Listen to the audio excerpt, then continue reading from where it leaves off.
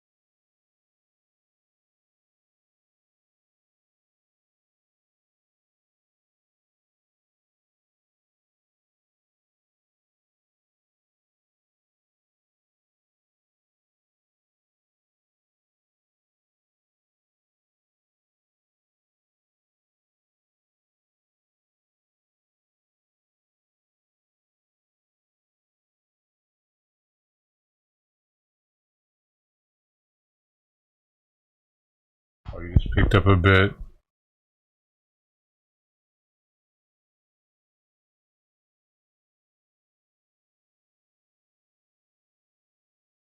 The camera a little out.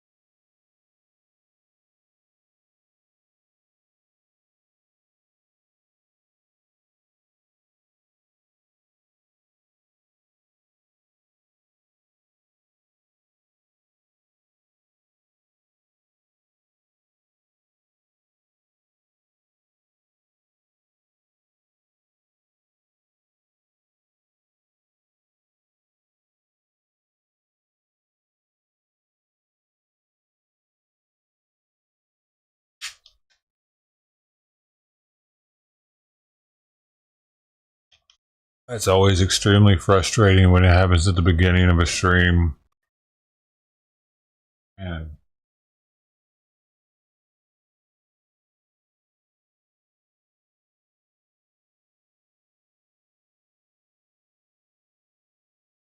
Screwed everything up.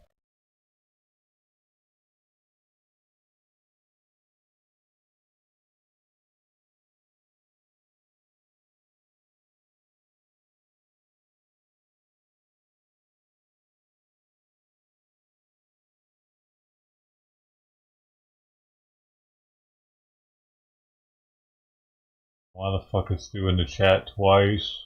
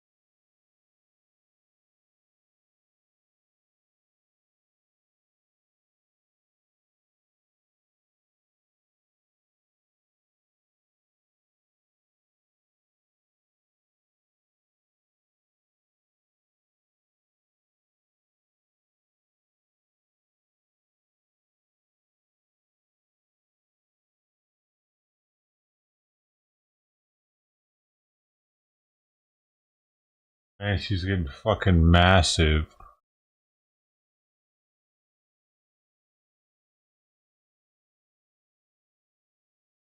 I bumped into the outlet, came barely loose, and turned everything off.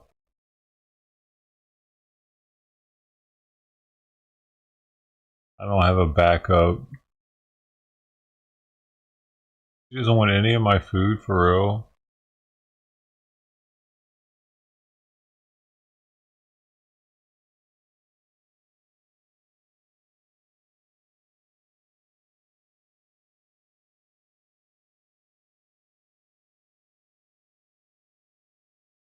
She must have the babies under there, I bet. Dang it. Dead.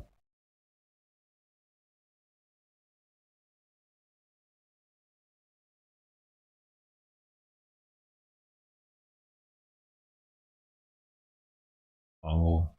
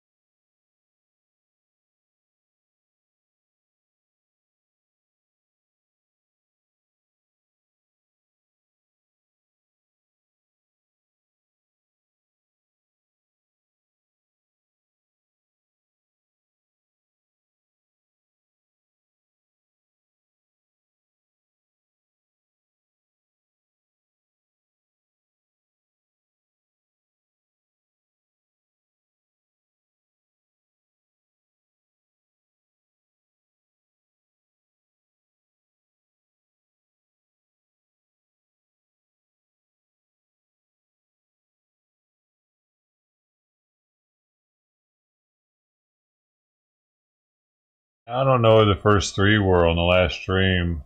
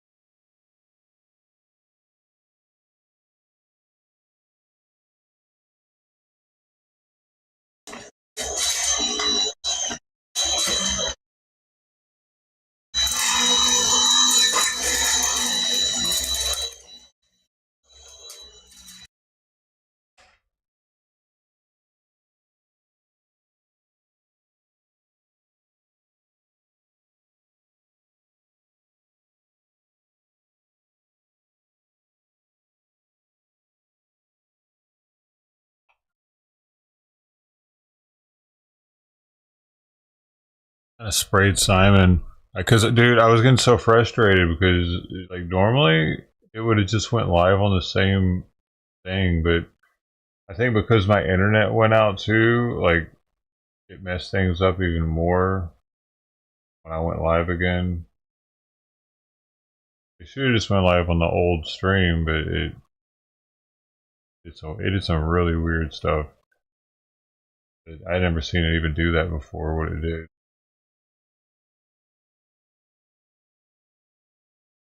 So then I did both of them because it would not go live on the old stream, no matter what I was trying, even though the old stream was still up. Not that hungry. What is she doing? I rinsed everything off yesterday, so it doesn't smell as much like cat pee on any of the plants. I watered them real good. I was out there for like 10 minutes just watering plants. Yeah, somebody's really feeding her good, so that's cool with me, man. I like to have as much plated food as possible for when Mama comes by. There's a ton of food left on the plates. Actually, these cats ain't eating much over here. Someone's giving him like fucking pork rinds and something else super appetizing.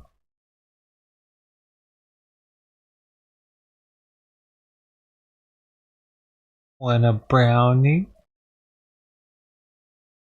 They're vegan. They use fish oil.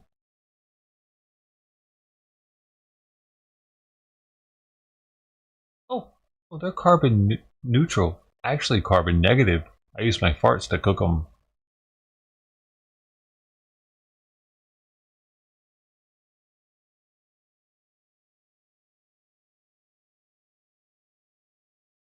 Can you imagine having using fish oil for brownies? I mean, you could. You could substitute like the butter for fish oil, and then you could be like, they're vegan. They're vegan. That just came to me that day when I was watching those protesters outside of UCLA. You'd walk around, look like he was passing out food. Want a brownie? Oh, man. Oh, fish oil brownie. They're vegan. I should have said they were. Well, can vegans eat fish? Maybe not. I should have said they were Episcopalian. That were the fish eaters. I don't know if vegans can eat fish or not. Let me see. And fish. Well, they're not allowed to eat fish. Damn it! I should have said they were. What people eat fish and veggies? Hey, yeah, pescatarians.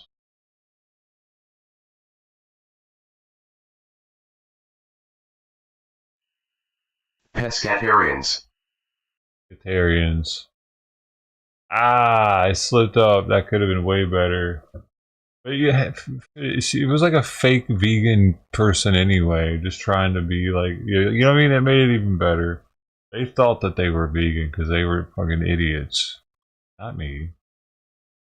That was the whole thing. They weren't actually vegan with fish oil. They didn't know.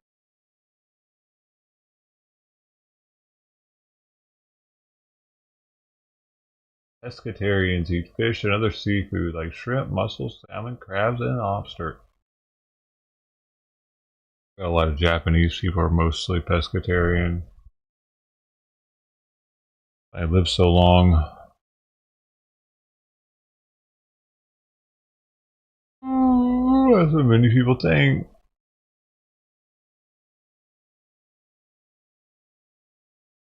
That and they have a high calcium intake.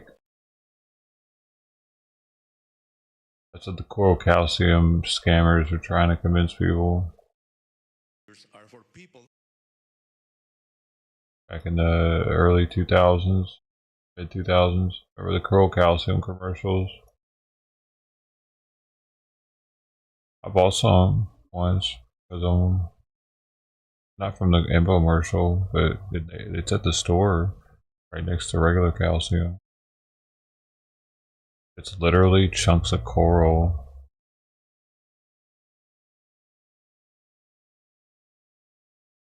I don't know if it's any better though. It was a fad.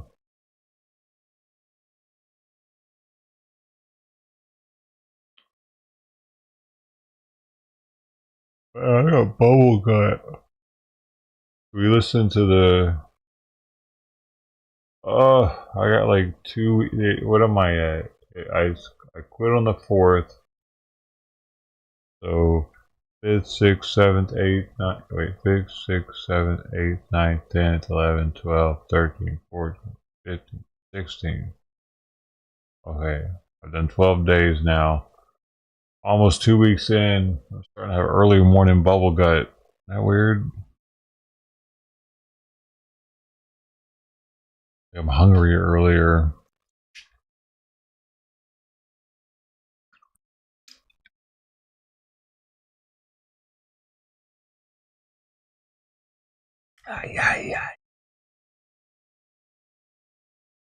If they start the cleanup by themselves and moving debris, as you mentioned today. So I think on the first one, what I will tell you is that we recognize that there are many people that were not owners of the homes that were destroyed, and that's why it's important to go to these centers that have been set up both in the west side but also Pasadena City College on Foothill Boulevard to get more information about the resources available to help them relocate, because we're cognizant of the fact that we're not just targeting homeowners but also those that have lost a rental piece of property where they were renting. And so, you know, this is a Hold up. on the side thing. Websites so much when you looks like is bypassing all of us and going The public introduce to normal. I wonder if a lot of people are donating to Red Cross. I heard Japan gave $2 million. Jen Lammers, as we await a news conference. Thanks so much for joining us. We do have better news this morning, finally, for firefighters and evacuees. And awful Santa Ana winds are finally Pasadena. However, the winds could be. 20, we're going to go about the winds. on the gustier Creta. Containment. Conference is starting right now. Let's go Okay. to it. With Let's see if she is smiling less today. Because her PR people have to have been like, hey, you're going to have to stop looking like the Joker. They're starting to call you the Joker. Actually, that's the thing. A lot of people are saying that she looks like a Joker because she, like, during times of tragedy, she's got this weird grimace. 55% containment. Over 7,000 structures are She's damaged trying really or hard right now, destroyed, probably not to and smile. we have 3,404 firefighting personnel assigned to the incident. 60% of our damage inspections for the Eaton fire are completed. Impacted residents may continue to visit recovery.lacounty.gov to view maps showing damage assessments. Please note that these maps are being updated daily. A limited red flag warning remains in effect through 3 p.m. today for the Santa Susana Mountains, I didn't hear it, the but Western they'll- San Gabriel Mountains, I was probably and the talking over I-5 it. corridor. We look forward to the weather conditions returning to normal this evening. However, a moderate red flag event is predicted for this coming Monday and Tuesday. Please be assured that our firefighters continue to work 24/7 to achieve full containment of these wildfires as fast as we can. We continue to plan for the repopulation of evacuated areas when safe. The repopulation of residents in the evacuation order areas will not occur for at least one more week. What? For the areas that are deemed safe. So when I say, Dude, what do y'all think about that? A whole week these people gotta wait before they can go back home? Even look at anything? I'd be pissed off, dude. one more week, that does not include the entire evacuation order area. We're doing our best as we know that this is a so it's gonna challenge be for our longer for other residents. areas. Today, we are focused on efforts to reset department staffing to ensure our personnel Man, get the dude, much I needed. would so just want to be like, fuck you, man. I'm going to go look at my place, dude. I think that all these people should fucking revolt against it and riot. I'm not saying to go riot, actually, YouTube. I'm not saying I should. I was just maybe a hypothetical if this were a video game, you know? And overdue rest and recovery they require after being at work and on the line for the last 8 to 9 days straight without a break. I'm also you know what mindful I'm saying? You know what I'm saying? People riot for way less than that. You're not letting me go back and get my animal? You're not letting me, you're because that's what they said. Call the hotline. We'll have people go out to your house and call and look for your animal if you need to go get your animal. Hey, what's going on? Whoa. What's going on with you fighting yourself right now? Good? Like, your animal might not want to come to some strange voice, for one, and I don't know, I would just want to go see for myself. If I could find the corpse to my dog or something, if I could find out, know for sure, have some closure. They're going to make these people have another week before they can get any kind of closure. Kind of whack, dude. I mean, if you can show proof that you live in the area, there shouldn't be any question of whether or not you can go fucking in your neighborhood. What are you going to do? Go rob your neighbor now? Who the fuck does that? This isn't Compton. Now, if this happened at a place like Compton, South Central, sure, you got to watch these motherfuckers against their own neighbors at that point, because they might steal from their people. I'm sorry. That's just how I see it. These people, not as likely to happen. Many of our firefighters will continue to be assigned to these ongoing incidents, working side by side with fellow first responders. The power's already not on. Yesterday, the Los Angeles County Fire Department made good progress towards partnering with a reputable 501c3 that will be able to accept cash, checks, and electronic donations for the Los Angeles County Fire Department. I ask interested donors to be patient as we Wait a second. This is like they're asking for a tip right now. You think you expect a 20% tip right now before you've even delivered my food? No, actually, you delivered the food and it's all over the place. Like, why didn't the fire department notice that reservoir was empty? Are you kidding me right now? How the fuck did they not know the reservoir was empty in Pacific Palisades? Isn't that kind of up to them to know they got water in the area to fight fires if they need to get fought? Who needs to know that that's there if it's not the firefighters?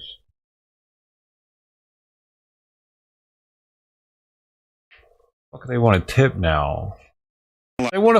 They want people from other countries and other states to fund the LA Fire Department because LA cut the funds. So LA's not willing to pay the fire department. So the fire department's trying to get paid by the rest of the world. That's crazy to me. I've never heard of such a thing. A fire department asking for donations. Is this normal? Our donation process, and I thank you for wanting to support our brave Los Angeles County Fire Department firefighters. I would now like to introduce Jerry Magana. It's like if your fucking city can't pay your firefighters enough to make them happy to where they don't need to ask for tips, but at the same time, they're putting homeless people up into high rises with pool tables and a little rec area and a little art room and a little internet room and all this fucking areas and shit.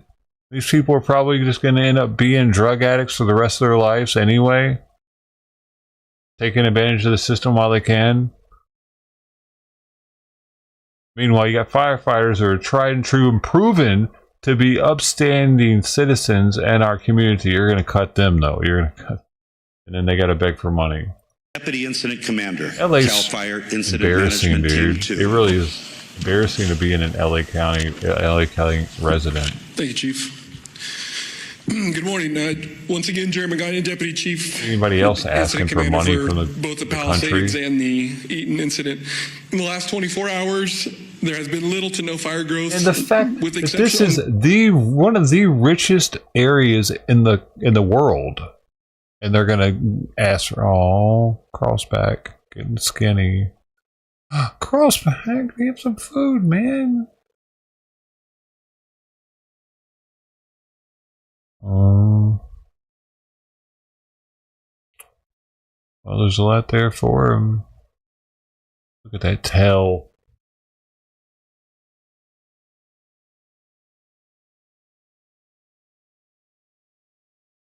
Crossback's handicapped, has a broken paw and a broken tail.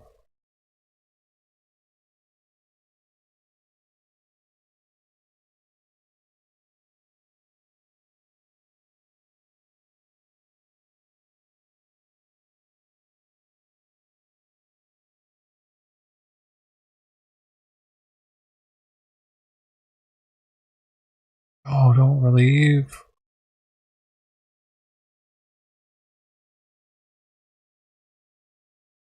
It doesn't smell as much like cat back there. I'm hoping that he'll feel more comfortable.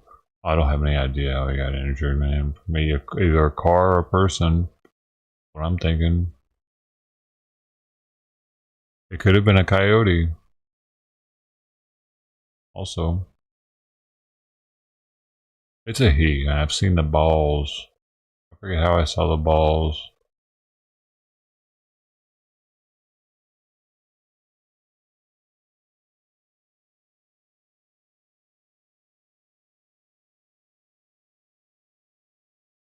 It also could have been a mouse trap. It's been like this for like a month and a half at least.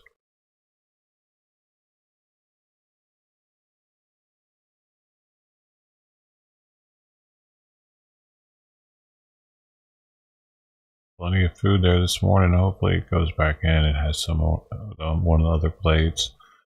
Extremely skittish.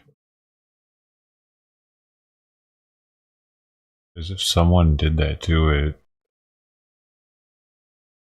But the neighbor said he can get it in a cage, but doesn't know what to do with it if he has it. If I could get Crossback in a cage, like, I think I would figure out what to do, but he wants me to figure it out for him.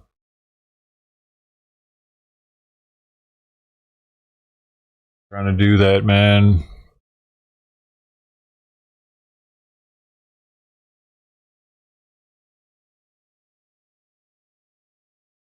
They'll put her to sleep, probably. For him to sleep. But we used to think it was a female.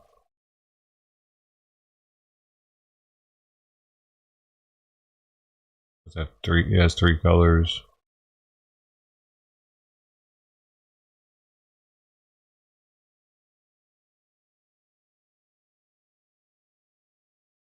They could probably use some of that plate number 2 with the fish oil.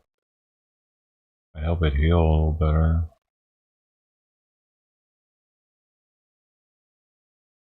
But once it's done with this one, it might just take off.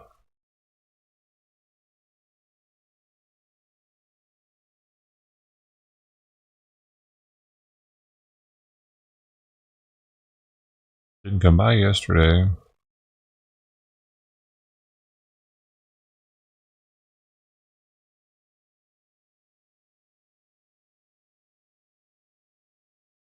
Both him and Trident are beautiful. I think they're related. Oh, we thought they were the same cat for months.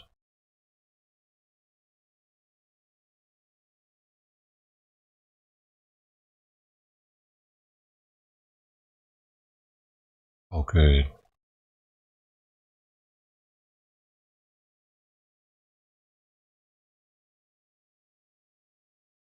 Oh yeah, Trident's gonna get a full, or Crossback's gonna get a full tummy today.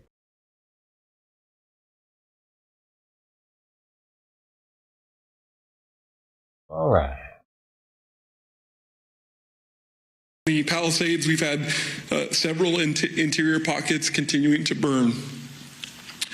Threats still exist with structures and critical infrastructure, and crews continue to strengthen fire perimeter and coordinate infrastructure repairs. USAR operations continue on both incidents and are moving quickly through the areas with minimal impact.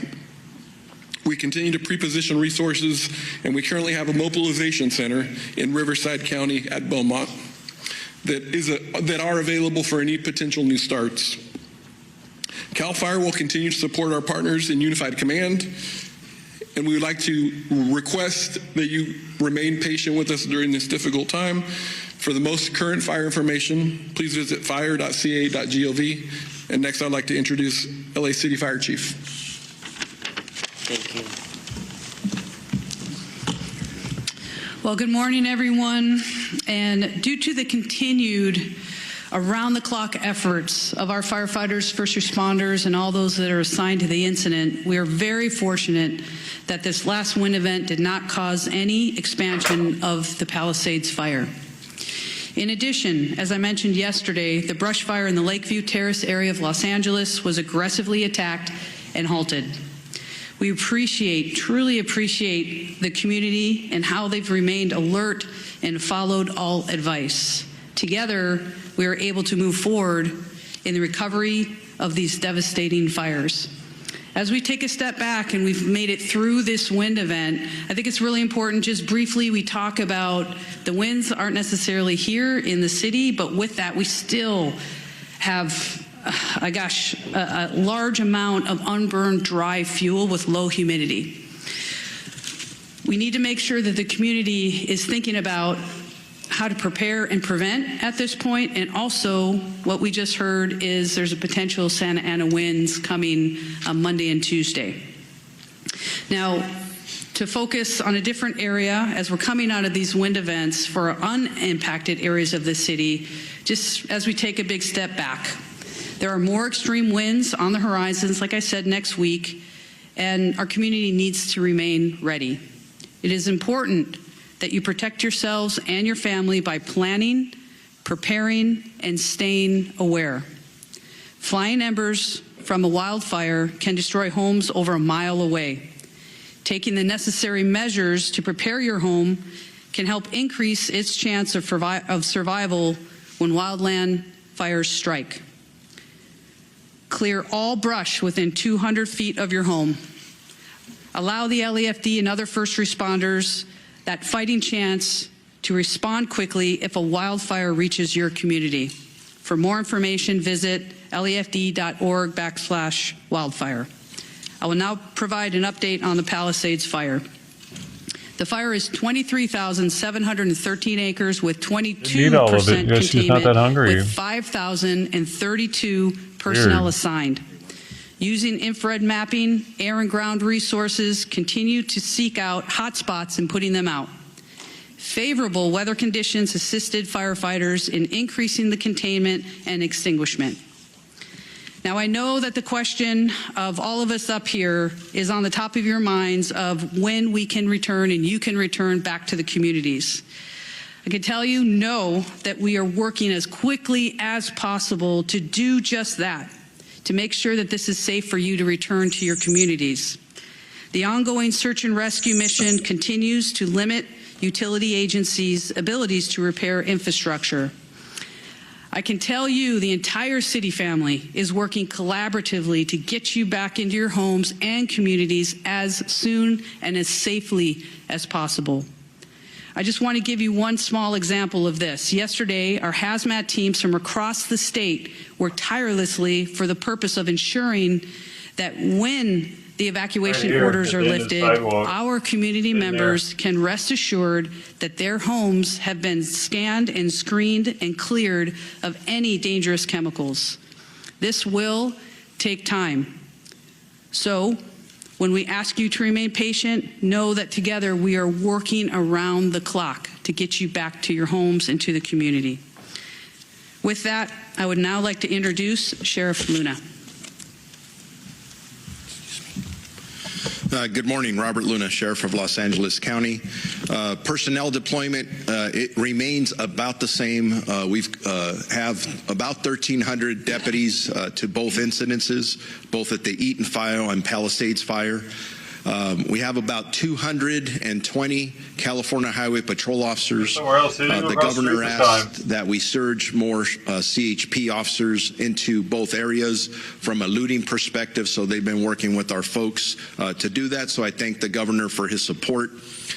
We still have assistance from the Drug Enforcement Administration, from the Los Angeles field office. We have over 20 agents with us that are assisting us, and we still continue to have well over 900 California National Guard personnel that are assisting multiple agencies in our area, the impacted area here.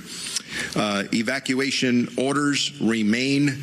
They fluctuate between 100 here, 100 there. They go up, they go down. Who the top three was from the first under stream. Evacuation orders, about 82,400. Warnings, about the same as yesterday, 90,400. Please keep up with the information we're putting out, because that could change, hopefully for the better, but we'll see what happens. The curfew is still in effect. From 6 p.m. To 6 a.m. So again, you don't belong there. Please do not go there. Regarding arrest for the LA County Sheriff's area, our total is at 47. We have 36 at the Eaton incident and 11 at the Palisades Northwest got three different accounts. Palisades increased by several. Last night, 36, or I'm sorry, Eaton did not increase. I guess I'll put it on the one with the most hours. We continue to see, and I want to just a point of clarification for our community members. One is I talk about curfew, which takes place from 6 p.m. to 6 a.m. There is they were all named Northwest Media that we use during the day, because if you are not supposed to be in an evacuation order area and a law enforcement officer, deputy sheriff, CHP officer, LAPD, whoever it is, tells you to leave and you refuse to leave, you are subject to arrest during the day as well. I just want to clarify that again, if you do not have any legitimate business, day or night, do not go. You are subject to arrest. Regarding search and rescue operations, my other partners that have come before me, I think we're making it pretty clear that there are multiple reasons why we cannot let people in yet. Yes, we're trying to work towards that. I'm going to say it's probably at least a week out. You've heard that already. Our search and rescue operations continue in both the Eaton and Palisades area. Searches are continuing, and we still have a variety of work and structures to go through. But even as we're going through some of these grids, there are areas that we are holding because we believe there may be deceased victims there. We have to hold for the right time and the right resources to process the scene correctly. And they want to get a little right first. A little while. Please be patient with us. We know people want to get back into their neighborhoods, but we're talking about people who have passed. And that's not always a good thing to talk about. The longer they wait, the worse it's going to be up in there. Unfortunately, we did go up by 2 completely burned yesterday, one in the Eaton area and one in the Palisades area. And we continue to work with multiple partners, not only in the recovery of remains, but then ultimately the notification or identification of the deceased, and then the notification to the next of kin with our partners at the Los Angeles County Medical Examiner's Office. Regarding missing persons, there have been a total of 43 missing person reports taken in these incidences. Thank God 12 of them have been found to be safe. That's an increase of 7 more that were safely found, but that we do have 31 active missing persons reported. 24 in the Eaton area. That is an increase of 4 from yesterday. 7 in the Palisades area, which is an increase of 1 from yesterday. As I conclude, if you have any questions about updated either evacuation orders or warnings, road closures, please go to lacounty.gov/ emergency. I will now introduce the Chief of Police for the Los Angeles Police Department, Jim McDonald. Thank you, Sheriff. Good morning. Over the last week, the magnitude of this disaster has come into focus. I remained humbled by the scope of the destruction, but also amazed by the countless acts of kindness I've witnessed and the heroic acts undertaken by so many. We'll continue to remain committed to protecting lives and property and remain focused on keeping the public safe. As all stakeholders continue to work to make evacuation zones safe for repopulation, please know that LAPD remains on tactical alert and will continue to dedicate whatever resources are necessary to keep everyone safe. For the upcoming 24-hour period, LAPD will continue to deploy approximately 600 officers to the impacted areas, with support from the Los Angeles Airport Police, Port Police, and the National Guard, who provided approximately 600 soldiers assigned to the Palisades incident. We're very grateful for their support. Also joining our efforts, the California Highway Patrol sent additional officers to the Palisades area, and these contributions are important as they free up LAPD officers to stay focused on crime suppression and investigations. We've deployed volunteers from Team Rubicon who are answering questions at checkpoints and are easily identifiable by the gray T-shirts. I want to thank our LAPD officers and our partner agencies for their ongoing support in keeping our community safe. On the missing persons front, we continue to dedicate resources to all reports of missing persons. As of this morning, we have 38 reported missing. 30 of those have been found safe. 3 have most likely been found deceased, and 5 remain missing. We have no new fire area related arrests or notable arrests within this last 24-hour period. If you notice anything suspicious or potentially connected to these incidents, please report it immediately. You can do so anonymously through Crime Stoppers or by calling Los Angeles Crime Stoppers at 800-222-TIPS or by visiting lacrimestoppers.org. In closing, I know that for so many, the events of the last few days have been life-altering. Please know that as we move forward, the LAPD remains committed to keeping you and our community safe as we recover. Thank you. I'd like to introduce now U.S. Environmental Protection Agency Incident Commander Tara Fitzgerald. Thank you. Good morning. I'm Tara Fitzgerald. I'm with the United States Environmental Protection Agency. The U.S. EPA has been tasked by FEMA to conduct Phase 1 household hazardous materials removal in the burn footprints. We are beginning this work today. We have personnel on the ground in both the Eaton and Palisades footprints conducting assessments.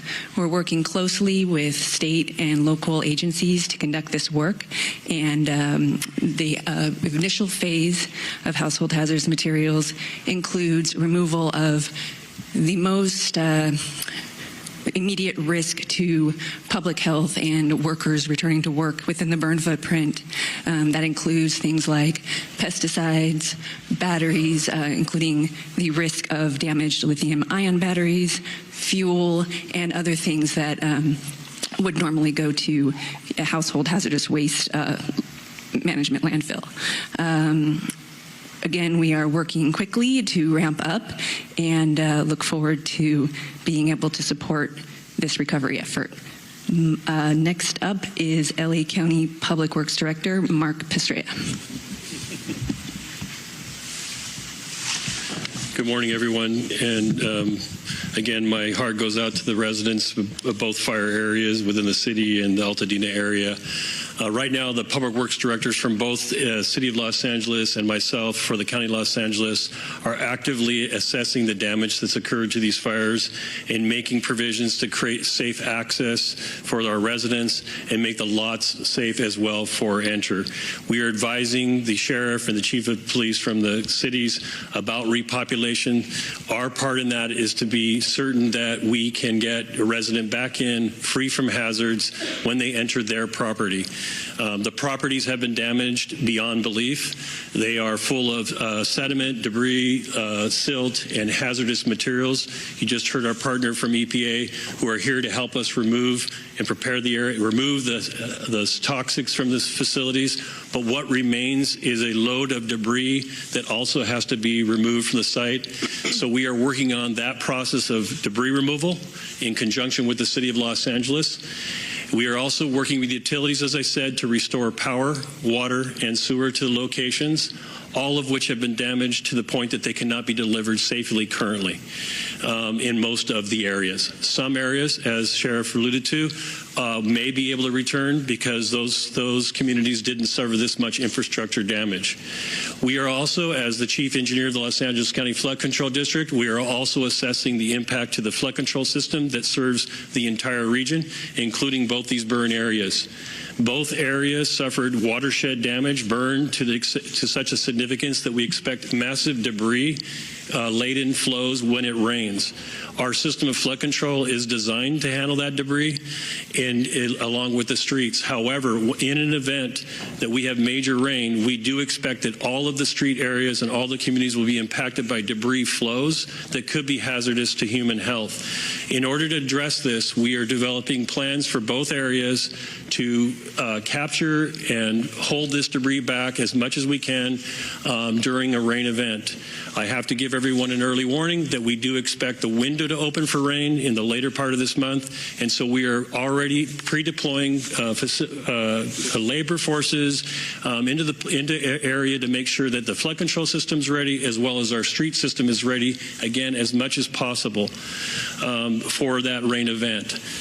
So we are coordinating utilities. We're advising both the city and the county about our readiness for people to return. That work is ongoing, and we will continue to provide updates as we make our way through the system so that essentially you can live there safely and our first responders can serve you. That's the other thing is we could have incidents once you get back in, and we need to have the access in place and the water in place to take care of what may be future incidents, even structure fires. So there's lots of work to do for our public works agencies in order for us to say that these areas are ready to be restored. Lastly, on rebuilding, the rebuilding process will be streamlined. It will be organized as directed by both elected bodies, but particularly the Board of Supervisors have directed me to prepare the Altadena area as if it is a master plan community in which we are redeveloping the entire area. This master planning is already beginning. When I say master planning, what I'm talking about is preparing your properties for you to restore your homes on them. That again involves master planning all the utilities, the water system, the sewer system, and the road system. The first step in that process of development is to remove the debris from the site. As you heard from EPA, they'll take the toxics off. The county, in conjunction with the city, will be doing a debris removal process in which we will work together to safely remove the debris from an environmental perspective and from a site readiness perspective so that your property will be ready to be rebuilt on properly and orderly. That system is already in place. We're working with the federal government and the state government to put that into place, and there'll be more information to come on that process. If you want to learn more about the rebuilding process, please go to recovery.lacounty.gov. Thank you.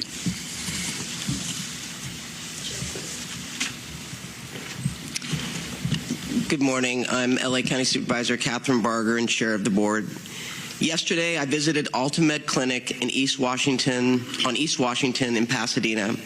Just overlooking Eaton Canyon, this building was one of the first lost in last week's fire.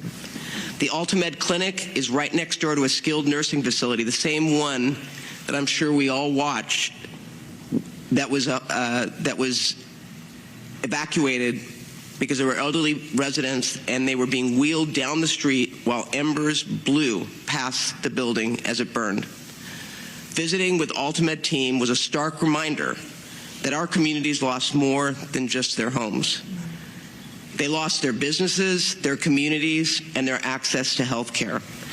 Despite the lingering destruction, Altamed is already planning to return and provide services to the neighborhood. I left my visit full of hope that not only will our residents rebuild, but the full community will return around them. This morning on Lake Avenue next to the grocery outlet, a large sign stands saying, "Altadena strong, we will rebuild." I know There's been a lot of confusion and unanswered questions about why people can't return to their properties. I want to make sure that everyone knows what goes into safely repopulating an area. It is important for all residents returning to their properties to do so safely. That is why Incident Command has been messaging precautions that need to be taken. We cannot allow residents to continually be frustrated every day without a timeline.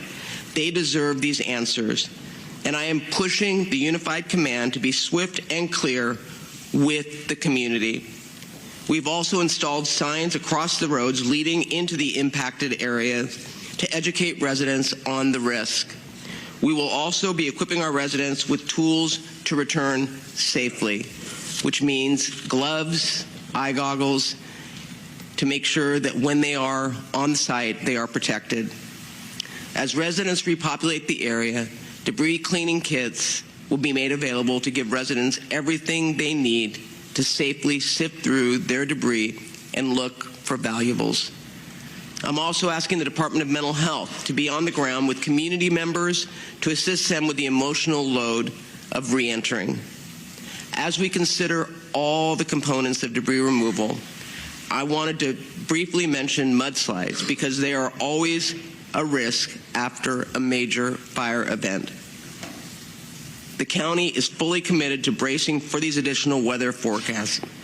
We will take all necessary steps to prepare Altadena and look out for our residents. I and our entire county are dedicated to proactively identifying and addressing the needs of our residents and keeping them safe in the process. I make you that promise. With that, I'd like to introduce LA City Mayor Karen Bass. Thank you, Supervisor. Good morning. I don't believe that we can thank our first responders enough.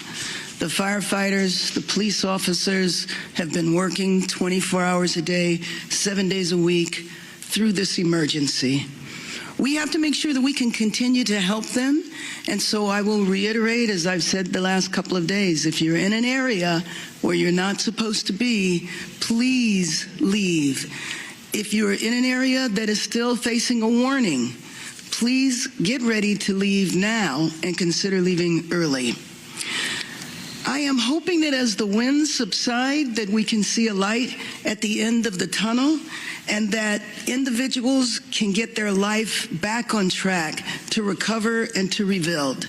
Yesterday, I was at the Disaster Recovery Center.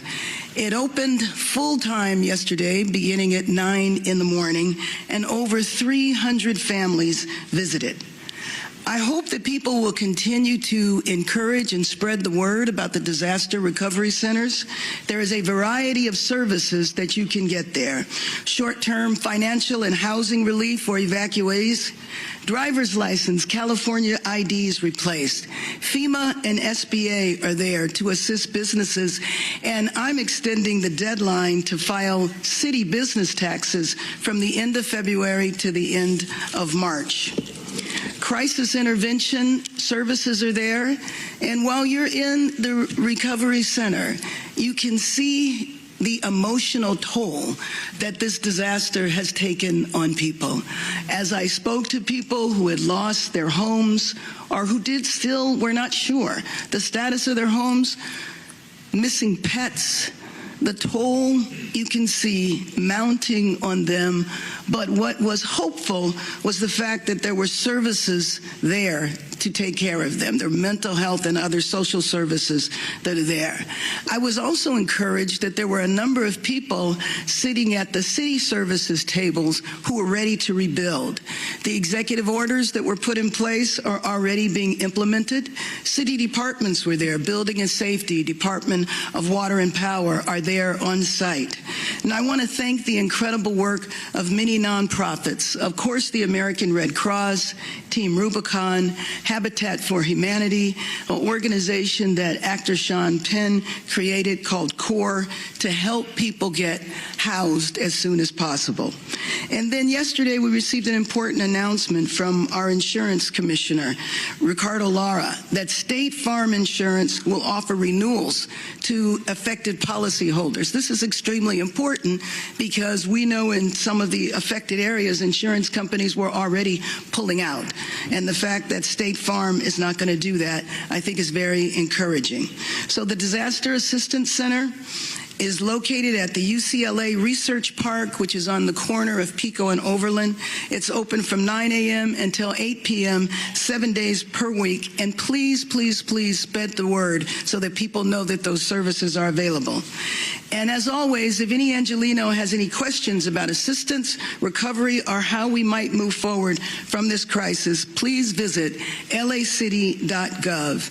It's now a one-stop shop for assistance for those impacted and a place to help Angelinos find ways to get involved. And I think the involvement of Angelinos has been so impressive, people going out of their way to assist others.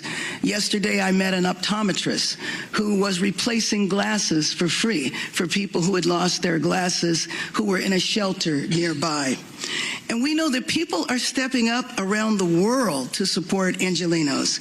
LA's sister city, Busan in South Korea, pledged to donate more than $100,000 to support our recovery efforts. Japan also contributed to the Red Cross.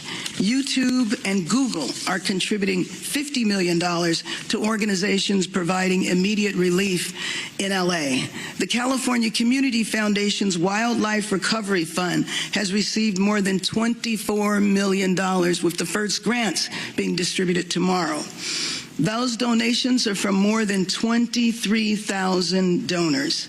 I want to make sure that people know the website, calfund.org, calfund.org. We're concerned, as has been mentioned in previous press conferences, that there's a number of sites that are fake, and we want to make sure that people give to the correct site, calfund.org. The kindness, generosity, and the spirit of the community that I have seen from so many Angelinos over the last few days really does confirm that we are going to rebuild, and we will rebuild and restore and build even better our city of Los Angeles. Los Angeles strong. We are one city. We stand here united. Thank you, and let me introduce Supervisor Lindsay Horvath. Thank you, Mayor. As you've heard, the red flag warning is no longer in effect. You can expect cooler temperatures and higher humidities, though next week we do anticipate Santa Ana winds returning. Continue to check emergency.lacounty.gov for the latest updates and resources on emergency conditions. With regard to county services and school updates, for FEMA assistance, you have until March 10th to apply for individual FEMA assistance and 18 months to complete the paperwork. Please apply ASAP so you are in their system and you have that 18-month window to work with them to receive all of the benefits that you not only need in this time, but you deserve. Disaster Recovery Center at UCLA Research Park West continues to be open from 9 a.m. to 8 p.m. daily. I too visited yesterday and saw the myriad of resources that are there. If you have questions about your property tax assessment, the county assessor is on site. If you need assistance filling your prescriptions, Department of Public Health is on site. If you'd like support speaking with your children about this disaster, Department of Mental Health is on site. There are a variety of resources there to help you. The FEMA staff on site said they had never seen such a robust resource center stood up with a variety of resources all available to you. Please come. There are many people there who want to help and support you. LA County Public Works and Planning will help with rebuilding. LA Public Health and Mental Health with their supportive services are on hand as well. Our 3rd District team is there every day to assist those impacted by the Palisades and other wildfires in the district. And there remain 7 LAUSD schools that are in evacuation zones. Topanga Elementary students should go to Woodland Hills Academy, Canyon Charter Elementary students to Brockton Elementary, Kenter Canyon Elementary students to Emerson Middle School, Lanai Road Elementary students to Portola Middle School, Roscomari Road Elementary students to Warner Elementary, Community Charter Magnet students to Westwood Elementary, and Paul Revere Middle School students Y'all hear to about the University ceasefire? High School Charter. The ceasefire has been For delayed animal by support, Netanyahu. please call our Department of Animal Care and Control at 562-940-6898 to help with pet reunification. This is on the county areas. Our DACC staff and mutual aid partners have successfully evacuated over 100 animals to the Agora Animal Care Center. I was there yesterday and got to see many of the evacuated animals, including beautiful tortoises from the Topanga area. There's Ethel, the house chicken, and so many others. We are so grateful to those who are supporting our animal companions. It gives people peace of mind to be able to leave their homes and know that their beloved animals are being cared for in this very difficult time. LA County Parks are hosting care camps for young people impacted by the fires. You can go to parks.lacounty.gov/care camps to register and for more information. And for all recovery information in the county, please go to recovery.lacounty.gov. Price gouging continues to be an issue that is top of mind and a painful experience for those who are seeking to recover in this difficult time. DCBA, our Department of Consumer and Business Affairs, has a price gouging task force that includes our LA District Attorney, County Council's Consumer Protection Division, LA City Attorney, and Santa Monica City Attorney. I spoke again with our California Attorney General, who is here in Los Angeles today, and he is pursuing vigorous investigations which have already begun. Reporting price gouging and other predatory practices can be done at oag.ca.gov/report, or you can call LA County Department of Consumer and Business Affairs at 800-593-8222. I want to echo my gratitude to the first responders who have stepped up in the most dangerous of conditions, thanking all of our local, state, and federal partners who have joined with us. Yesterday, we joined with Speaker Rivas, our state Assembly member Jackie Irwin, and other local elected officials in the Santa Monica Mountains and Canoga Valley region. And we have heard how they are going to be using the special session to focus specifically not only on the dollars and cents that will be invested in Los Angeles County, but also how they will be specifically using services and the full weight of the California government to support those on the ground. Thank you to everyone who has been working with us to keep each other safe, to keep each other supported and cared for in this difficult time. We appreciate all of your help.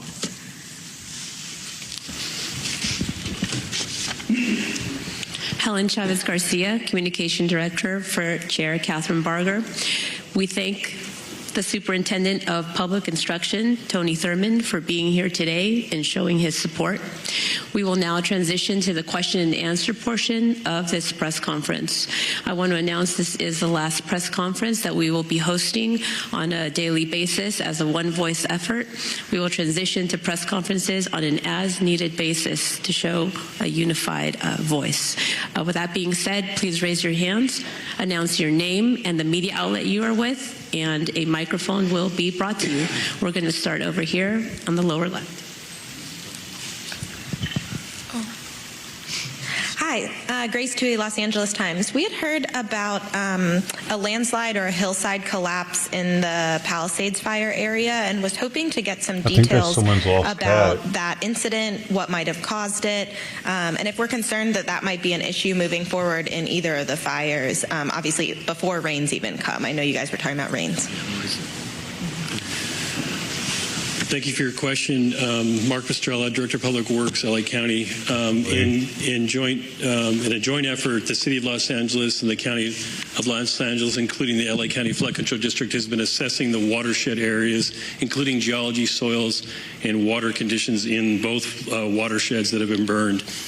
The area that you're talking about, the Palisades, is that cat might be related to Sweepy, dude. You'll see what we call dry it's ravel, about the same size. These slopes that are oversteepened. And she has a really super long tail and you too. will see this raveling of the slopes and what looks like a landslide, and it is a landslide, debris into the streets and into properties. Some of this material is supporting some of the structures that have remained behind. There has been inundation to some extent of water into the system. You can imagine the amount of water that was placed in the firefighting effort. There were also gas lines and water lines that were destroyed in the system. I can speak for our LA County waterworks system in the Malibu area, where we have assessed our system and got all of those, cut water off where we didn't need it leaking all over the street. We did that for two reasons. One is because we wanted to maintain a water pressure in the system and not lose it to properties, but also in anticipation that it could grease the wheel of landslides. Maybe bigger than Sweet Pea. One of the other areas that residents may be noticing is the Topanga, the lower Topanga area. We're having a significant amount of this dry ravel condition in that area as well. We're working in consultation and side by side with Caltrans to maintain those slopes so that we can continue to have access into the area. So a warning to all the residents, no matter where you live in LA County, if you have slopes behind your homes, or if you're located on the top of a slope, these slopes have become fragile. The soil that is supporting your home have all become fragile and damaged, if you will, due to the events that we've had, wind included. There are mud and debris, as Supervisor Barger said, debris flow hazards that are existing even when it's not raining. So we want people to be very careful. If a resident is noticing any of these conditions in and around their property, in the fire area or outside of it, please contact 211, and we will set a team of geologists and soils engineers and flood control engineers to take a look at your property and make an assessment as to what you might do on your property to safeguard your property. And we'll go right here in the middle. Microphone, please. Jorge Macias, La Opinión newspaper. As everybody knows, many people living in Altadena, they were renting and they lost everything too. Many of them were not owners of their house. So what specific help by the city, the county, or the state are for those people who were renting or who were undocumented? And the second question is about the cleaning up. Can you please tell us about what kind of health dangers are for people if they start the cleanup by themselves and moving debris, as you mentioned today?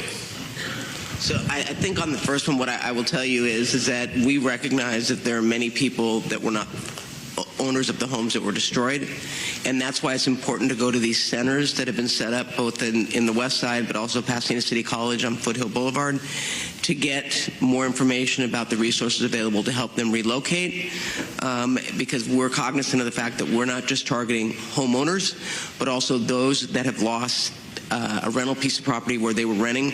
And so, you know, we're constantly moving forward, recognizing that it's not a one-size-fits-all. And so, again, these centers, as the mayor said and my colleague, Supervisor Horvath, have everything under one roof. I've been out there, and I've been so impressed with the fact that you can get, you know, documents, information about rentals, I mean, across the board. So I would encourage people to go in and access all that information. And then I'm going to let Mark Pestrella answer the second part. Supervisor, I have Dr. Davis answer the health question. Come on. Go ahead. Hello, Dr. Monty Davis, Los Angeles County Health Officer with the Department of Public Health. It's a great question that you ask. You know, we talk about getting folks and cleaning up before people get back, but we recognize that there may be a point where people do get back. But understand that as you think about fire-damaged areas and everything that was in that, there will still be some hazards. You know, there's asbestos, there's heavy metals, and other chemicals that would need to be taken care of. And so as people go back into these areas, we really want them to take precautions. So wear closed-toe, sturdy shoes. Keep your keep an N95 mask or keep 100 mask on in order to not breathe in any of this dirt, soot, and contaminated ash that's in that area as you move around. Just consider it as if you're walking into a dirty room with light dust. Each time you move around, each time you move something, it sort of stirs that up, and there's some risk related to that. So even wearing goggles as you do that is important to do as well. And as you're coming out of that area, try to dust yourself off. Use baby wipes to clean that off so you don't take that into your car or wherever you're staying. But there are those risks that are still there, which is why this debris removal process must happen in a certain way. Take out those visible hazardous household materials that may be there. Then think about how that cleanup is going to happen in terms of the fire debris, the burned structures, the materials that were there, the foundations. All of that must happen in an organized way. And so there has been an order released in order to specify that unsafe removal of fire debris should not happen, and to specify that must have the hazardous materials removed first, and then debris removal program will be put in place. If you choose to do it on your own, you must follow certain steps and get approval prior to that happening. So those are some of the risks, but we know that as people go back, we do want them to wear those N95, wear sturdy shoes, long sleeves, long pants, and wear some goggles if needed as you go through and assess your property. Thank you. We're going to go over here in the front. Sorry. Josh Haskell, ABC 7 Eyewitness News. First of all, on repopulation, since we don't have an exact date yet, we know that it's going to take time, especially for those dangerous areas. We're getting a lot of questions about people that they don't necessarily want to go back and stay or spend a lot of time there. They want 15 minutes. They want to get that medication, take a look at their property, have eyes on their property. We know that there were escorts, then there weren't escorts. What is the current status of that? How do people get in contact to get a particular escort to their property? Who can they reach out to? And also some of the questions that we're getting from viewers, I just want to ask one. It's about water quality. If you don't live in the fire zone, what is the state of your water? Has ash gotten into the entire water supply? Thanks. Yeah, so that's a good question. So I'm going to answer as a member of a unified command team, because when you talk about water quality, we're talking about public health. When you're talking about hazardous materials, we're talking about Fed EPA. We have three types of structures that are in the burn area, the evacuation area. We have structures that are unaffected, we have structures that are damaged, that are still standing, and we have structures that are destroyed. It's just the foundation. So we want to make sure that some of the things that we do to allow people to enter the area to see those three types of structures, because there won't be any medications left at homes that are completely destroyed and that are a foundation. And I think that the county's talked about how you can get prescriptions filled immediately through public health at the recovery centers, if you visit the recovery centers. So what we're trying to do is render the area safe. What does that mean? The fire is out. The fire department has taken care of that danger. Right now, utilities are making sure that there's no danger for people in the area of electrocution or natural gas explosion. So they're shutting off the natural gas. They're cutting the electrical lines so there's nothing that you can touch and get electrocuted if it was re-energized by accident. And we're removing the health danger by getting the household hazardous materials out so you can come into the area safely. That doesn't mean you can stay there, but it means the area is safe. You cannot get electrocuted. We won't have a natural gas explosion. The fire's been extinguished, and we've removed the hazardous materials that will be dangerous to your health. And that's the job of the EPA. That's what will allow people to come back for 15 minutes, or possibly people to come back to a home that's undamaged and reoccupy it. But for the ones who want to see their home that's been destroyed just for some personal closure, we still have to do those core, the core actions that I just described. The last thing we want as public safety and the county and city leadership, we don't want people going back to an area and getting injured. But we're doing it just as quickly as possible because we know that there's a lot of conversation about when can I come back. They want a date. We don't have a date, but we're trying to render the area safe. But Tony, if your house is still standing, and repopulation doesn't happen for a week or two, will you have a chance to go back for 15 minutes? And do we know when? Escorts? Yeah, you know that Police Chief McDonald talked about that, and they tried to get people up into the area, and it became, they couldn't do it because it was untenable. There were so many cars, it took so many officers to let you come in for 15 minutes. But if you need eyeglasses, if you need medications, if you need insurance documents, please go to those community recovery centers, because we have people there that can get you all of those things you need for your subsistence for the next week. But we just don't want anybody to come in and for it to not be safe. But I want to allow people to reoccupy homes that were not destroyed or damaged. That is our priority. Thank you.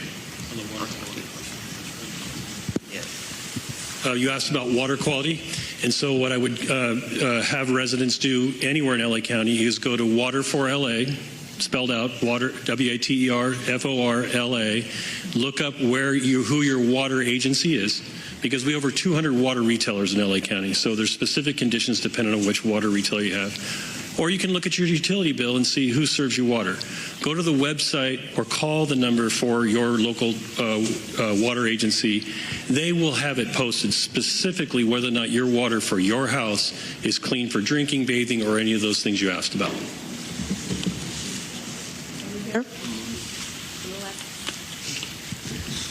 Sheriff Luna, you spoke about recovery of human remains in the area.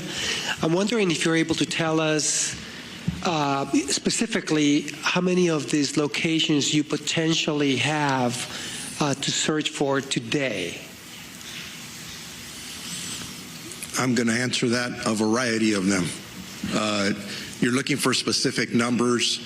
When I drove through there last night, I know our deputies were holding several locations where we are waiting for the appropriate resources to come in and unfortunately recover remains. Back to the previous question, there are areas that we've gone through where we are about 85% sure that we have looked through the best that we can. You got to understand, if you haven't been out there, it literally looks like a bomb dropped. There is things everywhere, and we're trying, our people along with all of our partners are doing the best job that they possibly can, but there are areas right now that we have to hold people away from so our people can do their job appropriately. Because remember this, I'm very empathetic to anyone who wants to get back to their property. But I'm also very empathetic to people who have missing people that they're waiting to find out if they're deceased. Those are the kind of tragedies. They do have to make the sure significance of what we're dealing that with. Nobody was so murdered. We have a lot of work to do, and that's why my partners up here are saying everyone. Because just because someone died in a fire doesn't mean there wasn't somebody who was like, this is my chance. There's going to be a fire. It's going to take the house up. It's burning. Like the house is starting to burn already, and they see that their neighborhood houses are like, the entire houses are going up. So they're like, this is my chance. And, you know, they do their thing. They cut their throat. They choke them. They shoot them, whatever they do, because they think they're going to get away with it, which they have a much higher chance of getting away with it at that point. You know, so they have to try to figure out if anybody was murdered through this whole thing. And a lot of these people probably aren't even considering that. Everyone wants to hear a date, and we want to give a date, but we need to make sure we're doing the work appropriately. What a crazy, for all the right reasons, and it's going to be a while. They have to investigate every death as if there's foul play. At minimum, at least another week. And that's an estimate, but I believe it's going to be longer than that. We're going to do questions right here in the middle. Hi, this is Kate Cagle from Spectrum News 1. I have two questions. One is that we've spoken to some residents in the Altadena area saying that their insurance company is asking them for photos of the damage. So what is your advice to them as far as the fact that they can't get back and get them? And then I also had a question for Mayor Bass. I wonder if you've spoken to other mayors who've dealt with similar disasters like Lahaina or Paradise, and what advice they gave you for getting through just the next year when people are so destabilized. Kevin McGowan, Director with the Office of Emergency Management. For people who want access to photos for damaged and destroyed buildings, they can go to recovery.lacounty.gov. We are posting the damage inspection maps. When you click on the icon, it will show you a picture and it will give you a percentage of the damage. So again, go to recovery.lacounty.gov. Oh, that cat didn't even look back at me. I saw it running away. I've heard from many, many mayors. Mayors who go through this on a regular basis, especially those that are in the South. And their number one advice to me was to stay focused, to not get distracted, for all of the reviews and analysis of what happened, what, when, and where, to make sure that you stay focused on saving lives, protecting people, and doing that after the immediate crisis is over. Thank you. Yeah, and not that you asked, but I'm going to tell you that I've actually talked to county supervisors Napa, who went through the exact same thing, who is giving me incredible advice, and I'm going to be looking at the way they went about rebuilding and get lessons learned. So James Gore, who is Sonoma actually, has been very helpful, and I know other supervisors who have faced similar situations have also reached out. Thank you. Last question, then we'll move to one-on-ones right over here. Hi, Ross Palumbo from CBS News and KCAL News. My first question is really for Chief Crowley. And I wanted to ask you about the first responders. We're more than a week into this now. The conditions out there have been so difficult for so many of our firefighters and first responders. How are they holding up? And what are they telling you? And what can you and the public really do to help them at this point? Thank you so much for that question. That means a lot to all of us that have responded to this incident. And we also feel right there with the communities in step. Our first responders, from that very moment when they were called to duty, did their jobs. I've had the opportunity to spend some significant time with our firefighters who are on the line. We visited the local fire stations, we visited the command post. Our firefighters are doing an incredible job, and they have so many feelings just like the community does. I tell you, our firefighters, first responders, everybody that's involved with this, the amount of love and outpour and support from across the world, all the way down to the absolute community members that were negatively impacted and really heavily impacted by this, they feel that love and support. Specifically to our 20 engines that are still actively engaged in Palisades, they've been there since day one.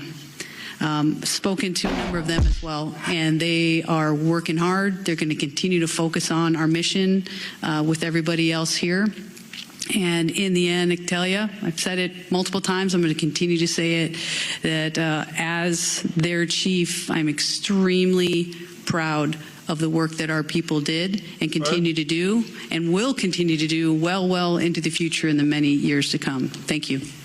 Thank you. That's the end of our press conference. For one-on-one requests, please approach the front. Spanish, if you want a Spanish interview, please assemble over here. You have been listening there to the latest news briefing regarding the wildfires from officials there. And we did find out today that this would be, as of today, the last organized press briefing that we've seen every single day. Usually at 8 o'clock in the morning, and now they'll be at a as-needed basis, not we'll regularly. See how it goes. But that certainly is somewhat of a good sign as well, that things seem to be calming down a little.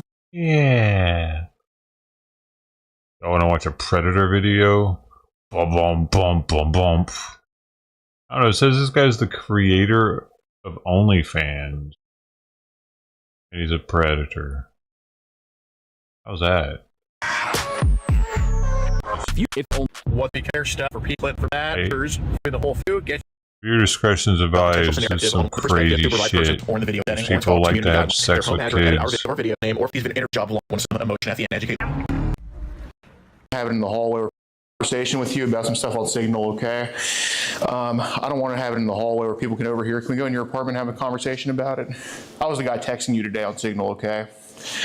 We have all the messages saved. I just want to have a conversation with you about it, all right?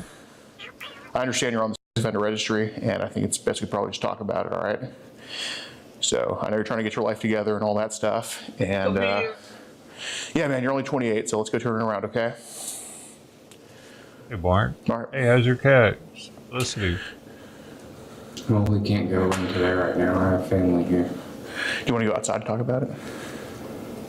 That's fine. All right.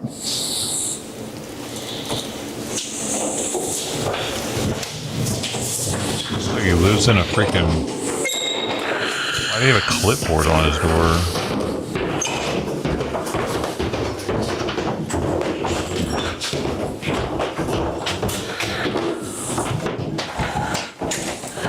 Let's just go into a lit area for everybody's safety. I would recommend kind of under that light over there if that works. You said, oh, sweet. What'd she have? Yeah. Regular food? All right, yeah, it's fine, whatever. I just don't want people kind of walking by hearing what we're about to talk about. Hey,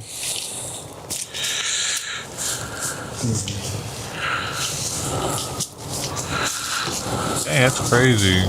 Did you ever hear back from your daughter? You get this second opinion? Do you want to just put your stuff down for now? Man, that's really weird though. As if it is like a kidney problem and the extra fluids got her to where she'd eat. I don't know, kind of weird.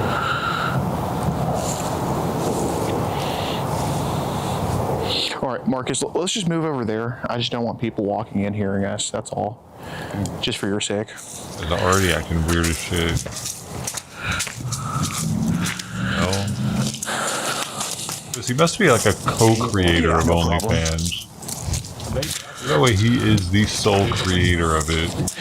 Yeah, we're all trying to quit, yep. They gotta make these things safe.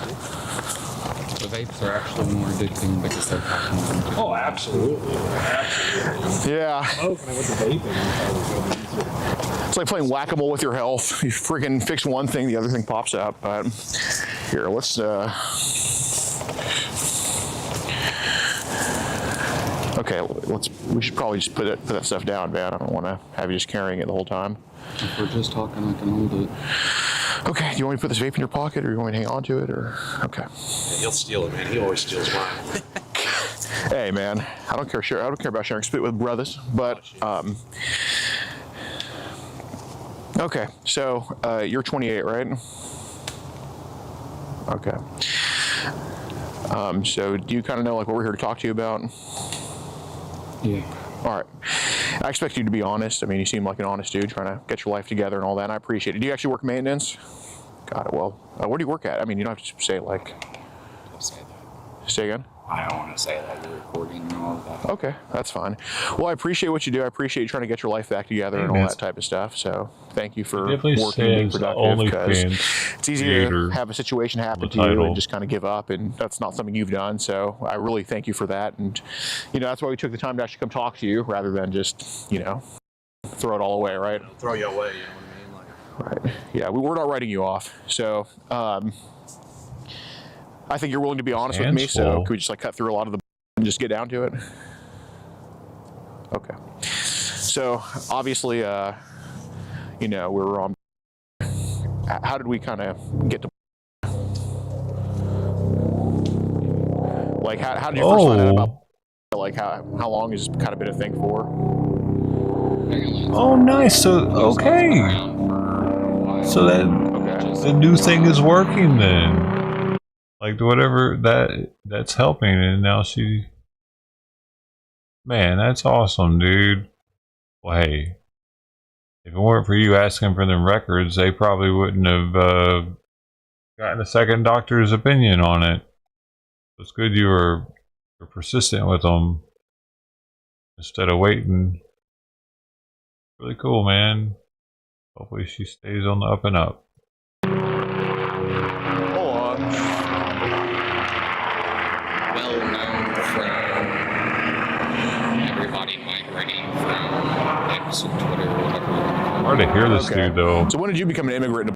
Well, I migrated my main Twitter account. Got it. I have a main account. Fair enough. Scams. 100%. Okay, that. Whatever. Okay.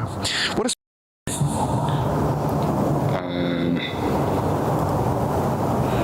I've ever seen like people on news.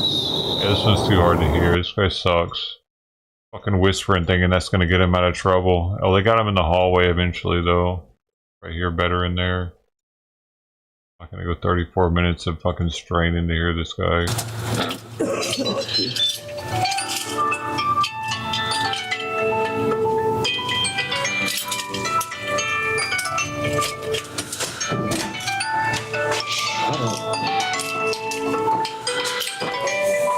It was the Peter. Yeah, we can just. Well, they said to do that too. Right. All right.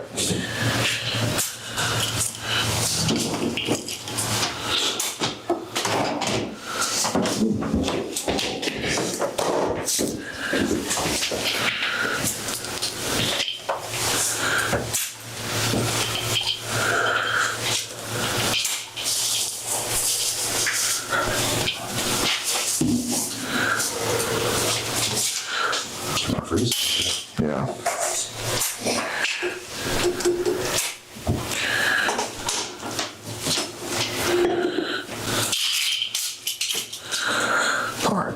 Dude, his microphone and being able to hear him breathe now is a little much. There's nothing in there. Yeah. Well, if the polls are anything like Okay, that's one of the worst Pred catching videos I think I've seen so far. The audio sucks. I don't know if he changed his microphone or not. I don't remember being able to hear him breathing constantly before. I don't like it.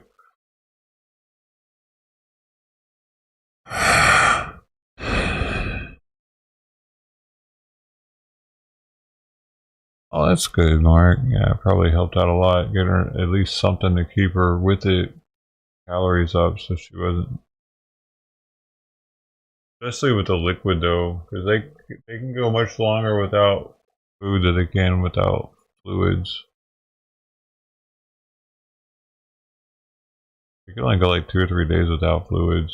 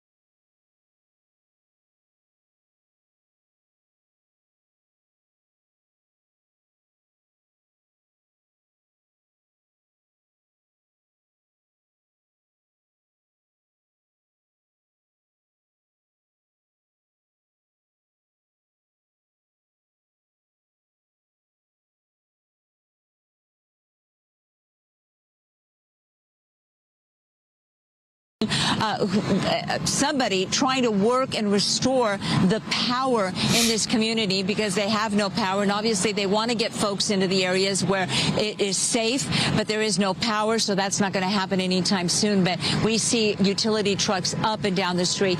Jack in the Box Well, appears we should to be be making a turd in no time, Mark. On the corner there is burnt, but when we go to a strip of businesses next to Jack in the Box, they are all gone. We believe that was maybe Altadena Pizzeria, the Happy Day Vegan Cafe, even the U.S. Post Office, the Altadena branch here on Lake, is gone, completely flattened, reduced to rubble. The fire coming all the way down here. And as we continue south on Lake, the damage also continues, and we have seen entire strip malls just leveled because of that. You see another independent contractor utility, cranes being brought in, pipes being brought in. I still think it might help her to somehow start incorporating some wet food into her diet. I'm surprised. How did they tell you how her kidneys look? Telephone service, internet to this community. We see more trucks. Oh, it helps with getting her. Oh, maybe because yeah, they go long enough without drinking water, they're going to start getting extremely low blood pressure and lethargic, and won't feel like doing anything. Knocked out. So a lot of work. This is an evacuation area. So only folks who have a business here. This is Southern California Edison here.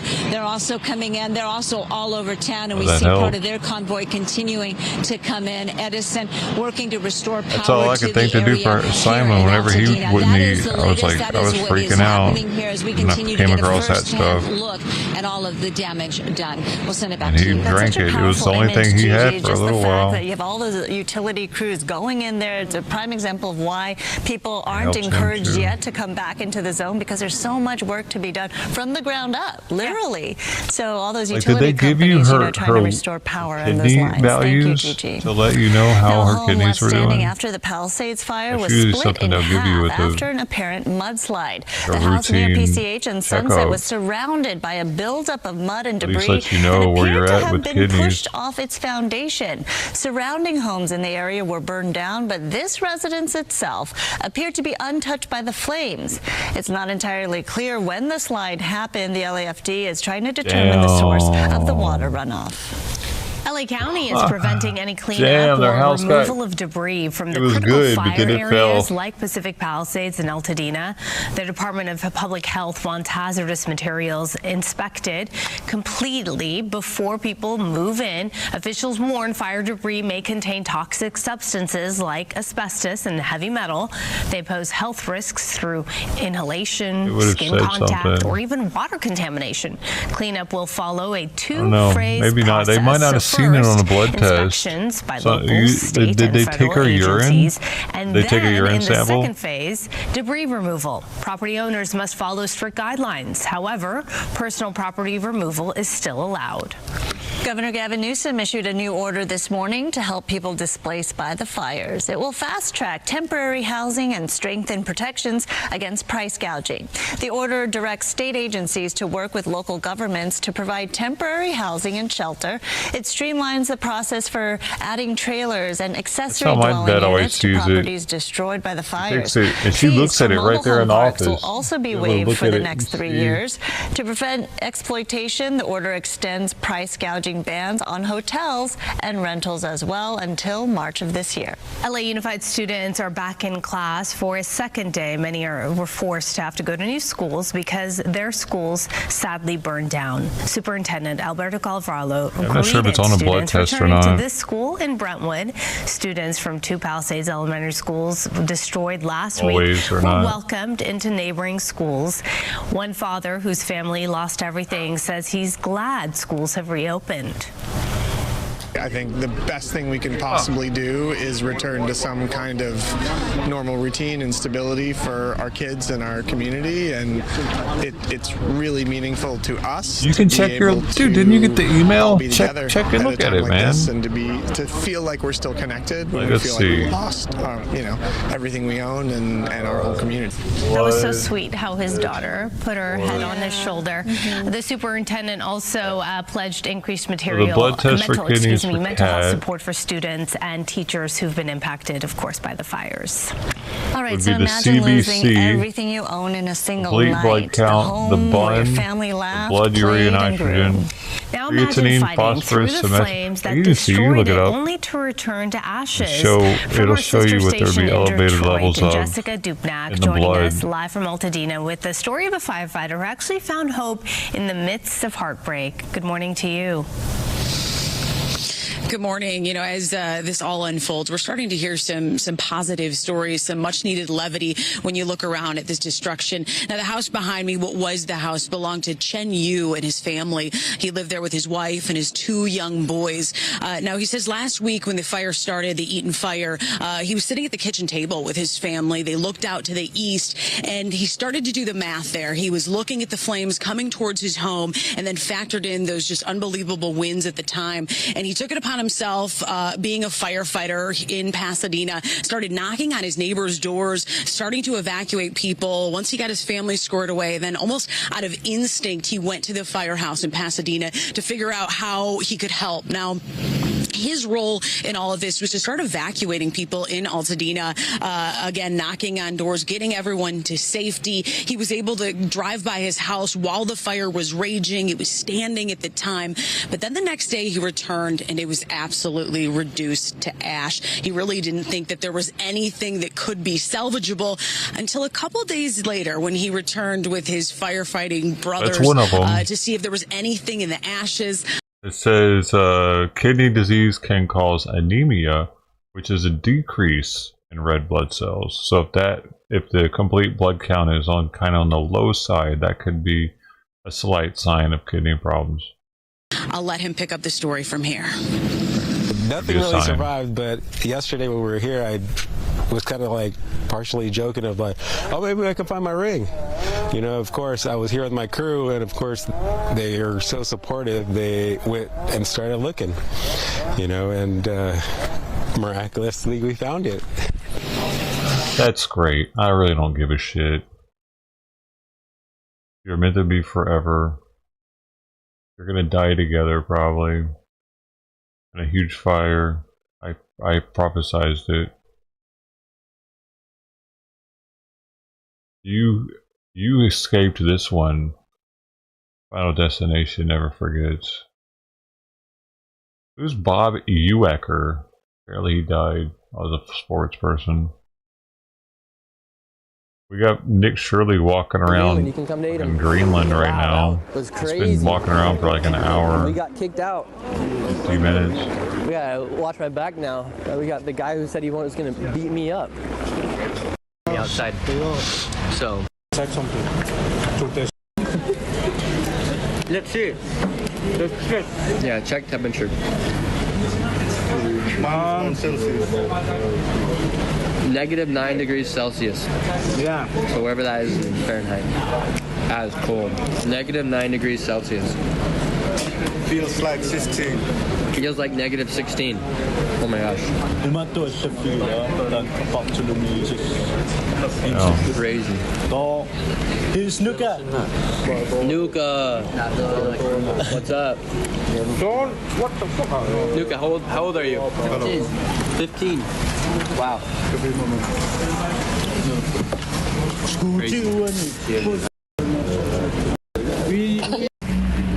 Oh, I'm live. Right now. No. Okay, I don't know what's happening. Okay, well, we're leaving. I just finished eating. No, leave now. I am. I'll take you right now. I don't want to get... Wait. No, stay. Hey. I'm not doing anything. Hey, sit here. Okay, we'll leave. No, we don't leave now. Sit here. Who is he? Someone get the security. That's it. No. I'm leaving. No. Sissy boy, come here. No, I don't want... I have no harm here. Come here. I'm not fighting. Smash. You probably will. You're probably a lot stronger than me. Come here. Can I so bad?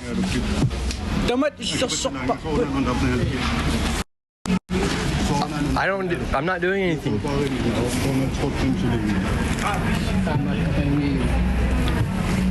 Oh, I'm live right now. You get shelter, food, talk shit about Greenland. I'm not talking shit on Greenland. Don't lie. I'm not. People like you.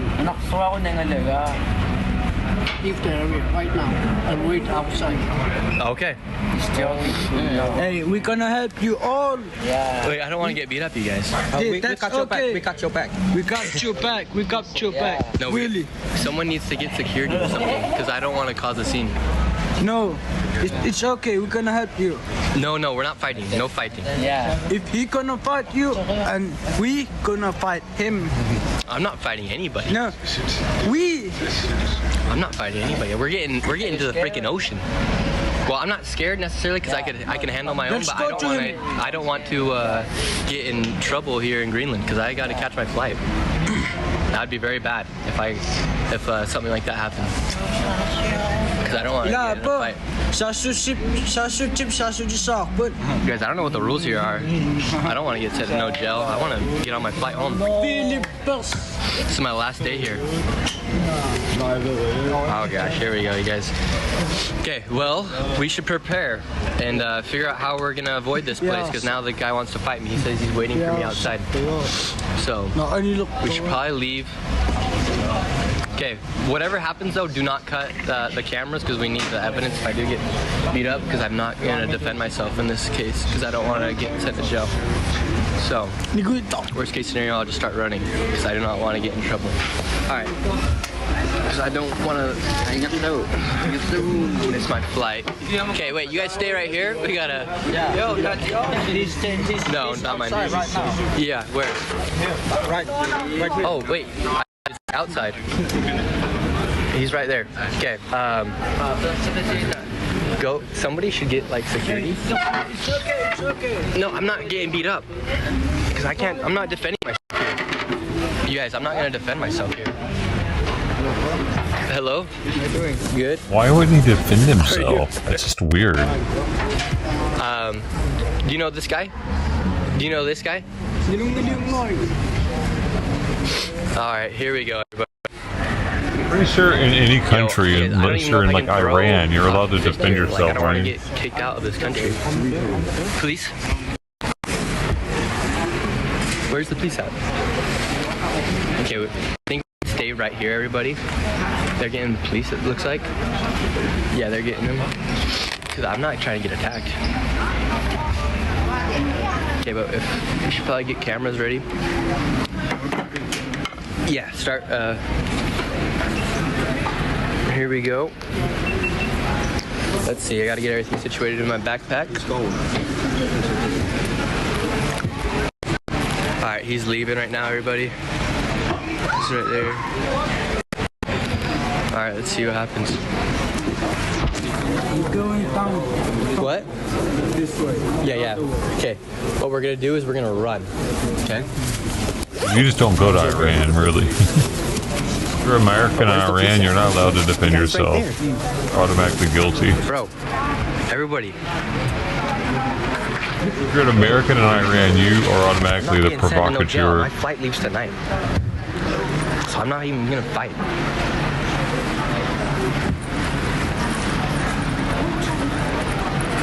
Oh my gosh. Oh wait, here's the police.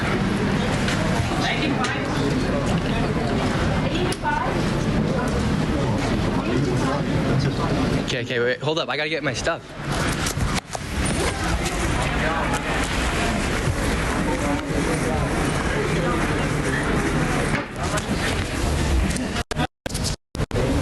Alright, you guys.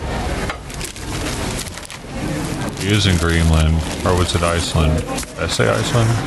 I don't know, wherever he is, it's cold. Pizza, great pizza. Guy trying to beat me up, not so great. Okay, you hold that. Do you know him?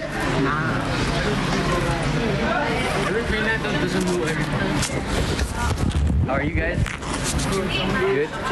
Hey, okay, I don't know. Okay. Alright. Am I being in it? Yep, we're live right now. Fuck Donald Trump. He's in Greenland. Donald Trump, yes. Okay. In Greenland. Where is he at? Said he was, did someone say he wasn't in Greenland? Yes. Okay. Wait, I'm not. Hey, officer, don't want to get close to him. He wants to beat me up. Okay. okay, it's okay. What the hell, dude? You really think the guy's gonna grab you in front of the police? He's acting a little pussyish. Law is like when you collect these many people like this, it can disturb the order. Yeah. So that's why we're gonna need you to stop filming here. So stop collecting people around. So. Okay. Yeah, we'll leave. Do you understand that? Yeah. Can you guys stay with us until can you walk me out? Yeah, sure. Okay. We can. So are you all right? Yeah, I'm good. I just don't want to get beat up because I got a flight to leave and I don't want to get in any fights and then get put in prison. I understand you're not gonna be put in prison. Okay. You seem like a nice guy. Yeah, we're not trying to cause any harm here. No, I understand. But the guy said he was going to beat me up and wait for me outside. Okay, so. but you know, I can explain a bit of the law to you. If you want to do some meetings or demonstration like this, seems a bit like. Yeah, well, I just did a live stream and now people are following me. Yeah, it's okay. So. But you know, when people are following you, it can disturb the order in Greenland, you know. So like people like the other guy can make some illegal action towards you. So you have to report to the police 24 hours before starting to film. Okay. Yeah, minimum 24. So and that's why so the police can plan something to protect you or you know. Okay, good. Do you understand me, sir? Yes, I understand. I tried my best to explain it. Okay, yeah, very well said. Thank you guys. What do you think of Greenland? Beautiful place. Yeah, Beautiful place. it's very beautiful, peaceful as well. Very peaceful place. Yeah. Very peaceful. Thank you, officer. Yeah, we came here to ask people about what they think about the United States buying Greenland, if that's going to happen. Do you think it will happen? I'm not going to comment on that, sure. Yeah, thank you so much, officer. Enjoy your time. We'll stay safe.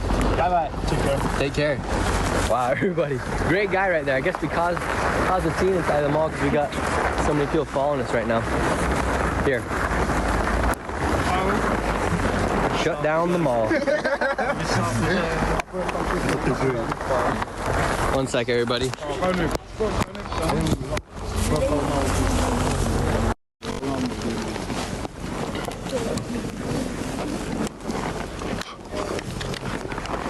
Hey, who's that? Biden came back. Alright, it's gonna have the Ziwi. Oh, I put nutritional yeast in or quarter of a teaspoon of nutritional yeast in that, I think. Well, it's not too much. Oh my gosh, hopefully that's okay for babies. There we go. Let's see. 1 sec. Alright, sorry, this has been a little chaotic. Alright, you guys ready to go jump in the ocean? Yes. Okay, let's do it. Let's go to the ocean now. Here we go. We just shut down the mall here in Greenland. Use can be safe for predating cats when given its directive. Great guy. Saw some people in the chat saying, saw some girls in the chat saying that's a good looking police officer. Come to really, it's good for her. You can come date him. Wow, that was crazy. We got kicked out. We gotta watch my back now. We got the guy who said he was gonna beat me up.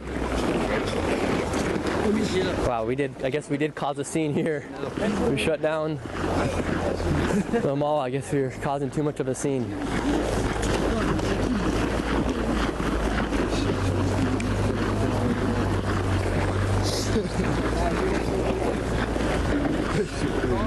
How are you doing, Q? I'm fine. Fine? Half a teaspoon per day for 10 pounds. Oh, should be alright then.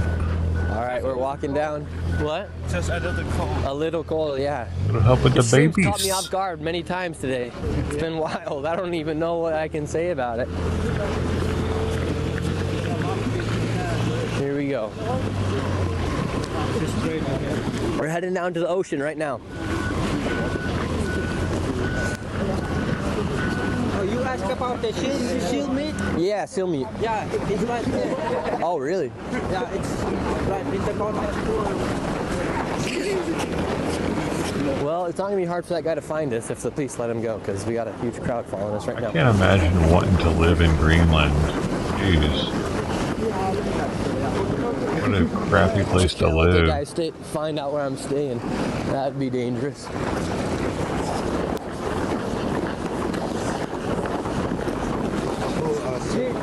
Here's the meat. Oh, okay. This is where they sell seal meat in here. Now we got all these other people from around the world following us. You're leaving tomorrow, right? Tonight. Tonight. Tonight I leave. Is it where? Right there? Yeah. I think it's closed now. Oh, dang it. Oh. I want to see what the seal. I want to show everyone what the seal meat looks like here.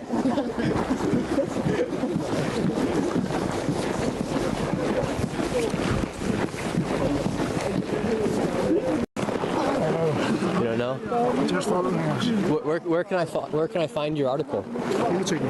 What? Political. Political. Political. Okay. Politico?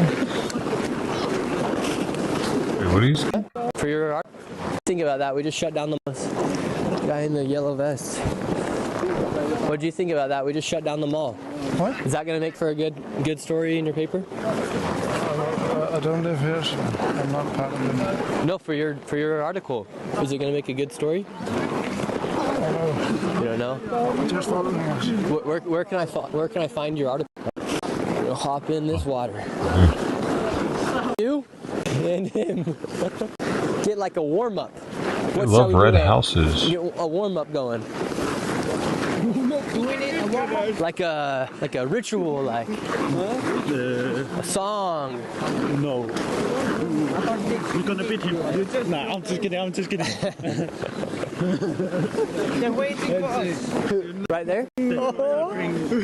Hit the subscribe button, start sharing the stream right now. I can already wherever the ice water is frozen over.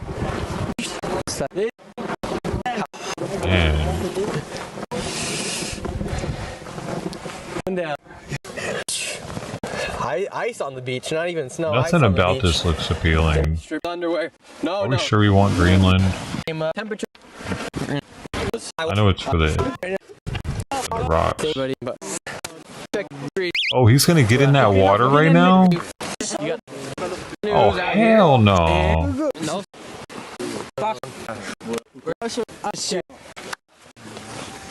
Oh, he's gonna have company.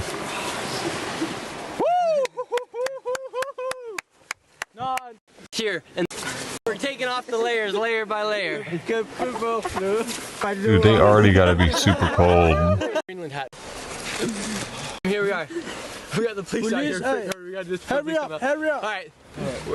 We are here in Greenland. This is the Greenlandic ice bath polar plunge. You're gonna wear all these? No, I'm gonna take it off. All right, we gotta do it one more time. Okay. All right. Ready? Hurry before the police come. All right. We're here in Greenland. This is the Greenlandic ice bath. We're doing a polar plunge with the Greenlandic brothers right here, fellow future Americans. We're just doing some brotherly bonding. Brotherly bonding out here. Brotherly bonding. Hurry up. Here we go.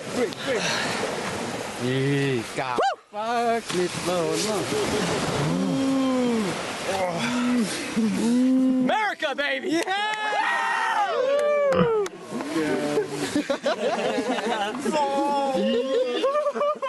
This is so fun! Hey!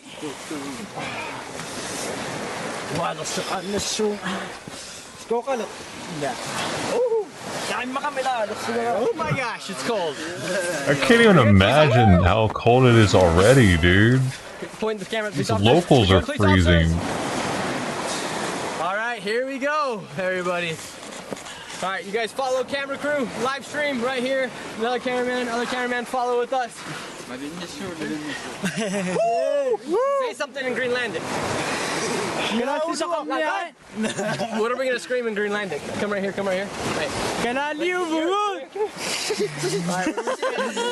Right there. Here, stand right there at the camera. Here we go. Alright. We're here in Greenland. This is the Greenlandic ice bath, bonding with my future fellow Americans right here. Here we go, everybody. Let's get in this ocean. Any last words?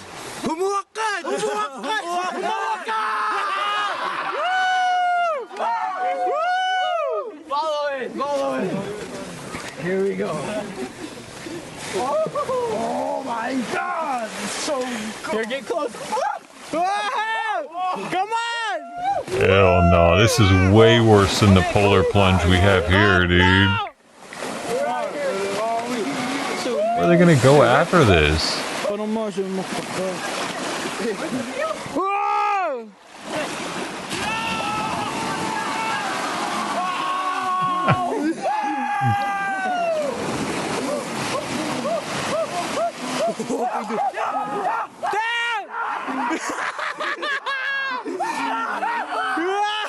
There it is, he went all the way under. They didn't go all the way under. He's the only one, right?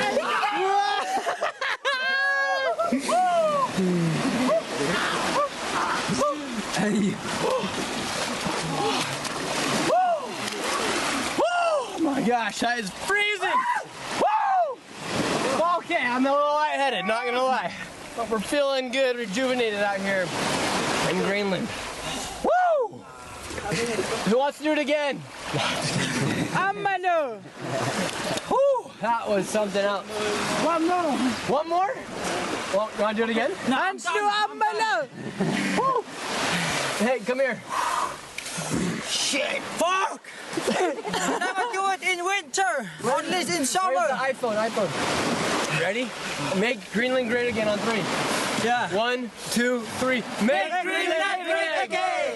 Wait, one more time. All right. One more time. Okay. Make Greenland great again. 1, 2, 3. Make Greenland great again! Woo! Why is he's not even cold. Time out here in Greenland.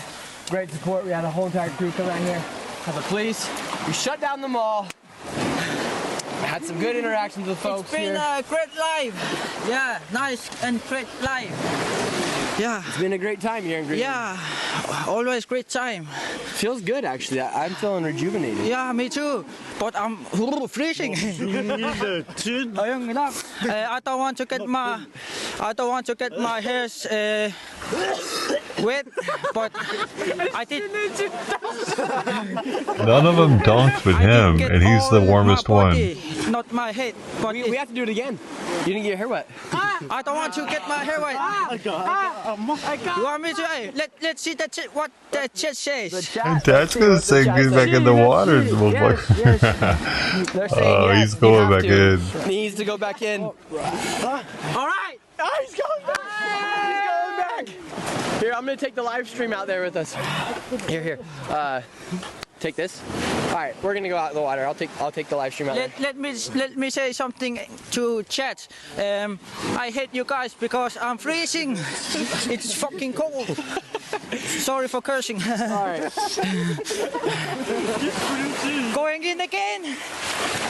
How do they have so many Asian people? Woo! It's cold. Whole lot colder the second time. Yeah. Colder the second time. Aborigines? Let me. Oh my gosh. Oh yeah. Hurry. Wait. I don't know if you need to do this. My legs are frozen. Yeah, me too. Yeah. Just jump in right there. Right here. Right there. Jump in. Yes. Chat. I love you guys. It's been a great time.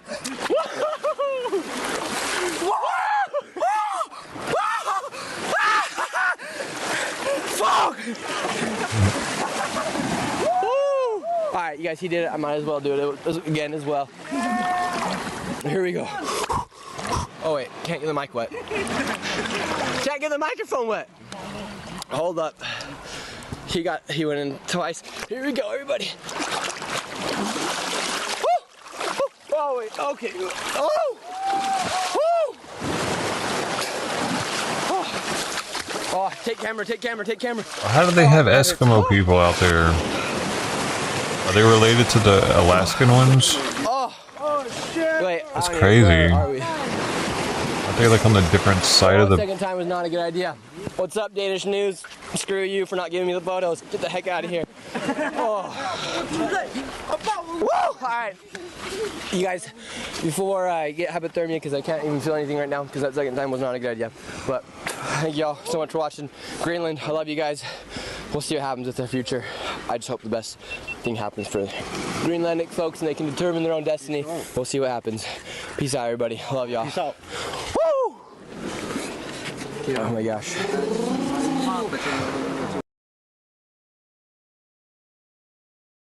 That trip's gonna age him, dude. He's gonna come back looking 5 years older.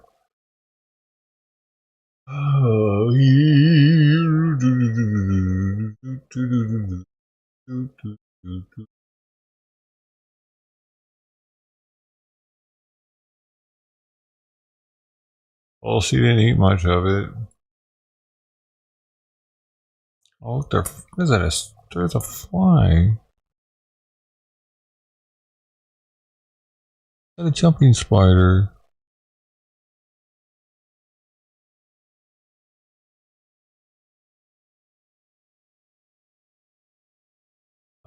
Fly. Some spider doesn't hang out there unless there are a bunch of flies.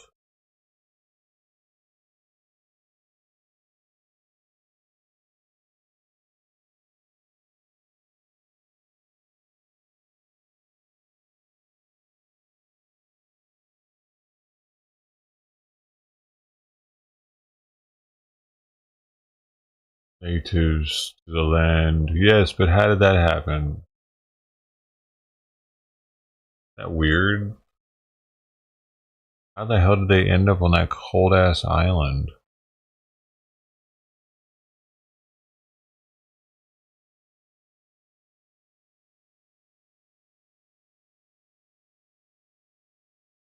Ice pack, and they were like, this is a good spot.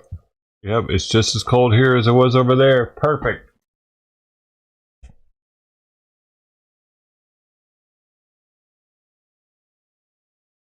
Like, I think I would have kept moving. I would have found a way to keep moving off that thing. Did they think the whole world was like that? They must have thought the whole entire planet was ice.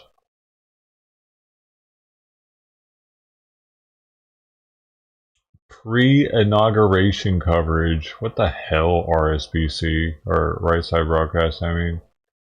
Right Side RSBN.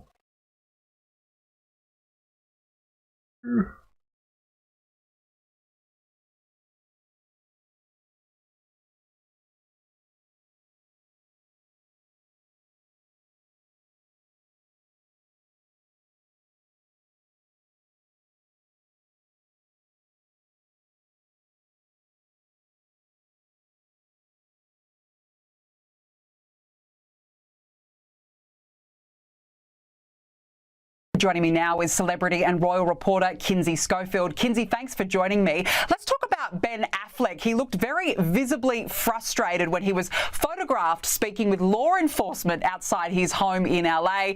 And this is just 2 days after the Federal Bureau of Investigation also paid him a visit. What exactly is going on here, do you think?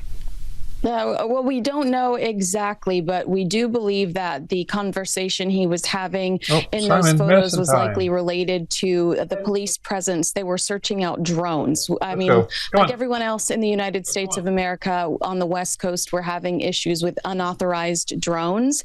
And so that is why you were seeing the police presence in the area. But also, you know, we've had Ben lives where they have had the fires. He was evacuated at one point and ended up in Jennifer Garner's house. We've had over 60 people arrested for looting, you know, these abandoned homes. So the police presence is not surprising, but we do not know what the circumstances were. Well, it'll be interesting to see if there's another visit in this week, but I'll be curious to know what happened there. Now, look, this one really fascinates me. I want to talk about this ongoing It Ends With Us drama that is Justin Baldoni versus Blake Lively. Of course, she is suing her co-star and director for sexual harassment. But now Baldoni is warning Disney and Marvel to hold on to all documents related to the various characters that Lively's husband, Ryan Reynolds, played in Deadpool and Wolverine, as he's, of course, mounting some legal action there. Kinsey, Baldoni is apparently focusing in on a particular character that he believes was intended to mock and bully him. It doesn't make sense. What's going on? It's a character named Nice Pool in the film, and he's got long hair. Baldoni had long hair for a while. He makes a joke about being a feminist, and to me, it's like, so what if Ryan Reynolds is bullying Justin Baldoni in his Wolverine movie, Deadpool Wolverine movie? That's not illegal. What Blake Lively is accusing him of is illegal. So I think that this is just such a weird. It's almost like you're grasping at straws at this point.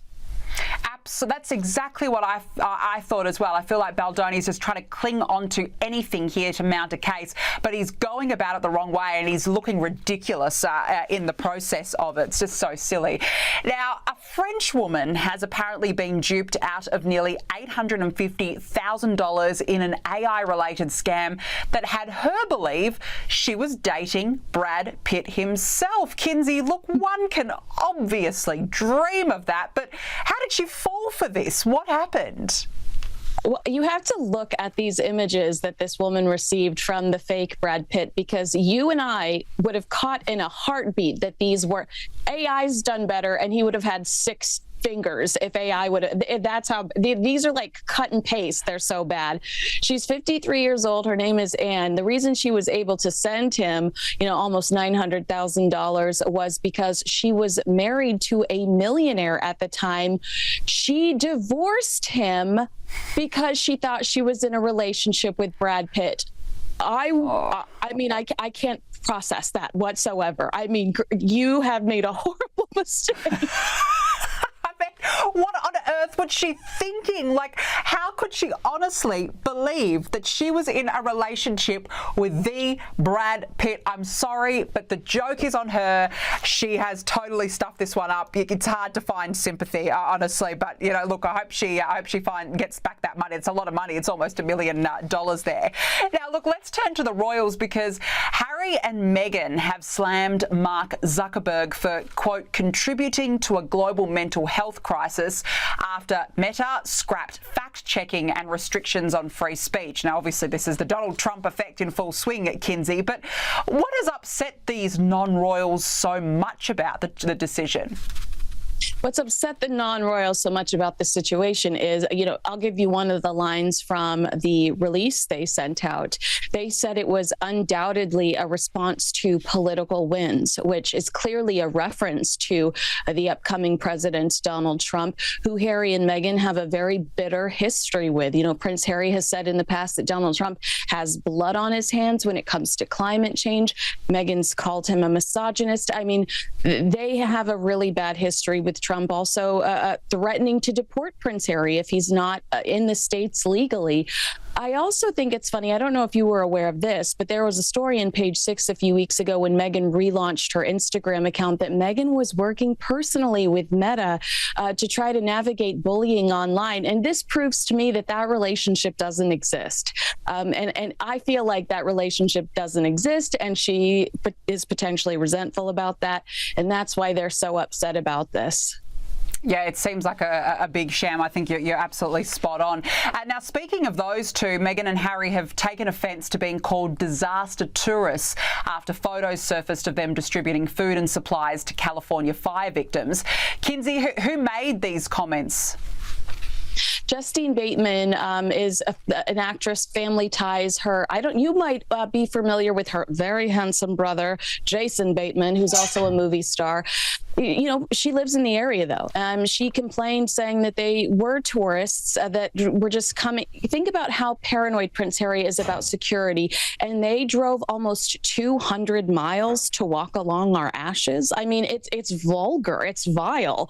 I completely agree with Justine Bateman, and I don't care if Harry and Meghan are offended. I'm offended that you're using our devastation for a photo opportunity.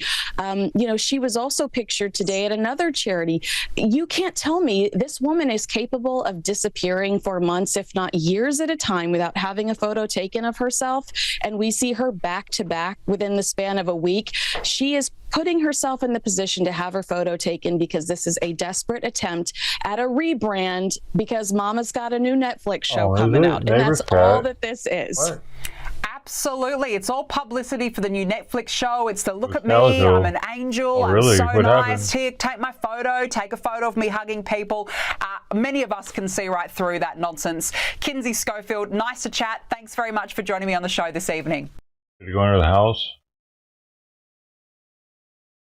For joining me on the show this evening.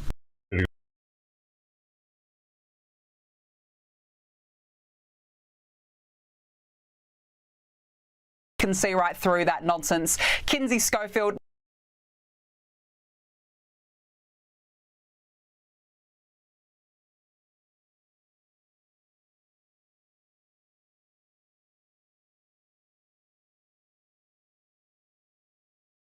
Go on.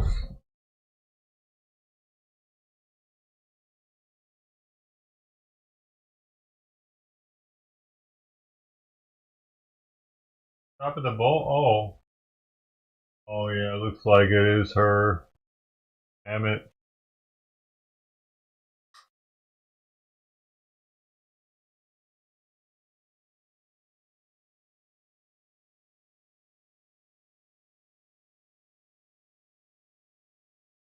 Where did it go? It didn't go into the house?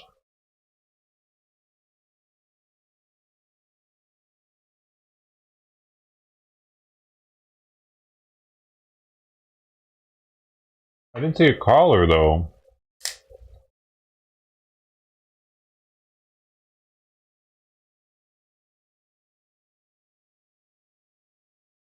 I don't see a collar anymore. No collar.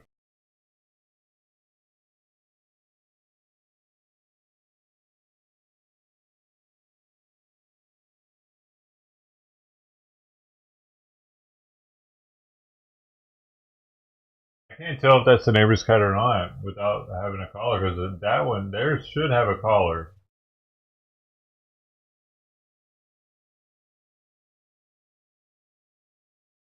That's no good. Or they took it off.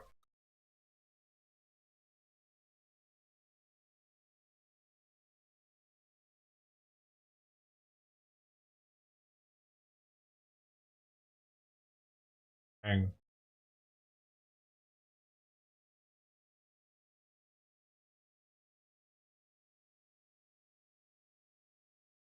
Yeah, very odd.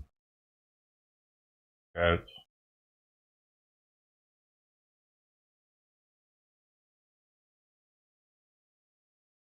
Neither one of them had a collar.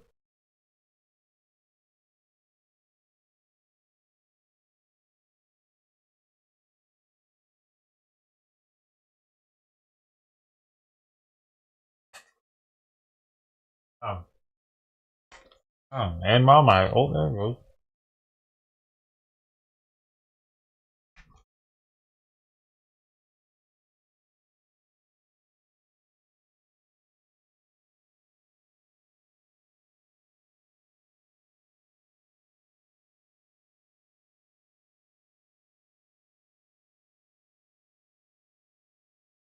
Coming into my front yard.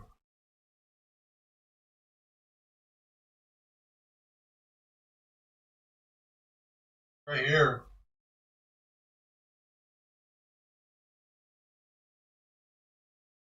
Now oh, it's going across the street.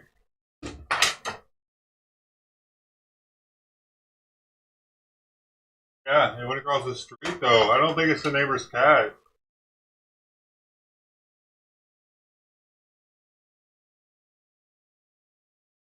Egg.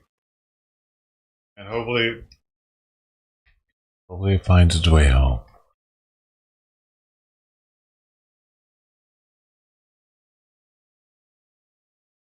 I don't know what I'd be able to do with it.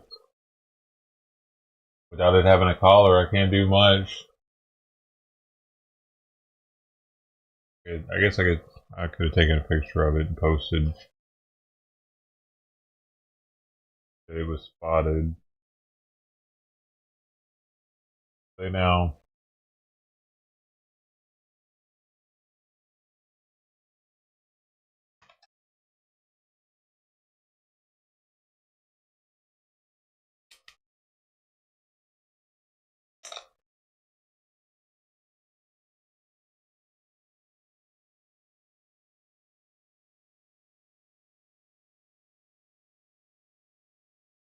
This is happening.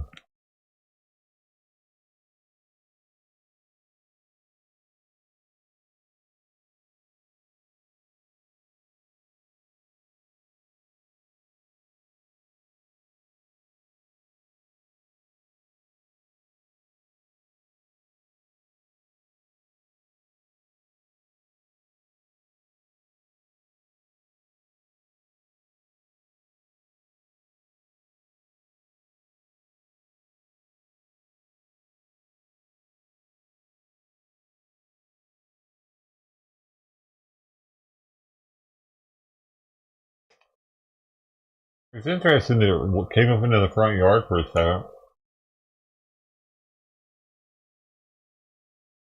It did look like the neighbor's cat though, but I think theirs would still have a collar.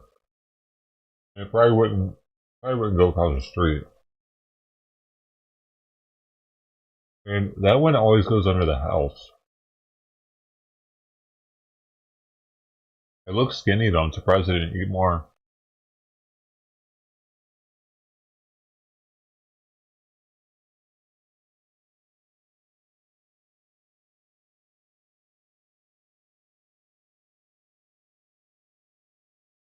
Looking live at Chicago. This is courtesy of EarthCam this morning, where leaders are blocking a move to make changes to its welcoming city ordinance. The amendment proposed by 2 alders would have reformed the legislation that has Chicago operating as a sanctuary city.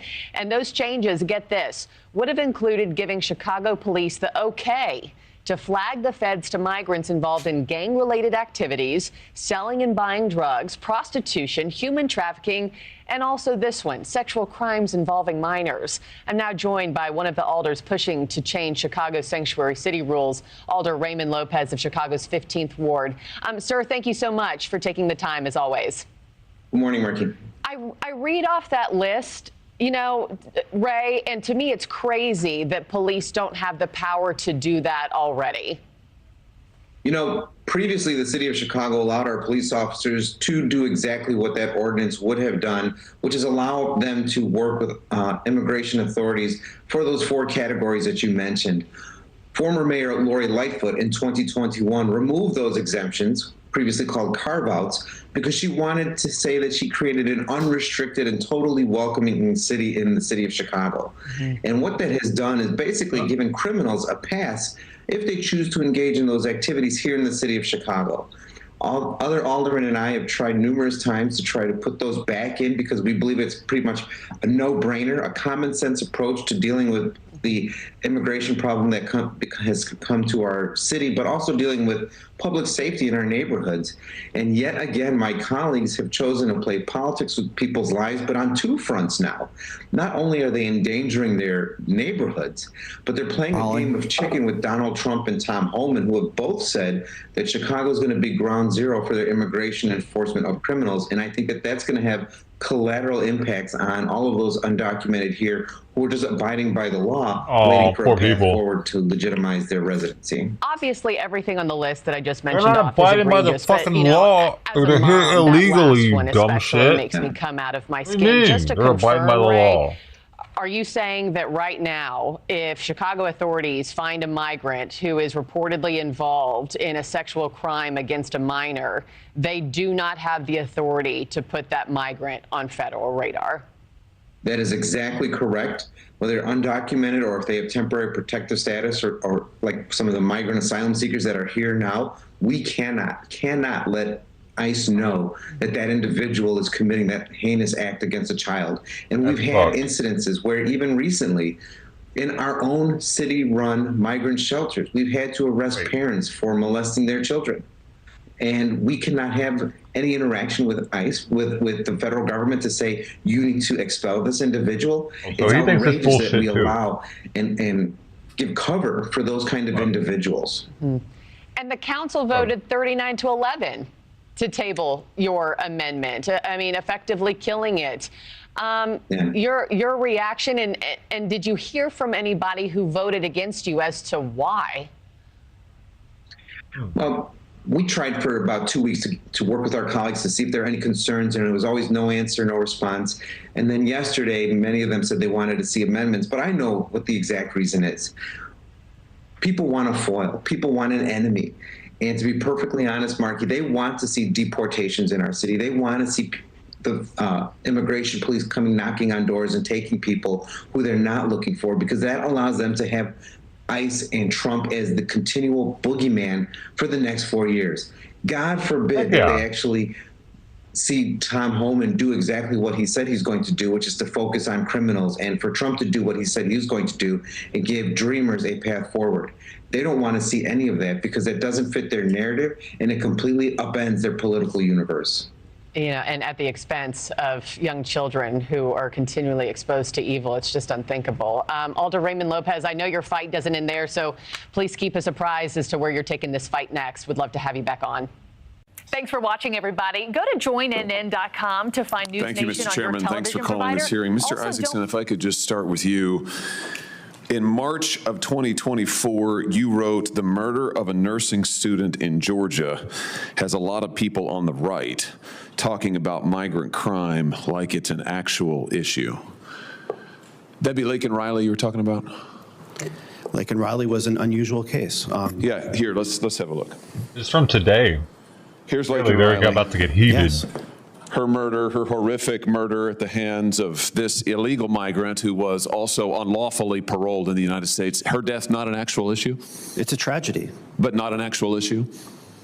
Migrant crime is much less of an issue than U.S. citizen committed crime. Not an actual issue? Those are your words. Her death, not an actual issue. I just want to get, no, you say. Of course it's an issue. It's a tragedy. So what do you mean by your post? It's not an actual issue, meaning we shouldn't be paying attention to it. Senate's wasting its time this week on the Laken Riley acts that would address the circumstances of her murder. What's your advice to us? We just discontinue those proceedings now? I think the Laken Riley Act could do a lot of harm. One over here.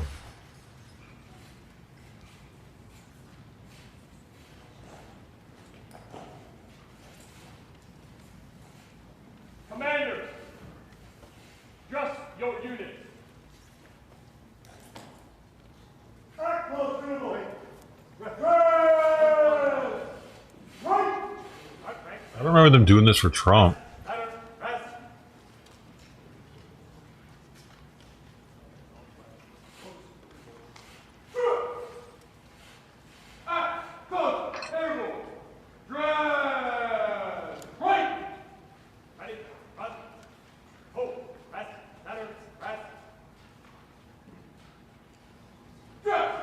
This is weird. Oh, all they're doing is getting straight right now.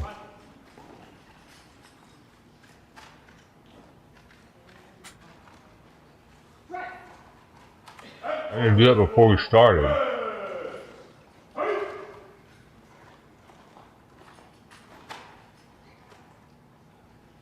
Wouldn't you normally do that before we start?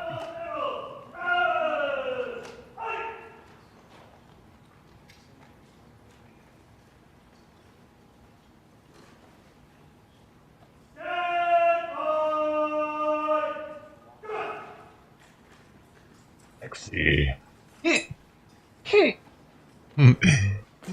looks so funny, doesn't it? It looks fun. Gotta get straight. Where the straight is.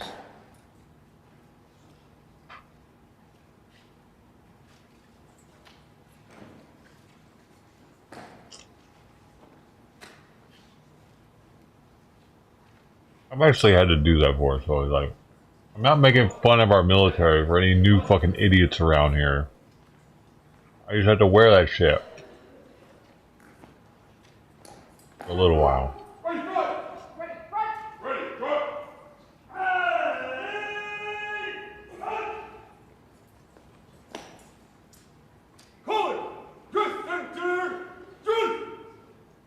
So straight.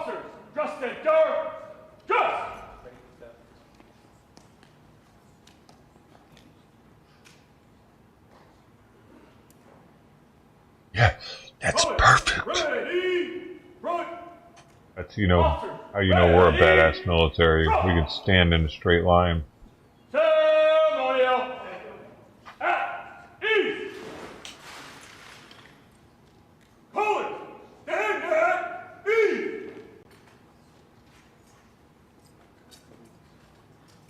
Step. Ceremonial. At ease.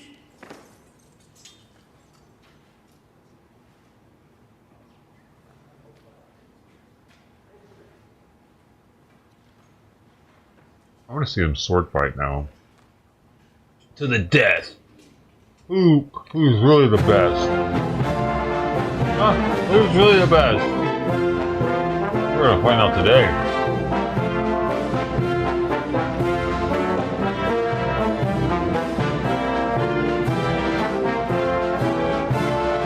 I think the Navy will be the best at sword fighting. Didn't like pirates had swords, right?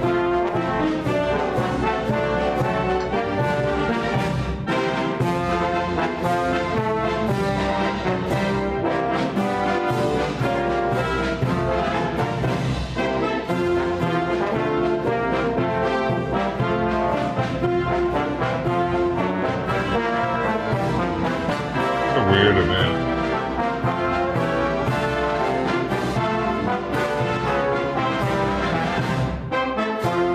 Do you know this is a thing?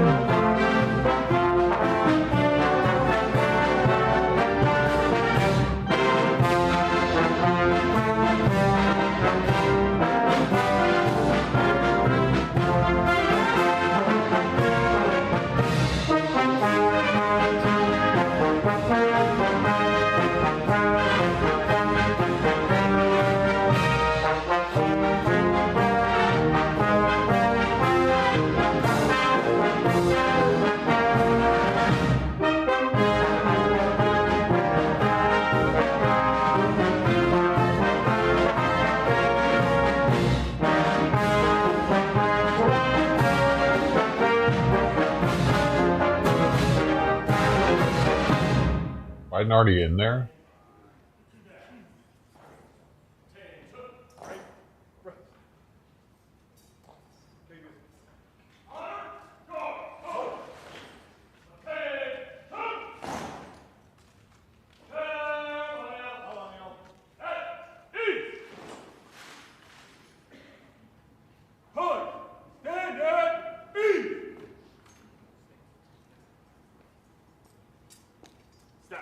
Ceremonial. At ease. First things up. Head. One.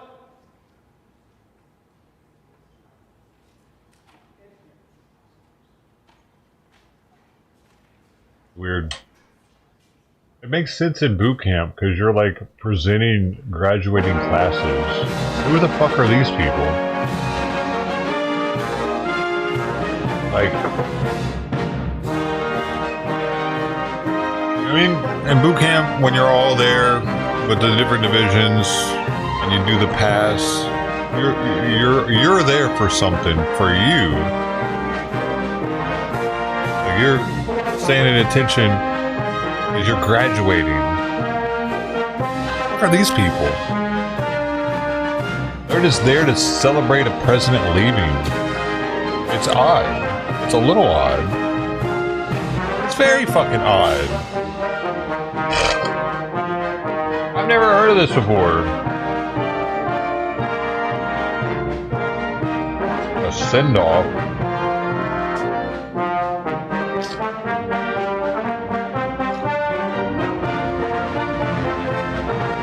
Like, why are we spending taxpayer money on this shit?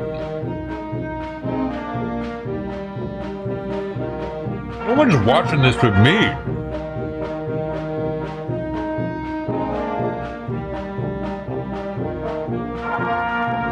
I'm literally the only person on the planet watching this.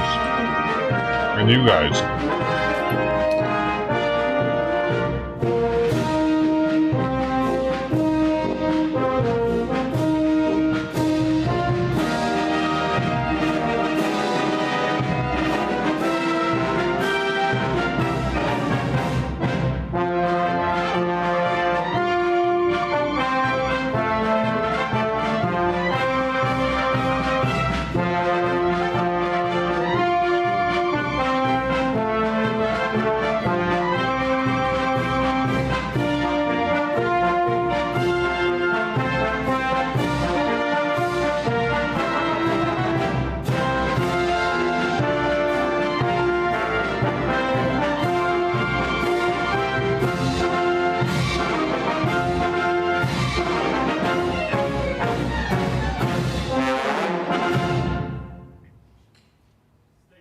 One of the Marines, the ones that get to have the band.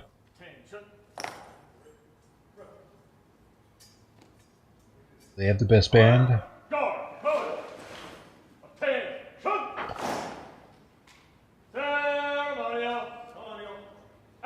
Why are there only 4 branches present?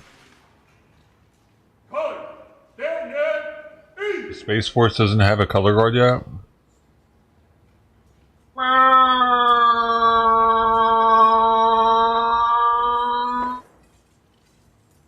To you too, Simon.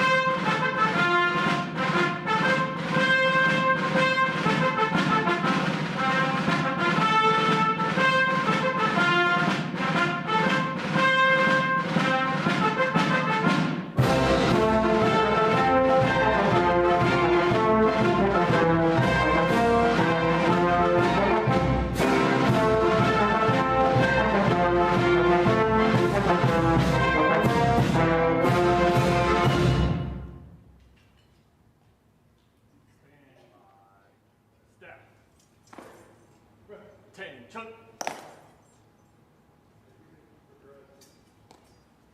Honor, guard, code. Attention. Ceremonial. At ease. Code. Stand at ease. Hey girl, it's my seat. What are you doing? Stop. Ceremonial. At ease.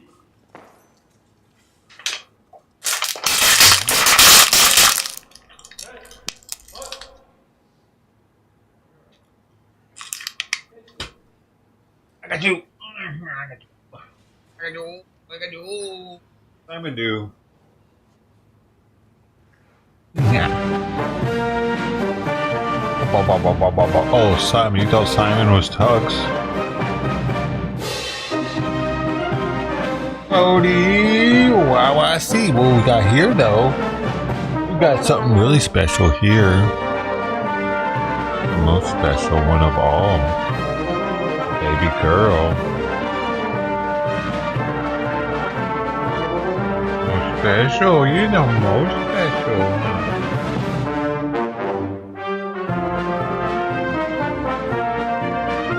Simon, I don't know. He might be the most special too.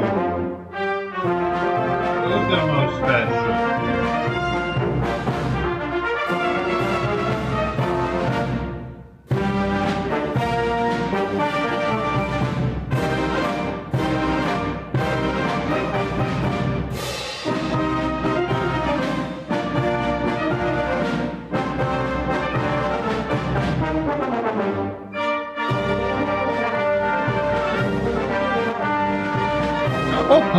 Oh, sorry.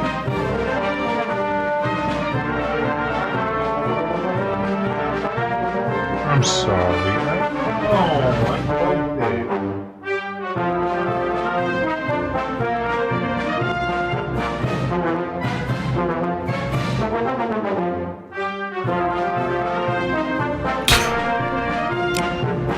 Dude, sometimes this thing does some weird shit. Like, it hits a certain note and it just gets super loud.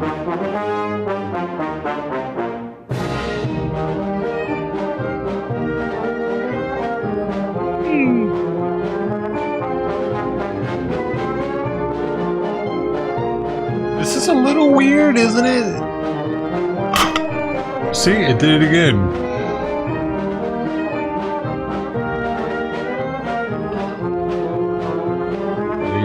That still, I never did fix it. There, I have to put it there. Wait, what the hell? I broke that by moving that. Rubber. I broke that by moving the other. That's a little better. You can still hear me just as good, right? Yeah, it looks like that's much better. Oh, it still will break past it though if I get too loud. Simon, how did I know that that was going to happen? I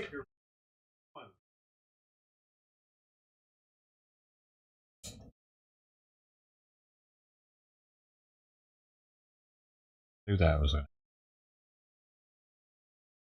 Still pisses me. Ah! Oh! Oh! As he comes, does it?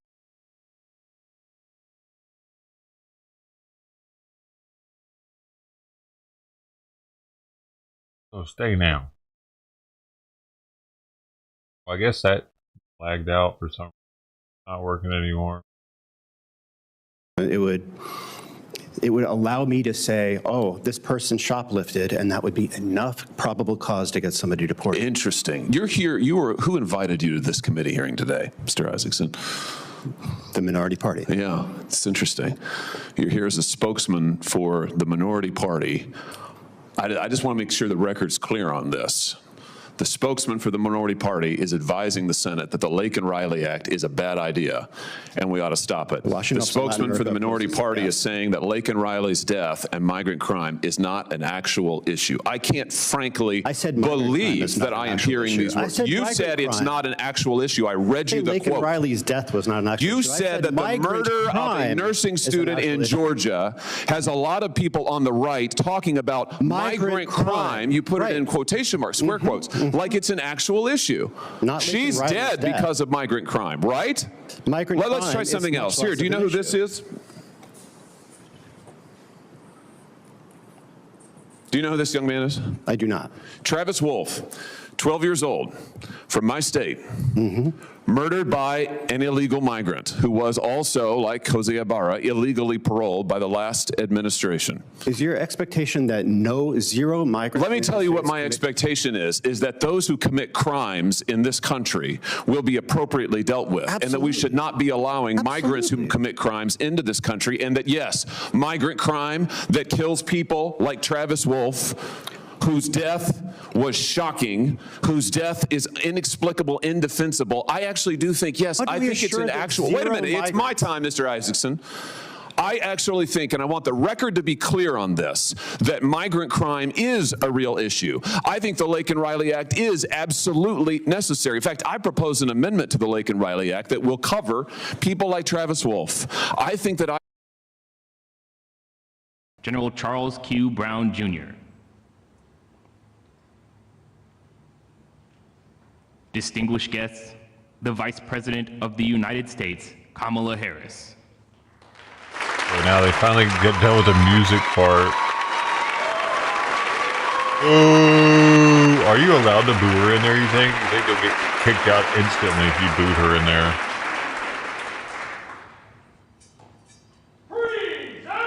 Guantanamo Bay.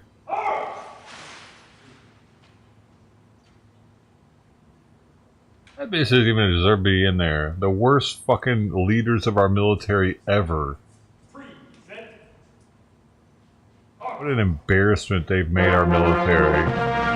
I bet they can't wait to send them the fuck off. That's what this is. It's like a military send-off for them. And distinguished guests, the President of the United States.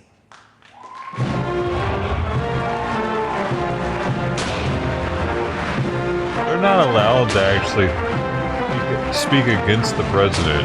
When you're active duty, you're not allowed to talk bad about any command.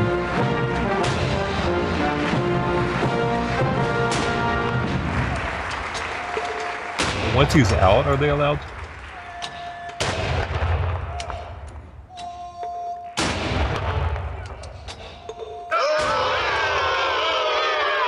I'm not sure.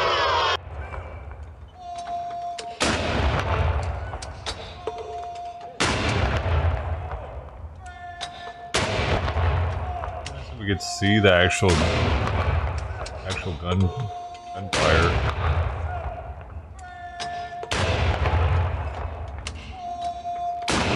Aren't they, dude? Fucking news agencies are just fucking foolish. Why wouldn't they let us see what's going on?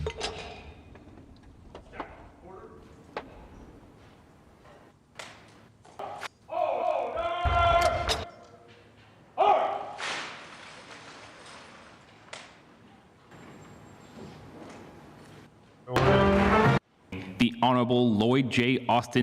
This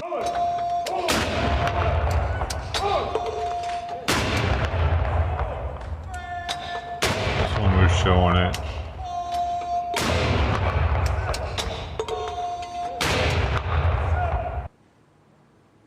Wait. There's no audio in this one? Oh, no, there is. This is the one that's going to show what's happening.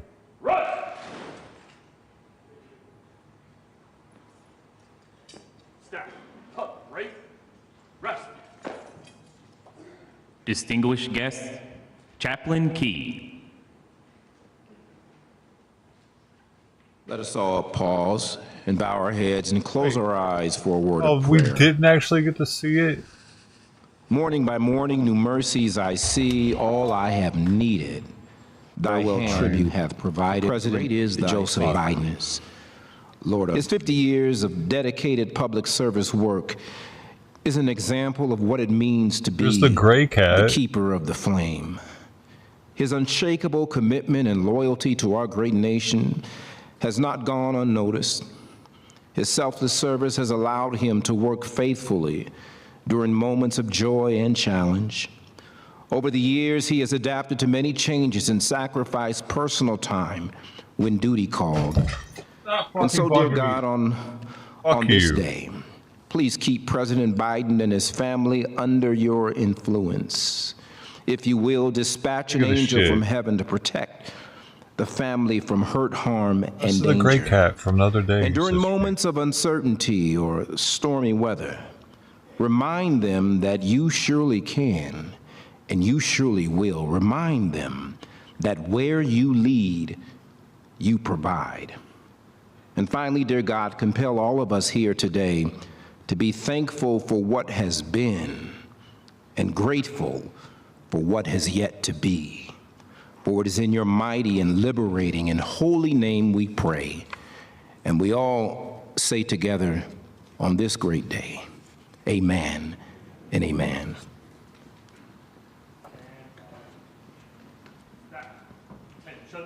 Please be seated.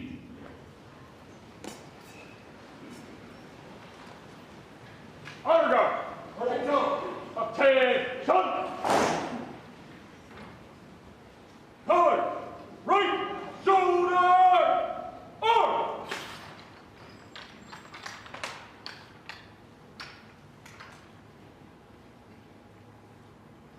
Cut, ready, cut!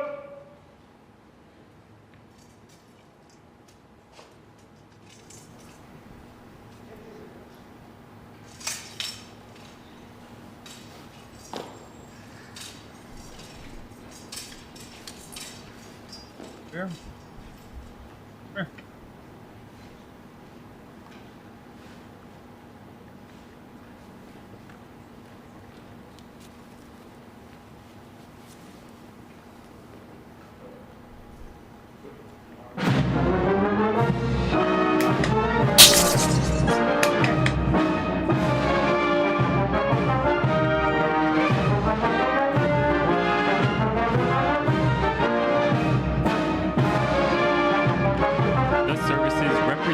America's Armed Forces, and participating in today's review from left to right are the Old Guard Fife and Drum Corps, the United States Army Band, the Presidential Marching Platoon from the Army's 3rd United States Infantry Regiment, the Old Guard, the United States Marine Honor Guard from Marine Barracks, Washington, 8th and I. The colors have always been one of the most important elements of a military unit. At the center of our formation is an Armed Forces Color Guard bearing the national colors and the service flags of the Army, Marine Corps, Navy, Air Force, Space Force, and Coast Guard. Following is an element from the United States Navy Honor Guard from Navy Yard, Washington, D.C. The next element online is comprised of a flight from the United States Air Force Honor Guard from Joint Base Anacostia Bowling. And last is an element of the United States Coast Guard Honor Guard from Coast Guard Station Alexandria.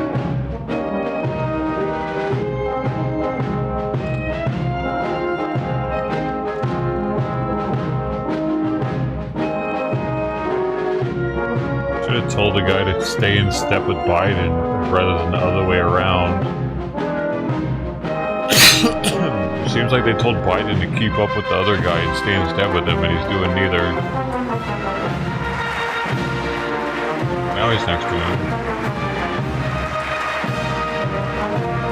Not in step though. Oh fucking, that's horrible looking. There they go. Now they're back in step.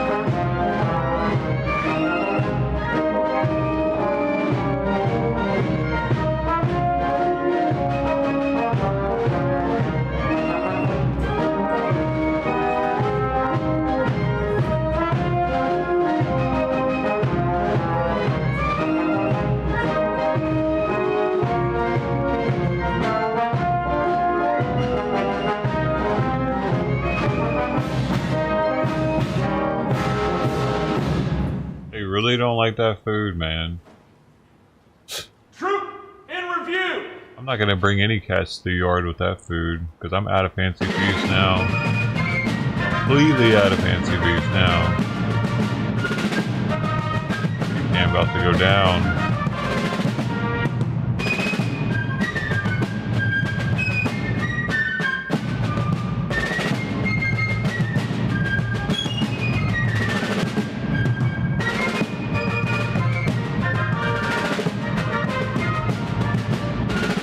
There's so many women in that. Do you see all the women? There's like at least half of them are women.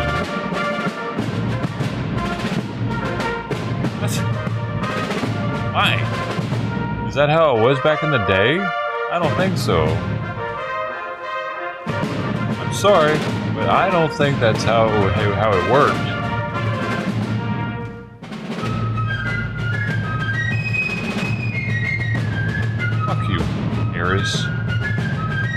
I I hate how she's always got this fucking look like she's such a caring woman. Bitch, you were locking people up for weed. Fucking cunt.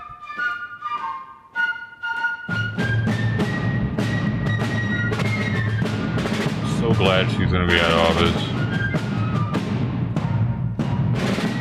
See her fucking ass anymore.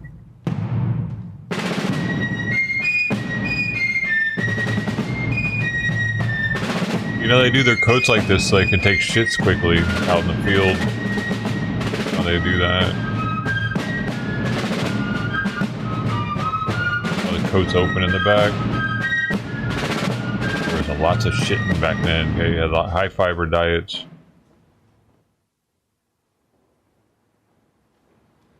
Mr. Secretary, this includes honors.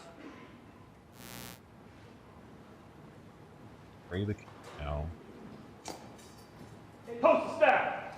Staff. Aren't I? Right? Face. Am I gonna have to spray you? Stop it. Distinguished guests, please stand for the advancing of the colors and remain standing for the playing of the national anthem.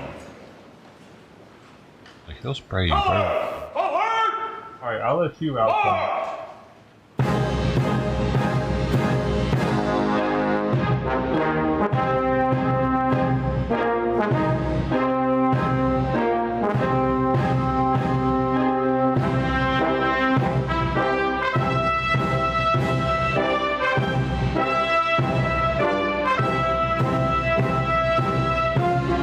Imagine her being in charge of the military though. Wow, that almost happened.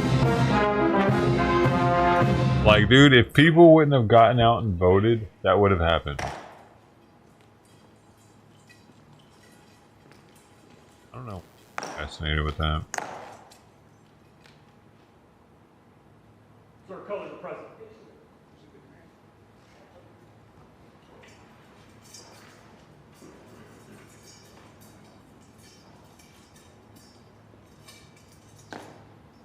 Present! Arms!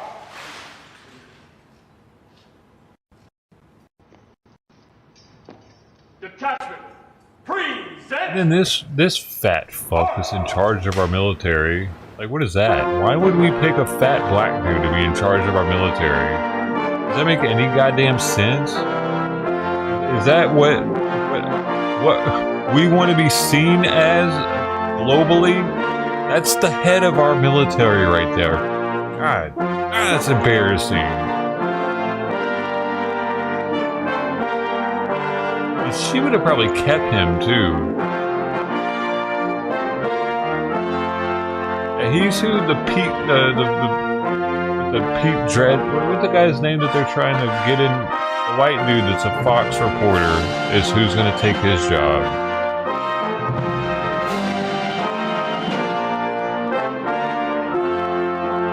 Pedge, or I forget his name, dude. What's his name?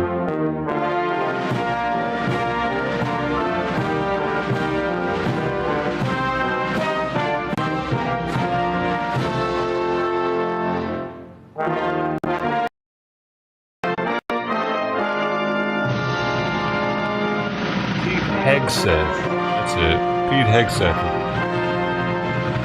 would take his job. Please be seated. Detachment! Order! Arms!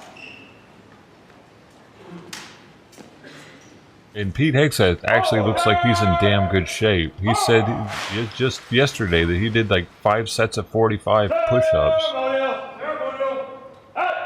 That's who we should have in charge of our fucking military, ain't it?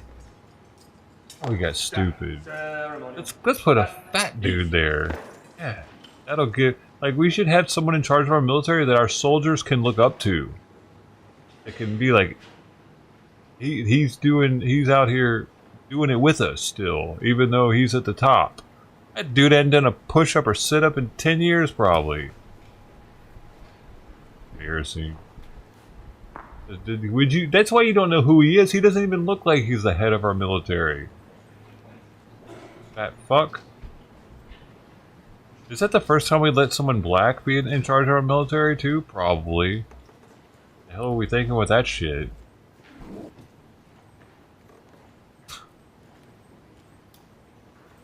It had to have been. I'm a first black Secretary of Defense. Alright.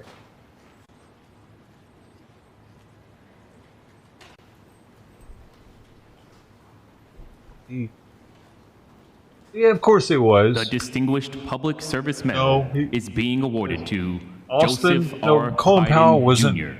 Wait, was he? President Joseph R. Biden Jr. I thought he was just in charge is of the army. recognized for distinguished public service as It the says 46th Austin became the President first of the black United Secretary of States Defense. from right here. January 2021 to January 2025. Colin Powell was just in charge of the In army. the face of unparalleled national security challenges, American global leadership under President maybe he's Biden not considered black. left both the United States and He the was Department Secretary of Defense State. He was far Blinken's stronger job. and far better postured for the challenges of the 21st century. His leadership ensured a strategic focus on competing with the People's Republic of China, achieved through consistent investment and historied progress with allies and partners in the region. Notably, President Biden's leadership delivered the landmark Australia, United Kingdom, and United States trilateral security partnership, a generational opportunity to enhance deterrence and ensure a free and open Indo-Pacific region. His leadership galvanized the North Atlantic Treaty Organization and helped marshal support for Ukraine's defense against Russia's unprovoked invasion, including the provision of tens of billions in critical security assistance. And he was the chairman of the Joint Chiefs of Staff. So that too would be kind of like the Secretary of Defense, is like his. President Biden's dealing leadership with all of also the, ensured America's ironclad support for Israel's self-defense following the horrific attacks of October 7th, 2023. He showed a profound and personal commitment to the Department of Defense and a deep respect and concern for our troops and their families, which resulted in and enabled critical efforts to take care of America's military community. Okay, so As the guy Commander-in-Chief, President Biden believed the guy that was sitting to Biden's left is the current chairman of the Joint Chiefs of Staff, and I think that's when we were seeing him with his 5 stars. That's when we were seeing Colin Powell with 5-star general. I think when we were at war, he was the chairman of the Joint Chiefs of Staff. Possibly. In and invested in the United States military, securing historic funding for the Department of Defense to ensure that the United States, because that is the most that's the highest senior military officer in the United States. But yeah, that's when we were seeing him in uniform. That's what he was, and maybe after that he went on to be Secretary of State. I think because I don't think he would have been in uniform then. That's not a military position. Will have the capabilities that it needs to defend itself and lead far into the future. His extraordinary leadership left America safer and will ensure that the United States military remains the strongest fighting force on Earth.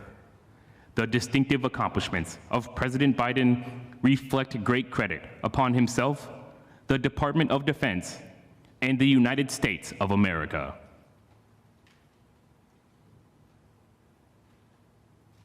Interesting. He straight skipped over that position.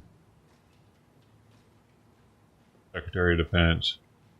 Kinda. I mean, I don't know. I don't know. I think Secretary of State is more of a negotiator, when Secretary of Defense is more of a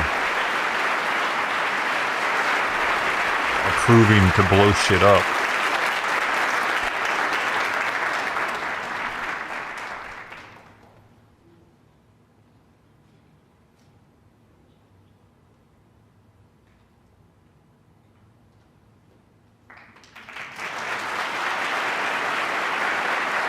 Colin Powell was possibly the first black Joint Chief of Staff.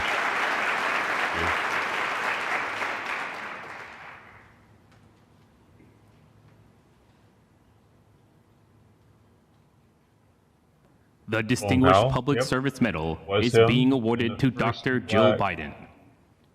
Dr. Jill black, Biden is recognized for Secretary of distinguished State. public service in support of members of the United States Armed Forces from probably him January too. 2021 Colin Powell. Yep. to January 2025. As the First Lady of the United States of America, Dr. Biden brought a lifetime of personal experience, determination, and selfless service to institutionalize a range of Bush? key programs and Bush. policies benefiting service members, Or show you veterans, Bush put him in. families, caregivers, and survivors. A lot of people thought Bush was racist too. Building upon her previous work as Second Lady, she launched the second phase of joining forces in 2021, a White House initiative to support military and veteran families, caregivers, and survivors. Through joining forces, Dr. Biden led policy efforts focused on supporting military family employment and entrepreneurship, military child education, and military family health and well-being. This was accomplished through interagency collaboration, working directly with service members, veterans, and family members, and linking arms with the nonprofit community. She strengthened the economic security of our military families That's to weird. include enabling military spouses who are federal employees teleworking overseas access to safer and more secure working and living environments. With personal expertise and passion, Dr. Biden supported the academic achievement of military children by enhancing awareness of the unique needs of military children, specifically military children with disabilities and their families. She also called What about the urgent attention retarded to ones, she critical said? quality of life issues and worked with non-governmental organizations to ensure that all service members, veterans, and their families have the tools they need to succeed. Through joining forces, Dr. Biden inspired, educated, and sparked action from all sectors of society to ensure service members, veterans, and their families have the support they have earned and deserve. Even if they The are distinctive retarded. accomplishments of Dr. Biden reflect great credit upon herself, the Department of Defense, and the United States of America.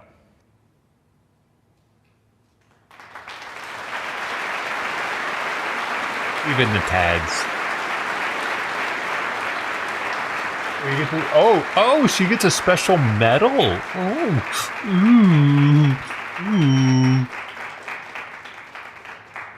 Put that up on the wall. Mount that bitch. Show all the friends. Look at me. I'm awesome. I have a medal.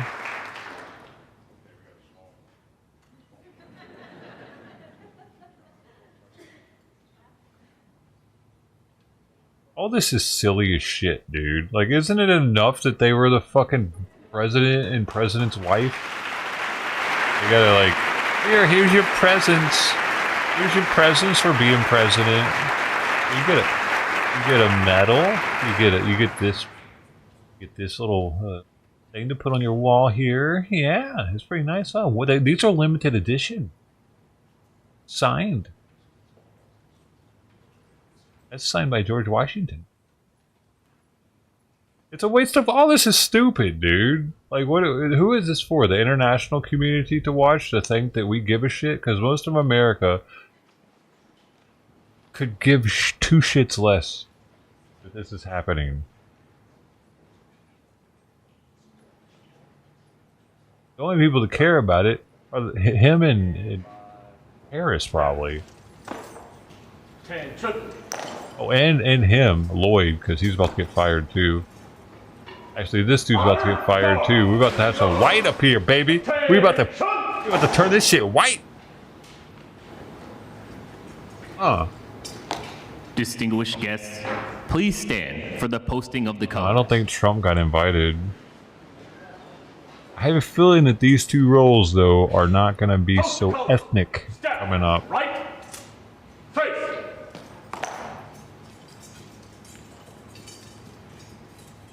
I mean, since when in history have Africans been known for being great leaders, dude? I'm sorry, it's not a fucking thing that they're known for. They're known for having quick tempers, uncontrollable emotions. Watch Jerry Springer.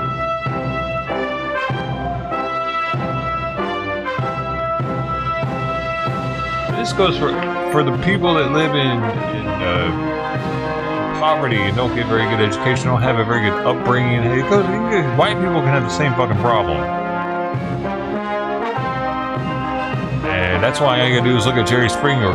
You'll see both sides, but usually people that are acting like that on Jerry Springer sound like black people when they talk. They have like a black accent. I know you didn't. I know you didn't. I know you didn't. I know you didn't. Until the person stops saying what they were saying, and then they'll stop repeating themselves. Remember the good old days? Please be seated. Step left, height.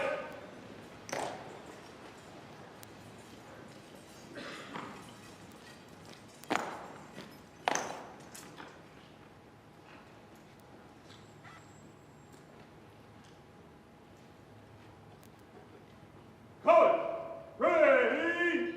Cut! Ceremonial! Ceremonial! Hey! East! Cut!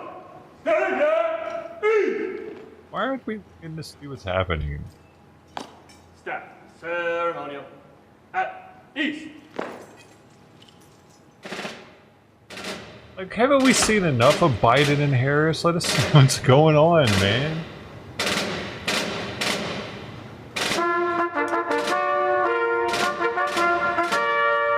I'm really not that interested in their facial expressions of them.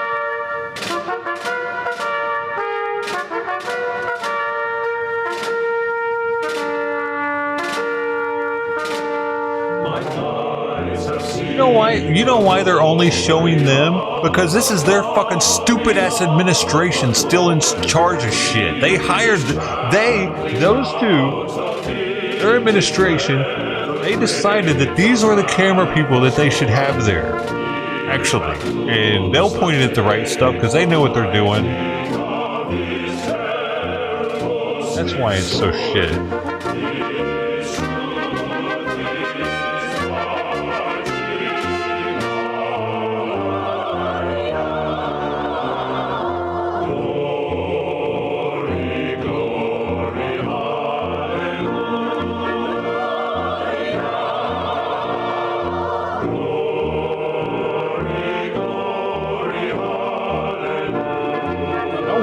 Feeling though it must be for them knowing that they're actually getting fired right now, and this is their...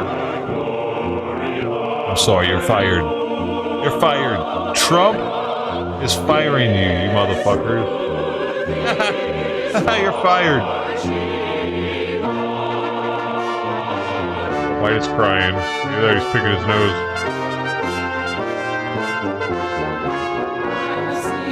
You got a dangler. Is he crying?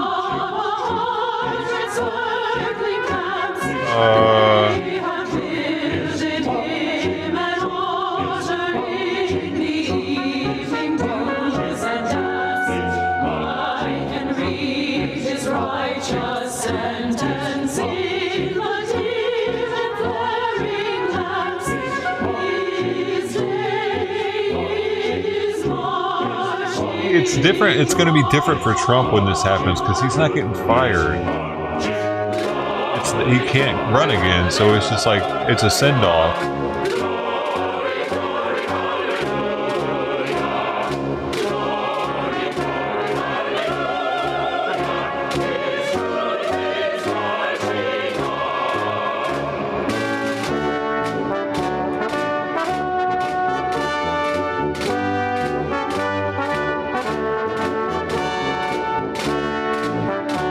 Lloyd also looks like such a pudgy bitch, dude, compared to the guy on the far left.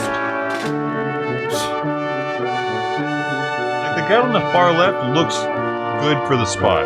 Like, that looks like a strong military man that can still hold his own.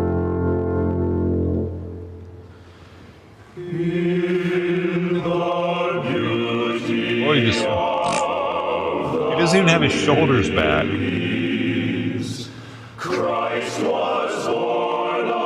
He's slouching. You fucker. He's the head of our military and he's slouching. That's says it all.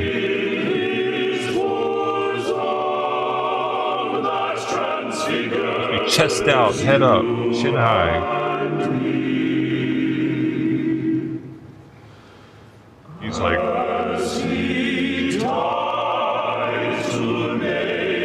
gonna make him great again, make the military great again. Great. More days.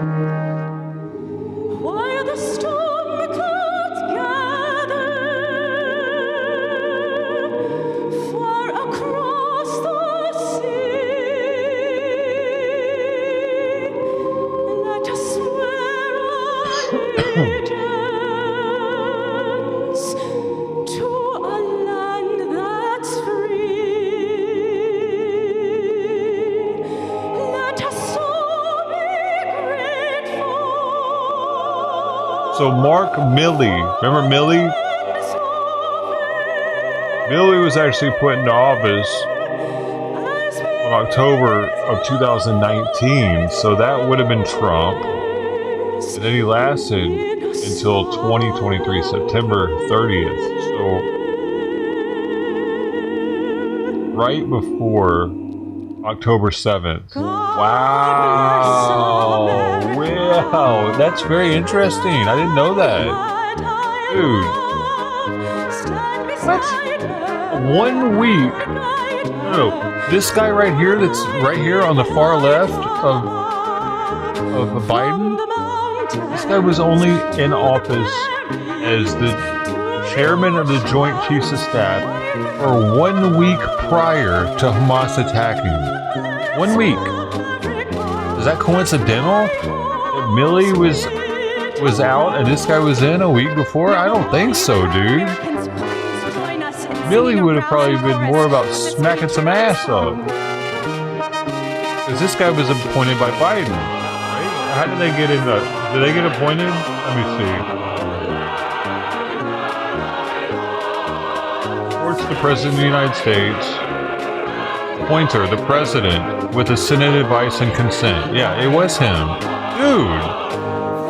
Yeah, it's very, very, extremely fucking interesting. I had no idea. Milley was out only 1 week before.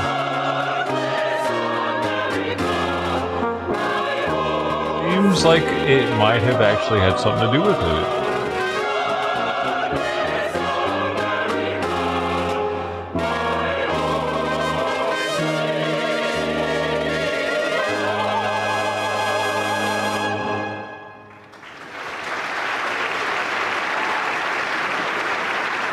Y'all remember Milley, right? He was that short white dude.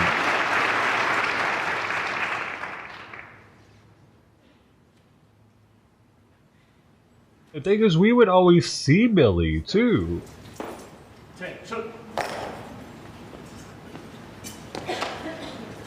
Honor, guard, color,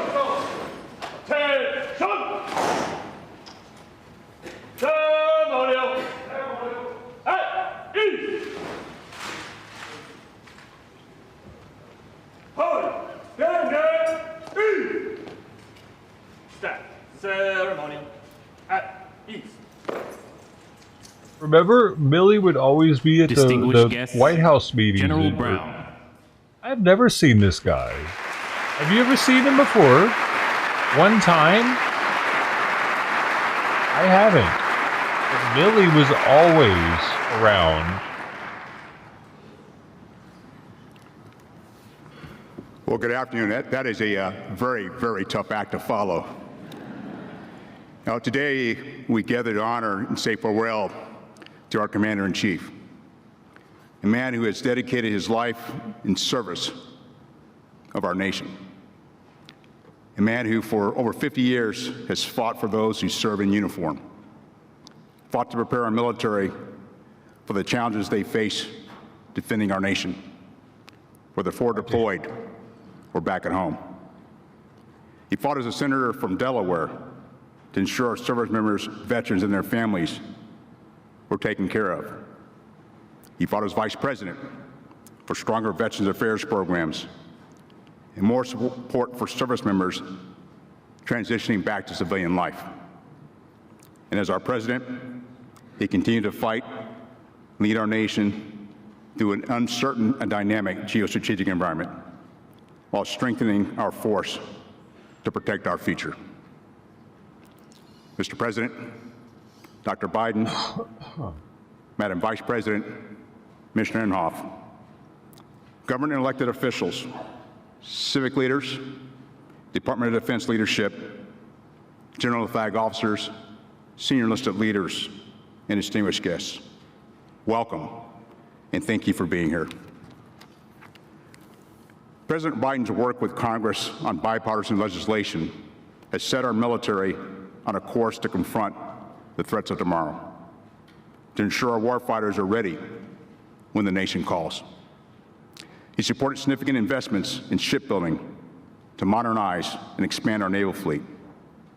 We are on track to increase the number and lethality of our fighters and bombers and expand our space domain capabilities. We are now on a trajectory to increase long-range fires, implement next-generation combat vehicles, and improve air and missile defense. And generational modernization of U.S. nuclear triad is underway, bolstering our deterrence capabilities. And we're on a pathway has been set to streamline adopting emerging technologies such as artificial intelligence, quantum computing, and uncrewed systems into our fighting force. Dude. Simultaneously, President Biden. Bro, that fucking guy. Remember that interview that we just watched? That guy that was they were spying on him and interrogating. They had that date with that chick, and he was talking about that quantum computing and AI and how he's working with the Pentagon with it and shit. Oh man, that's wild. Has worked tirelessly to care for our men and women in uniform. He wasn't bullshitting. And their families. Improving the quality of military housing, providing historic pay raises, and implementing new programs to expand the benefits available to all service members. I'd also like to recognize the incredible work of Dr. Joe Biden. She has done what she has done with Joining Forces Initiative, supporting service members, veterans, caregivers, and their families. As our Commander-in-Chief, President Biden has fought for our military time and time again. Today's ceremony is just a small, small token of our appreciation. Bullshit. So thank you, Mr. President, for all you've done for the military, for this nation and its military. I don't believe Your it. unwavering commitment to the strengthening of our force and the welfare of our service members, veterans, and families, stands as a testament to the deep responsibility you carry throughout your service. The military's weaker now than it was 4 years ago. I want to thank you for the trust and confidence you placed in me as the 21st Chairman of the Joint Chiefs of Staff. It's truly an honor to serve our nation and have this opportunity to lead the Joint Force. Mr. President, your lifetime of selfless service, your unwavering commitment to those that answer our nation's call, and your leadership as our Commander-in-Chief has profoundly shaped our nation. To paraphrase 2 Timothy chapter 4, verse 7, you have fought the good fight, you have finished the race, and you have kept the faith. On behalf of our 2.1 million men and women in uniform, our military families, and our veterans, thank you, Mr. President, for keeping the faith. This guy was and the those chief. past and present who defend our great nation. Simply said, thanks for your leadership. May God bless you and your family. May God bless our service members and their families. This guy is the principal military advisor to the president. That's his position. So he's the guy that he was the expert for the military for Biden. Actually, I'm gonna have to find out more about him because Millie was in service for 43 years, from 1980 to 2023. That's pretty awesome. I don't know. I don't think this dude's got Millie clout, bro. May God continue to bless the United States of America. Thank you.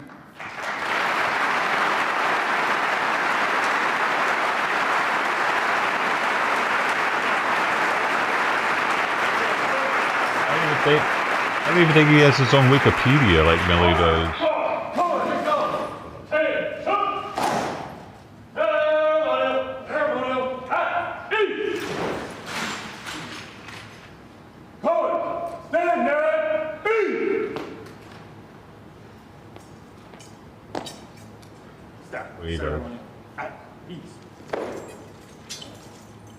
Distinguished guests, Secretary Austin. He's been in since 1984. Air Force, though, man. I don't know. I want to see a Navy guy next. We had Army, got an Air Force, put a Navy guy in charge of the military. Well, good afternoon, everybody. Mr. President, Dr. Biden, Madam Vice President, and Mr. Imhoff, Department of Defense leadership, distinguished guests, ladies and gentlemen. It should happen. Welcome to the Armed Forces Farewell Tribute. What is your problem? In honor of our 46th president. For more than 5 decades, President Joe Biden has thrown himself into public service. Who was the Joint Over the Chiefs past after 4 World War years, II? Was it he's secured his place in history as one of our great foreign policy presidents. As Secretary of Defense, I have seen this, and I've seen his leadership up close. Admiral, General, then Admiral, He took the then oath General. of office as America faced a moment of great challenge. The COVID pandemic was raging, and our allies and partners feared that America had lost its way. Airman. President Biden helped America and the world recover from the pandemic.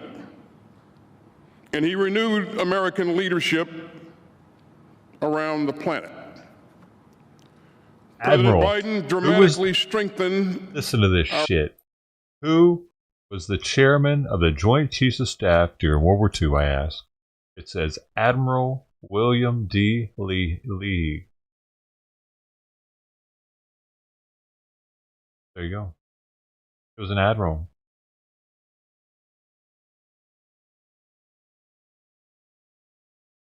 I think that works. Our unmatched global network of Crane? allies What's and going partners. on? Is he sleeping? He rallied the free world to help Ukraine fight for its freedom after Putin's indefensible invasion. He positioned America to succeed in strategic competition with the People's Republic of China. He orchestrated a new convergence in the Indo-Pacific around a shared vision of security, openness, and prosperity. Bro. But this is a quote from this guy.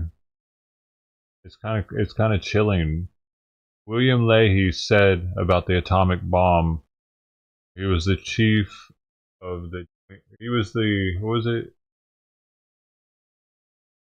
Fuck, I gotta remember this stuff. It's the chairman of the Joint Chiefs of Staff during World War II.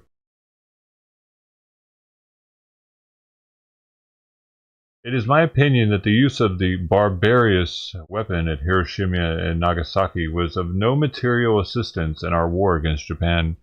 The Japanese were already defeated and ready to surrender.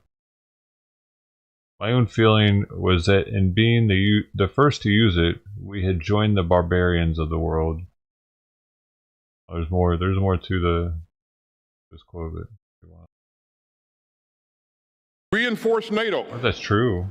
Which is now larger, stronger, and more united than ever. He shored up Israel's security after the vile October 7th terrorist assault by Hamas. He helped defend Israel from outrageous direct attacks by Iran. And he's prevented the Middle East from erupting into an all-out regional war. Right. Dude, and he has just secured. Dude, if it weren't for him and him putting this other dude in this guy here into his position, maybe Hamas wouldn't have done it. If you missed it a second ago, this guy was put in a position 1 week before Hamas did their attack. 1 week. On September 1st, he was put in the position. And Milley was put out. 2023, September 1st. October. Yeah. And I have to look at them again to make sure. We got to verify these numbers. A ceasefire that will stop the fighting in Gaza, surge more humanitarian aid to suffering Palestinian civilians, and reunite the hostages with their families.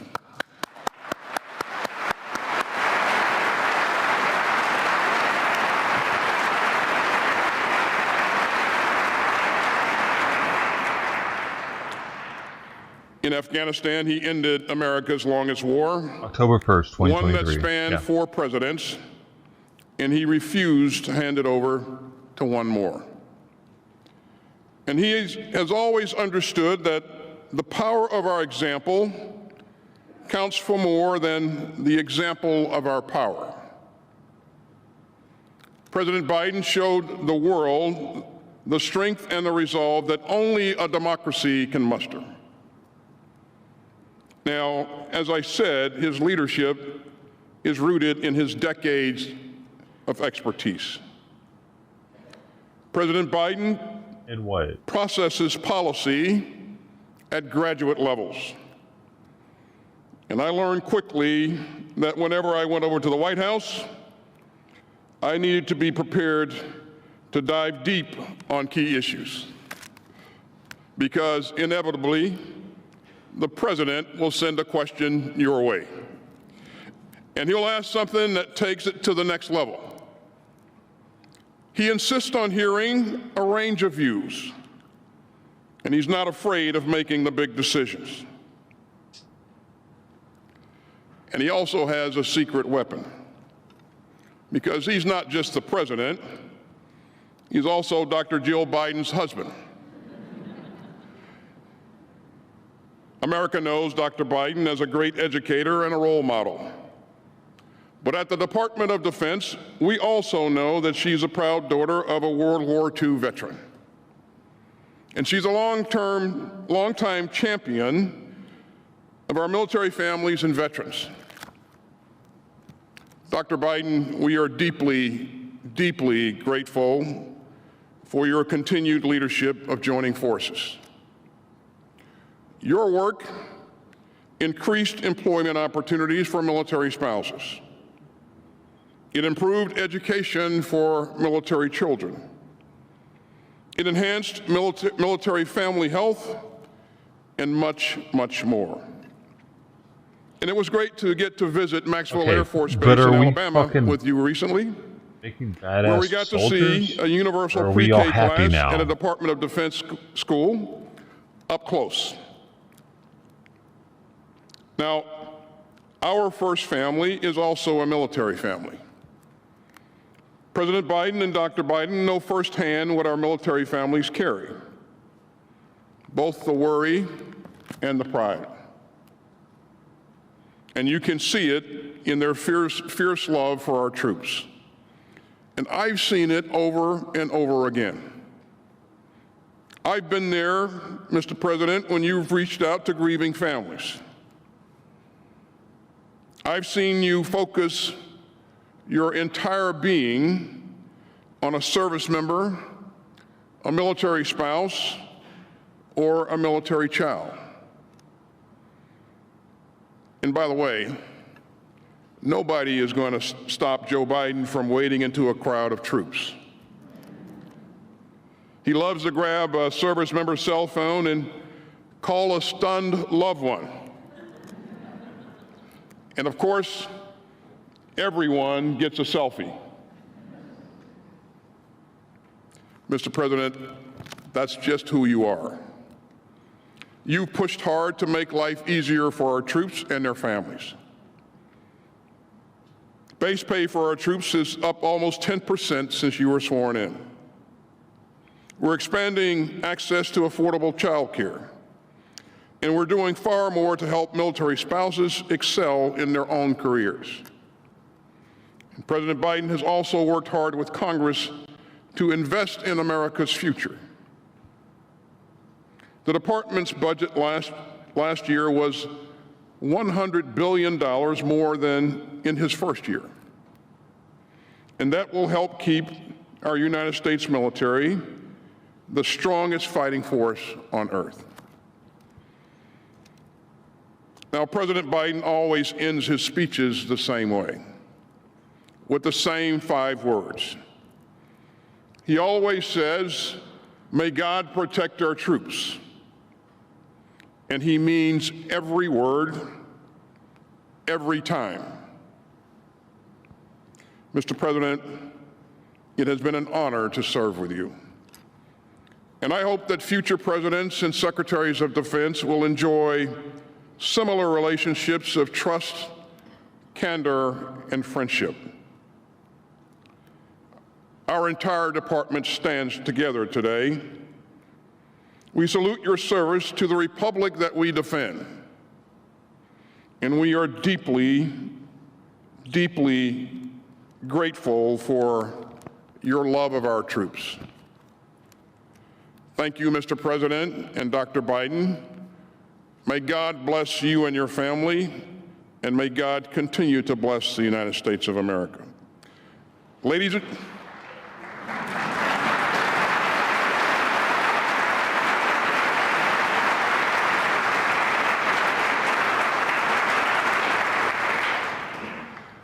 and gentlemen, it is my honor to introduce one last time the President of the United States, Joe Biden.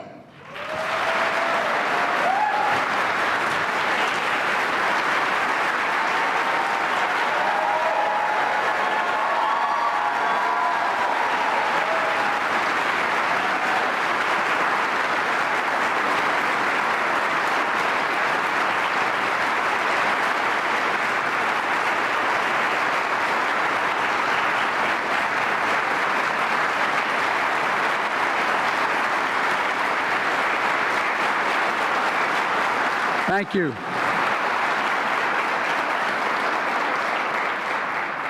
Every time I'm here, it's made me so damn proud to be an American. And most all of you as well. 1% of you are defending 99% of us. We owe you big. Just over 240 years ago, George Washington gave his farewell address to the Continental Army. Still astonished by their victory and by their unity, Washington asked, and I quote, "Who that was not a witness could imagine the men who came from different parts of the continent would instantly become one patriotic band of brothers." That's what you are, one patriotic band of brothers. Vice President Harris, Jill, Doug, Secretary Austin, Secretary Brown, two of the best decisions ever made in my career, by my dad. Service secretaries.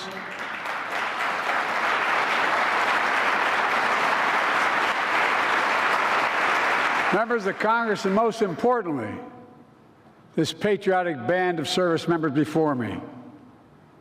Serving as your commander-in-chief has been the greatest honor of my life.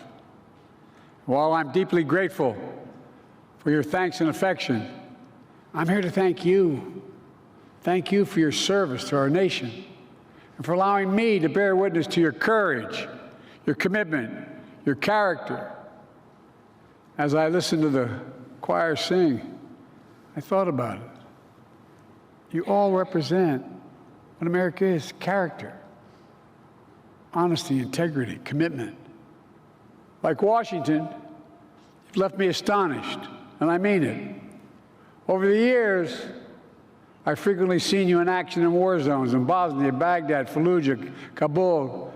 I was going to bore the hell out of you, but Helmand, Kandahar, and other places. I remember one trip to Afghanistan as vice president. I was at a forward operating base, Wardak Province, which is in eastern Afghanistan. I was asked by a commanding officer to pin a Bronze Star on a soldier for his heroism. A soldier's teammate was hit while driving in a Humvee. And this soldier did everything possible to rescue his colleague from the burning flames. But when I went to pin the medal on him, the soldier looked at me and said, "I don't want it. I don't want it. He died. I don't want it." And in that moment, all I could think about was the incredible courage and humility, the moral compass that this soldier had, that all of you have. This is not hyperbole. You are simply the greatest fighting force in the history of the world. In the history of the world. That's a fact. That's not hyperbole. That's a fact. And there's never been a time in history when we've asked our military to do so many different things, so many places, all at the same time. And I want to be clear. You've done all these missions with strength, and maybe even importantly, with integrity. When I ask you to end our nation's longest war, it rose to the occasion, evacuating Americans, allies, and our Afghan partners, accomplishing the largest airlift in military history, and ending a war with the same courage that defined American service in Afghanistan for over 20 years. I believe history will reflect it was the right thing to do, but I know it was hard. After decades of losing your brothers and sisters, including the withdrawal, the pain was still real. And it was for me as well. Every day I still carry, every single day, it's my schedule. On the back of the schedule, every single day, at the top since I've been here, it says daily U.S. troops in Afghanistan. U.S. troops have died in Afghanistan. 2,465. Not over 2,000, 2,465. Troops wounded. 20,769. And every day we'll honor their sacrifice for continuing the mission for which they gave their lives. Fighting terrorism, defending our homeland, and protecting the American people. 6 months after that war ended, when Russia began its largest war in Europe since World War II, I asked you to help defend Ukraine. You didn't hesitate. You kept Ukraine in the fight, trained Ukrainian soldiers and pilots, troops, bolstered NATO's eastern flank, and above all, you showed the world America stands up for freedom, stands with our friends. America stands strong with our allies. We never bend down. We bend down to no one, certainly not Putin. And now, nearly 3 years later, Putin has failed to take Kyiv, failed to make large territorial gains, and failed to break NATO. As a matter of fact, when I spoke to him on the phone, he talked about he wanted us to be the Finland of Europe. And I pointed out to him at the time, for real, I should not only get the Finland of Europe, you're going to get the Finlandization, not of Europe. You're going to see Europe joining NATO, Finland joining NATO, Sweden joining NATO. And America's watch, dictators do not get to do whatever the hell they want. Then following Hamas's terrorism on October the 7th, I asked you to, excuse my back, by the way. My mother would be very upset. I asked you to deploy to the Middle East. Again, you stepped up, pulling long nights and long deployments to weaken Hamas, to defend Israel against unprecedented attacks on Iran. Imagine had we not. If we don't lead the world, who will lead the world? Who? And twice, you stood up to the attacks by the Houthis in the Red Sea. Last year, I spoke with the women and men aboard the destroyer that took down the first Houthi attacks. It was the USS Carney. And I want you to tell you all what I told them. We owe you. We owe you.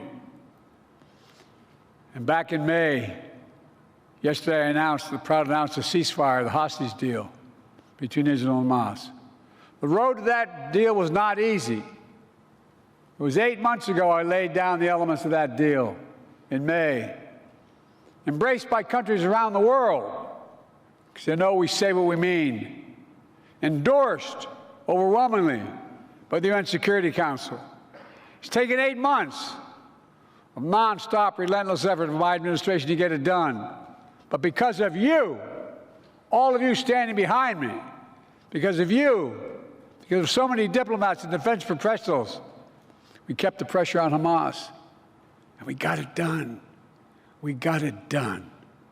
And finally, when I ask you to strengthen America's position in the Pacific, in the middle of all the other conflicts and crises, you said no problem. You kept China in check. Remember when we took office, China was going to overcome the United States economically and politically by 2030. Everybody wrote that, except here in this building. The skies open, the seas free, and our allies close. You established our first trilateral defense partnership with Australia and the United Kingdom, our first trilateral partnership that we said couldn't get done with Japan and the Philippines, and our first trilateral partnership between Japan and South Korea. Remember that? Camp David that said we couldn't do it. It wasn't me. It was America. We did it. That's what America does. And people know America's acting out of character. Our nation is so much, and so many others. Our nation has asked so much, so many others as well. Doctors and nurses, helping service members to learn to walk again, eat again, speak again. The National Guard members who dropped everything to help their fellow Americans during the fires and hurricanes. The Marines guarding embassies around the world. The scientists making sure we have an edge over adversaries. Interpreters who make our missions possible. And perhaps most importantly, your families. They sacrifice so much. And I might add, the doctors and nurses. Excuse a point of personal privilege, as used to say in the Senate. Came home I commuted every day, every single day, over 2,100,000 miles on Amtrak because I lost my family when I first got here. My oldest son, one day I went home, he was the Attorney General. He said, "Dad, what are you doing Friday?" I said, "What do you want me to do?" He said, "Why don't you pin my bars on?" I said, "What?" He said, "You're married with 2 children." I said, "No, Dad, but someone's got to go."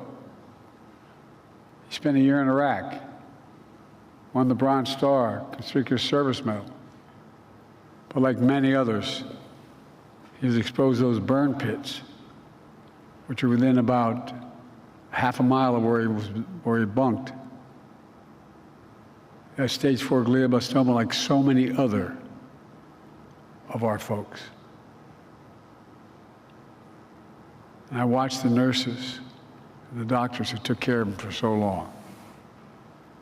And by the way, I want to take a moment to speak to all military spouses, kids, and parents here today. Most Americans never see the sacrifices that you make every single day. They'll never see all those holidays and birthdays with an empty seat at the dinner table because mom or dad was deployed. They'll never see all the moves you had to make to new states, to new schools, to new jobs. But I see it, and Jill saw it. She made it her life's work.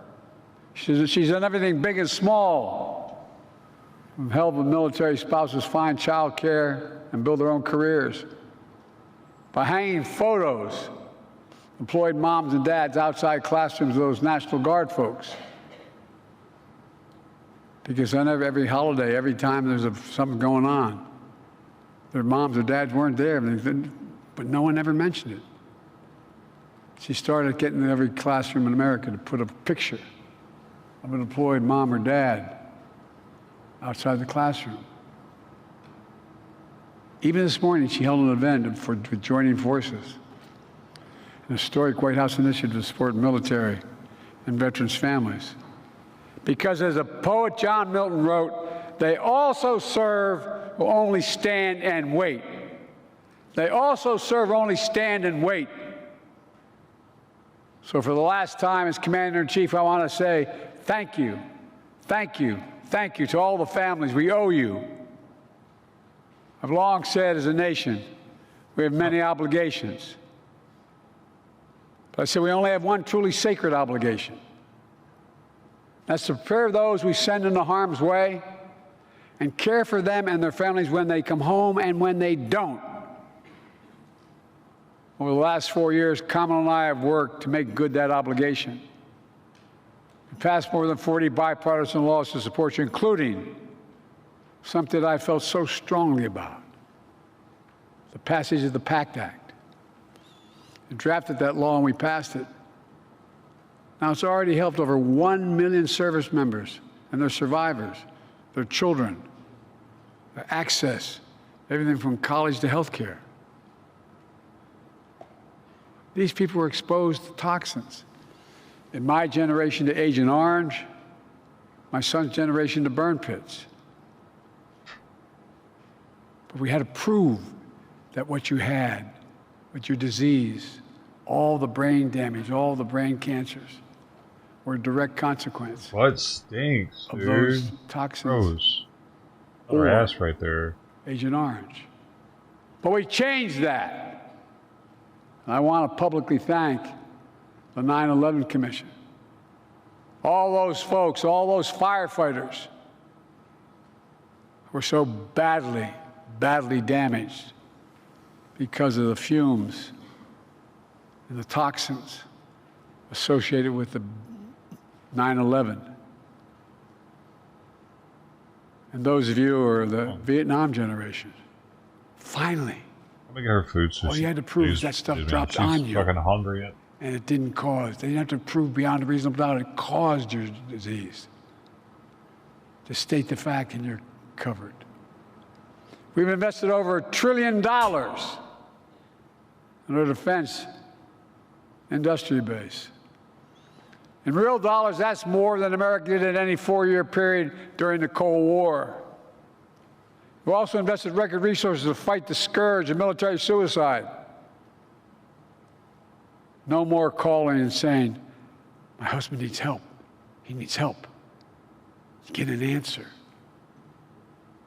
We fought we brought veterans' homelessness to record lows. Made historic changes in the military justice system, which has reduced the rates of sexual assault for the first time in nearly a decade. We ended the ban on transgender service. We took landmark steps to create more economic opportunities for military spouses. We expanded opportunities for women in combat roles. And I'm proud to have appointed the first woman as a service chief in the history of this country. Clap for that, folks, because she deserves it.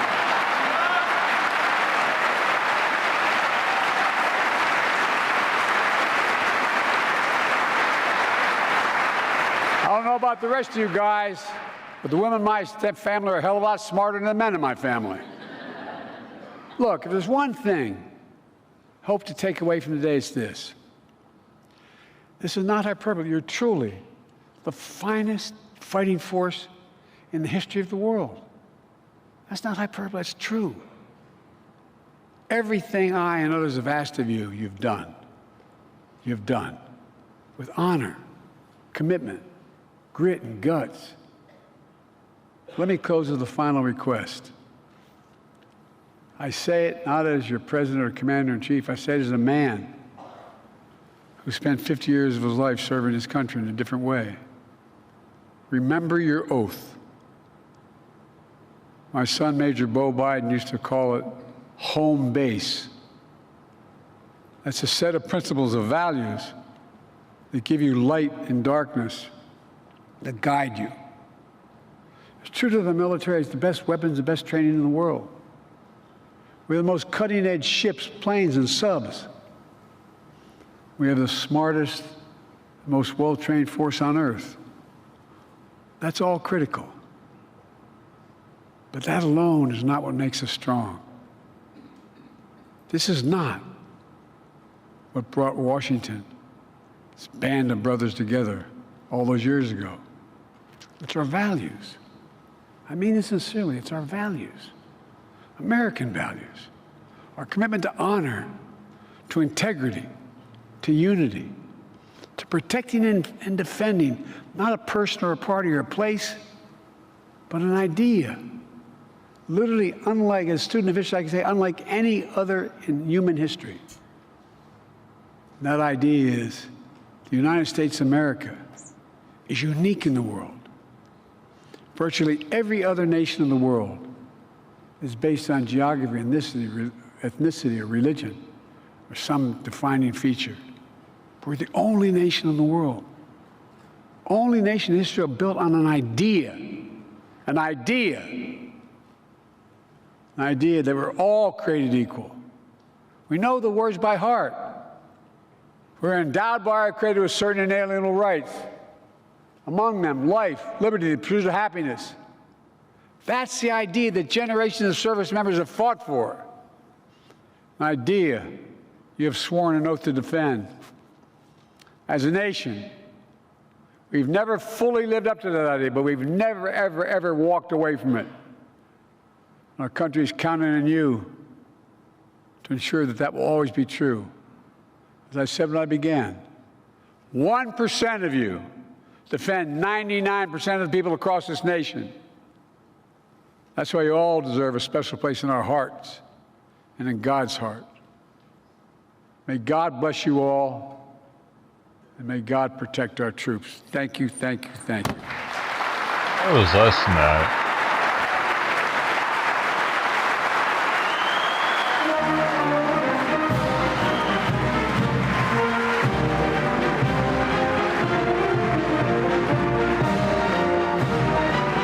Less than 1%, actually. It's not 1%. He doesn't know what the hell he's talking about.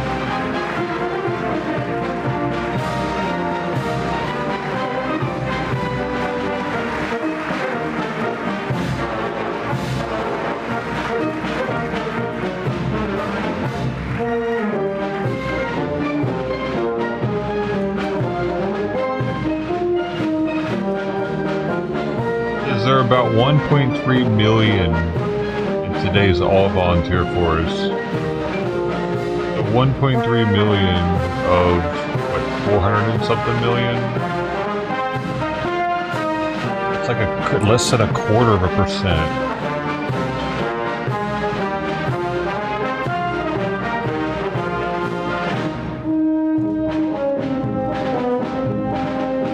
$334 million.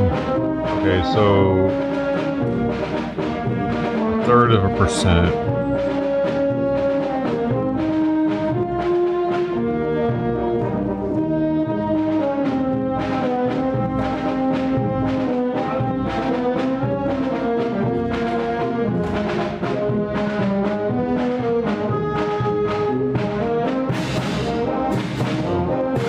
Less than 0.5% though. More than 1/3%.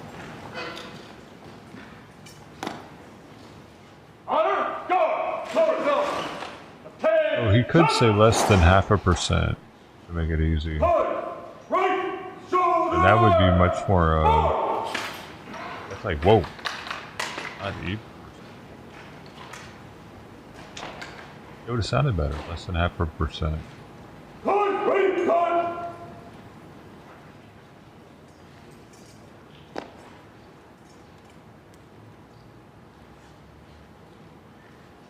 Pass and review. Hey, and you... Honor guard. Pass in review. Right. Backwards. He wants Simon's food now. He smells it out there. Right shoulder. Right wheel. Arm. Oh!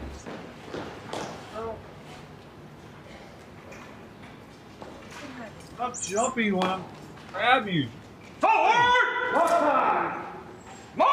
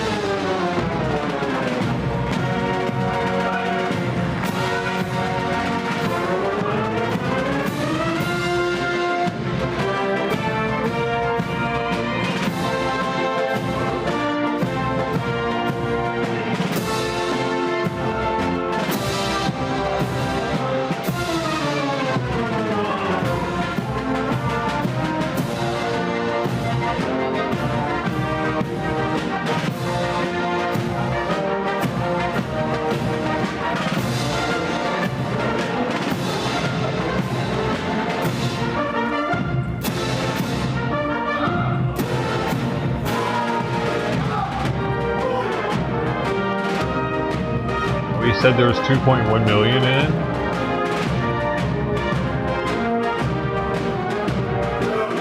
This was written in 2023 and it says 1.3 million. I doubt he increased our military that much.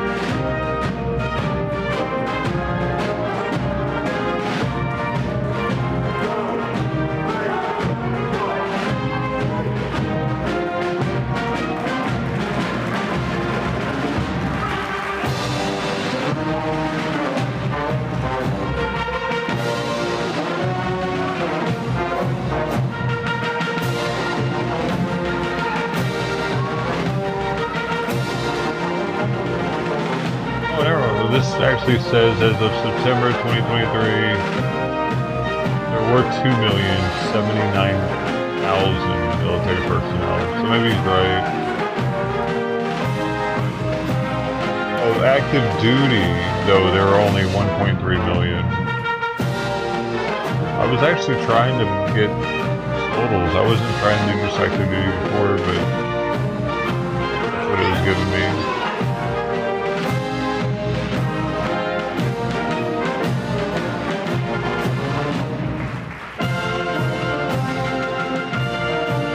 If you count like the reserves, National Guard, also that's an extra. 1,000.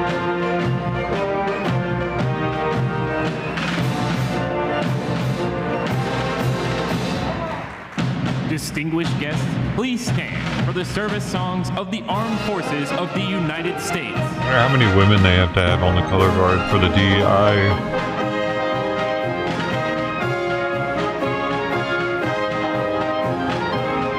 Right, they have a certain percentage.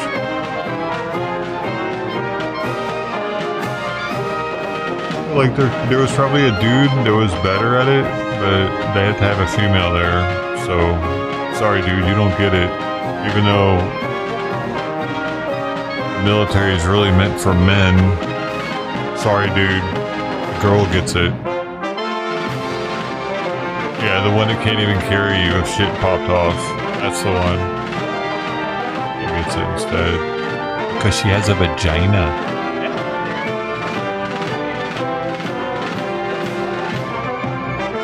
Why not? Why not give her a chance? We don't need the best people in the positions. We need the most diverse so everybody's happy. Except for the dude that didn't get the position because the chick... Oh, what about that guy?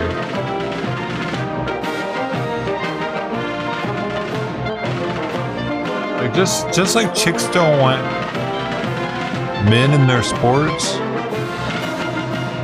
why do women have to be in the guy sports?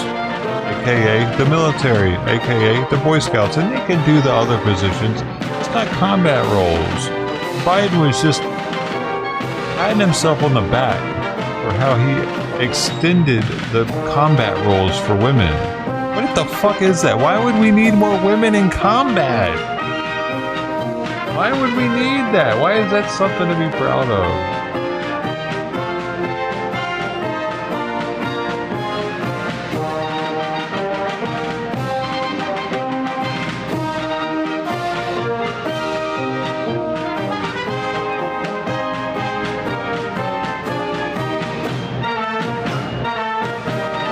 He's just proud that he's gonna get more women killed or what?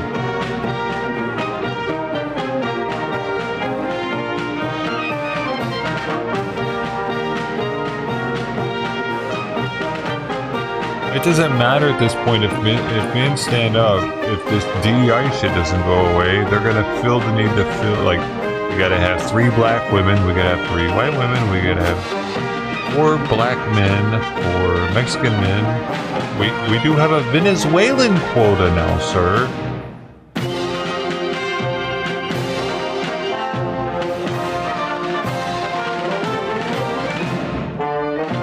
The Venezuelan women are really tough.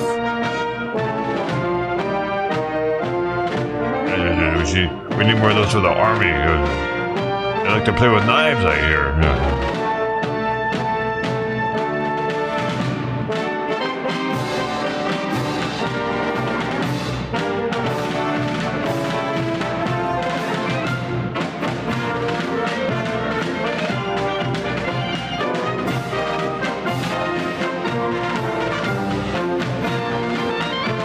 The most colorful administration we might ever have in history and in the future,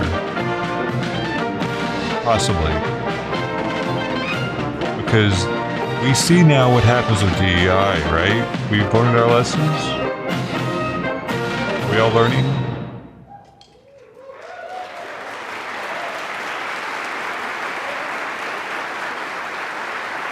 I mean, right now, he's the only white dude up there. There are 3 black people on stage with him.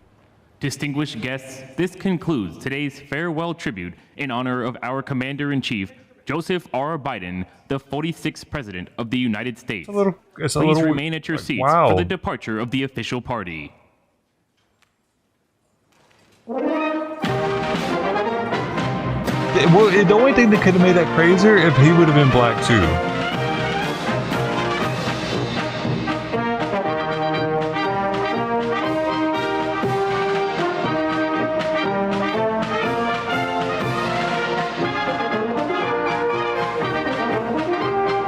Costco? Oh, really? That's weird. Oh, I think I heard something about that. don't know. I don't fucking care about Costco with DUI nearly as much as I do about our government. Like, if they want to hire the retarded Venezuelan chick to run the register, I don't care. As long as we're going just as fast as we used to. But if I'm noticing that all the... Because the thing with Costco is they don't fire their employees very often. You get a job at Costco, you pretty much got a government position. People work there for decades. So, yeah, if I see all of a sudden the old-timers are starting to disappear and they're being replaced by a bunch of what seems like incompetent DEI fill-ins, I'd have a problem then. I might have to go to Sam's.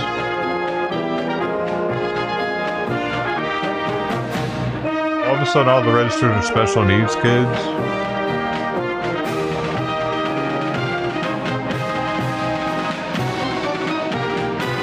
They would never do that though.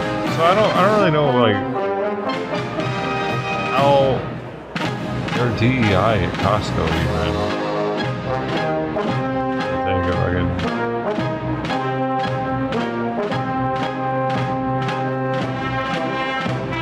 If anything, the damn customers are DEI. Get rid of some of them motherfuckers. Those DEI people I see in there are the customers. Completely oblivious that there are other people next to them that don't care about having a single peanut. Oh, peanut. Oh.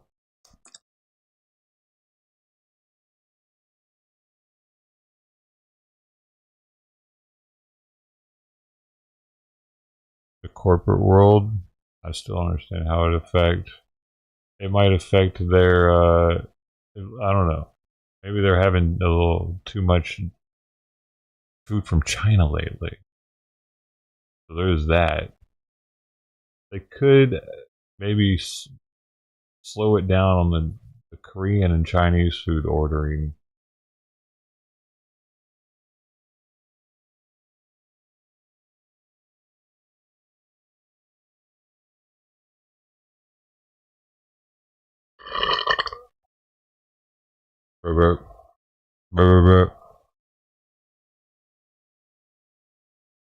I just don't think that food's safe.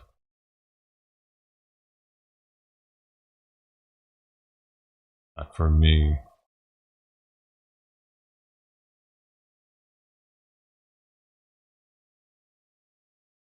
Legendary filmmaker David Lynch has died.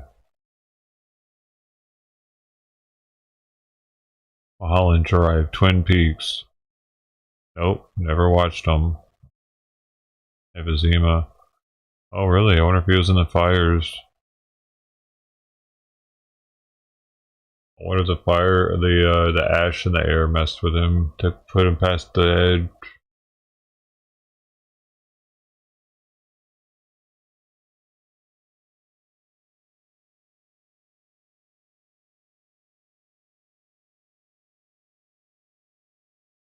Southwest Airlines pilot arrested.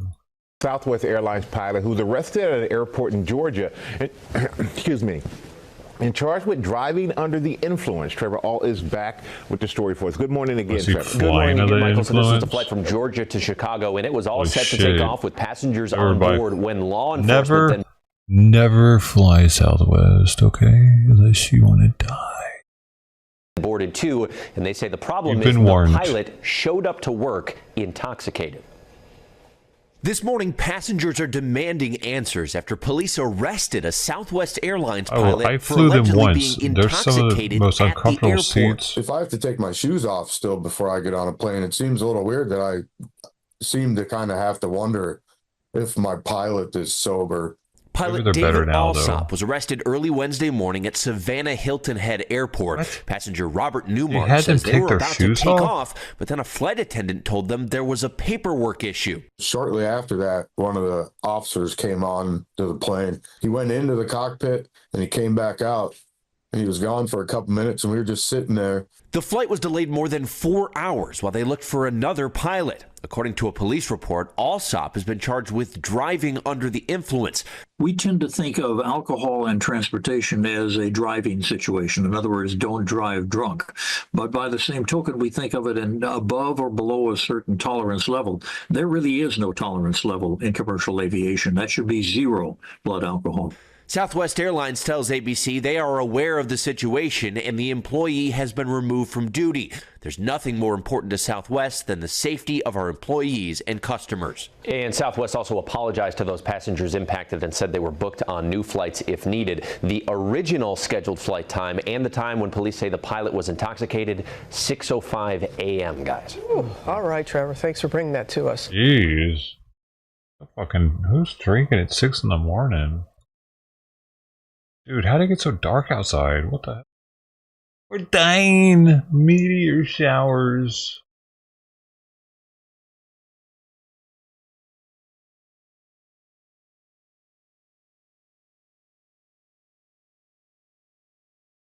Wild night out. Yeah, it's true too. Poor guy. He misjudged it, seems. It's a bummer, as he's now going to lose his pilot license. His life is fucked. Kind of sad. If that's the case, he just misjudged a crazy night. But he should have known better. Probably the first time.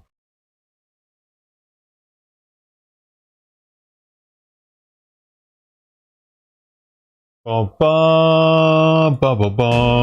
Gaiman is denying any allegations of abuse after 8 women accused him of sexual misconduct. The popular British author of fantasy and science fiction works such as Good Omens and Sandman, which have been adapted for screen, spoke out in a blog post after an article in New York Magazine. Yeah, no. Never heard of him. Probably is a creep. Look at this kitty. Whoa.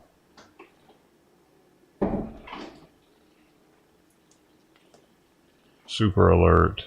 Not blinking one bit. This cat, that's not even a real cat. It's a stuffed cat that they put a bag inside of with fluids, and other cats suck on it and think it's a real cat. Oh, never mind. Hey, I need it to be quiet just for to be still just a little longer.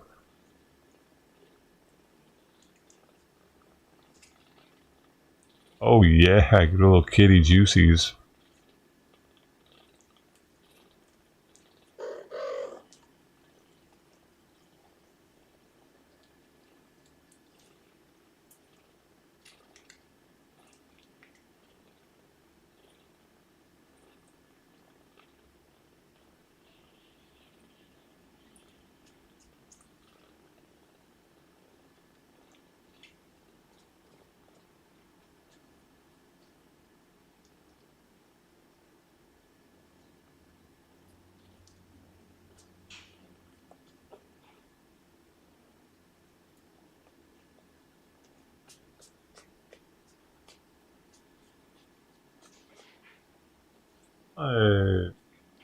What? You're kitty too. Oh, acrobat.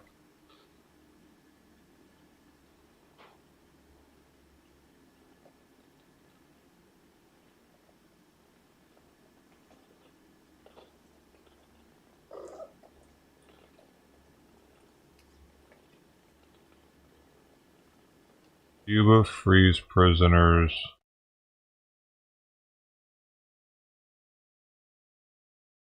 Cuba has started releasing some prisoners after President Joe Biden announced Tuesday he's removing the island nation from the list of state sponsors of terrorism. The Catholic Church had been negotiating with Cuba's communist-run government over the release of the prisoners. Most of them were jailed following unprecedented island-wide government protests in July 2021. Cuba says it intends to release 553 political prisoners as part of its talks with the Vatican. More than a dozen people convicted of various crimes, including taking part in the 2021 protests, were released Wednesday. President-elect Donald Trump designated Cuba a state sponsor of terrorism shortly before he left office in January 2021, 5 years after President Barack Obama removed it. Biden is facing pushback from both Republicans and Democrats on the decision. Trump can reverse Biden's actions as soon as he takes office next week. There's no word yet if he plans to. We'll keep you updated. Hopefully, just download because they are sponsors of terrorism. California Governor Gavin Newsom signed an executive order this week to stop what he calls predatory real estate investors from taking advantage of wildfire victims. The order makes it illegal for anyone to make an unsolicited offer on property for an amount less than the fair market value in areas impacted by the Palisades and Eaton fires for the next 3 months.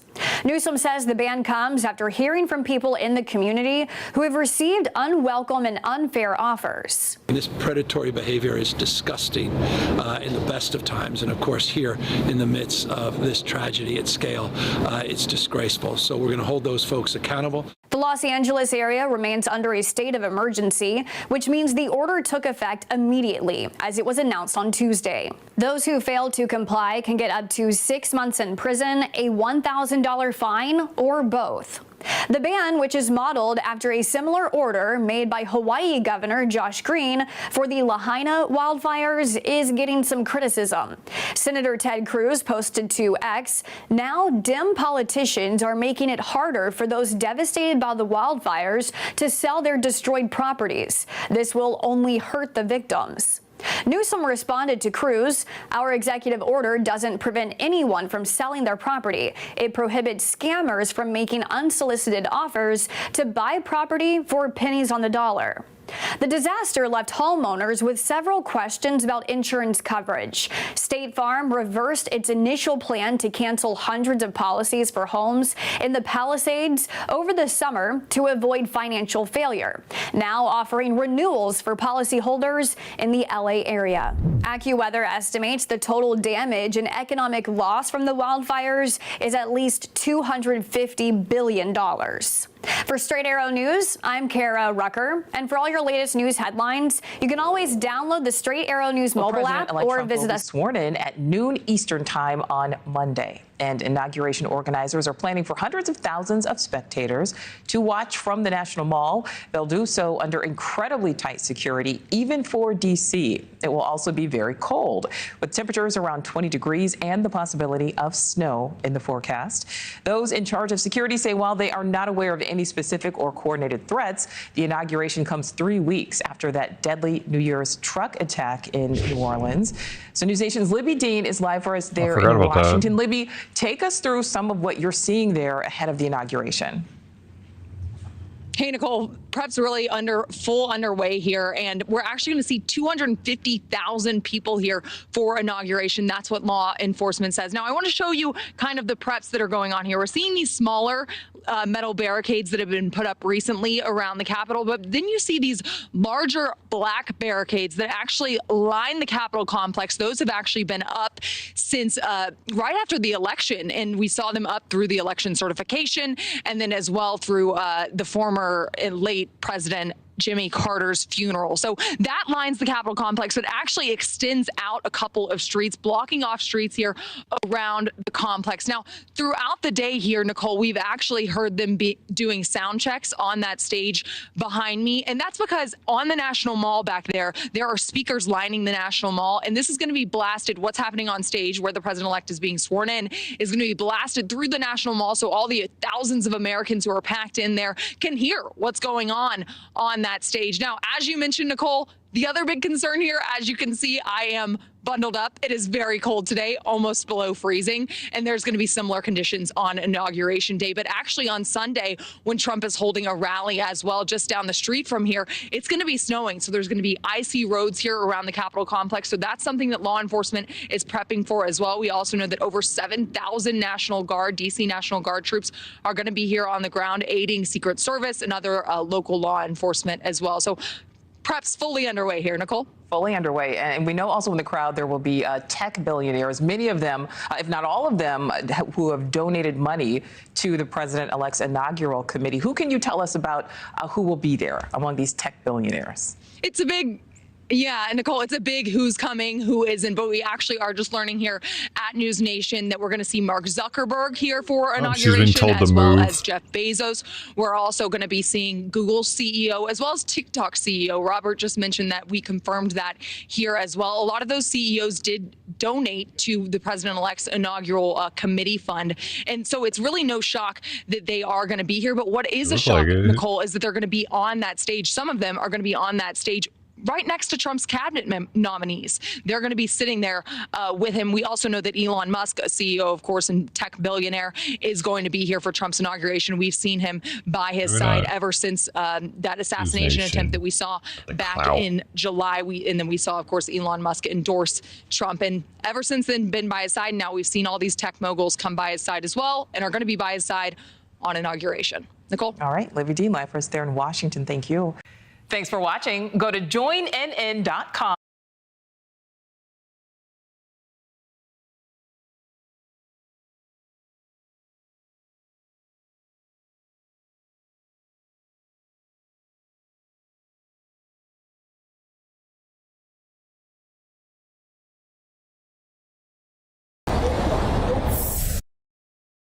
A surprising interview today when Fox 5 was back on the scene of a condo complex that's seen multiple fires.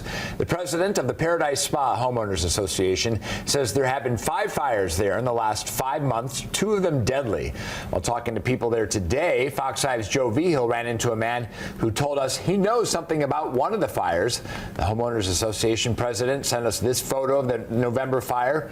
The man told Joe he was there when the fire started. What started the fire was a tweak pipe. A tweak pipe? A meth pipe? A meth pipe. And then I didn't give it back to someone that wanted it back. And so they burned it up. How did the pipe start the fire? Basically, I held it from someone, and I wasn't going to give it back. So she set it on fire. She set the building on fire because you wouldn't give the pipe back? Yes. What did she use to start the fire? A torch. And what did she say? Oh, you're not gonna give back my pipe? All right, well take this. And I was like, oh, I know what she was talking about. And then 20 seconds later, the whole building was up in flames. Did have police talk to you about that? Yes. And what did you tell them? I wrote a statement and then left. Did they say anything to you about being held responsible for that at all, or? No, sir. No? Nope. Do you think you had anything to do with that fire? If I didn't have the meth pipe, it would have been all good. We have not been able to track down this woman who was apparently there too, but we're told on scene by others today that her relatives say she wasn't even there when the fire started. We're told by the association president no one was hurt in the fire. Oh, maybe he was the guy that started it.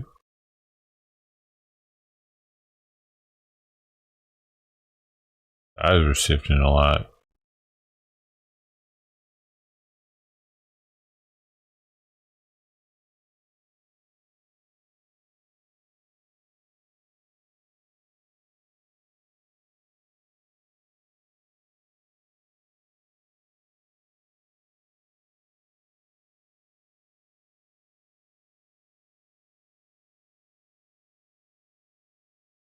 Is a former Big story that we're following down here in our end of the state, a forced overdose. That's how prosecutors are describing the death of a local woman whose body was found hidden in this freezer. The suspect, 38-year-old Daniel Rausch, is a former roommate of the victim. Yeah, and today News 3 is getting a closer look at the evidence in this disturbing case. News 3's Denise Rausch live at the Regional Justice Center for us. And Denise, this is information presented to a local grand jury. My arm bigger, bro. Yeah, Daniel Rausch was indicted last week on a handful of felony charges related to the death of Monique Gilbertson. And today, News 3 did receive copies of that evidence, including body cam video of Metro police officers arriving on scene. November 6th, 2024. Jesus. I'm so sorry. I was like, I just got a shower. Metro police are called to a mobile home park in East Las Vegas on reports of a missing person, 68-year-old Monique Gilbertson. But as officers arrive at her front door, they come face to face with Daniel Rausch, who tells them this. I'm house sitting right now. She left town for a while. Where is she? No, she didn't. Where is she? No, she really did, I swear. Okay, where is she? I mean, her car's here. I know her car's here. She has me house sitting. For close to 15 minutes, Rausch refuses to come out. So we can get a better understanding of where Monique is and why she's all of a sudden gone missing. Okay. Okay? Well, that's fine. She's like, I'm just nervous because I understand you're nervous, but can you please open the door? Eventually, officers do go inside and begin searching room to room. What is this? The freezer? Coming upon a locked freezer with the help of a locksmith, popping it open. Yeah, there's a person in here. Go get him in handcuffs. Prosecutors now believe Daniel Rausch, who also goes by Jaslyn, murdered Gilbertson by forcing her to ingest a lethal dose of fentanyl. The two had met a few months prior at a Home Depot. Rausch was homeless and Gilbertson offered to rent him a room.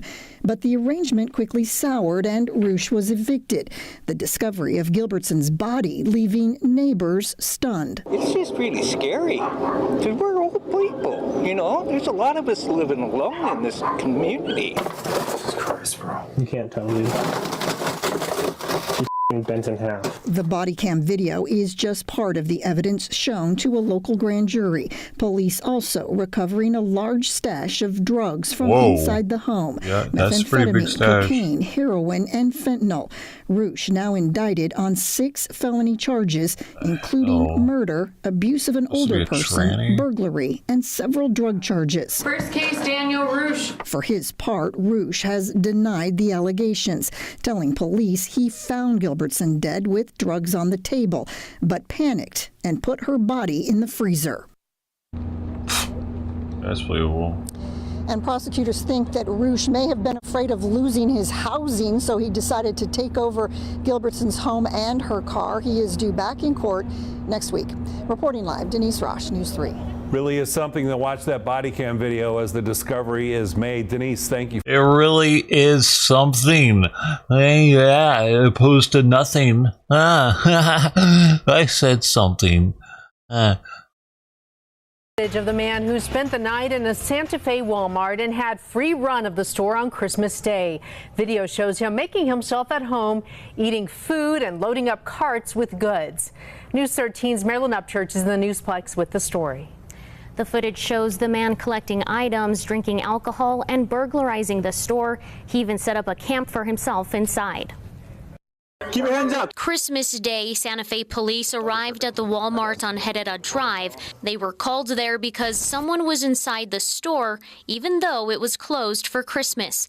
An employee found a man inside and called police. There he is, right there. After searching the store, police found a man they identified as Rodolfo Mendiola in the pet supplies aisle and put him in handcuffs. Get on your knees, get on your knees. Santa Fe police say Mendiola entered the store on Christmas Eve, hid in the clothing section, and waited until workers left. Walmart surveillance footage shows him making himself at home overnight, having the entire place to himself on Christmas Day. He probably slept here overnight, dude. The footage shows him drinking alcohol, and police found multiple carts full of items the man was collecting. The store added up the merchandise in the carts, which came out to be more than $25,000 of goods. Well, we found 3 carts already, or this would be 4. six carts. Police say Mendiola damaged display cases There was a inside bunch the of store. remote-controlled In one cars instance, on it. trying to pry a case open with an airsoft gun. They say he also damaged multiple tablets, the total damage adding up to more than $1,200. Police also found a small camp inside. He was sleeping behind all that. There's a little tent or a little sleeping bag all spread out over there. Mendiola was arrested for aggravated burglary, trespassing, and more. Back to you. All right, thank you, Marilyn. The Walmart Asset Protection told Santa Fe police Mendiola had 2 previous shoplifting incidents from the store in 2023 and 2024. Is it the only store in town? Footage of the man. Jeez, bro.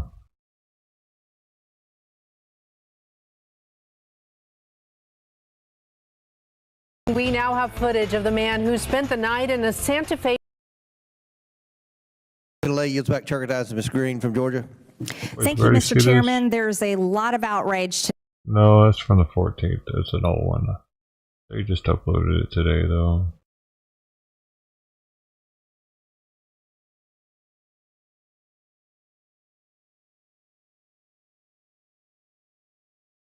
Confirmation.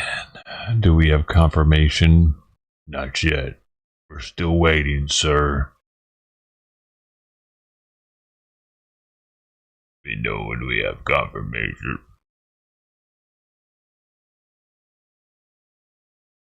Let me know when it's official.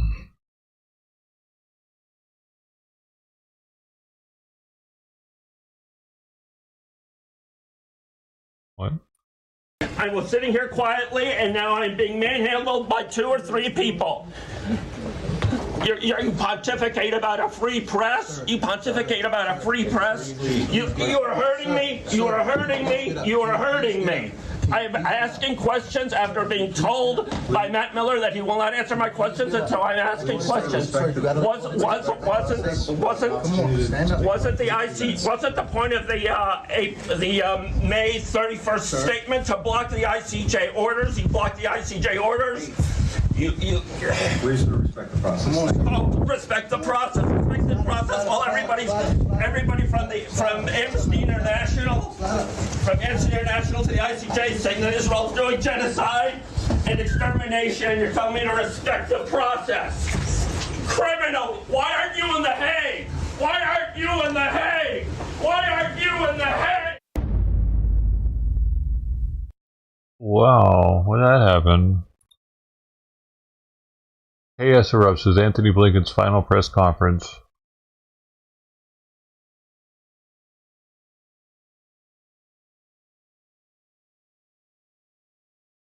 State Department employees forcibly removed reporters who accused the cabinet official of allowing a genocide in Gaza. State Department aides escorted Gray Zone News journalist Max Blumenthal.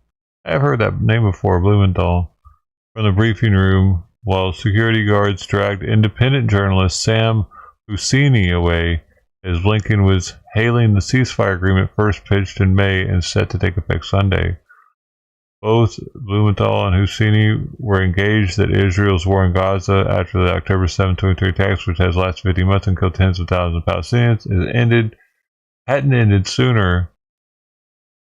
Criminal, Husseini screeched as 3 guards carried him out the briefing room, according to the footage posted on X. Why aren't you in Hague?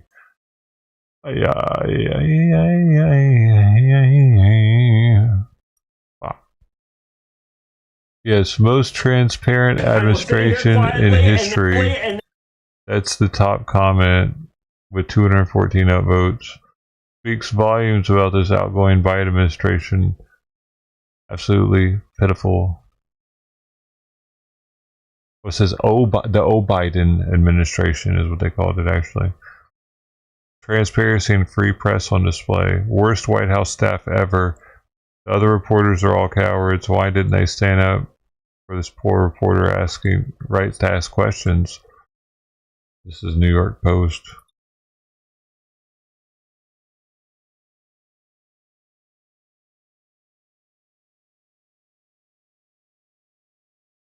Oh my goodness. She was trusted by the school district and by parents. But tonight, a 5th grade teacher in Cape May Courthouse is accused of having a sexual relationship with one of her students. Detectives say the abuse started when the child was 11 and lasted for years, and that the two share a child. Wednesday night, I'm Shari Williams. Rick has the night off. The big story on Action News tonight is a South Jersey teacher behind bars accused of sexually assaulting a young boy and having a child with him. Jersey's just gross in general, I think. From Cape May County, and detectives say the investigation is far from over. Middle Township Police and the Cape May County Prosecutor's Office both investigating here. Prosecutors say these alleged crimes occurred between 2016 and 2020, but the arrest just coming Wednesday. They're now asking anyone that might have even more information to please come forward. Once a 5th grade teacher, now behind bars with bond revoked. 34-year-old Laura Karen was taken into custody at a home on Orbit Drive Wednesday in Cape May Courthouse. Prosecutors allege she sexually assaulted a former student for several years and had his baby. Do you know Miss Karen? There's nothing to see here. There's no one that wants to speak with you. This unidentified man pulled up to the home while we were there. A short time later, another woman appeared from the home after we'd already left. Do you want to talk to us? No, I don't. I want you to leave. You came outside. Please, I'm willing to talk to you. Authorities say the abuse began when the victim was 11 years old. According to the criminal complaint, a few years later, Karen gave birth to the victim's baby. Karen taught at Middle Township Elementary No. 2, and the victim was once her student. Prosecutors say Karen and the victim's family became friends, leading to the victim and his siblings staying overnight with Karen once or twice a week, but at some point they began living with Karen permanently. Investigators say the case came to light last month when the victim's father posted on social media saying Karen's 5-year-old child looked very similar to him and his son. Neighbors say the arrest Wednesday appeared discreet. This woman said she saw multiple black SUVs but didn't realize they were police. If it's true, I feel sorry for the people. According to the prosecutor's office, the school district will have support services and counselors available for students, teachers, or families who may need that in light of this news. We did reach out to the school district for comment, but did not hear back. Here in the community of Cape May Courthouse, Leland Pinder, Channel 6, Action News.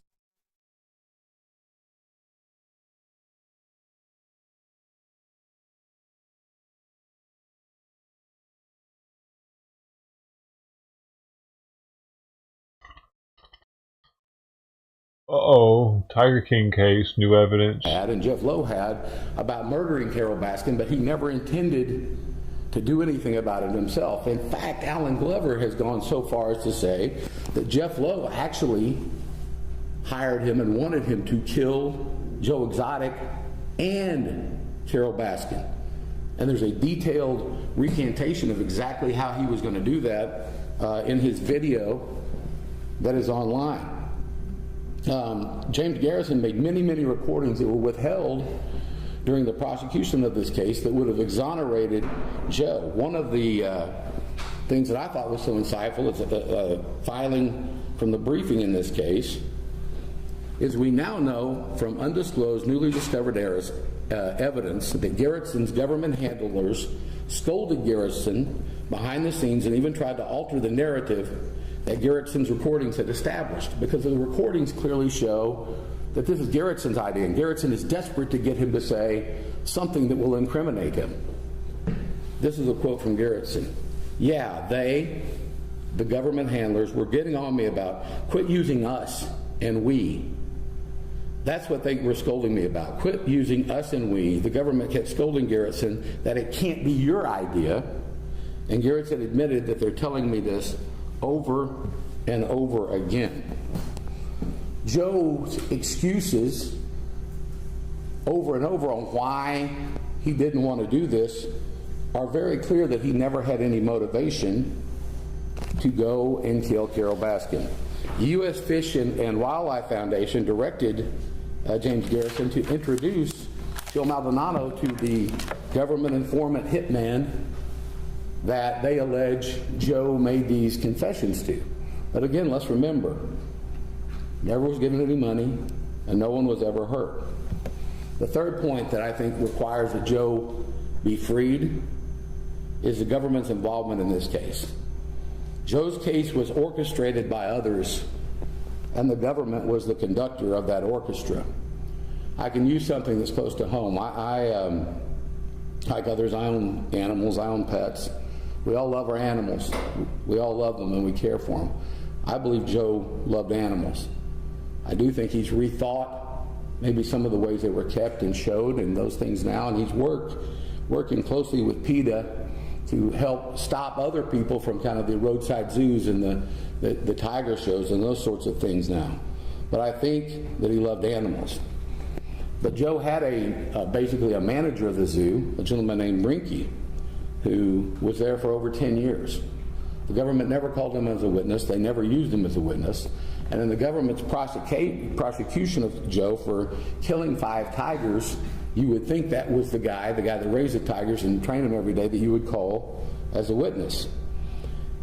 Mr. Rinke did an affidavit, again newly discovered after the trial, where he said the USDA is the one that authorized the way to euthanize old and sick tigers, and all 5 of these tigers were old and sick. Further, as I stated earlier, the government continued to badger all the witnesses involved, Gerritsen, Lowe, and Glover, into implicating Joe while letting them off. And again, the clear evidence of that isn't here. They, for one example, made sure that DUI charges that were against Glover all of a sudden were lessened and basically went away. That's it. The kind of lengths the government went to help these guys to get Joe. Finally, it's admitted by the government, and there's recordings of them saying this, that they added the tiger charges, they added the wildlife charges about euthanizing the tigers simply to get Joe convicted on the murder for hire case because the case was so weak. They knew, and the quote on the tape, you can go listen to it yourself, it's something along the lines of, watching them dig up the tiger skulls will hit the heartstrings of these people and will make them less likely to look at how weak the evidence is in the murder for hire case. So we're here today to demonstrate this new evidence. We asked very directly to President Trump, and I ask you, listening and as a court of public opinion, free Joe Exotic. He does not need to be in prison. This is not a man that deserves to be there. He did not do what he's convicted of doing. He asked for a new trial. He wasn't granted one. At a minimum, he should be entitled to that. Look at the evidence yourself. Make up your own mind. I appreciate everybody listening today. Thanks. If anybody has a question, I'm happy to answer, but I don't think we're going to have any. Tell me the website again. It is free. Sorry, it's joeexoticofficial.com. joeexoticofficial.com. Okay. We good, guys? Thank y'all. Thank y'all. Yeah.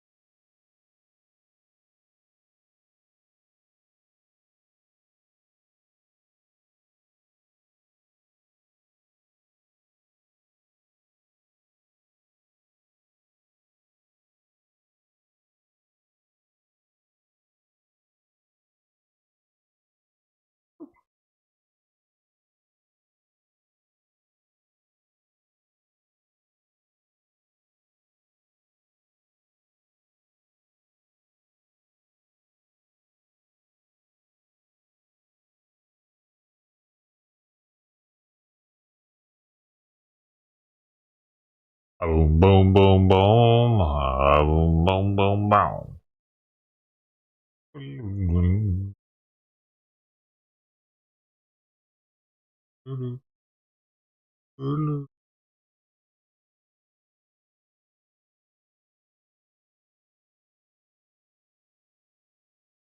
Boom, boom, boom, boom.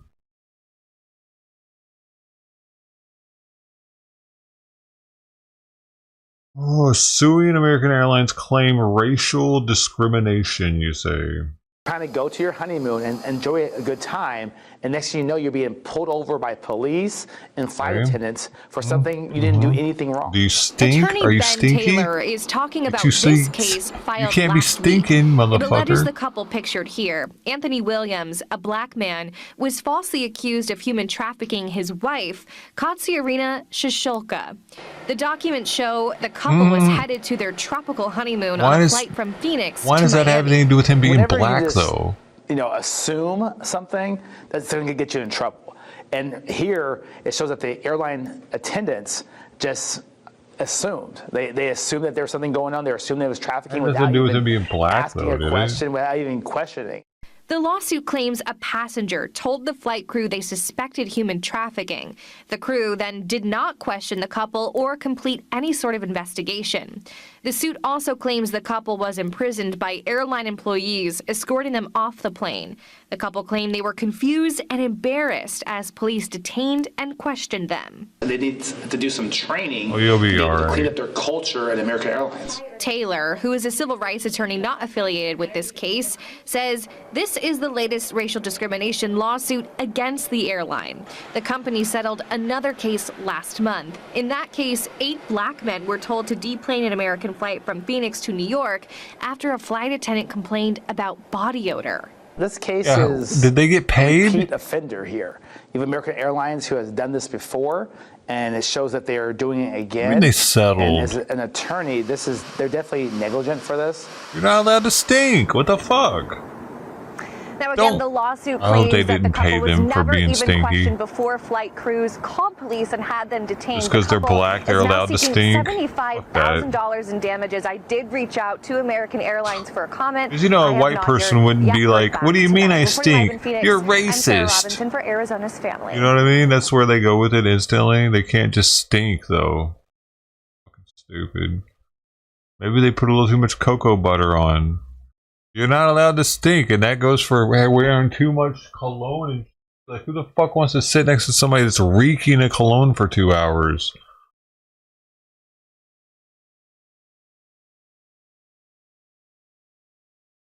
So stink could be subjective or objective or whatever. It depends on the person what stink is. If somebody says you stink, you stink.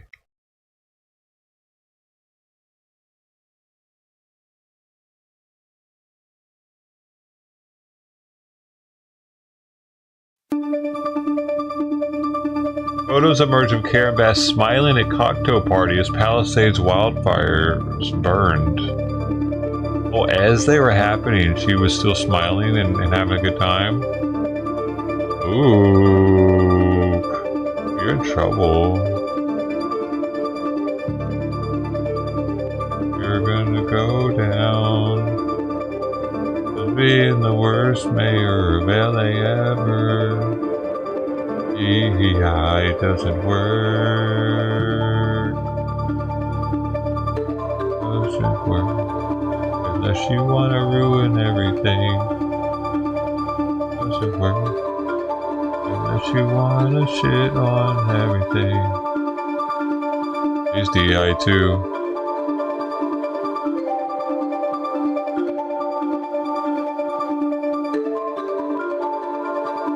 Yes, because LA needs to have ties to Africa.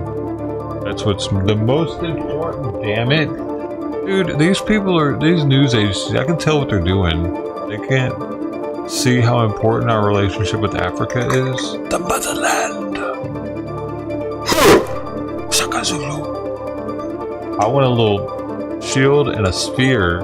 I can throw it at somebody if I have to, but not if I don't want to. I can use it as a Shaka Zulu.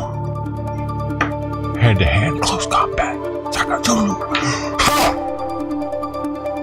Am I the only one?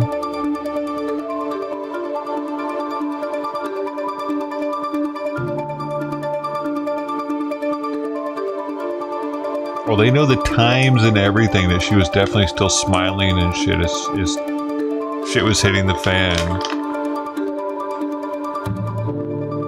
Damn!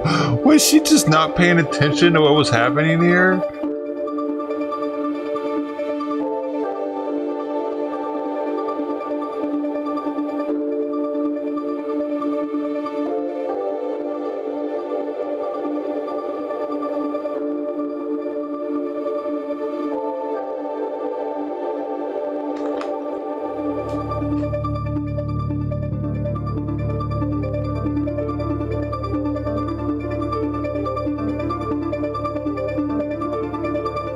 what on earth is happening with the leadership team at the City of Los Angeles? First, of course, Mayor Karen Bass delivered this rather bizarre and uncomfortable performance. Dude, is she half Aborigine? The chick on the left, Lou. Are you here, Lou? Lou says, an apology for being absent while their homes were burning? Calling Do you regret calling the fire department? Lou says, Madam Mayor, have you nothing to say today? Have you absolutely nothing to say to the citizens today? Calling Lou Sass, Elon Musk says that you're utterly incompetent. Are you considering your position? Lou Madam Mayor, have you absolutely nothing to say to the citizens today who are dealing with this disaster? You know, Lou's really been slacking off lately. And now we find out that her deputy to mayor, reset his Brian points to Williams, was 0. reportedly placed on administrative leave last month after the FBI raided his home in connection to an alleged bomb threat he made against City Hall. But yeah, this guy was overseeing the LA Fire Department. What? Did you just see that? People running the If you didn't, roll it back and look at it. What's so amazing to me is that the rank and file That's crazy, firefighters have been able to perform an almost inhuman level of competence, saving hundreds and thousands of people's lives at a time when this insane act of God has burned so much of Los Angeles, and yet the leadership is so utterly incompetent. And I think it's not just on this front, right? California has become a symbol of the broken contract between Democratic leadership and the voters and the citizens who, on a host of issues, whether it's homelessness or crime or just a functioning city, they look to their leaders and they just see these empty suits like Karen Bass, or, you know, just it's. Oh, she's Jewish. That's nice. But a good haircut on top of a suit, right? I mean, there's just nothing happening there. And I really think that, you know, it is both the case that anybody would have struggled with a disaster of this magnitude, and the case that these two have come to represent in these moments just the absolute absence of democratic leadership, especially in a place like California. Absolutely. People look for leadership during these times of crisis, and my heart goes out to them because there simply is no leadership right now.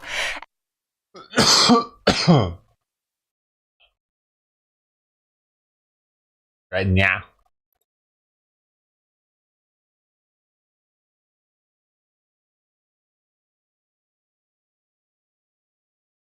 Well, sources tell CBS News that TikTok CEO will be in attendance for President-elect Donald Trump's inauguration on Monday. His decision to attend comes amid a looming ban on the popular social media app here in the United States. Now, the ban will happen if TikTok's Chinese parent company ByteDance doesn't divest by the January 19th deadline. That's Sunday. But ByteDance says it has no plans to sell. And as both the Biden and incoming Trump administrations weigh possibilities for how to keep the app accessible, millions of users and content creators are wondering what this deadline will mean for them. For more on this, let's bring in Joey Contino. He is a reporter and a TikTok creator who posts news content on the platform. So, oh, thanks. Fuck you. Especially if he's on TikTok. What's his opinion matter for? It doesn't. He just wants TikTok to survive.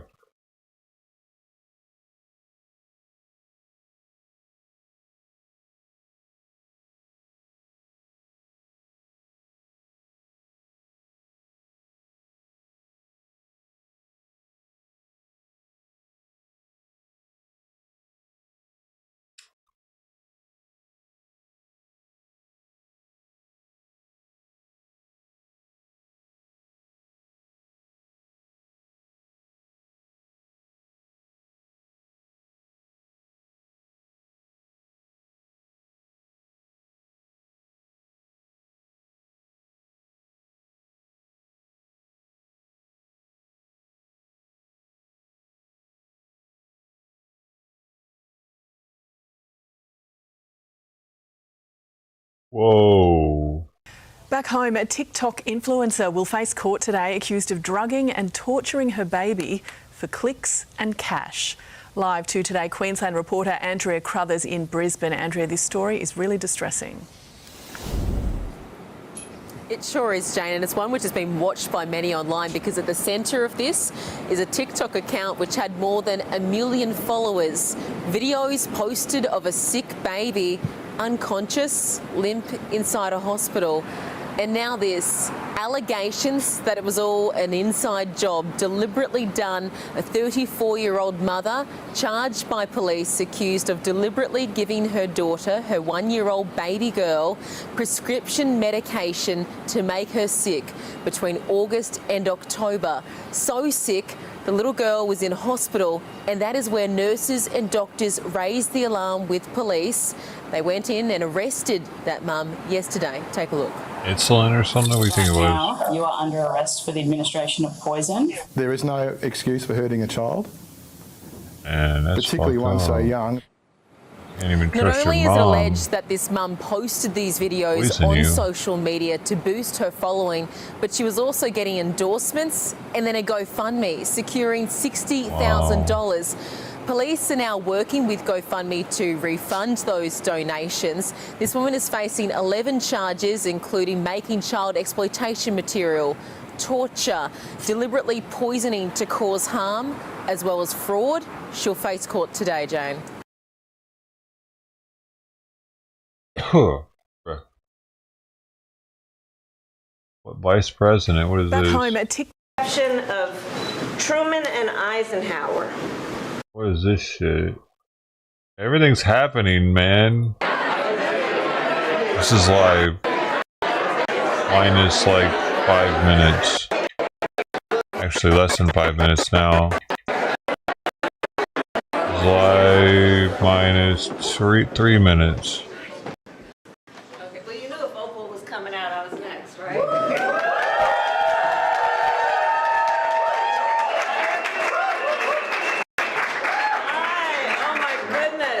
We've got alum from years and years ago and days ago here. And, I saw so many of everyone who's here during the holiday parties, but I just have to say again, I am so proud of our team. And this is a team that spans many years of doing extraordinary God, he's a goober, dude. on behalf He's of such a beta. And as you all have heard me say many times, I am fully aware that I am the public face of a lot of our work. And so I have the benefit of running into people all over our country who thank me. And I will tell you, I am fully aware that when they are thanking me, they are thanking our team for the extraordinary commitment that you each have and as a team have to lifting up the American people, lifting up their condition, lifting up their hopes and dreams, and understanding through it all the nobility of public service. We have each taken on a life and a calling that is about doing work in the service of others and doing it in a way that is fueled, yes, with ambition, yes, with a sense of almost stubbornness about not hearing no, and knowing we can make a difference. And I'm not going to go through the laundry list of all of our accomplishments. We know what they are. But I will tell you that everyone here has so much to be proud of. And our work is not done. And as you all know me, because we have spent long hours, long days, and months and years together, it is not my nature to go quietly into the night. So don't worry about that. But the ceremony of signing this desk is something that is especially important. So I hope everyone will get a chance to see the desk. But I have actually, I think with the exception Was this her of desk? What is Truman this? and Eisenhower, met every person who has signed this desk, every vice president, former vice president. And, we don't all, all of them. In fact, I talked to Mondale, Vice President Mondale, just days before he passed.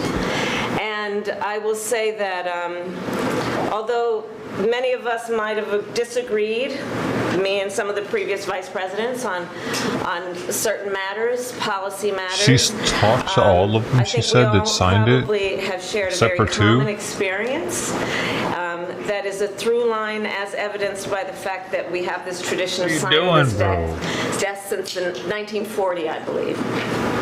And it is the work of caring about our country.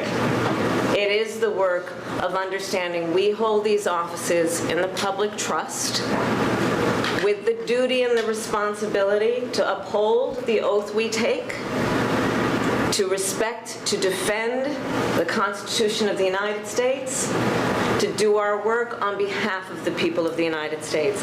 And so I stand in a long tradition as the 49th Vice President of the United States, in a long tradition of Vice Presidents who have signed this desk, and I do so with great honor and with the knowledge that our work here has mattered, it has meaning, it has impacted people we may never meet, people who may never know our name, but who are ever, forever grateful for the work that you each and we all together have done. So I thank you all, and with that, I'm going to pull out the Sharpie.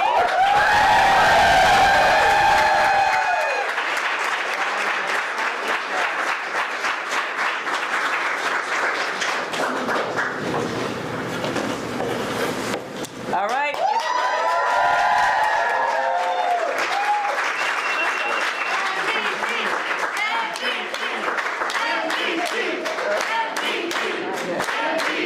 Did he not let her see? Oh.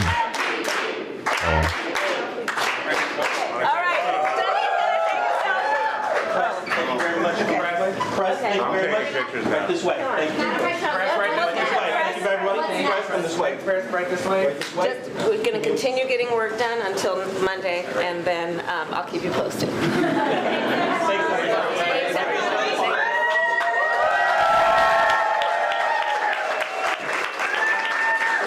Woo! Bunch of bitches. That's all I hear in there. No, there was no yeah. Didn't hear that, did you? Just woo! Woo! You did it! First black woman! Yay! You're so amazing. You're a black woman. You're so amazing. You did it, even though you're a black woman.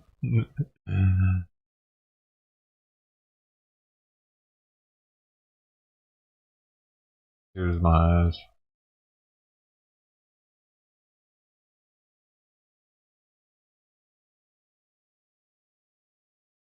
Uh-oh. NYPD releases video of serial fire starter. So they have another dude that's lighting fires in there. So why would what to a different homeless person? Dude. I thought he was just lighting a fire on a seat. He's actually trying to catch somebody on fire. Dude. Yeah, no, that's not funny. Is this person with a oh shit, you can see smoke right there. Why isn't anybody doing anything? What the fuck is wrong with all these people? New York is a cesspool, dude. No one's trying to help?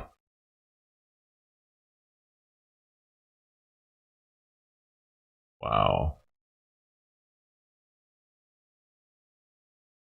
The top comment is New York City is practically a third world country now. They don't call it Zoo York for nothing.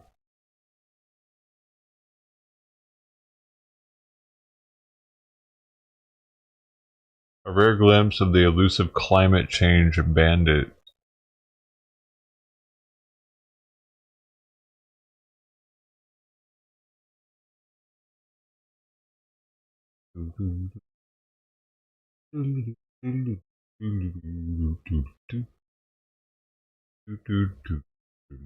What's this guy doing? Walking around Walmart to get clearance deals? Hold on. Let's look for some small items, huh? This is live. So he's looking for shit he can make money off of in the Walmart clearance section. Kinda interesting. Is there anything? Is this a thing?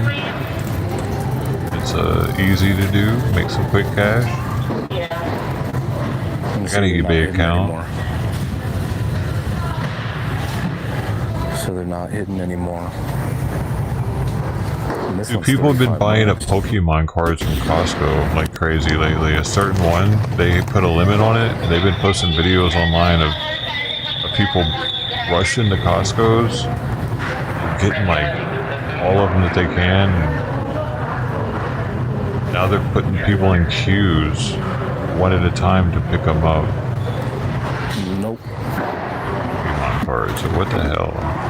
That's wild to me. The Pokemon cards are still such a big deal. But like, why? Why would anybody care about Pokemon cards anymore? She's making her way now down. That everything's digitized, like it's interesting. And, I can't believe kids are still playing with those. Tomorrow morning, and then just do a video on it. So they're all down. So nothing on that aisle, guys. apparently. I got zero motivation. This is like the end of the day for me anyway.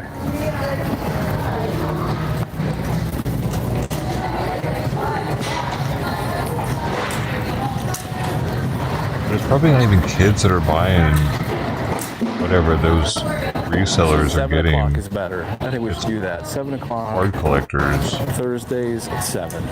Why are the cards worth so much? And I gotta get these videos up. They're not going to even, like, they're just going to look at them. Because the quality is a primo. In a case. I understand when it's a person, like an NFL player, or NBA player, or whatever. It's a person. It's a real person.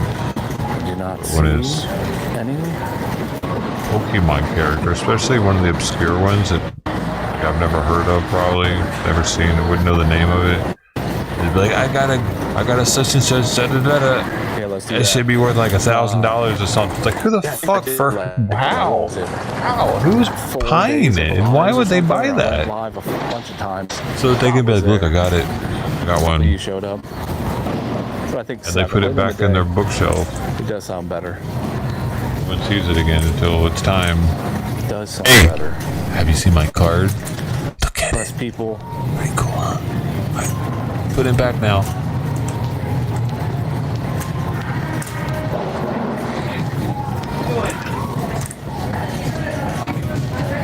I'm not in the groove at all, dude. You know, personal stuff going on too as well. I've been trying to shine it on.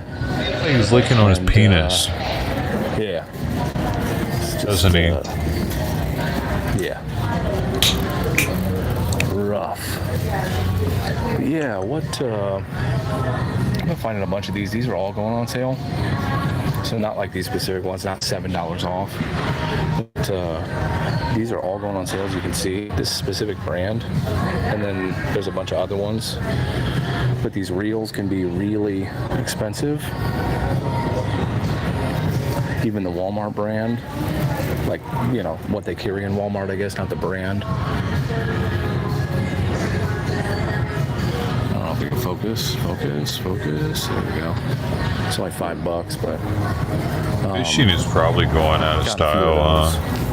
They were much cheaper than that.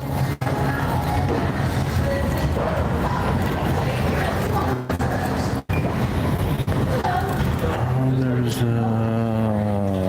down here. I can virtual fish now. In this store is like a go back spot. Where I've looked at these before, I think. Always.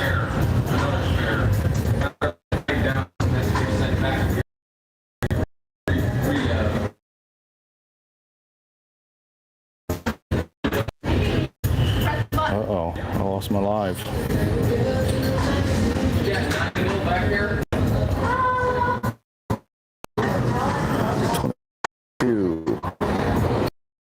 There for a second, huh?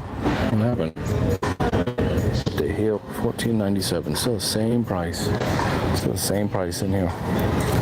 Way in the back.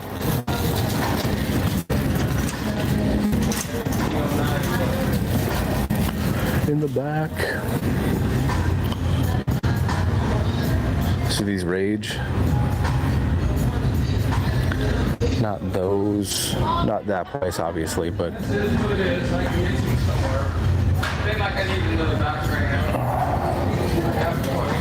Not that price. I think I've seen them for 17.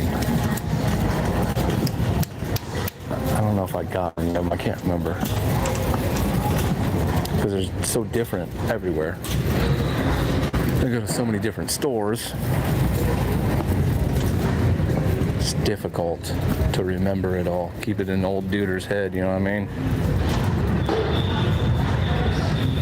Anybody know what movie that's from? I mean, I'm the dude. You're Lebowski. So that's what you call me. Golf balls. I haven't found any more golf balls since I found those other ones. None. Not a one. Not a single one.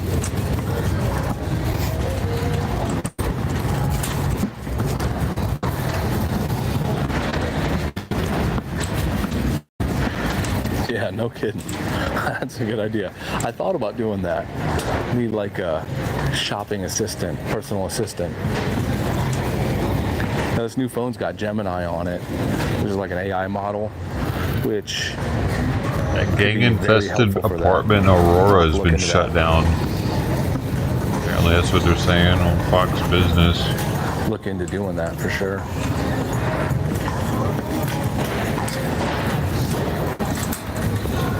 What is this? Hold up. Trump names Mel Gibson, John Boyd, and Sylvester Stallone as ambassadors to Hollywood. What is happening? I think this is going to be a short one, guys. I might come in tomorrow. I'll come in here tomorrow. This one's not too far. Probably come in this one tomorrow and hit up all those Legos, and then I'll be able to show you a video a little bit more in depth. More in depth, you know what I mean? Sorry for the bummer live.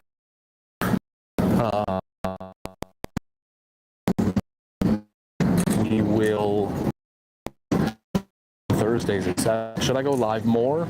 Yeah, I wonder why you didn't do something for Roseanne Barr and Good. What do you guys think? Dennis Quaid. And they were big time supporters.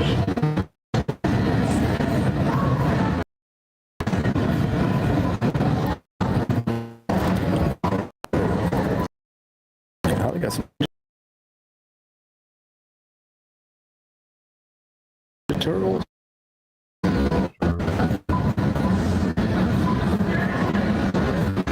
Why? Macro doesn't work well.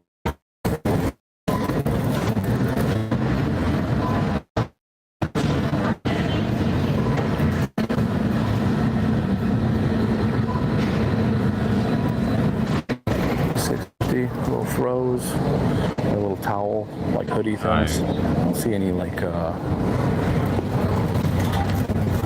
the sets, sheets and blankets and shit. Oh, they had scales back in the day. What were those scale brands? I don't remember what those scale brands were either. Can't remember anything.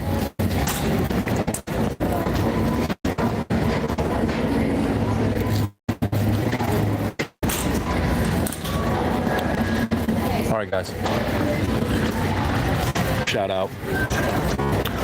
I appreciate it. Thanks for stopping in. I will start going live at 7 on Thursdays again. We'll hit it. We'll get it back again. And hopefully I'll get these videos up a lot faster once I get the process figured out with the, the giant files. Not used to recording in the 4K. It'll do 8K even, but the 4K, let's just do 4K. Okay. What?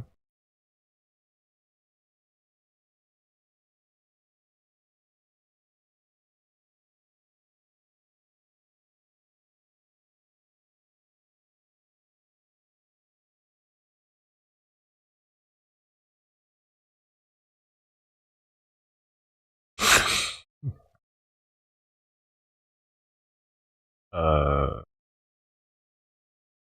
think it's self-explanatory, Bill. We are on a journey, an epic journey through Walmart.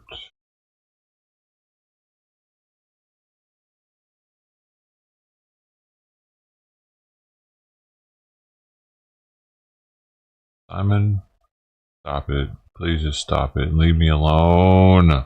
Go to sleep somewhere else. Why do you have to fucking come back in here? What you just did.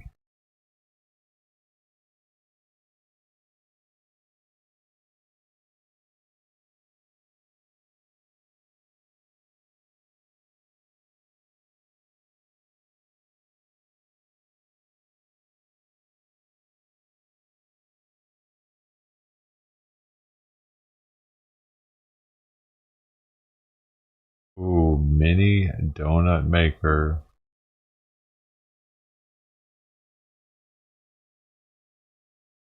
That sounds delicious.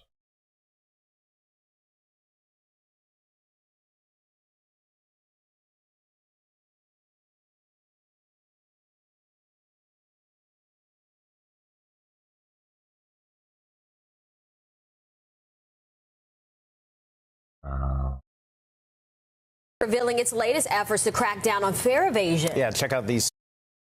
I can't pop it out. Dang it. Making me do too much for this one.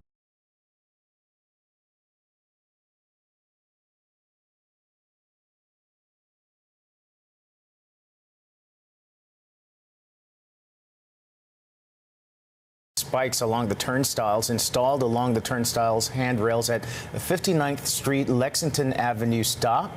The panels are designed to make it more painful. You see them up the top there? More painful for you using the handrails to propel themselves over the turnstiles to avoid paying the fare. But as I'm sure you have seen, there are other ways to get around the turnstile. Yeah, it's not yet clear if these spikes will be installed. Are they technically spikes? I don't know. Will be installed at other subway stations. Sharper. The MTA reports losses of hundreds of millions of dollars each year due to fare evasion. All right, well, let's head. That's gonna keep them out. It should cause puncture. Yeah, man. They're not gonna. They're gonna just figure out another different way to do it. They've already figured out a different way, though. Apparently. National Guard assigned to support DC police for Trump's inauguration. Oh, homeless camps by New Orleans Superdome. Louisiana authorities cleared out homeless encampments around the city's Superdome, where the big game will be held. Yeah, we want people knowing that they have homeless Jeff people. Landry framed the move as a safety measure, part of a bigger effort to secure New Orleans after the ISIS-inspired New Year's Day truck attack that left 14 people dead and dozens more injured in the city's French Quarter. The clearing of encampments was decreed using an emergency order issued after the attack, calling for securing highways and bridges in New Orleans and making sure streets and sidewalks are clean and accessible. State officials relocated many unhoused people who were displaced by the move to a temporary warehouse facility away from downtown that costs millions of dollars to operate. Officials described the setup as a sort of resource hub, offering room for pets and shuttles to ferry people to work and appointments. The temporary center has the capacity to house 200 people, and as of Wednesday evening, 131 people were staying there, according to the workforce group which is running the site. But there's a bigger picture. This is just the latest move in an effort that started months ago when Louisiana state officials forcibly removed an encampment in October ahead of a Taylor Swift concert at the Superdome. Advocates for the homeless say some of the people displaced by that move ended up in the area under the elevated stretch of highway that was cleared on Wednesday. And just last week, the state Supreme Court overturned a restraining order that had barred state police from clearing homeless encampments in New Orleans. Some city leaders and advocates say the new push undermines their efforts to address homelessness, interrupting ongoing efforts to help people secure permanent housing. New Orleans has an initiative of its own aiming to house 1,500 people by the end of the year. The New York Times is reporting more than 800 people have already been connected with housing as part of that effort. Stay up to date on all the latest headlines by downloading the stream.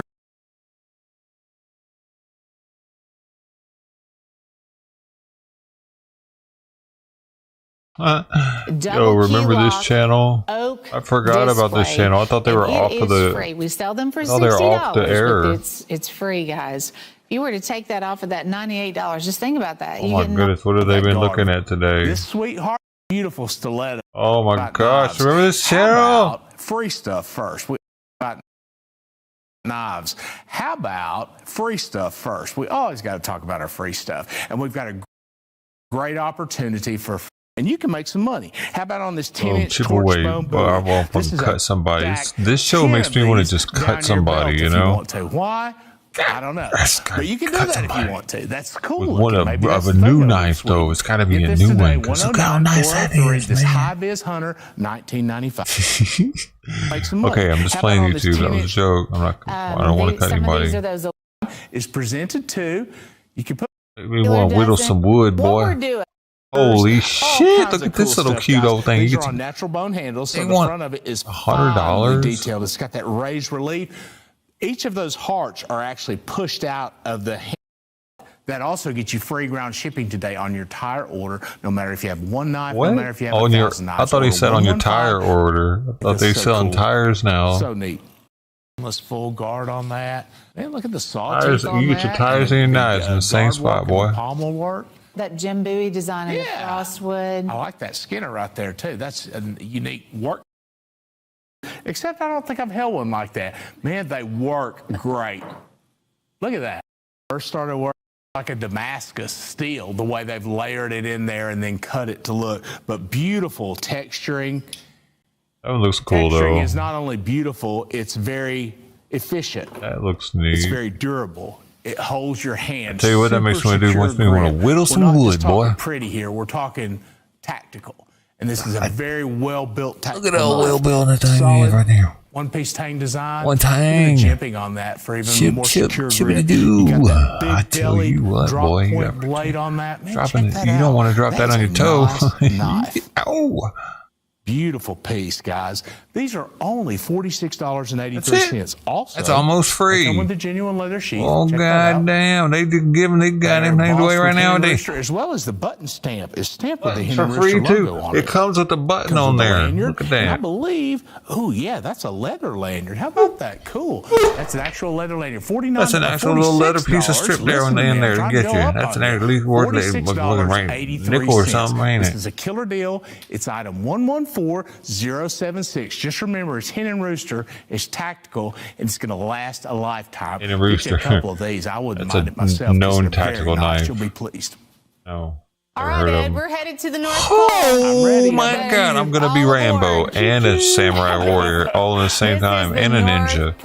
I'm gonna be everything. Look at this. You can't fucking stop It's me. loaded. I'm gonna I put mean, all you these need to on train me, for this and I'm one. going into battle. So what we're doing? Who's gonna stop me, motherfucker? I'm gonna have steak knives too and everything in case I want something to eat afterwards. While I'm doing, I got my scissors up there chopping up my chickens. I know you're looking at the dice Oh, they're show, ready so for the I wanna tell you, battlefield. You get one 3-piece dice Only show with the $300. stand. What we did. North Pole? What's these that are have to do with the North colors that we Pole? have in stock right now: the gold, the red, and the black. Oh my God, this Matter of makes me fact, there's also happy. a blue. We didn't This have just room makes for me that. so happy just But thinking you'll about get what? We just breaking wanted all to these see, swords out and looking at what them colors we and got. being like, Yes, but they're all the matching dragon theme too. Aren't those beautiful? each I like Detail color. like they have the Hamon edge. I could have each and color very on me at the nice same attention to time. detail on each and every sword. So you get the full-size katana. That way for each the person gets their own wakizashi sword and slicing. the tanto with the stand. You get to keep So your sword let's after I see. chop you with it. Everything here on How the about table, that? $3.51 yours now. a piece. Man, I don't like means you using just your got used that 3-piece sword. dice show Once the for blood gets on there, it doesn't $3. work as well. You go anywhere else, it's probably $100. Well, even the display itself, just the wooden display would cost you $8. Yeah. You know. Does it come with For the real. desk? So yeah, That you're they're all gonna get sitting one on? 3-piece And the little dice show, trees? which is awesome. That's we just the beginning. have, yeah, that's just the beginning. We have fixed blades. Yeah. I'm looking at 3 Yeah. big buoys. Yeah. Tacticals. There's a Native American one too, Sheila. Awesome. There's all kinds of variety. There's a Native American there too, Sheila. You know? Alrighty. Now let's talk could about your fucking kitchen do this cutlery. work. This is your Chef Deluxe Miracle Edge set. Yeah. Another item that we've carried Just for be many, really many fucking years. stupidly excited about this I shit. bought one of these a gazillion years ago, still have them. Oh, did and you, what's Shirley? So great about them is it's a micro serrated edge. They never Oh. need sharpening. That's my kind of knife. I know. Not a lot of knives out makes there me that real can happy, do that. But Cheryl. you're going to get steak knives, tomato knife, utility knife. It What's is a this? 21 What's a piece tomato big knife, chef Cheryl? Ain't never knife, heard of that before. The shears, the butcher knife comes in it too. Yep, So we knew have it came one with that set one. in white Butcher, I see and it right one there. set in the black handles. This is a fantastic One in idea, black guys. You plastic, get a one in little bit white of plastic. variety on That's all now kinds that's of a stuff. good handle Also, with material those there, steak Cheryl. knives are Some of the included best, as well. very Those, grippy sets and right there, recyclable. so If you like to carry a smaller knife, this is a little 3-inch lock back. Oh, And yeah. Of course, everybody likes a locking definitely. blade. You'll get a dealer dozen of those. And then I have gators and vultures over here too. Oh, So cool. these little gators, that's another one. It's about 3.5 inches, has serrated blade, jimping on the back of the blade, lock back. That's a great. Of course, gift boxes included. And then your vulture up here, which is done in a blue and black. It's like a blue and black Man, she camo. really loves her And you'll get a knives. dealer dozen My kind of the, woman. The vultures. So She likes her cheap knife too. total package here, Oh baby. 128 knives. It's a lot of knives. I truly think if someone really put their mind to it and sold all these knives, they could get well over $1,000 easy. Boy, I tell you Glad what, this said worth that, because 10,000 to the retail right value customer. is $1,372. You in a small town liquor store, I know that, boy, I but tell you what, Yeah. you get them drunk enough. You can look at it. You're way see over it. there. Yeah, and that's the thing. And if you did sell everything at retail, you know, you're making over $1,300. Absolutely. But give everybody a good deal. You only have Give $3 everybody a good deal. and Hell change no. in each knife, I'm fucking including making those 10 big times profit off 15-inch each one of these booties. motherfuckers. The 3-piece I know what I'm dice doing. show. It's back. We have them back in stock. Again, you will get one. They all have That's the a same $200 matching dragon katana thing. right there, And boy. the deluxe What end you cap looking is at? great on these swords too. They have the nylon wrap. It looks like ray That's- skin. that's real there on the nylon. handle. Very, very well done. Chinese. This is a We'll give you a stand ninja so you can blade. display it at home. This is Chinese. But our Everything on color it's made in choices, Chinese. See that? black, Boy, that's red, official. Gold and blue. You're going to get one. That's a one time you can be like, three-piece made in dice show, and China. you'll pay $3 and change This for is it. the So best Use the flex ninja pay blade. option if you would like. The original Two ninjas payments were of China. $149. You pay that one payment today of $149. We ship it out to you. So use the flex pay if you want. We should show how many of these they were actually selling But it is the actively. North Pole Express, and Probably I want none to of them. emphasize What we got over here? What are these gay things? What, Display. what- This is what- not just any what- display. This is solid oak and the glass. hell? Hold on. They got a whole bunch of gay knives. How are they selling these things? $12.50. Also, What is the that Chief for? comes with it. Forgot to mention, this is a The deal, fantastic deal of the the day. deal of the day. Yeah. I don't think I want everybody to have one of these. Just for what the fuck is this even for? This is maybe to cut up your fish if you're fishing or something. This thing looks like it's illegal in some states. It probably is.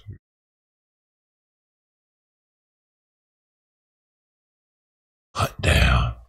It will last a lifetime. And as far as survival, this would be what I would be happy with. Item number 115916, $12.50. My finger wouldn't fit in there well Lollipop enough. Showcase. This is a cool one. I really like this one. Me too. This is your Rough Rider, brand new Rough Rider collection.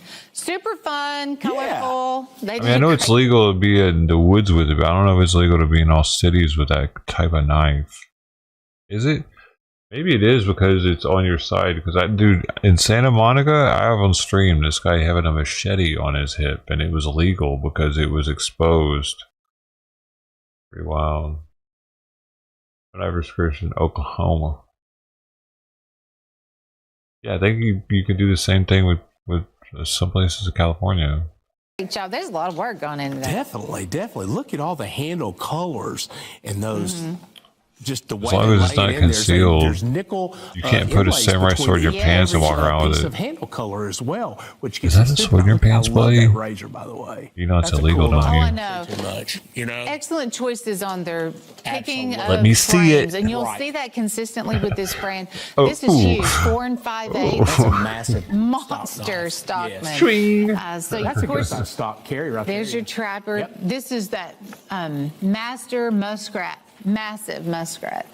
Copperhead. I like this Warncliffe blade on I like that. the Warncliffe on that a lot. This is your single blade locking razor you was talking about. And that what's so neat, that's locking. Most razors you don't see know. have a lock back, so that's a very cool The design. canoe, if you're looking for a canoe, there's Yeah. one in there.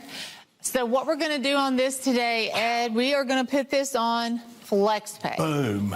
You can't beat Yes, that. $110. We'll send it out the door. You're also going to get a display. This is not just any display. Oh, is it? This is solid oak and glass. It's made in the USA too. 12 by 18, double locking clasp, beautiful, handmade gay in the one, USA. Ted. Super nice. All your knives will fit fantastically. You don't want to put your lollipops in there. You put whatever you want in there. But the lollipops Thank you. But that's at no charge. And for us, this is the complete 10-piece set Yes. of the Rough Rider lollipop knives. We just have 2 of the boxes out here. Of course, you're going to get gift boxes with all I of like them. their boxes. Aren't they nice? I know. All the Rough Rider boxes are fantastic. And those are like the coolest lollipops. Yes, if you ever ma'am. saw those in the store growing up. But lollipop Oh no, it's porny showcase. mouth. Flex it out, guys. That option's there for you. Sounds gay too, though. 115-873. Is FlexPay not just the best option? I'm serious. Take advantage of that. Guys, check out this new thing we've got here. This is our Ram's Horn Warriors. This is a very traditional You did all the gay combo of a variety of shields you see right there. So as far as holding the thing, check it out. Very nice. Holds perfect. Very well fitting knife. No Why does kidding. he I mean, this need is that, great. dude? They fit perfectly in your hand. What do you mean? It And fits you've got perfectly 3 for designs of what? blades. Look at You that. gotta go to That is a battle really now? cool kind of a modified Tanto. It's almost How a often scimitar do you looking hear way somebody it going to sways battle with up a little knife bit. like that? It's got that cool sawtooth design in it. So neat. Why? Then you've they got this just want to more, put it up on their wall. This reminds me of kind of a I like to have it on me science fiction whenever looking blade I'm for some hunting. reason. I think of Star Just in Trek case I and the gotta stab Klingons something. for some reason when I see that blade, how it's upswept there in the center. I like to get the cheapest knives I can when I'm going Since hunting. I've seen this, it's a folder. You know, the dude that had the movie where he had to cut his arm off. It's called like 72 hours or some shit, 100 something hours. You know, the dude gets his arm pinched in between a boulder while he's out and about gallivanting in the wilderness by himself. 127 hours. Is that the name of it? Anyway, one of his he looks back on and he regrets is that he didn't have a real Leatherman or a real Gerber on him. He had a cheap like knockoff version of a multi-tool, and the blade on it was extremely dull. And it wouldn't have been the case with a Gerber or the other brand because they come sharp. But yeah, I remember hearing about that after watching the movie. Like, damn, that's something to think about. Like, you don't want a cheap ass knife if you're going to be possibly needing it to save your life later. He had to cut his arm off with that thing, and it was dull. Like, that's amazing. He actually cut his fucking arm off. Ah! Oh, if you've never seen that movie, it's crazy, dude. Like, imagining having to like, and he was all tired by that point too, and like half like dehydrated because he had any water. He had to cut through everything, the bone, the ligaments with this little blade. But he survived. 4 inches, 888. What is this all about? I remember this one from years ago, and I don't really understand. This is a folder, and it's by Sharps, and it's got this chainsaw. The chain link. Chain link. That works. Yes. The chain link looking guard there on Make the it back do side its of thing, it. man. And it's a little folder. Now, the way you buy these for only $8.88 is you place an initial order. So when you do that, you qualify to get these for $8.88 instead of $12.50. And it's a standard folder. Yeah, but you're not letting us see the fucking thing, the chain of it, once it's closed. Does that move at all? I don't think so. And there's a good close-up view of the Sharps. It just stays like that. And the bolster work there. Idiot keeps moving it the wrong direction that I want to see. Utility knife. It is a really nice utility style knife. Black oxide coated 420 stainless blade. I don't think it moves. $8.88. Just write that number down. Knife, big knife for a small price. Oh my God, that's not a knife. 821. This is the Jesus new is my design. savior. Trump is my president. Okay, so they're calling it the Jesus Trump knife, which both Jesus things are highlighted here on this handle. People that have knives.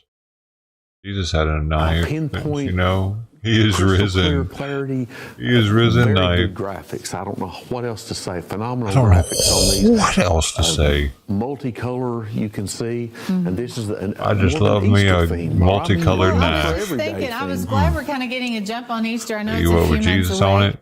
Sheath right there. That looks good. These knives are so unbelievably cheap. How do they even afford to make them this cheap? It doesn't make sense, dude. It's only $12. $12. How 8.5 you get the inches overall overall and the knife. knife for $12? Point blade. That's The crazy. blade is actually 3.5 Horrible inches. metal. Size katana number. Like we have them there, and brand new. We've never had these before. Only $24 for the. And the fact that this exists shows that people are buying it. Seriously, this is the one and only knife I've ever seen with that handle on it. I'd say it's really hard to get, or he'd be using it more the because it ladies. does look really, really good. But that is That's actually a pretty good looking knife. $68.75. I expected it to pretty. be like 80 something, but 60. Fantastic. For women, though. That's the Sharps shield on the top. This is the perfect for the hunter. We'll give you a stand. One's right. They have a lot of these So we have the sets with the samurai Fishers of Men. swords. Another Jesus knife. That one's expensive, dude. Looks like they're all. $100. So that's going to be the color choices, but you That will thing get. looks fake as shit, Reinforced dude. nylon handle, which is virtually Another Trump indestructible. knife. It's got that pocket clip there. 3/4 size Oh, tactical. wow. I like this. This is a big boy. About 4.5, 4 3/4 I bet the inches Trump closed. knives are gonna This sell, feels dude. really nice. Now, Pound box They go straight from the Trump knife blade, to a the gay bottle opener, a knives. screwdriver. Bartlett. Hey, wait, what is So I'm that though? glad. So basically, you're going to end up with 50 matches. Oh, no, it's another and off-brand. this little canister that you can, store them in and reuse the canister too. It's waterproof. Oh, So oh. the You're professional gonna multi. get somebody hurt. This is your Hibbert, Spencer, and Bartlett. Hibbert. This knife. This one is actually the small knives, of I course. want to see the large lady. Where's it at? Information here. That's the fun way. This knife will last you a lifetime. Retail on it is $149.95, and your price $56.75. I'll make it lower. Come Number on. 104320. The Sling Blade. I'll make it lower. For your third generation. I ain't got no reason to kill nobody. $12 I and biscuits change. and mustard. I like biscuits and mustard. Tell 80 worse. These have mother of pearl inlays. Yo, There's a these are tree ring expensive. mammoth with Oh, chevron wait. wood. 40 All of count these red are turquoise, $400 black mother of each? pearl there with wild horse jasper. Damn. Case trapper there with beautiful pink pearl and black and gold matrix. There's a big Winchester. Our choice? What do you mean, our choice? Alligator style bolster. You mean I There's give you a $400 and you pick which Chrysocolla one with I orange get? spiny oyster. I mean, I don't fucked know up. what the Wait, top hold of the up. filter is. Give it Let me see what he says at the beginning. That's crazy if that's what it is. knives, normal platters. These are at least $100 off. Something I've been looking forward to. These are at least $100 off the normal selling price. Now, one piece is $399.95. It's an our choice. That means we pick the one. I don't know which one you're going to get. Now, we actually have more than the ones that are shown there on the carousel. We have more. Like, for instance, Bro, you're telling me That it might not even be on the table. Might get one of these. There's a big 5.5-inch. You might not even get one that they're showing. You're going to get a pink one. Given the painted pony level. You're getting one of the rainbow knives. By Michael Prater. As you can see, stone handles, file worked back springs. Oh, these aren't made in China. Blade spines. These are American knives. Like that one, the Mookaite Jasper with black mother of pearl inlays. There's a tree ring mammoth with chevron. These ones, these expensive ass ones are. Web turquoise, black mother of pearl there with wild horse jasper. Case trapper there with beautiful pink lock blade with alligator style bow sport. There's a in USA, it says right there. With orange spiny oyster. I don't know which one you're going to get, but we're showing you enough representation that you can see the quality of these and the beauty of these. Now, retail on all these is $1,800. There's a big Winchester 5-inch lock blade with blood red turquoise, 40-count web turquoise. There's all kinds of possibilities. But the deal is, it's an hour choice, so you're saving at least $100. Normally $499, well, the top ones were worth $599.95, depending on which ones. Like I said, again, we have more than what we're showing you. That's so on the whack. carousel, but you will get a genuine Michael Prater customized painted pony masterpiece. You're more than likely going to get one of the cheap ass ones. 50692, our choice, painted pony, $399.95. No one's going to get the expensive ones. Idiots will believe it. That, oh, maybe I'll get one of the fucking $1,200 ones. Ruby red jig bone. The ruby red jig bone. Jig bone, baby. It's got some you know what that means, right? Kind of winter bottom style. They put the pattern on them, on the bone. Makes it a little, gives it a little texture. Etched on the Master Spear Blade Premier Edition. Oh. Made a Smith 5 blade, kind of first, and it's a great. Like that bone. Blade 115 warrior. That's like your bone in my hand. I like the way the bone feels in my hand. You know what I mean? Sometimes I like to suck on my knife. That stag? That stag, baby. Where's the stag at? Where's the stag at? I want to see the stag. Oh, they'd put on there if it was stag. It was probably fake stag. Fake stag having motherfuckers. Customer appreciation. That's a shitty knife. Get out of my face. Another shitty knife. Oh, where are the expensive knives at? Included. 4-inch Wrangler stop. Now, 186. These are kind of expensive. Striking Cobra Shield. Two of the followers have the Cobra Shield. Cobra then you've Strike. Got the Coonskinner, 6 inches Never overall. heard of it. All these have Rockwell tested 440 stainless steel blades. But here's the. Never heard of it. They're not any good. I thought that was 186 each. They're 186 for 8 pieces. They're shit. Like this, we've had this pattern. Oh, we got the Trump collection. We've done Christmas knives. We've done. You could travel the country selling these now. We've done. You can be a door-to-door knife salesman. And meaningful messages. $4.79. That's where they need to be. Open it up. And that's where they're at. Naked. Don't get arrested. I don't recommend doing that. $4.79 each. You might sell better if you put pants on. And each one of these has a really nice box. Oh, I'm buying it for the box actually, so that's perfect. This sense a knife, you will, and you know most leather. Okay, I get it. Yeah, choices. Year. I like this one. Oh, it's. I guess I've seen it before. Did I let you say what you want to say? I say YouTube is awesome. Oh, and it comes with a whole handful of sheaves. It's really gets on chip away. And that box comes with it. Perfect. I'm sold. There's another right. Oh my god, hey, back off, buddy. You're scaring me. I mean, you held that shit with both hands, too. He's ready to get something. In the day, I mean, absolutely stone handles. Check this out. Oh my goodness, look how glittery it is. Reminds me of some gay shit. Alright, let's go. What else we got? On the front tang. Oh, look at that tang. Pooty tang. Yo, why is that fucking button all nasty looking? Are you seeing that? Look at the green on it. It's got oxidation on the button. This is a warehouse find. We've only got $30.50. The knife even looks like gross. The knife as well. Both pins. Next.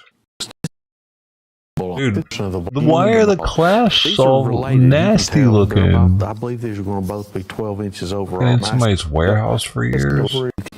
Has that bone. They don't look new.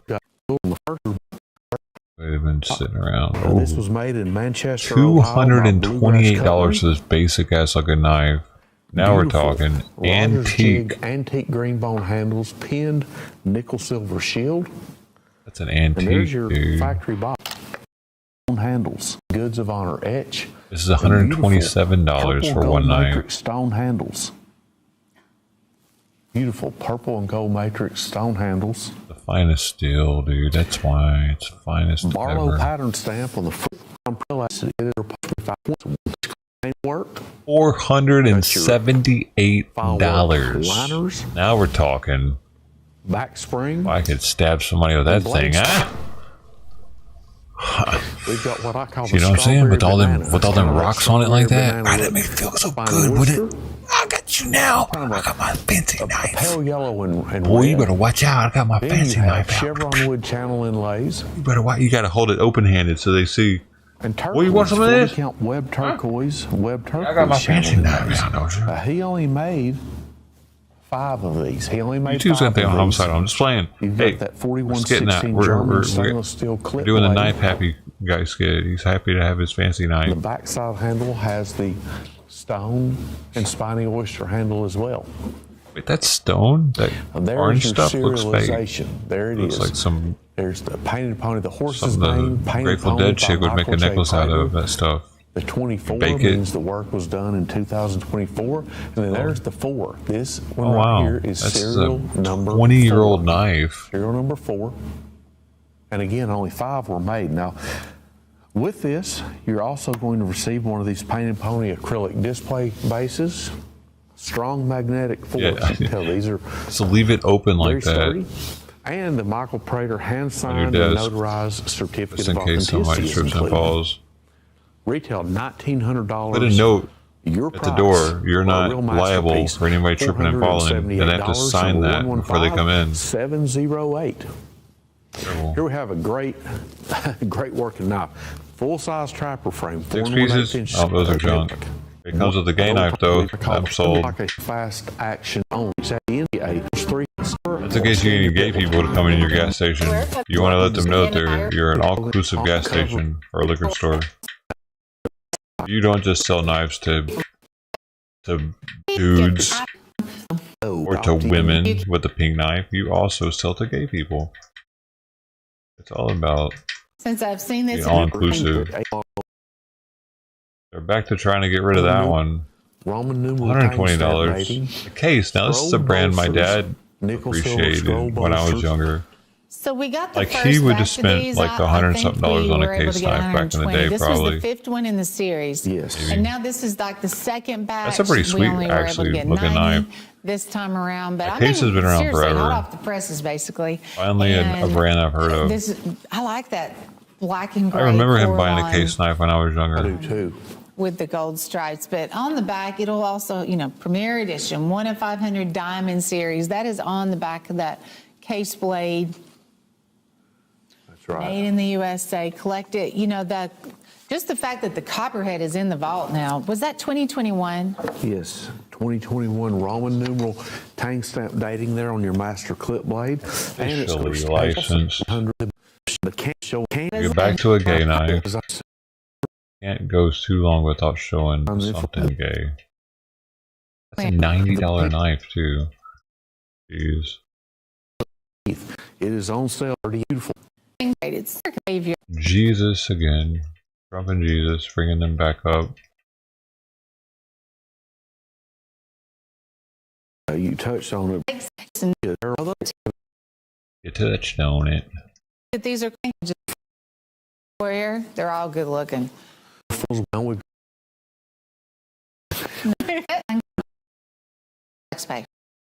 the knife. The black wash finish too. So that one on. I'm just trying to look for something that's. Oh, not that one again. Either end of your discussion. That's kind of expensive. Now that 120, another case. Looks like the other one though. What if this was before Christmas that they, like, why aren't they replaying? It started on January 9th, though. See the texture. Oh, no. Is your have the guy and dude, they're really trying to get rid of that knife. Back to the case. Back to the Valentine's Day knife. Literally. Back to that shitty knife. Which this one? Why? Look, it's cut from. Oh, you get that. You get the horn. All we say almost a. Back to that one. We find what was in the block. Back. Oh, dude, no one wants your fucking ninja set. Stop it. When you hear. God, I'm gonna get steak knives. I don't want to get it with a samurai sword. And the it's just weird. When they're back to the gay knives. a lot of fun. any of these. Back to that one. 450. Back to Trump and Jesus. These Sling Blade's back at it. 4 ones. Oh, and they try to get people to get the Our Choice one again. The Our Choice scam is back at it. And back with this one again. Dude, they really do try to sell the same knives over and over throughout the night, throughout the day or whatever.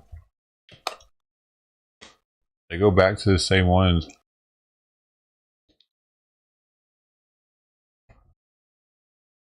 Oh, I feel like I learned nothing right there.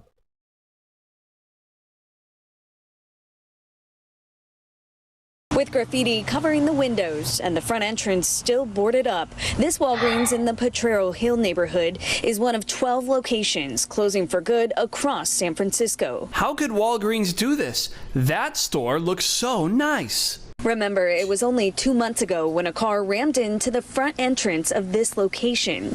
Construction crews at the time said it was an unsuccessful attempt at breaking into the ATM and part of a concerning trend in the Bay Area. These 2 closures are going to be devastating to our community. He's been in touch with San Francisco's new mayor, Daniel Lurie, about what can be done to keep retailers in the city and attract new ones. What could be done? Why would anyone want to leave the beauty of San Francisco? Does anyone have any idea, any at all, of what could be done? We captured this video of a man walking out of the Geary Walgreens with a suitcase full of beer and food that workers inside were saying he hadn't paid for. I get it. I've seen horrible things happen in here. Like people stealing things, just coming in with bags and just going into their bag. I've seen kids, I've seen homeless people doing it, I've seen people that seem like they don't need to be doing it. The company has made it clear that these closures are coming and that there's no room for delays or negotiations. To tell you the truth, I can't believe it took this long. This is a huge, this building is a whole block long. What are they going to do with this building? It's empty except for Domino's. Like, what are they going to do here? Like, it's just going to be an eyesore. It's just going to attract more trash and more people and more, anyway. If only there was something that someone could do. Many of the Walgreens slated to close have been hit hard by thieves. This location on Market Street is where Banco Brown was shot and killed by a security guard as he tried to walk out with candy. Oh yes, I'm sure Walgreens loved being a part of that fiasco. Speaking of this, I have to show you this incredible footage from when people protested that shooting at the San Francisco Board of Supervisors meeting. It's one of the most incredible things ever. Please enjoy. My pronouns are she, her, they, them. Black Lives Matter, defund the police, disarm security. I find it fucking sick that Brooke Jenkins refuses to charge a security guard who murdered one of my fellow trans people. Banco Brown, a black trans man. I know plenty of my white girlfriends who actually shoplift and they don't get fucking killed. Brooke Jenkins don't care about black or trans people. Brian Greed don't care about black and or trans people. We need real solutions instead of bullshit ass thoughts and prayers. The city needs to ban security guards from having guns, but most importantly, we demand housing. We demand healthcare. We demand reparations for the black community. Frankly, I don't care if this extrajudicial killing leads to riots, fires, looting, and graffiti. A life was lost, and lives are more important than property. You all have blood on your hands. I yield my time. Fuck you! Yeah! have any words prepared today. I just want you to feel our pain. I don't know if you can at this point based off your policy choices, but I have to pretend you have some form of empathy left. So I am going to spend the next minute screaming, because that is what is going on in here. That is what the trans genocide in this country, in this city, has brought me to.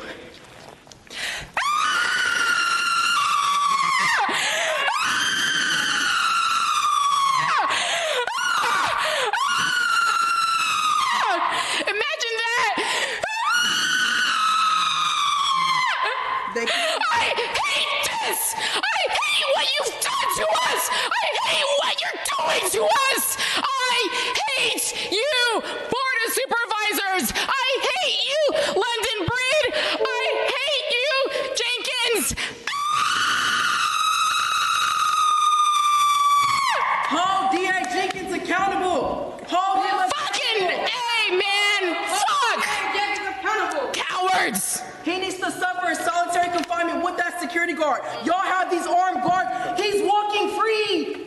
Y'all have a man Next walking speaker, free in the please. city. He's walking free for killing somebody. Next speaker. For that security guard to get away with murder, that's not cool. Brown only needed some food to eat to survive at the end of the day. No security guard should ever kill somebody for just taking to Arizona.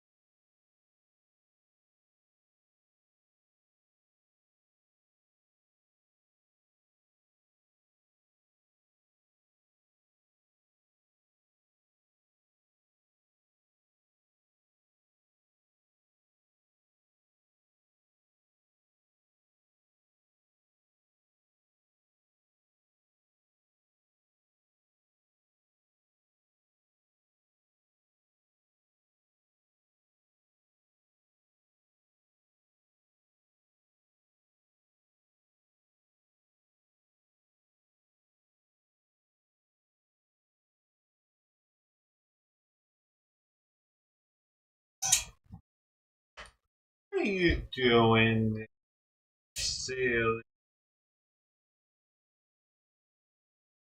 I see it again. Look at how cute she looks. Hey.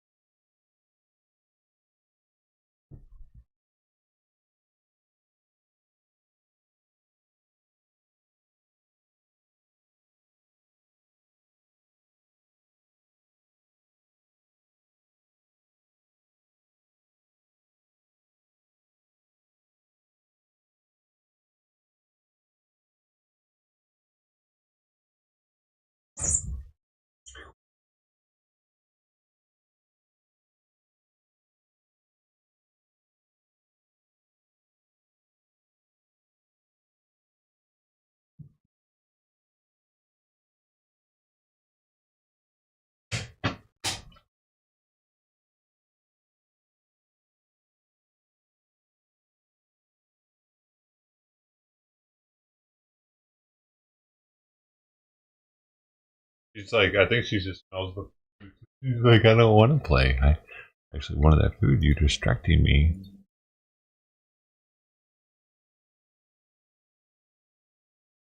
What did Elon Musk do? I don't even understand it. Elon unfollowed Asmund. Was he not happy about the probably not happy about the POE video? We unfollowed him? Oh, that's sad. And now the end is near, and so I face the final curtain. Asmund behaves like a maverick independent, but in reality has to ask his boss for permission before he can do anything. He is not his own man. And so anyway, what he's referring to is he's referring to a conversation we had. I said, I'm going to see if my editors want to make a second account for it even. This was in response to uploading content onto Twitter. And he says, sure, who are these mysterious editors? And then these, I mean, you know, leaked. He says, of course, interesting. Crip got in trouble. I got in trouble. Quinn didn't get in trouble. Quinn made the fucking video. That's not fucking fair. Now, what happens after this? I'm not really sure. Am I a security threat to the United States? Maybe. Why do you unfollow you? I would assume that since I am not following him either right now, I would assume that he soft blocked me, which means that he probably blocked me and then unblocked me, which made it to where I don't follow him and he also doesn't follow me. I will have to tell you that the last time that happened to me was with an angry ex-girlfriend. Elon thinks that my editors tell me what to do, and he was using it as a way to like make it seem like that's not what I really think, because I'm being told by my editors to do stuff. I can't believe Elon even knows who he is. That's wild. Or they're like my overlords or something, right? And that's really what it is. I was afraid this was going to happen eventually, Donald. We have been discovered. Deploy protocol Mollusk B. What is it? She sucked Starship Mollusk's launch. crooked dick, and he gave her some shitty lawyers. Let's see if Mollusk has a pair. I'll show him things he's never seen before, like the other side of his dick when I slice it off. Did I read that right? You did. What? Like the other side of his dick when I has a pair. Deploy protocol Mollusk B. She sucked Mollusk's crooked dick, and he gave her some shitty lawyers. Let's see if Mollusk has a pair. I'll show him things he's never seen before, like the other side of his dick when I slice it off. Did I read that right? You did. He said that, though? Hilarious, dude. She was having an affair with Elon Musk. Everybody likes him, though. Everybody likes, assess opportunity to proceed again to T0. Yep, we've used that T-minus 40 hold a couple of times. Jack Sparrow, dude. Boat's usually one of the items, but we aren't tracking anything right now that would cause us to hold there. We can hold there for several minutes. Main thing you're watching at is you kind of set a clock because your temperatures will change and the fuel in the locks, everything pretty quickly. So you've got a couple of minutes that you can hang out and figure things out. There are items that if we pass them, we're scrubbed for the day. One of the main ones. Are they going to try to catch it? Oh, they are going to try to catch it. At the bottom of the launch mount, water begins flowing for that at the T-minus 10-second mark. If we scrub at any point after that, we'll be done for the day. And then teams will need to refill the deflector as well as all of our prop that we use to load on board the vehicle. It's pretty much just under 11 million pounds of props. Before we get going here, we are T-minus. You're going to notice our clock is a little bit ahead because that's what I'm going to be seeing. Our clock's real time. It's synced to my eyeball. Real time. The fuck are you? Oh. Incredible given the sheer volume of propellant that is on board the vehicle there on your screen. All right. Coming up on the 2-minute mark. Again, a lot of ambitious things on the plate for Starship today. T-minus 2 minutes. New ship, new year, a lot of upgrades, doing a lot of ambitious things in space this time. Our first payload deploy, relighting a Raptor engine. Yeah. We're looking good. So as we mentioned before, we have an opportunity to hold at T-minus 40 seconds, not tracking any issues at the moment that would be necessary right now. So fingers crossed we can pass through that checkpoint without stopping. But the folks on console are continuing to evaluate the launch commit criteria, making sure that the winds are within limits as well as any other weather restrictions. But man, compared to yesterday, this is a textbook gorgeous day. Oh yeah, little breezy today, but we got clear blue skies for a launch today. So at this point, all the prop has been loaded on the vehicle. We've closed everything out. We're doing our final thrust vector control, our steering for the engine checkouts. Once we hit the 30-second mark, we'll hear the flight director give the final go for launch. So we're under a minute. As we said, we're not expecting a hold at T-minus 40, but do not be shocked for a couple of minutes if we need to. If memory serves me right, we hold my breath for 4 seconds. Pass through prop load gate. All right, we passed right through that prop load gate. Hot diggity dog. All right, so we're going to let our flight director, Ty Huntington, take it away. Go for launch.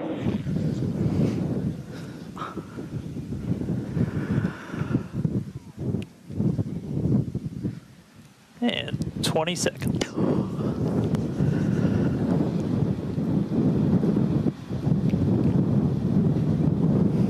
T-minus 10, 9, 8, 7, 6, 5, 4, 3, 2, 1.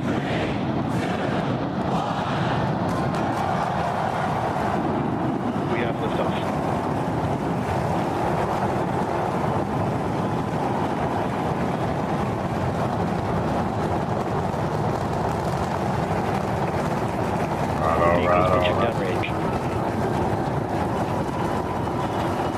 Doesn't look real. Booster check pressure is nominal.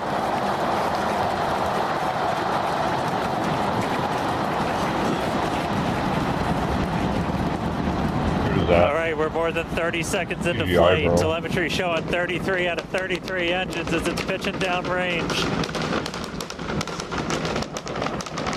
Booster chip, avionics power, and telemetry nominal.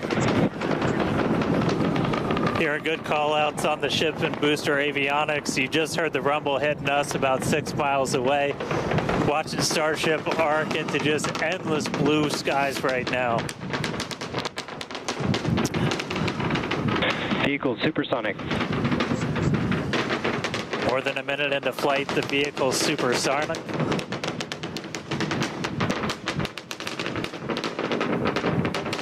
Max Q. So we just passed through max Q. That's the greatest stress the vehicle is going to experience on the way uphill. Reminder that all of our teams down here on the ground are now looking at systems on the tower. They just did a manual check through. That's going to inform that manual flight director's decision. Next moment coming up, though, is going to be hot staging. Don't take your eyes off it. It's one heck of a light show.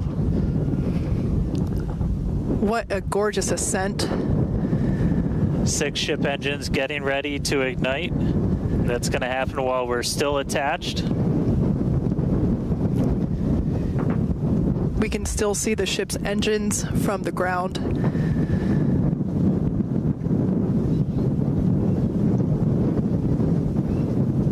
Got a little under 30 seconds away from that. We are hearing good call-outs on the tower preparedness from the manual checks. Reminder, though, we've still got automated checkouts on the booster and the ship itself.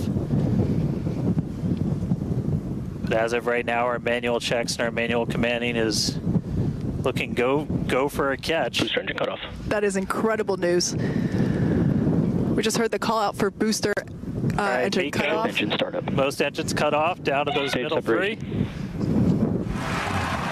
Cruise port press startup. That's what they got to catch, right? Where's that going to go?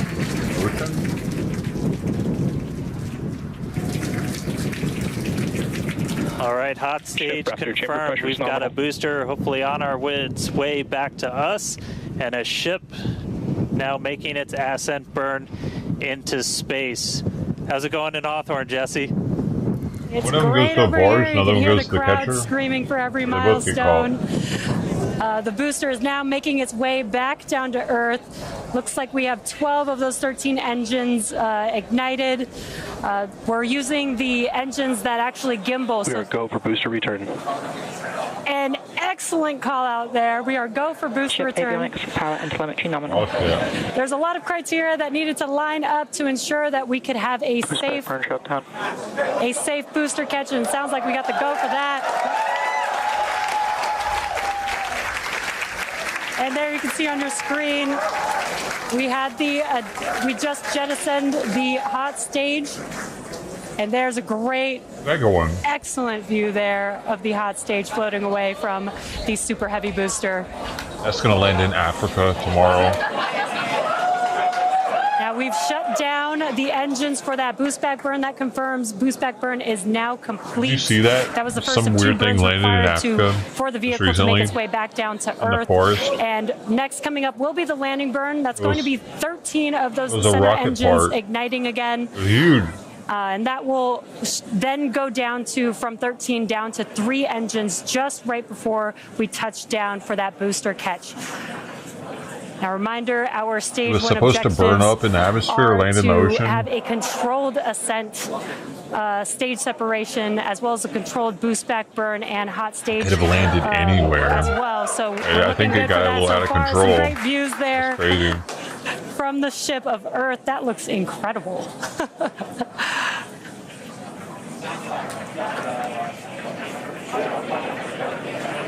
Now, Starship's ship is still firing its engines right now. Starship trajectory nominal. And great call outs. Starship trajectory is nominal. You can follow along the telemetry, the altitude in the bottom left-hand corner for the Super Heavy booster, as well as the bottom right-hand corner for the ship. And these views are just amazing.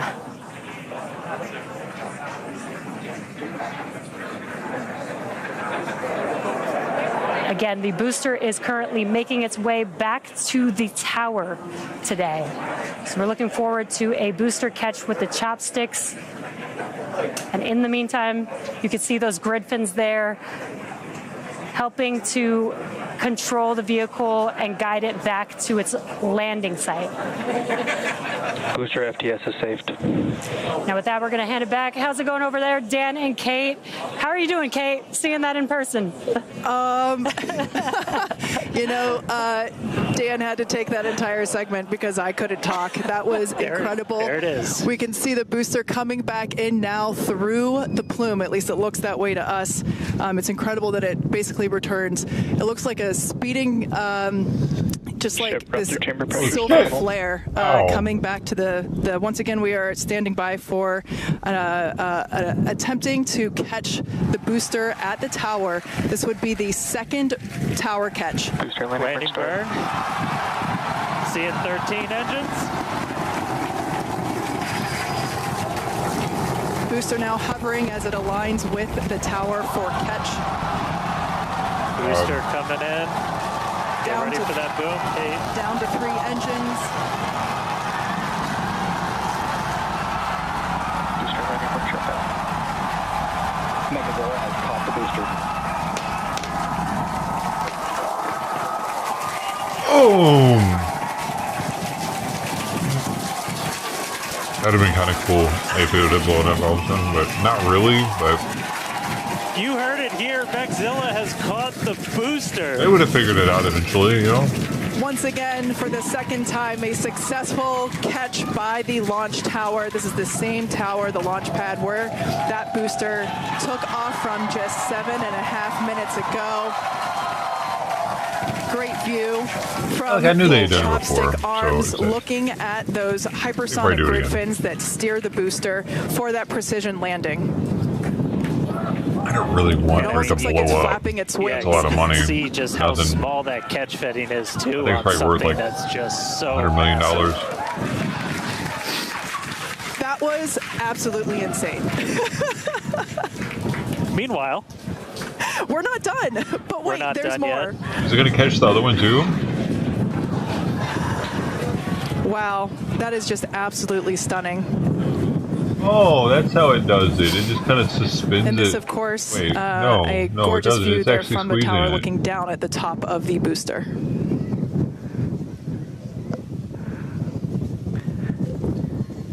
All right, and we are tracking. Now we're standing by for That's pretty trippy, views though, from the ship, how big that but is, who and can they're take able to their do eyes that. off of that incredible sight. That is once again the second catch of a booster back at the launch tower.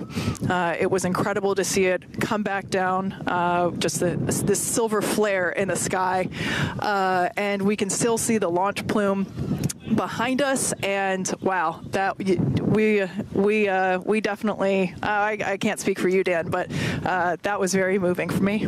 Yeah, and right now you can see some of the telemetry on those ship engines has gone out, and we're waiting for an update on what our ship status is. We were approaching that ship engine cutoff time, so just waiting to hear. So obviously we've got booster back, booster on the launch tower in the chopstick arms, but we are waiting to get an update now on the ship. Stop it! Damn it! You're pissing me off. As we were expecting ship engine cutoff about 40 seconds ago. We saw some of those engines start to go out prior to that point, and so right now we are just standing by to try and get the latest word on where we are with ships. So stick with us for just a couple of minutes as we wait to hear some updates. Now, if you just recently joined us, you might want to hit rewind and go back about 9-10 minutes ago to when Starship lifted off from the launch tower that you see there.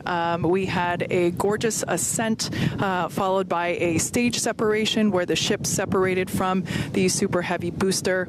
The booster performed a flip maneuver and returned back to the Gulf Coast here. There you can see it on your screen. Obviously a successful I think catch it's going to be a while back before at they the do launch anything tower, else. which is something that we were all hoping to see and really couldn't ask for.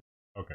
I don't know when the next thing's going to happen, but it seems like it's going to be a while. There's been anger during the LA fires at State Farm got a Insurance car after wreck. it was revealed that last year it had dropped policies for a large number of California property owners. Now comes this. State Farm just canceled its planned Super Bowl commercial, a follow-up to last year's ad featuring Arnold Schwarzenegger and Danny DeVito that was voted most popular. Like a good neighbor, State Farm is there. Cut. State Farm has just announced it's pulled its new Super Bowl commercial due to the devastating Los Angeles fires. Last year's commercial was a huge hit with More beautiful viewers. background with those blue skies and blue water there. As Dan said, we are standing by for an update on the ship that had ignited its engines and started making its way up to space. So standing by for more info on that. But wow, what an experience to see that take off and for that booster to come back. You can see it there up close on your screen to the place that it launched from.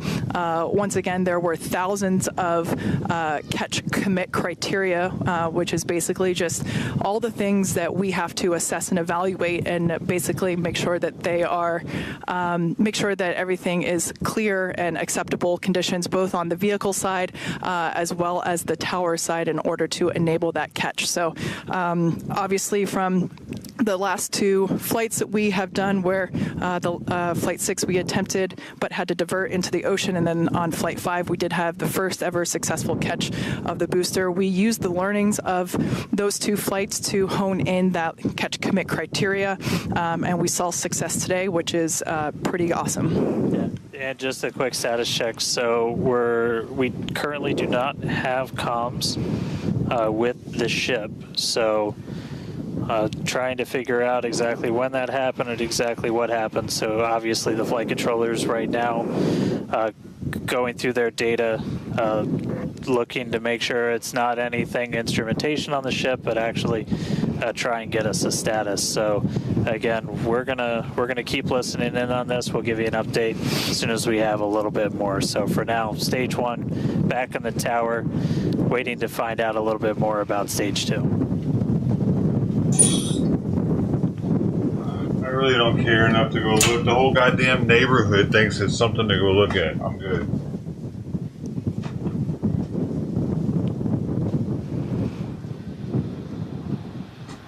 I'm good. Holy shit. I ain't never seen that many neighbors at one time in like a year, dude. Since the last time somebody fucking got in a car wreck, it's fucking weird. I don't want to be one of them.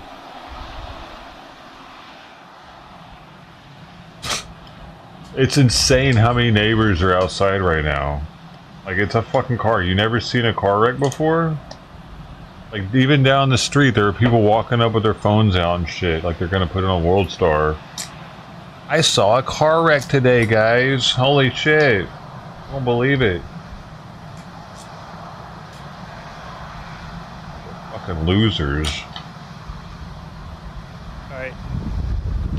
So if you are just tuning in, we caught a booster, but we are still waiting to find out a little bit more on the ship. So it had successfully separated. We did that hot staging maneuver. We did see all 6 of ship's engines on the way uphill during its ascent. But as we were getting to the end of that ascent burn, we saw engines dropping out on telemetry, and we have since lost contact with the ship. So again, we're still listening in on the loops, trying to figure out how much we can get right now. But again, stick with us. We'll bring you updates as soon as we hear them. Really exciting. We were able to catch the booster today. Obviously, we want to get the ship all the way over to the Indian Ocean. May not be able to do that at this point, but we'll give you some updates as soon as we hear a little bit more about the ship. For those that didn't catch earlier, this Why was do people do that? Why do people do that? Oh, there was a car wreck. Oh, let's all go look at it. So a lot of learnings here for sure as we continue to tune in and listen in one with the thing if they teams and need try help. to gather more It's another information if everybody's just to trying to understand fucking where look we at you. stand with How'd the you ship. go? Dude, have you ever been in a wreck? As Dan mentioned before, it fucking teams are trying to make sucks sure already. that it's not an instrumentation I can't imagine a bunch of motherfuckers coming up with phones and shit and being like, oh man, or did your something else car, happen with the ship. shit, man. Teams are actively working, trying to figure out away from me, kid. what we can find out, and we're continuing to listen in and find out more information to share as we can. But as we said before, and you can see it there on your screen, what a beautiful, beautiful sight to see another booster back at the launch tower. Halos are fucking annoying, dude. Successfully caught just minutes ago. I only wanted to know that everybody was okay. Once I heard like everybody's kind of just walking around looking at it, I'm good. It for the first I'm coming time back in. My own eyeballs in person. I'm it not the was looky-loo pretty type. awesome, and yeah, the thunder-like sonic boom was really fun. Give a shit less about your car wreck. Yeah. So we are getting a little bit more. So we did lose all communications with the ship. So I mean that is essentially telling us that we had an anomaly with that upper stage. So we're now interacting with each other for the first time. But at this point, we did lose the upper stage of the ship. So again, we're gonna listen in and try and figure out a little bit more about what happened. And obviously, we'll do kind of a full breakdown once we get smarter ourselves in the coming hours and days as well. Not a big for deal. sure. They just Now, lost for it. those that have recently tuned in, we're now a little over Wasn't 2 that the plus 16 and a expensive half part? minutes after liftoff. We do believe that we have lost the ship during its ascent phase. It's successfully separated from the Super Heavy booster, but during that ascent phase, a couple of the engines dropped out, and then shortly thereafter, we lost communication with the vehicle. So we are assuming that we have lost the ship, but we are standing by to confirm that, and once we can, we will. But this was a new version of the ship, of Starship, and it was intentionally designed and flown in order to basically test the envelope, as we have done with every one of these test flights, the keyword there being test, and really trying to understand the boundaries and the maximums for the ability of this vehicle to fly.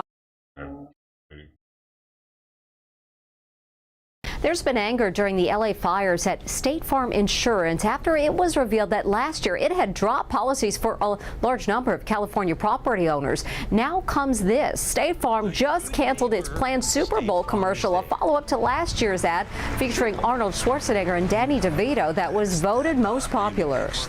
Like a good neighbor, State Farm is there. Oh my God. State Farm has just announced it's pulled its new Super Bowl commercial due to the devastating Los Angeles Holy fires. shit. Last year's commercial was a huge hit with viewers, featuring actors Danny DeVito and Arnold Schwarzenegger, who plays an insurance agent saving pets from a family's home that's going up in flames.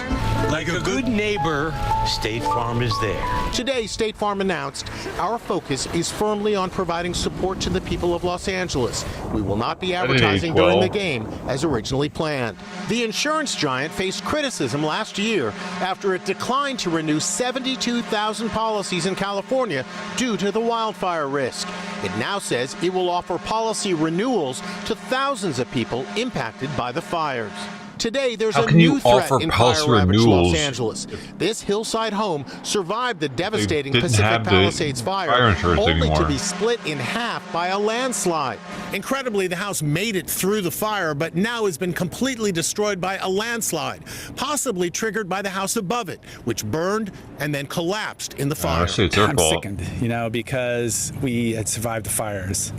And we were so holding on to the hope that we could move back in. Today, authorities warn expect more landslides along devastated hillsides. A warning to all the residents, no matter where you live in LA County, if you have slopes behind your homes, or if you're located on the top of a slope, these slopes have become fragile. Frustration continues to grow among fire evacuees, not allowed access to their homes. I live right here. Just when I go to my house, unfortunately, we can't let anybody through. It's a hard closure. If I burn down, it's okay. I'm fine with that.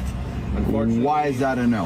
Actor Mel Gibson was one of the few homeowners able to catch a ride in with firefighters to view his once sprawling Malibu estate. Wow. Today, nothing remains of the $18 million property. This was a garage and a guest house apartment on top. He toured the scorched grounds with News Nation senior national correspondent Brian Enton. I'm sorry.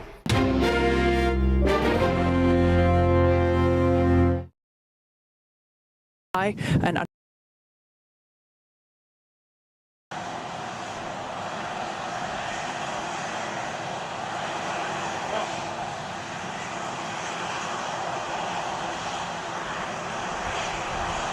Well, they know where this one is, at least.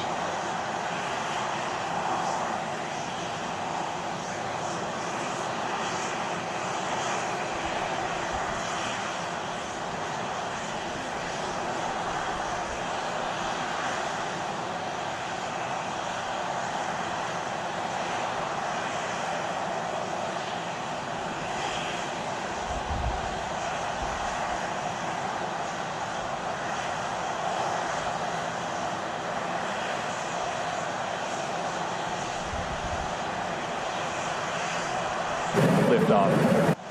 This is another one that happened. Triumph for Jeff Bezos as his rocket ship, the New Glenn, blasts off.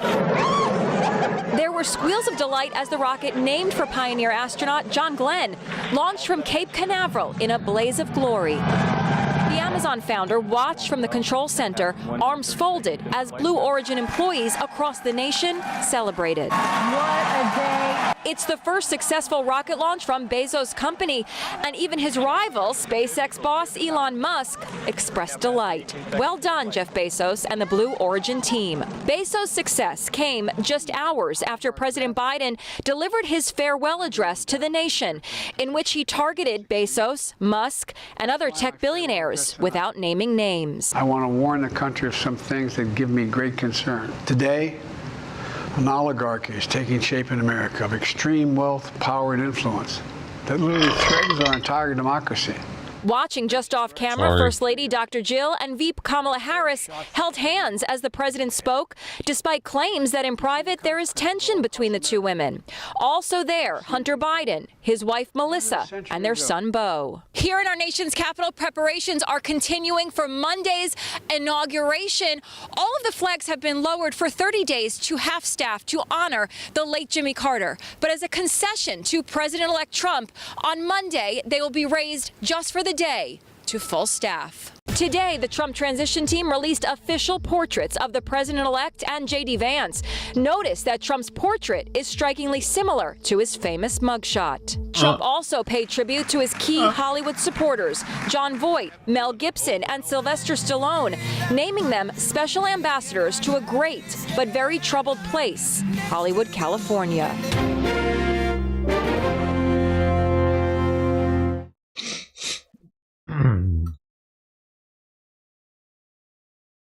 Yep.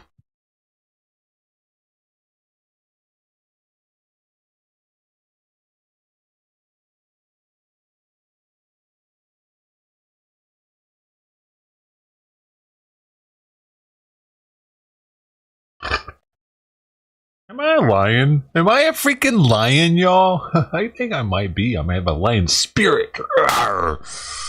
Arr. Arr.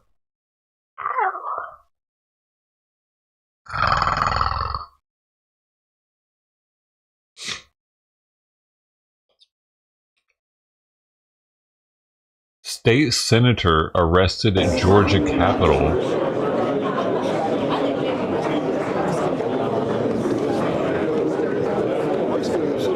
Juicy.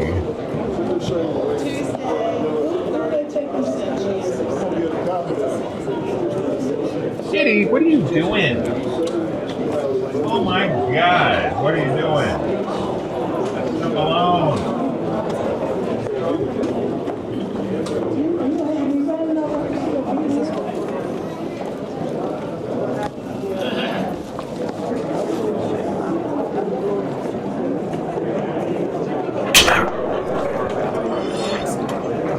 This is interesting. It's carbonated coconut water, no sugar added. Just coconut water and carbonation. It's not bad. Right, overpriced, but it was a splurge impulse. I'm not buying alcohol buy.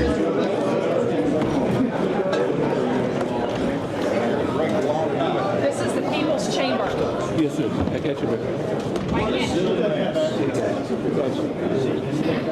Why can't he go in? Officers, this man should be arrested. I have a constitutional obligation to be in this room under 1611-34.1. This man should be arrested for breaking the law. We all upheld our hand and sworn oath to the Constitution. Nope. This is a joint session of the General Assembly. Your House rules do not apply. I'm going into the chamber. Come on in. What a silly mess. What a high school silly mess.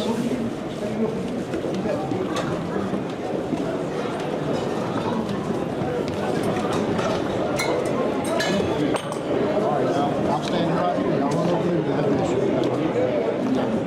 I'm not trying to get involved. What is your name, sir? Because you've now involved yourself. My name is Major Langford. All I said is don't come over me. I'm trying to get these other senators in, sir. Are you preventing me from entering the chamber?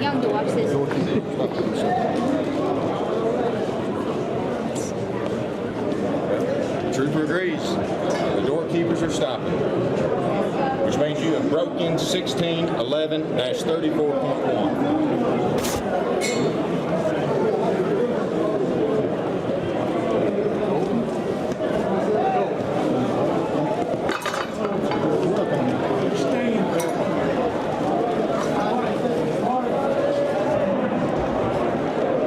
Why aren't they letting him in though?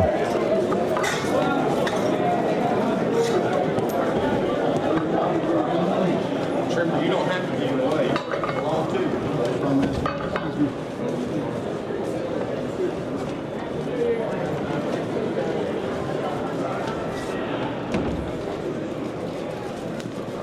Is that all the senators now? Yes, sir. Yes, sir. Here. He does not come past this door.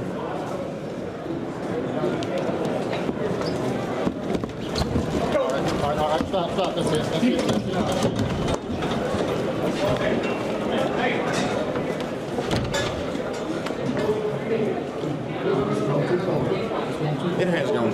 I have an obligation to be in that room.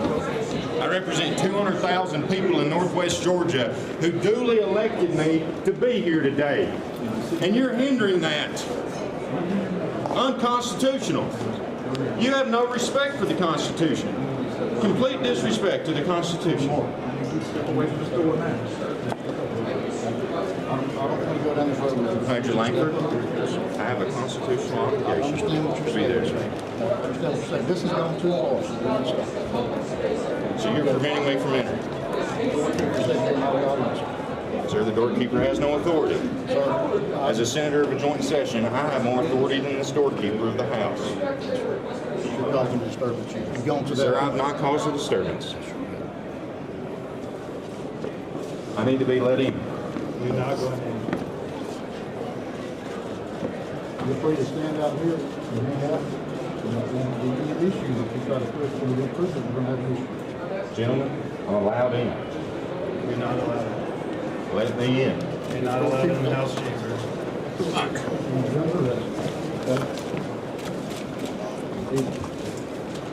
Can y'all back up, please? Can y'all back up, please? Back up, please. Don't stop. Back up, please. You sure it's not talk to him? Oh, that's embarrassing.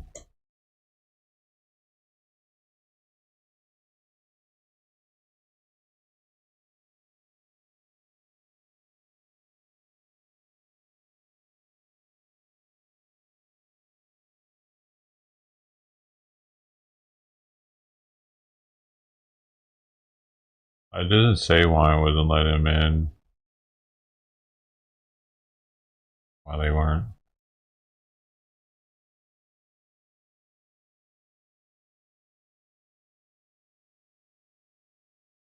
It's a shocking allegation from Wendy Williams. I am not cognitively impaired, but I feel like I am in prison. You understand what I'm saying? Wendy says she's being held against her will at a long-term care facility in New York City. I'm in this place where the people are in their 90s and their 80s and their 70s. Wendy is making the claims in two separate interviews in what seems to be an orchestrated Free Wendy campaign. She has been under a court-ordered conservatorship since 2022 after she was found to be suffering from dementia and deemed permanently disabled. The Breakfast Club. On the Breakfast Club radio show today, 60-year-old Wendy had this to say. Where I am, okay, you have to get keys to unlock the door to press the elevator to go downstairs. At one point, she breaks down in tears. My life is like up. Yeah. It is. Wendy also called in to former CNN host Don Lemon's YouTube show. This phone that I'm talking on is a phone where I can call you, but you can't call me. I don't know how much I can talk without being punished. Wendy, are you incapacitated?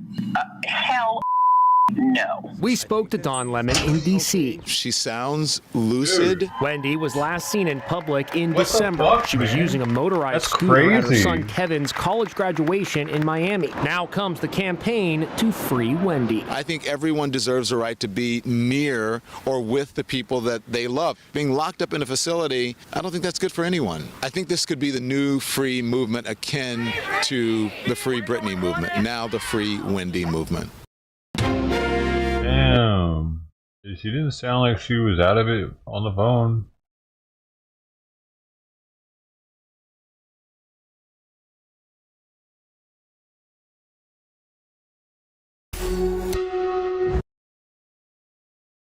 New York City Mayor Eric Adams' plan to house some 2,200 single migrant men at a shelter in the Bronx is drawing criticism from residents as well as Democratic Congressman Richie Torres.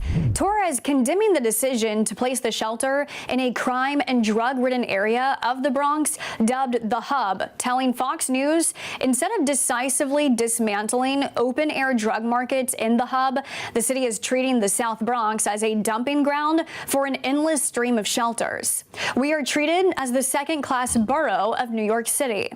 Residents also told the New York Post their concern with the city's plans. We here, we can't even get enough funding for ourselves with housing, with jobs and everything else, but they're gonna get put into this one shelter, are they going to get all these fundings that we're not getting? Are they going to get all these housings that we're not getting? All these new affordable houses that's being built out here in the Bronx, are they for us or for them? Adams' office responded to Torres's criticism, noting despite the new shelter opening, the city plans to close 46 migrant shelters across New York. A spokesperson for Adams says the South Bronx shelter is temporary, but couldn't specify the length of time it would be used for migrant housing, saying it will be dependent on the next migrant census taken by the city. The move comes as the number of migrants coming into the city is reportedly decreasing, and the number of asylum seekers being housed in the Big Apple is at its lowest level in 18 months. Adams said the shuttering of migrant shelters is meant to save taxpayer money and turn the page on this unprecedented humanitarian crisis. But many in the Bronx are wondering why the city chose the impoverished neighborhood, while Mayor Adams' office contends it's looking at migrant housing through a holistic lens, not by individual community. Cost to renovate the building where shelter will be located will reportedly reach up to $340,000. For more on this story, you can download the Straight Arrow News mobile app or visit us online at san.com.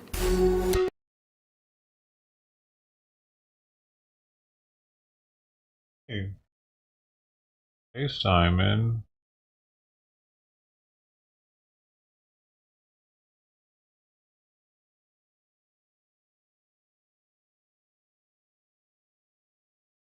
Well, hear these people talk about what happened here. Officers, this man doesn't be arrested. I have a constitutional obligation to be in this room. Under 16. Tense moments inside the state capitol this morning. Georgia state troopers arrested that state senator. Fox 5 obtained the mugshot of Republican Senator Colton Moore. Moore's been banned from entering the House chamber, and he was led away in handcuffs after he tried to force his way in for the governor's State of the State address. Fox 5's Deidre Dukes is live at the state capitol. Why the hell would they not let him in, though? Political drama, Deidre. Yeah, drama indeed, Christine. Now, Senator Moore tried to pass through these doors along with his Senate colleagues, but things quickly grew heated when he was denied entry. High drama at the state capitol Thursday. It has gone too far. I have an obligation to be in that room. Republican Senator Colton Moore led away in handcuffs after tussling with Georgia state troopers. Complete violation of the Georgia Constitution. I have an obligation to represent the people of Northwest Georgia. Moore detained following a heated exchange with a Capitol staffer who barred him from entering the House chamber for Governor Kemp's State of the State address. Moore was banned from the chamber by House leaders last year after he made disparaging remarks about late House Speaker David Ralston.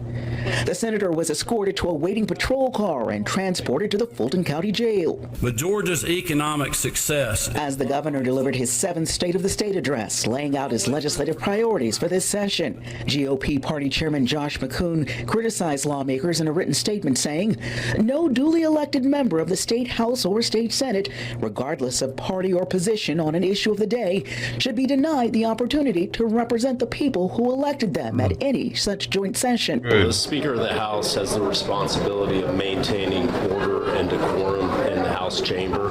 He's done that here today. House leaders defended their actions. This senator caused a very dangerous situation, endangering law enforcement, doorkeepers, staff individuals that were present. This is a complete and total constitutional debacle, is what it is. Our cameras were there as Moore left the jail Thursday afternoon. Today, my liberty was taken away in defense of the liberty of people of Northwest Georgia. Yeah.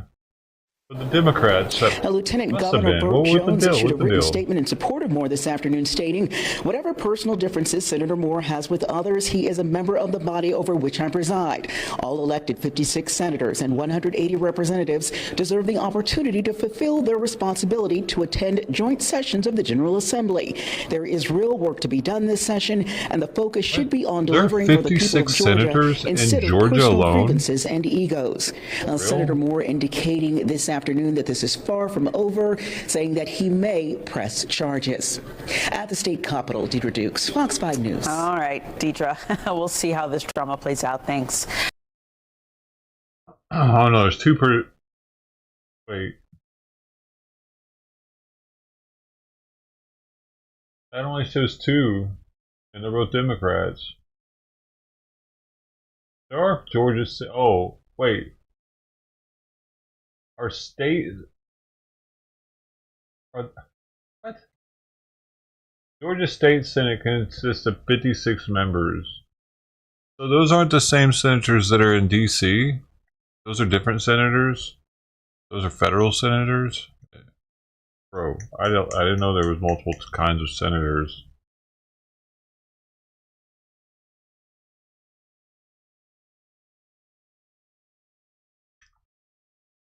Are there?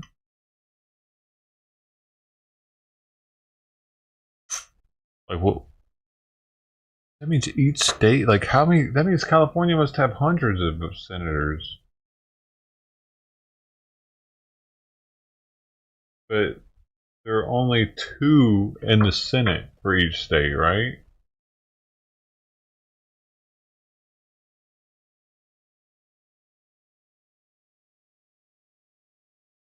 Yeah, we got 2 Democratic ones here too. But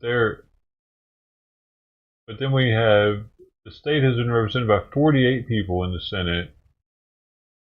But then why does it only show a total of 40 senators? This other thing says, why does it only show 2 people whenever you type in California senators? It shows me 2. In Georgia, it showed me 2 pictures. But then it says that there are 40-something of them. Y'all don't know either, dude. Okay. Well, I guess none of us took government in high school, because I definitely didn't take it.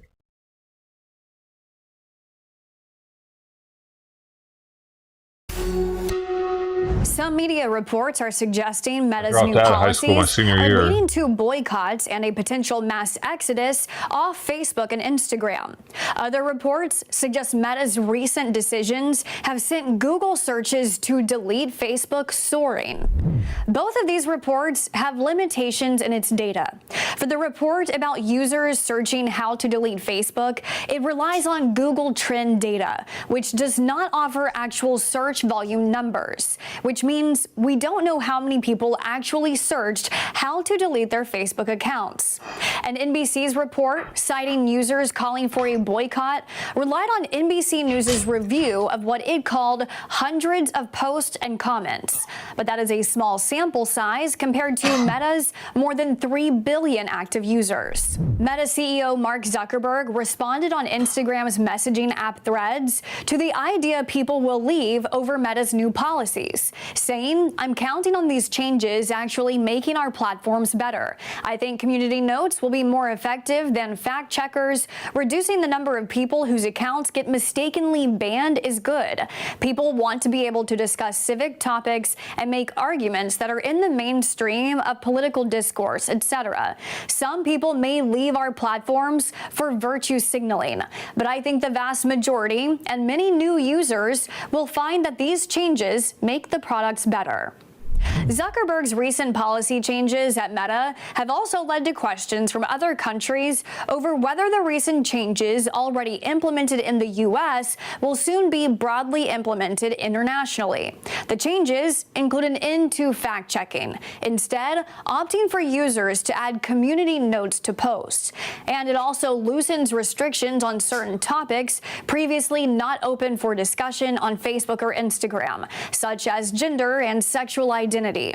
These changes have been praised by conservatives in their calls for loosening restrictions on free speech. But the changes have also been denounced by some on the other side of the political aisle, as they caution it could lead to a spread of disinformation. Brazil, a country currently with a leftist government under President Lula da Silva, asked Meta if its newly announced policies will apply to their country. Meta responded that its fact-checking is only going away in the U.S. for now, as the company runs tests on its community note system. Meta confirmed looser restrictions on controversial topics, such as debating sexual identities, will apply in Brazil to allow for broader conversation on topics that are part of current discussions in society. Brazil's Attorney General and other leaders, upset over Meta's decisions, decided it would hold a hearing to discuss their next steps and whether the new policy violates their human rights laws. Brazil's communications minister saying they have such Meta's good new human measures rights in Brazil. violate fundamental rights and national sovereignty, promoting a digital Wild West. Zuckerberg has defended his decisions, saying its fact checkers were politically biased and led to too much censorship, and says it will continue to remove threats or content that incites violence. The date of Brazil's hearing has not yet been announced. Thanks for watching our news update.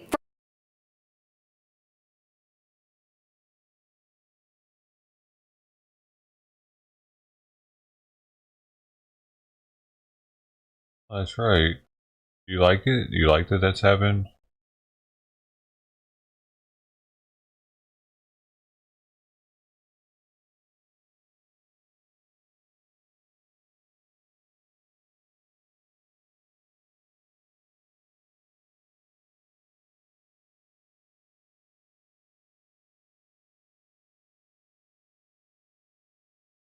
Gotta get in touch with somebody, man. They'll fix it.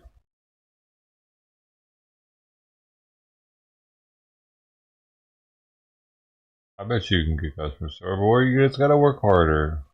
You gotta really want it.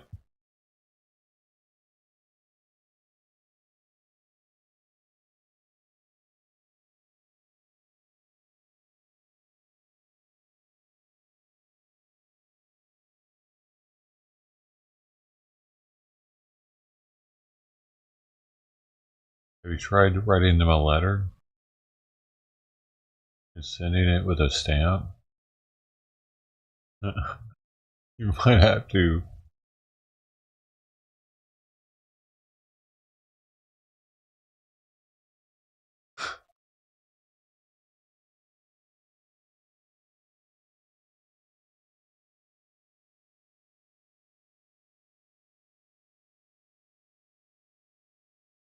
What else happened today?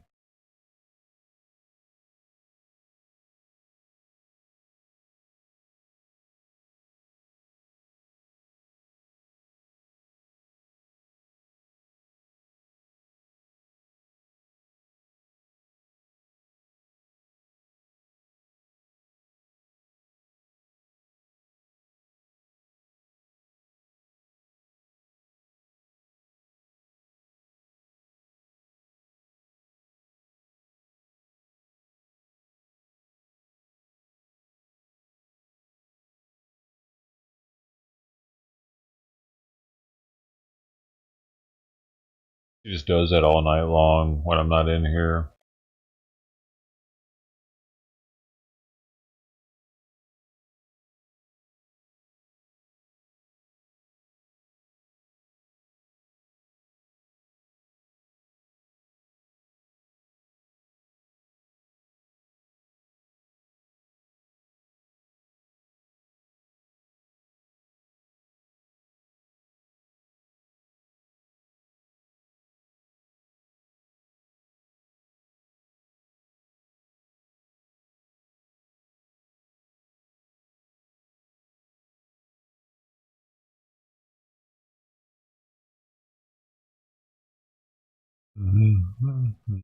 He's wrong.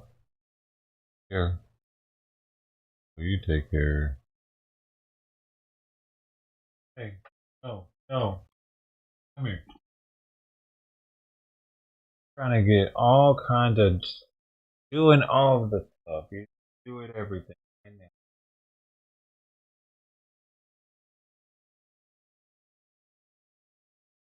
Oh. Oh.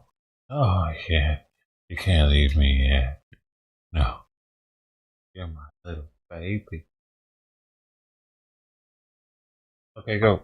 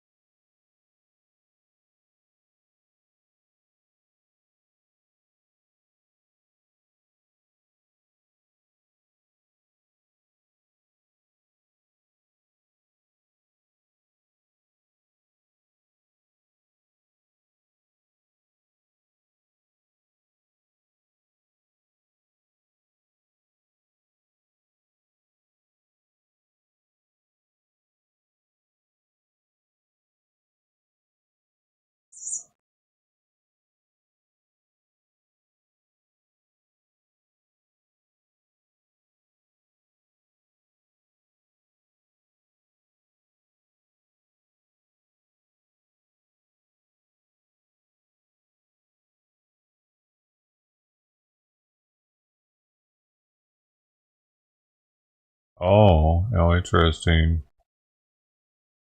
That's that explains it. Huh. Wow. How the fuck were they able to keep him out, dude? That's so weird.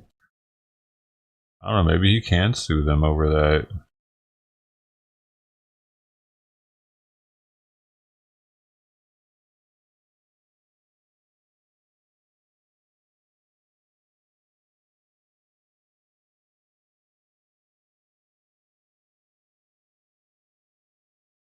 Well, Trump will definitely help him out right now.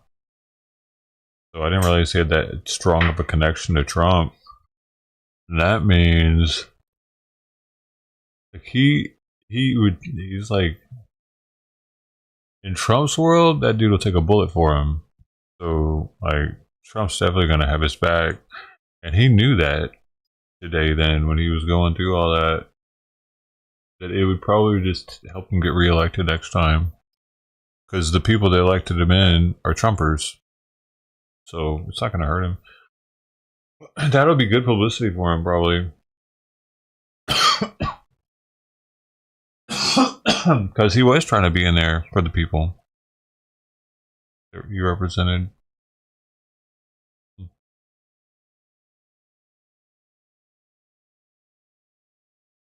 Well, how were they able to keep him out like that? I wonder.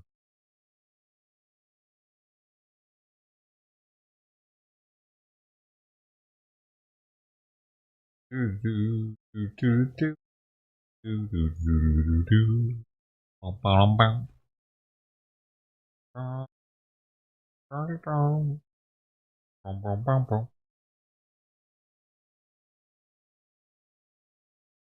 Person. Oh, that's a different one. Never mind. I wish it would just not show me anything new. Anything old. Only new. Is there a way?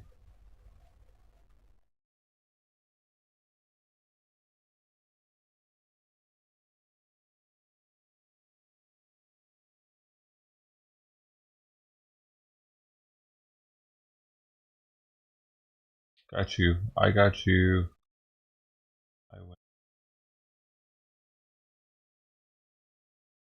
I win.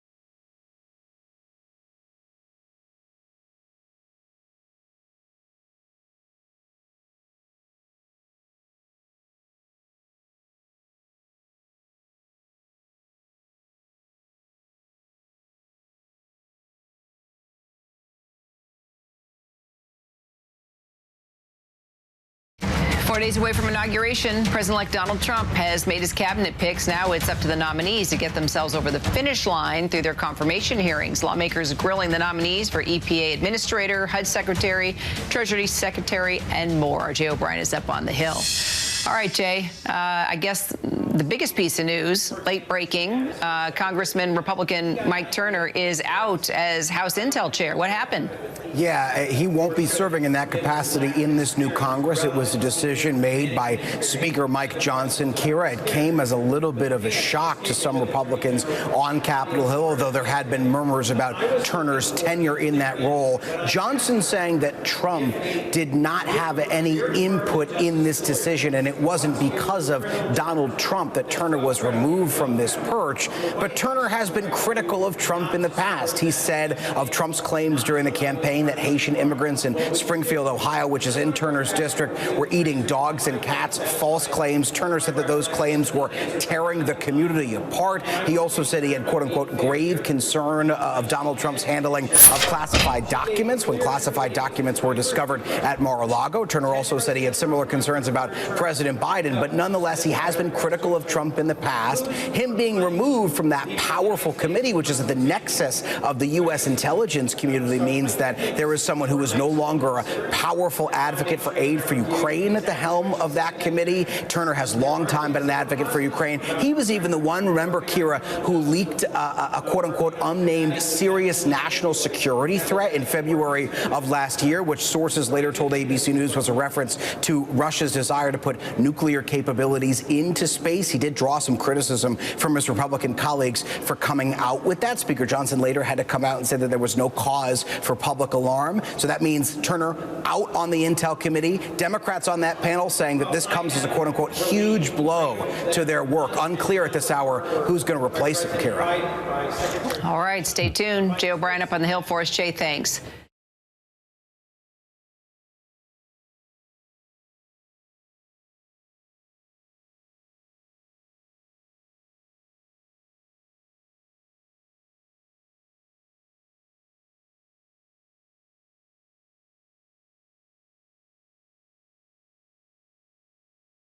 Joining us now, Independent Senator Bernie Sanders from Vermont. Senator, good to see you. You've had a busy day in confirmation hearings, questioning at least two Trump nominees, Scott Bessent for Treasury and former New York Congressman Lee Zeldin for EPA Administrator. Let's talk about Treasury first. I want to play part of an exchange you had with him where you asked him about raising the federal minimum wage. Let's roll that tape.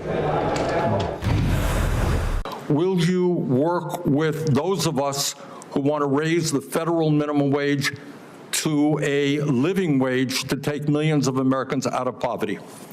Senator, I believe that the minimum wage is more of a statewide and regional issue. So you don't think we should change the federal minimum wage of $7.25 an hour? No, sir. Senator, obviously you're not happy with that. Are there enough votes in the Senate, do you think, to raise the minimum wage? I would hope so. Look, we have tens of millions of workers in this country who are trying to get by on 12, 14, 15 bucks an hour, and you can't do that. We have not raised the minimum wage, I think, since 2010. It is now $7.25 an hour. And that you have a nominee for Secretary of Treasury who does not believe that we should raise that minimum wage is entirely unacceptable. I mean, we need a government that starts looking out for working families and not just billionaires. It's a state issue, though. So President Biden, in his farewell address last night, warned against oligarchs and extreme wealth. I'm just wondering, do you the other guy's right. Have you seen any evidence of Biden doing anything about the oligarchy during his 4 years of presidency that he warns about? Well, in fairness, he has been on domestic issues the most progressive president since FDR. And we've created millions of jobs, rebuilding our infrastructure. He was the first president to take on the pharmaceutical industry and lower the cost of prescription drugs. No small things. I know that he wanted to raise the minimum wage. In terms of the American Relief Act that we passed during COVID, we cut childhood poverty by 40%, extended unemployment. Wow. We have put more money into sustainable energy and energy efficiency, combating climate change than any president in history. So he has a strong record. But if your question is, do I think, and by the way, it is no small thing that the President of the United States said what is absolutely true. And Jake, we don't talk about this enough. And that is when you got three people on top who own more wealth than the bottom half of American society, 170 million people.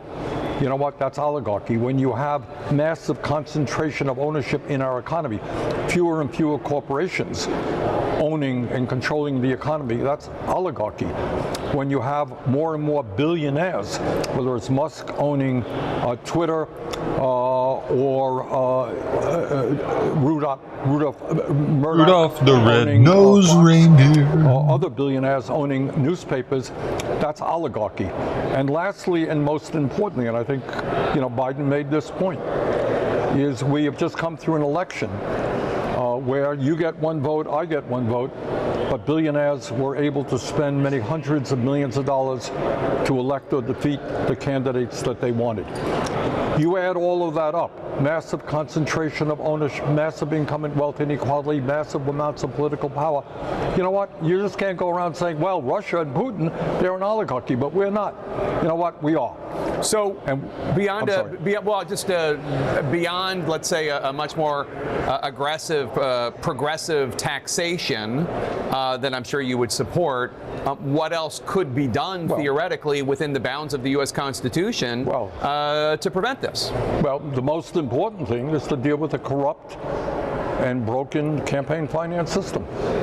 Does anybody in America, whether you're a conservative Republican or a progressive, think that it's okay for somebody like Musk to spend hundreds of millions of dollars to elect the candidate that he wants and now is going to be working for? And by the way, it's not just Republicans, it's Democratic billionaires as well. Elections should not be contests between billionaires. It should be one person, one vote, real debates upon the issue. So overturning the Citizens United Supreme Court decision, in my view, moving to public funding of elections is integral if we are serious about having a government and a democracy that works for all of us and not just the people who have the money. That's the most important thing. But what else you can do to deal with oligarchy is start having a government that provides benefits to working people that they desperately need. We are the only major country on earth not to guarantee health care to all people. We have a minimum wage, as we've just discussed, $7.25. Why isn't it $17 an hour? We have a Social Security system, $17 an hour minimum wage, which is not adequate for the needs of millions of seniors who are trying to get by on $15,000, $14,000 a year.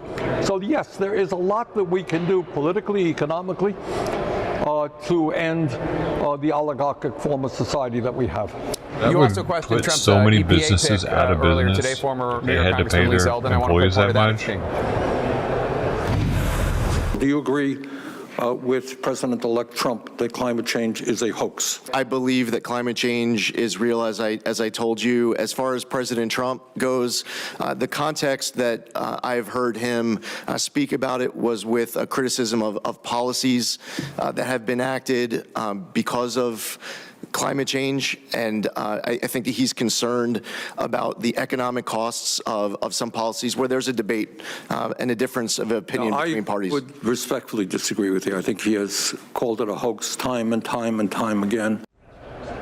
You are accurate. He has. Mr. Zeldin also told you it would be his job to, quote, lose sleep at night to make sure that we are making our air and our water cleaner, unquote. So what did you make of his testimony today? Not anywhere near as strong as it has to be, given, and we throw around this term a lot, but it happens to be true. Take a look at what's happening in LA. What's the extreme weather disturbances, the droughts, the flooding, the warming of the ocean. This is a global crisis. And I don't want to upset people or frighten people, but the horror that we are seeing in LA today, this is not the end of what we're seeing. This could be the beginning. This can be an ongoing occurrence. You know, every other month, some terrible, terrible tragedy. People are starving in Southern Africa now because of drought, et cetera, et cetera. We need leadership in this country, and by the way, in every other bloody country on earth, that understands if we're going to save this planet for our kids and future generations, we need radical changes in our energy policies. We need to have the courage to take on the greed of the fossil fuel industry. You know, when Trump talks about climate change being a hoax, let's also remember that he went to the fossil fuel industry and asked for huge amounts of campaign contributions. That is outrageous. We are fighting for the future of this planet and the well-being of our kids and future generations. And we need people in leadership who understand that, who are reaching out to countries all over the world and say, you know what, we got to forget our political differences. Whether you're in China, Russia, any place else, you're going to be impacted by climate change, and we've got to work together to cut carbon emissions and move to energy efficiency and sustainable energies. Before I let you go, sir, I want to get your reaction to this development going on in the Middle East, the ceasefire hostage deal. Israel's cabinet is supposed to vote tomorrow on the deal. What's your reaction to it all? Well, I certainly hope it gets approved. I hope the hostages get released. I hope that the destruction of Gaza ends. There are estimates now that it's not 45,000 people have been killed, but it could be 64,000 according to the British medical journal Lancet. There is a need for massive humanitarian aid. We've got to rebuild Gaza.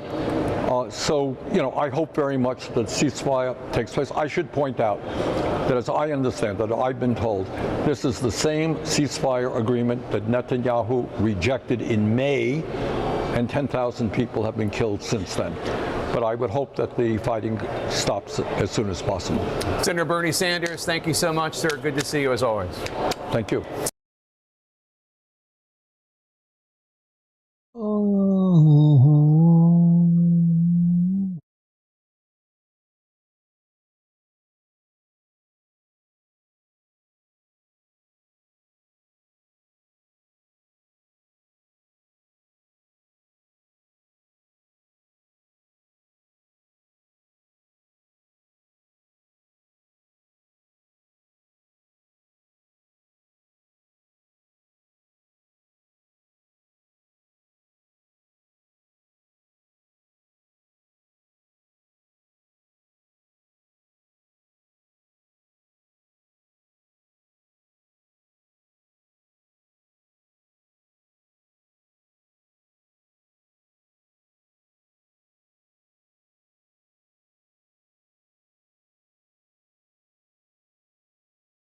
Well then.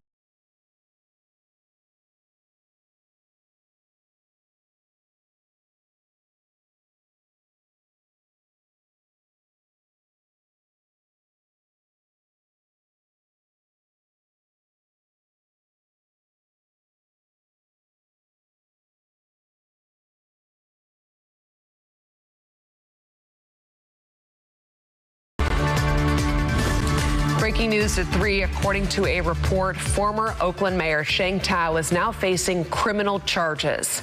Thank you for joining us here on KRON 4 News at 3. I'm Justine Waldman. A federal grand jury has indicted the former mayor of Oakland, Sheng Tao. This is according to the San Francisco Chronicle.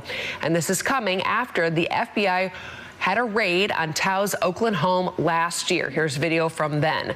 And since this raid, Tao has repeatedly said in interviews, including with us here on KRON 4, that she is innocent and that she was not the target of an investigation. KRON 4 has reached out to the FBI, the former mayor, and her lawyers for comment. The FBI would not confirm or deny the report. We have not yet heard from the former mayor. Of note here, the U.S. Attorney's Office and federal officials are holding a news conference tomorrow to announce what they're calling, quote, significant law enforcement action, but they would not go into details as to exactly what they plan to be talking about. So stay with us here on KRON 4 News as we work to get more details about this announcement and this indictment.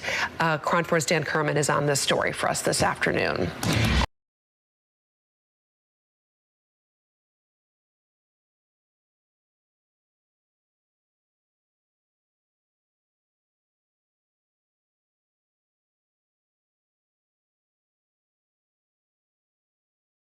That's according. And celebrations broke out across parts of the Gaza Strip in the hours following the news that a ceasefire agreement had been reached. But those celebrations turned to anguish once again as a volley of Israeli attacks on Gaza City killed at least 81 people and injured 188. That's according to the Hamas-run Ministry of Health. Joining me live now is former acting Israeli National Security Advisor, now a senior fellow at the Foundation for Defence of Democracies, Jacob Nagel. Jacob, really appreciate your time today. Thank you. Why would Israel start bombing Gaza City only hours after President Biden announced that a deal had been reached? What do you mean stop? It's the moment that there will be a deal, Israel will stop and will, follow the deal. Until there is a deal, there is no deal. So Israel is doing what it needs in order to save our people and defend them and do what we need for the security of our people. And these latest airstrikes on the Gaza Strip, what is Israel's objectives, do you think, considering that a ceasefire is just days away? What are they trying to achieve? No. While there is no ceasefire, so the question is not in place because, until the ceasefire will start, I don't know why you don't ask why there was a rocket a few hours ago on the southern part of Israel if a ceasefire is going to happen. So why we have still rockets coming from Gaza towards Israel. So the moment there will be a ceasefire declared, and as I understand now, everything will be okay, it will be around Monday noon. Then Israel will keep this ceasefire while the other side will also keep it. There has been a delay because Israel Prime Minister Benjamin Netanyahu says Hamas was trying to dictate which Palestinian prisoners would be released in exchange for hostages, which Israel says was not part of the original terms. We think this may have been sorted out, but does this show how fragile this agreement is? Oh, shit. Yo, somebody caught the SpaceX thing coming back into orbit 40 minutes ago on Reddit. Again, I remember my days as the National Security Advisor. I didn't even know what they were looking at. Every negotiations in the, even in the business world, nothing is being agreed until everything is agreed. So every side, before signing the agreement, is trying maybe to gain points.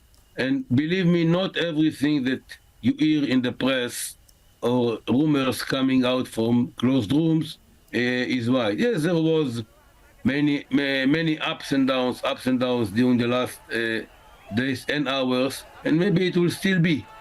The way I see it now, we are progressing to a deal. There was a debate about who is going to be released, who is going to choose the prisoners that are going to be released. For example, no celebs, no terrorists. There from the Nukhba that were part on the October 7th event, and some others. Unfortunately, in order to get our 33 hostages, at least in the first stage, Israel is going to release some heavy killers and murderers, but in order to get our people home after so many days, I think it's worth it. And again, in Israel, you can watch the pictures, and I think it's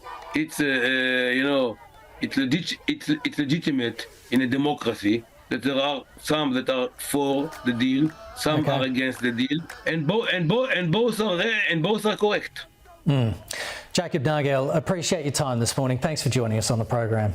Thank you very much, and I hope that our people, our hostages, will come soon home. And again, Israel will continue to achieve all war goals, and especially to make sure that there is no more Hamas in Gaza. Thank you. Thank you so much.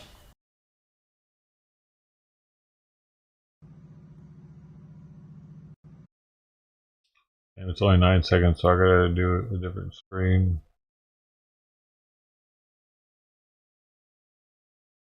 I think this is the SpaceX breakup.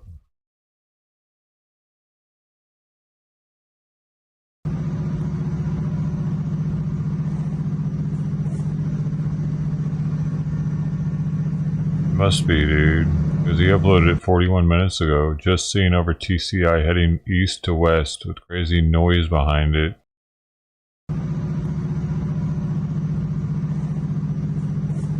Probably on the news later. First, you saw it here on Reddit.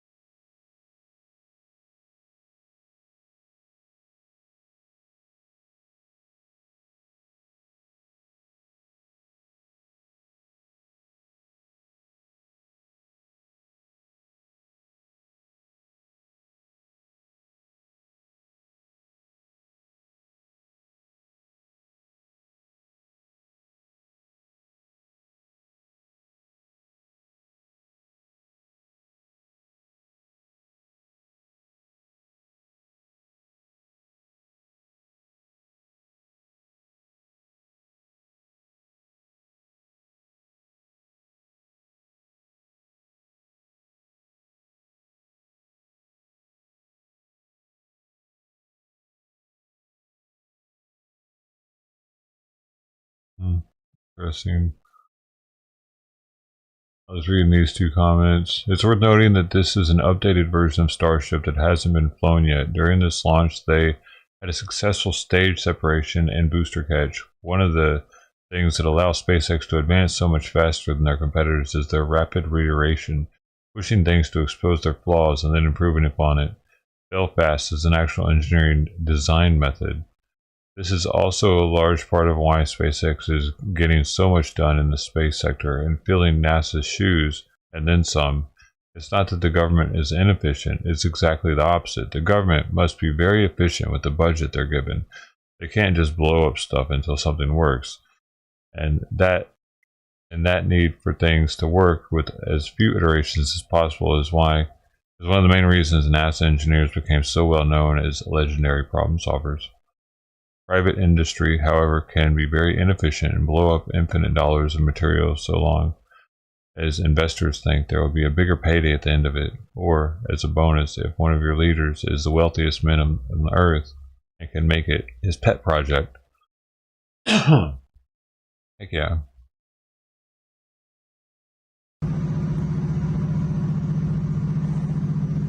Elon did it for us so we could see something beautiful.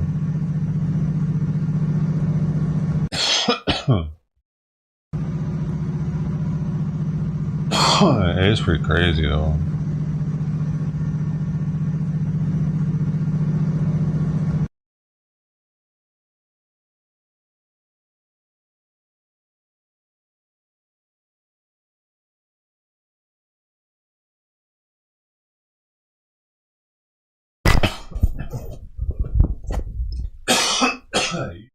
Bro, issues.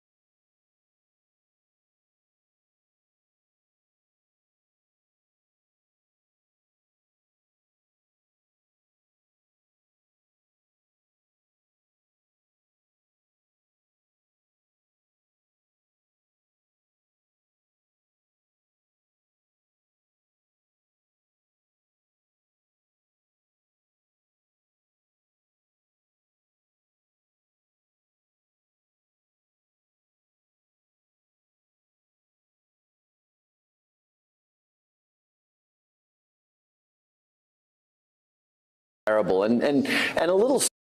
Joining us now, Democratic Congressman from Connecticut and ranking member of House Intel, Jim Himes. Really good to have you. Can I get your reaction first to the news that Rick Crawford will be your cohort on the other side of things? Will be the chairman of House Intel. Yeah, I know Rick, and I've worked with him for a long time. I respect him, and I'm looking forward to working with him. But I think what was done to Mike Turner was just terrible and a little scary, right? Katie, you'll remember from Trump's first term. I don't even know him. Never seen him before. There were 3 institutions that he attacked and badly wanted to compromise and eliminate their independence: the Federal Reserve, the Department of Justice, and the intelligence community. And it's essential that all 3 of those departments and institutions maintain the independence that allows them to do what they need to do. And whether it was inside the House Republican conference, as the speaker maintains, or whether this was a Mar-a-Lago thing, as Mike Turner believes, he got fired because they thought he would do his job of providing oversight of the intelligence community to make sure that the intelligence community, no matter what Donald Trump wanted to hear, that the intelligence community was delivering its best judgments and assessments to the president. So this is again, nothing against Rick Crawford, who I do like, but this is just not a good portent for, what was designed to be an institution that was a check and a balance on the power of the president. So just to remind folks where Mike Turner stood, he's a Republican, aligned with a lot of Trump stuff, aligned with Republicans on pretty much everything, but He was critical of Donald Trump for that phone call he made to Zelensky, the thing that got him impeached the first time. He also was supportive of the U.S. sending arms to Ukraine. Really wanted to keep that going. Not a fan of Russia. Donald Trump obviously not aligned with him on that. And then he voted to certify President Biden's election. As you understand it, were those the things that ultimately made his chairmanship untenable or undesirable for Mar-a-Lago? Yeah, I mean, I think you frame it exactly right, which is that, you know, Mike was by and large a supporter of President Trump, but he maintained some independence, and you just sort of talked about why. And Mike Turner also knew that his job was to, even when the president was of his party, was to provide tough oversight of the activities of the executive branch. And, you know, this isn't that Mike Turner was a 30% Trump guy. He was a 90% Trump guy, but 90% is not good enough, particularly in a very sensitive position, like somebody who is there to provide a check and a balance on the activities of the intelligence community. This is the Gang of 8. You're going to get access to the most sensitive classified information that the United States has access to. As I understand it, Mike Turner is no longer even on the Intel Committee. You've seen all this in intelligence, Congressman. I know you can't go into it, but you talked about this sending a chill down your spine. Is it because of what you know that's out there? That is there a threat that you're worried about that you think Donald Trump doesn't see as a threat? I mean, what is the chill? No, it's not so much that. The chill is, I had this weird feeling that it was like, I remember exactly where I was when the president fired in the beginning of his first term, Jim Comey, the FBI director. Now, whatever you think about Jim Comey, and lots of people think lots of different things about Jim Comey, there was that moment in the White House where the president said to Jim Comey, I need your loyalty. And Jim Comey said, well, I'll be loyal to the law. No, I need your loyalty. And that's what just happened, right? I don't think the conversation actually happened, but I think people wondered whether Mike Turner, when push came to shove, whether he would stand for the Constitution and his job as a member of Congress, or whether he would defend Donald Trump. And I think that is why he is gone.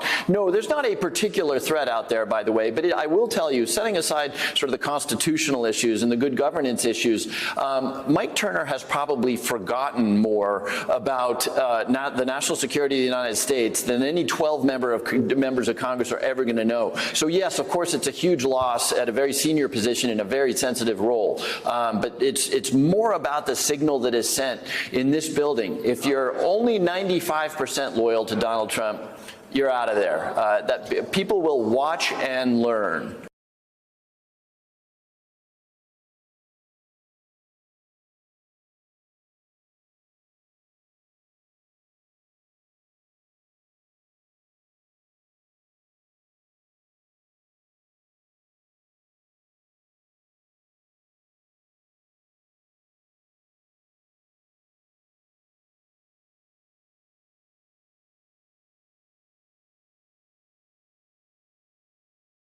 Oh, yeah.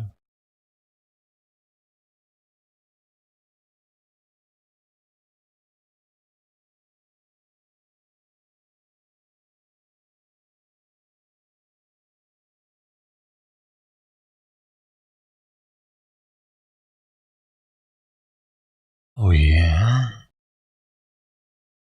Buddy. Is one of those Democratic governors who leads a state won by President-elect Donald Trump. But this week, she's warning Michiganders one of his policies could harm what drives the state's economy. Right now, the future of the entire auto industry is at stake. The very core of Michigan's economy is on the line. She says if Trump follows through on his plans to put 25% tariffs on Mexico and Canada, the only winner is China. She says they'd love nothing more than to watch Americans cripple their auto ecosystem all by themselves. Think about this. 70% of all the auto parts we make in Michigan go directly to our neighbors. Every time a Michigan auto part crosses over the border and gets taxed, those costs will be passed on to you and to consumers at the dealership. Sometimes those parts cross a couple of times throughout production. Trump said in November that on his first day on the job, he'll put 25% tariffs on all products coming from Canada and Mexico. He says those tariffs will stay in place until our neighbors stop the flow of illegal immigration and drugs. Well, for how the auto industry is preparing for that day, which is this Monday. I want to bring in Aaron Keating, executive analyst at Cox Automotive. Aaron, Governor Whitmer's not the only one raising the alarm bells about what's coming next week. Ford's CEO recently said a lot of their supply chain depends on other countries, and tariffs are going to be challenging for any company. Is there genuine reason to be concerned about Trump's tariff policies, or do you think auto companies are going to be able to take this in stride?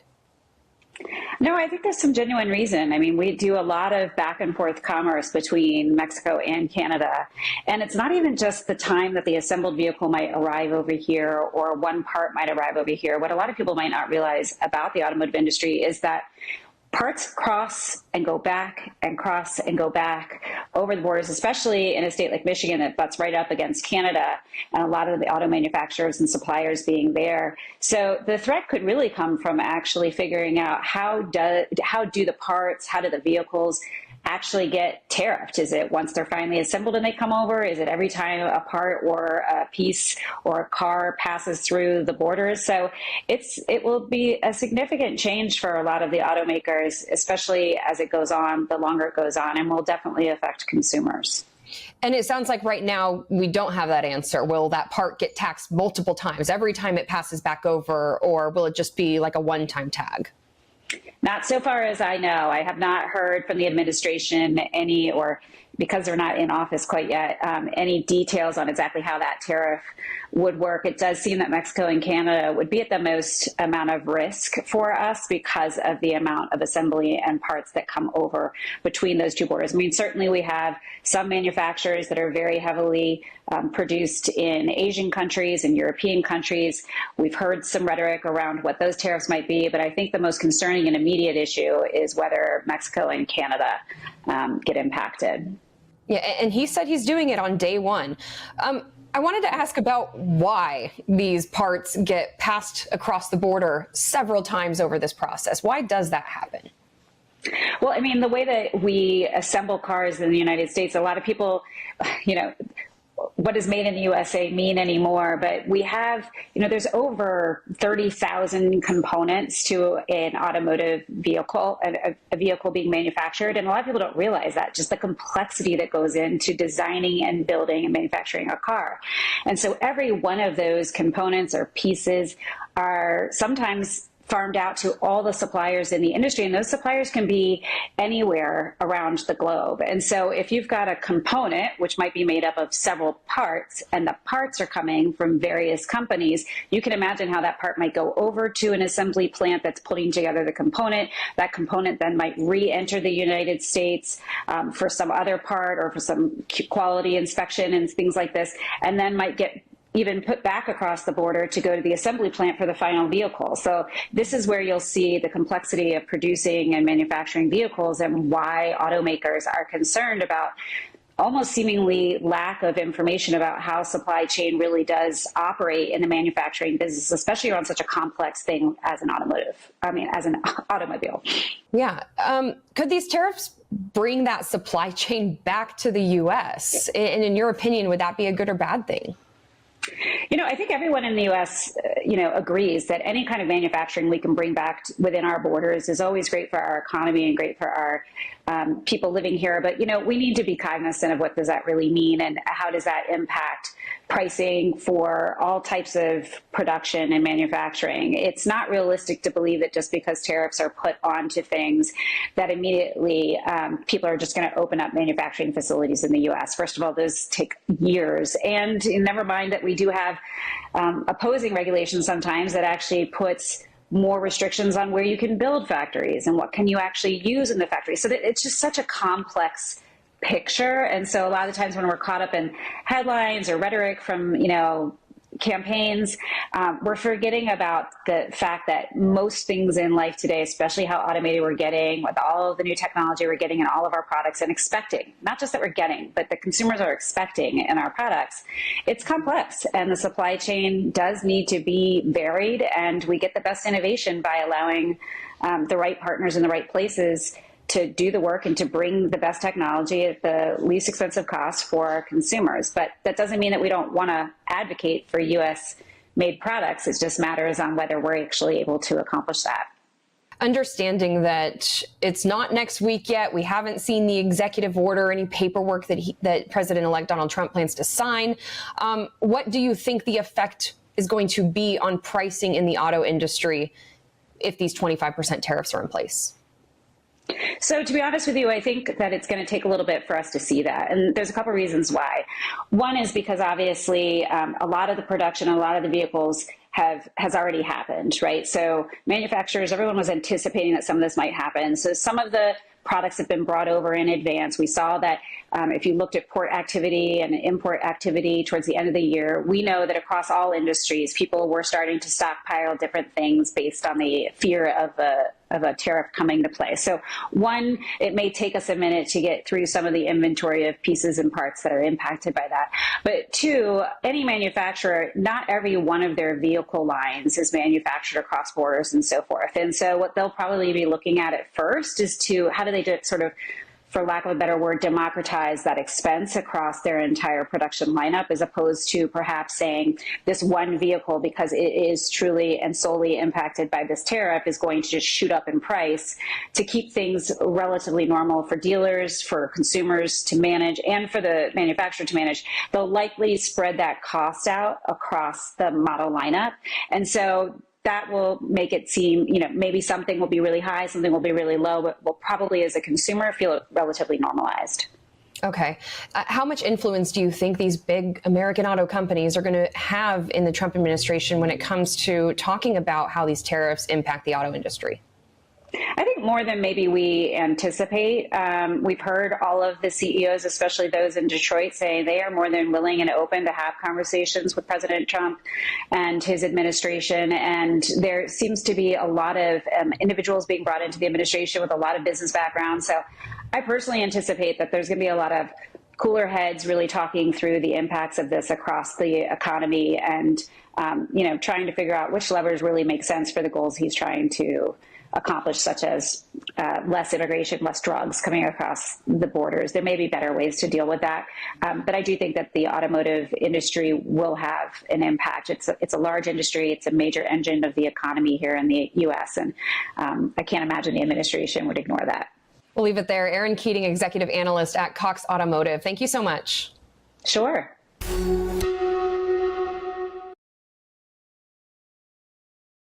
Breakfast staples be detrimental to your brain health? A new study published in the journal Neurology says people who eat more processed red meat have a higher chance of developing dementia. The study's author, Dr. Daniel Wen, told CBS News, "We've found very consistent evidence that higher processed red meat intake is associated with higher risk of dementia." Looking at the dietary habits of more than 133,000 people who all work in healthcare, Dr. Wen and his team found those who ate 1/4 of a serving of processed red meats, like bologna or hot dogs, had a 13% higher chance of developing dementia than those who had less than 1/10 of a serving per day. A serving size for this study was pretty small, just 3 ounces, or about 2 slices of bacon. This cognitive decline didn't occur in people who enjoyed unprocessed meats, like steak, pork chops, or even hamburgers without additives. You can try to decrease your red meat intake, especially the processed red meat intake, at any time point during your life. That will help your cognitive health. Does everyone have to be a vegetarian now? No, but at a barbecue, reach for a hamburger instead of a hot dog and try cutting your portion sizes. For Inside Edition Digital, I'm TC Newman.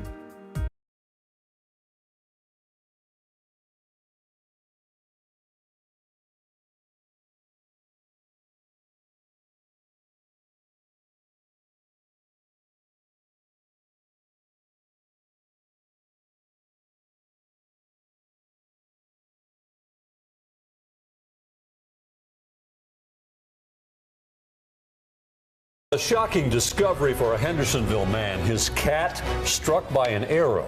Good evening and welcome to News 2 at 6. I'm Bob Mueller. And I'm Haley Wilgus. News 2's Andy Cordan spoke with the cat's owner, left devastated by this incident. We do want to warn you, this story may be disturbing. The sad story begins on Sunday when a father of 2 discovers that his pet cat has been shot with a crossbow.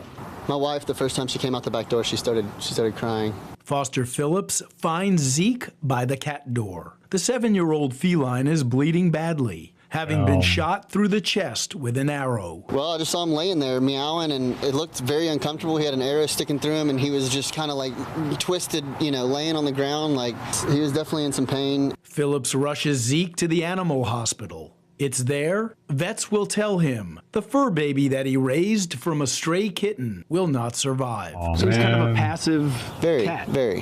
He wasn't out like terrorizing the neighborhood. No, not at all. On Wednesday night, Hendersonville police will arrest Richard Coombs. The 61-year-old lives on the other side of this fence, a fence that Zeke would often walk along. Why? Why did this happen? I couldn't tell you. I guess some people just don't want cats on their fence or in their yard. Had he ever come to you and said, hey, get that cat out of here? Never, no. According to police, when investigators search Coombs' home, they find a crossbow and arrows that exactly match the one that killed Zeke. Like, he could see some remorse, the detective said, when he was talking to him and interviewing him, but he never admitted to it. I go to Coombs' home for comment. Nobody comes to the door. What would you say to him, or have you said anything to him? I haven't said anything, and I would just say, I forgive you. That's what the Lord would want me to do. Yes, sir. You can't just shoot whatever you feel like shooting, especially with a crossbow in a neighborhood. I've got kids. My kid plays out here. What if a crossbow came over the fence, and hit my child? It'd be a whole different story. I'd probably be taking matters into my own hands at that point. The suspect's now charged with aggravated cruelty to an animal in Hendersonville. Andy Cordan, News 2. And Phillips tells News 2 they cremated Zeke and they plan to possibly sprinkle his ashes in a ceremony in the future. I wonder if that's what happened to Tux, man. Somebody was tired of him going in their backyard.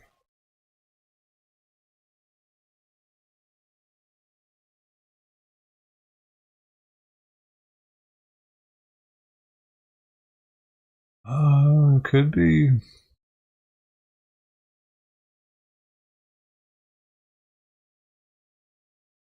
I see him going in someone's backyard and them not liking it.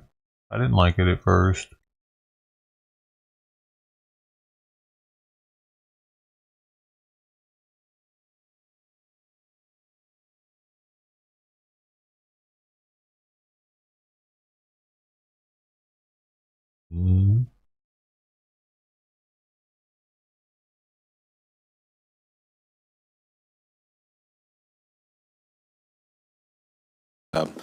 I'll go first, then Senator Heinrich, and so on and so forth in order of seniority and arrival at the hearing.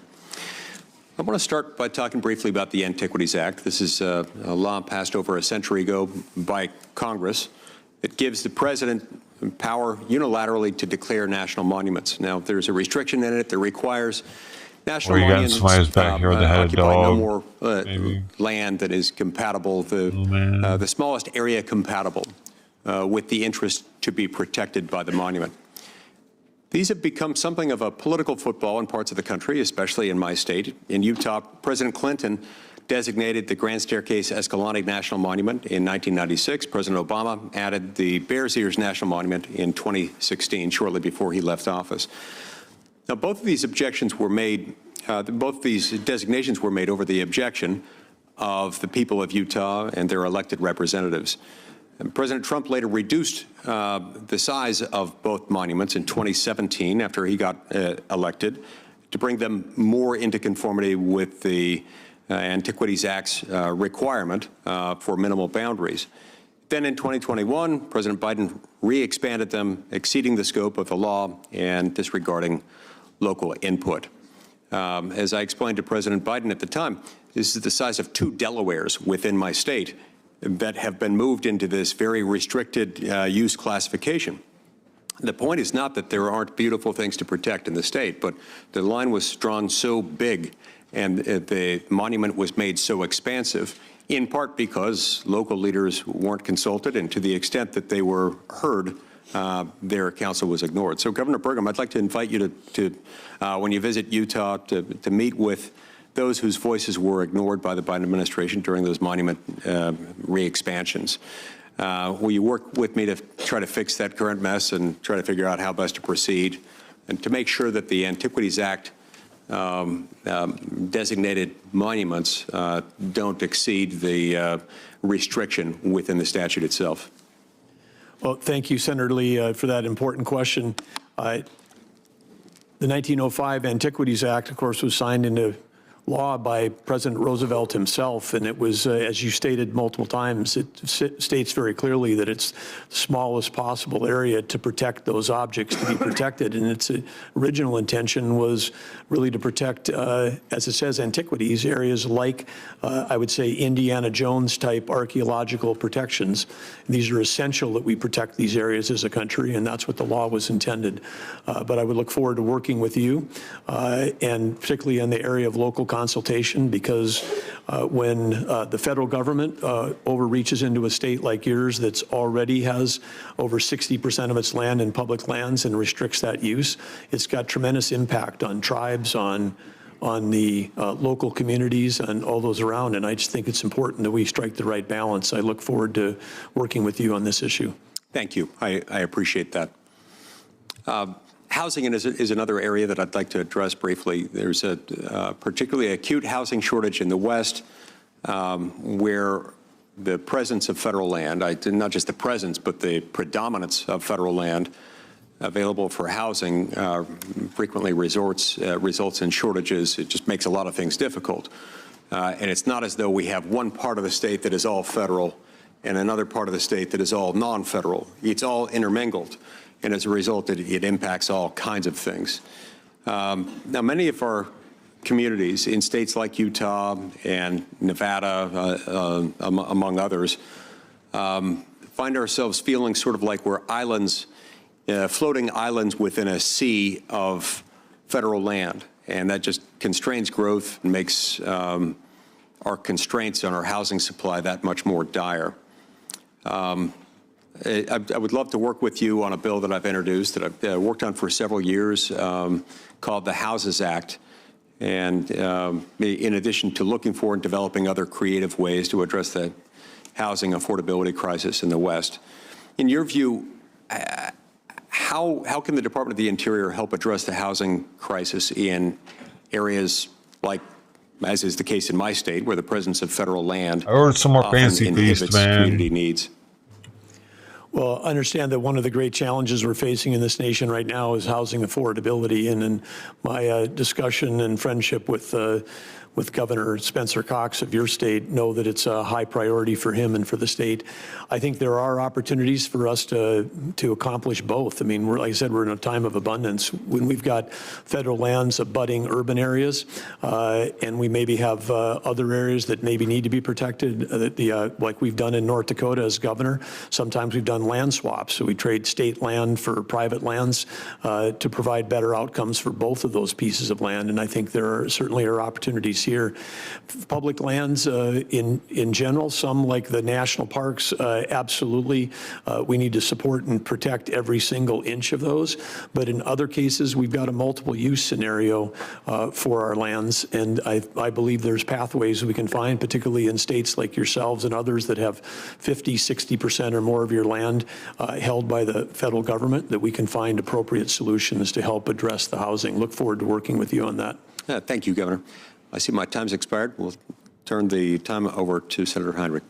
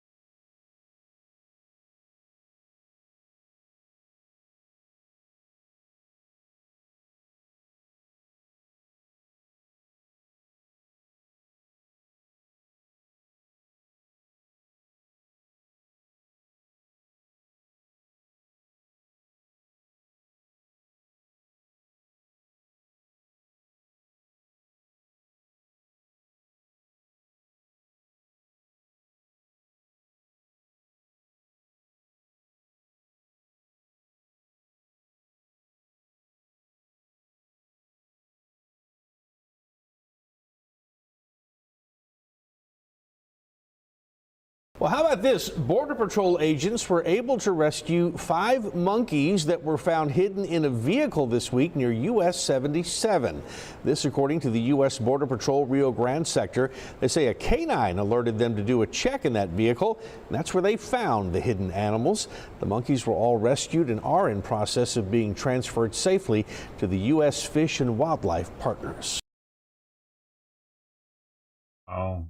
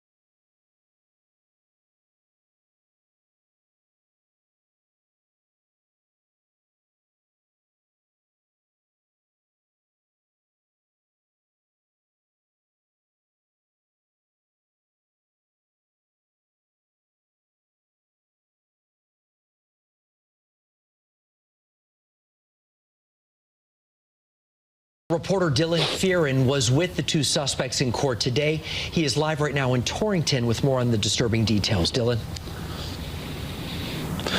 Well, Mark, Aaron, Kevin was just 24 when he was killed almost 6 months ago. The suspects in court today are just 21 and 20, respectively. Police say the suspects' stories during this investigation changed and differed, but police found the truth, found the facts through texts and Snapchat messages. Abigail Whipple tries hiding behind her attorney, but police say she's already said and done enough, sharing with police what led to this man, Logan Diaz-Lepardo, allegedly hitting Whipple's boyfriend with a car, killing him. He is facing an extensive period of incarceration. The statements that he gave to police do not line up with the physical evidence. Police say Abigail Whipple was dating victim Kevin Gangle for more than a year, and that Diaz-Lepardo was one of her best friends. She also told police the 2 men disliked each other and had threatened each other in the past. In late July, police allege Abigail and boyfriend Kevin were in a fight. Knowing it would anger him, she met up with Diaz-Lepardo, then drove to Kevin's house. Kevin, who was in his driveway on Clearview Avenue in Harwinton, was hit and killed. Whipple told police they were driving fast enough to do all of that, at least 50, adding, "As I was coming down the road, Kevin ran from his garage into the road with something in his hand, and Logan hit him." Police have been investigating for months and even obtained texts and Snapchat messages from this toxic love triangle, which shows the couple had threatened each other and had cheating concerns. Whipple also claims Diaz-Lepardo was obsessed with her. Before the crash, while angry with her boyfriend Kevin, Whipple messaged Diaz-Lepardo, writing, "Can we pull up? Can we please? I'm so done. I want him to hurt. I want to go there with you." Logan replied, "Yes, girlie." Abigail answered, "I want him hurt. I want it done." Police also say Abigail texted her boyfriend Kevin before the crash, writing, "I warned you." Please don't put us on camera. Please don't. Whipple's family refused to comment walking out of court. The woman on the phone here is Diaz-Lepardo's mother. Mel, anything you'd like to say? No, I think she's all right. Here's a picture of Kevin from his obituary. Now, both suspects are in jail right now, being held on $500,000 bond. Mark and Aaron, we know that Diaz-Lepardo has been charged with manslaughter, while the girlfriend, Abigail Whipple, has been charged with conspiracy and accessory to manslaughter. Both will be back in court next month. I'm your reporter live in Torrington, Dylan Fearon, Channel 3, Eyewitness News. Dylan, thank you. Tonight in Old City.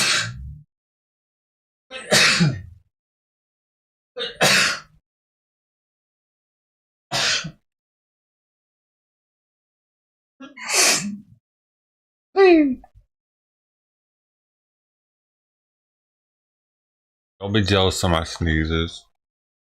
You get your own sneezes.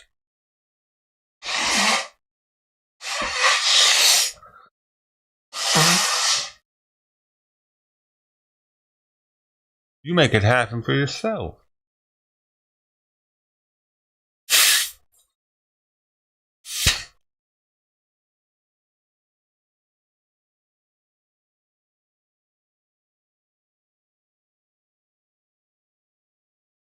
How about that?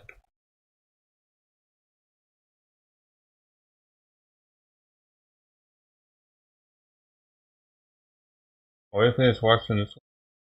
ICE ought to be required to detain those illegal migrants who commit violent crimes against children, like Travis Wolf. And yes, I happen to think, as a former prosecutor, I happen to think that their violent murders are actual issues. And the fact that you would say otherwise, sit here and advise the Senate that the Lake and Riley Act is a bad idea, that the whole thing is not an actual issue, it's all just what, made up, I think is outrageous. I think it's absolutely outrageous. And the fact that you were invited here to give this testimony is stunning to me, I have to say. Absolutely stunning to me. Mr. Kuchinelli, let me just ask you, something else that Mr. Isaacson has said is that the Remain in Mexico policy was a program of death. A program of death. Mm-hmm. Is that your experience, having seen it implemented? A program of death? As part of implementing it, my answer would be no. It was quite the opposite. And as I said in my statement, that the deterrent effect for illegal aliens to come that was gained by the migrant protection protocols, Remain in Mexico program, prevented a lot more abuse, child abuse, abuse of women on the journey, and death along the way than any of the crimes that occurred addressed to the people where the people in Remain in Mexico were the victims. So anytime we have illegal immigration going on, we have victimization of that population. It would be my view, and I think the dollars play it out, especially as you've seen since 2019, that the idea that the cartels benefited from the Remain in Mexico program is relatively ludicrous compared to the alternative. And the alternative we've lived with the last 4 years has been the greatest enriching of the most evil, vicious people in the Western Hemisphere in the history of this hemisphere. Yeah, I wish the Remain in Mexico program had still been in effect when the killer of Travis Wolf crossed the border and was paroled illegally into the country. He might still be alive today. And if that's not an actual issue, I don't know what is. Thank you, Mr. Chairman. You know, I think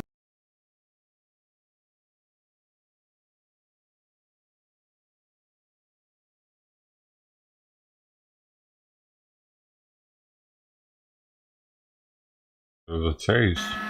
Or get a car. Dirt bikes are being chased. Yeah, it very well is possible that they're just trying to get in communication with someone that could possibly stop somewhere and give them a ride. We have seen that happen in pursuits where people coordinate with a friend, and the friend will come and pick them up.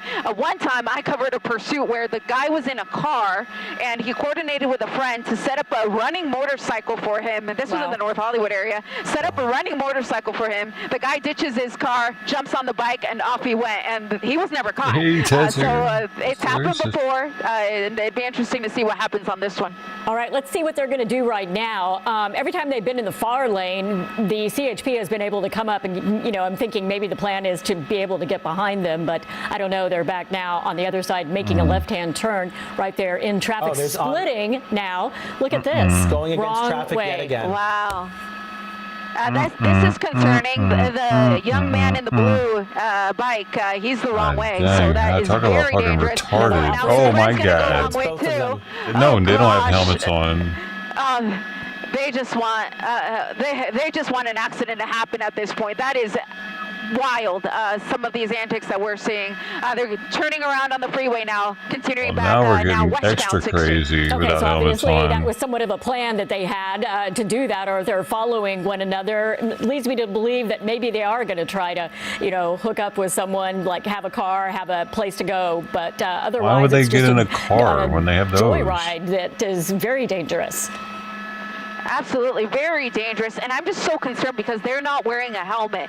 Even if you're wearing a helmet and you're involved in a motorcycle accident or even a cycling accident without a helmet, you can be very injured.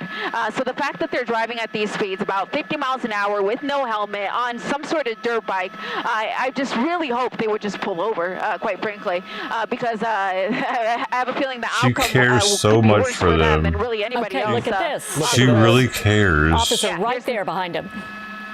and he's just going to trail them. There's really nothing he can do. He can't try to block them. They might fall. He can't pit them. They'll get hurt. They can't spike them. So all they can really do is just try to intimidate them and try to get them to pull over. Why is but, that? Clearly, they've had plenty Why of can't they opportunity, spike and they them? continue to try to avoid the police, now transitioning southbound 710. And they speed up anytime they see a car behind them. Yeah, absolutely. It's this cat and mouse So situation. they need like some sort of suction cup device to launch that on. The rider in the blue is in the lead. It's always very busy here at this transition from the 60 to the 710, so that's why we're seeing this traffic, especially on a Thursday afternoon. So any southbound drive that they pick is going to look like this right now, unless they make their way all the way to Santa Fe Springs. That's where the freeway does open up a little bit, but They're gonna try to get into the any airport. southbound drive that they pick in this general area is going to be very busy. What makes me nervous is we've already seen they are willing to take chances. They are willing to go the wrong way and to do some dangerous maneuvers. And I think of the other drivers who don't know what's coming at them. They never see them coming, especially when they're splitting lanes. It takes just one driver to make the wrong move or at the worst time, and these motorcyclists are out.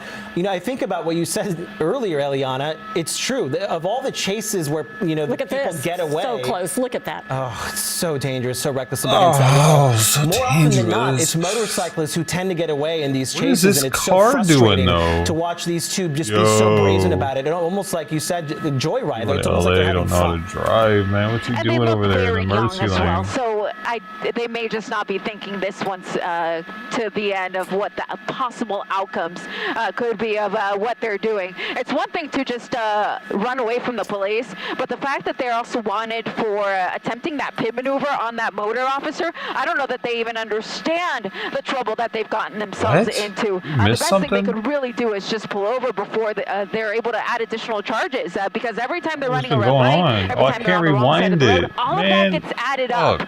The officer who's in charge of writing the report at the end of his shift will add on every single turn, every single violation, and all of that gets added to their charges. So really the best thing they could do at this point is pull over. they're in East obviously not LA. going to listen to me if they're not listening to the police. But continuing here, right at the Long Beach Boulevard. interchange of the 5 I mean, Long and Beach the Freeway, 710. I I mean. think they completed the transition of the southbound 5. Yep, southbound 5 now on the Santa Ana Freeway. Well, they'd be smart to listen to you, Eliana, but clearly that's not the case here. This is a strange thing I'm going to bring up here, but could the CHP shut down the freeway ahead of this, potentially, if they had a cruiser up ahead? Or is it just too risky to get in front of these guys, considering they had already tried that pit on a motor officer? Yeah, let me answer your question after I correct myself, Jonathan. They completed the transition, but it continued on to the 710 South. So they're on the 710 South. But to answer your question, yes. And when we first heard about this pursuit, I actually did hear CHP asking for additional units to come to the scene and block off the freeway up ahead. But the motorcycles never got that far. And even if they had, they were driving the wrong way at the time. They were driving southbound on the northbound lanes of the 5 freeway. So there's really going to be little that the CHP can do, even if when it comes to blocking the freeway, considering that these guys are on a motorcycle, they can just jump in the emergency lane and continue on from there. And who's to say they won't turn around on the freeway and go backwards anyway?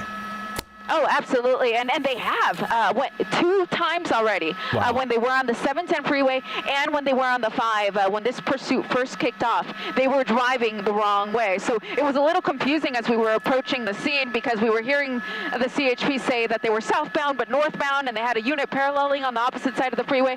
So it was very confusing initially. But again, the pursuit continues southbound on the 710, approaching Washington Boulevard. They've gotten off here before.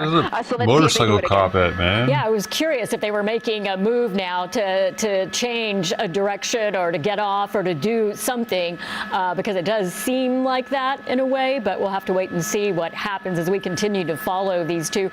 Right now, CHP really doesn't have many options besides what we were talking about, closing down the freeway. Can't do a pit maneuver, and you can't lay out a spike strip, and they can't get the cruisers behind them. At least they haven't been able to. And can keep up with them because they can change lanes at a moment's notice. They've even gone the wrong direction at times. And we're now 40 minutes into this chase. The best option right Damn, now for 40 officers minutes is in. chasing this like we are from the air. Eliana mentioned we have a sheriff's crew, a chopper overhead. CHP has their air units overhead as well, chasing these people.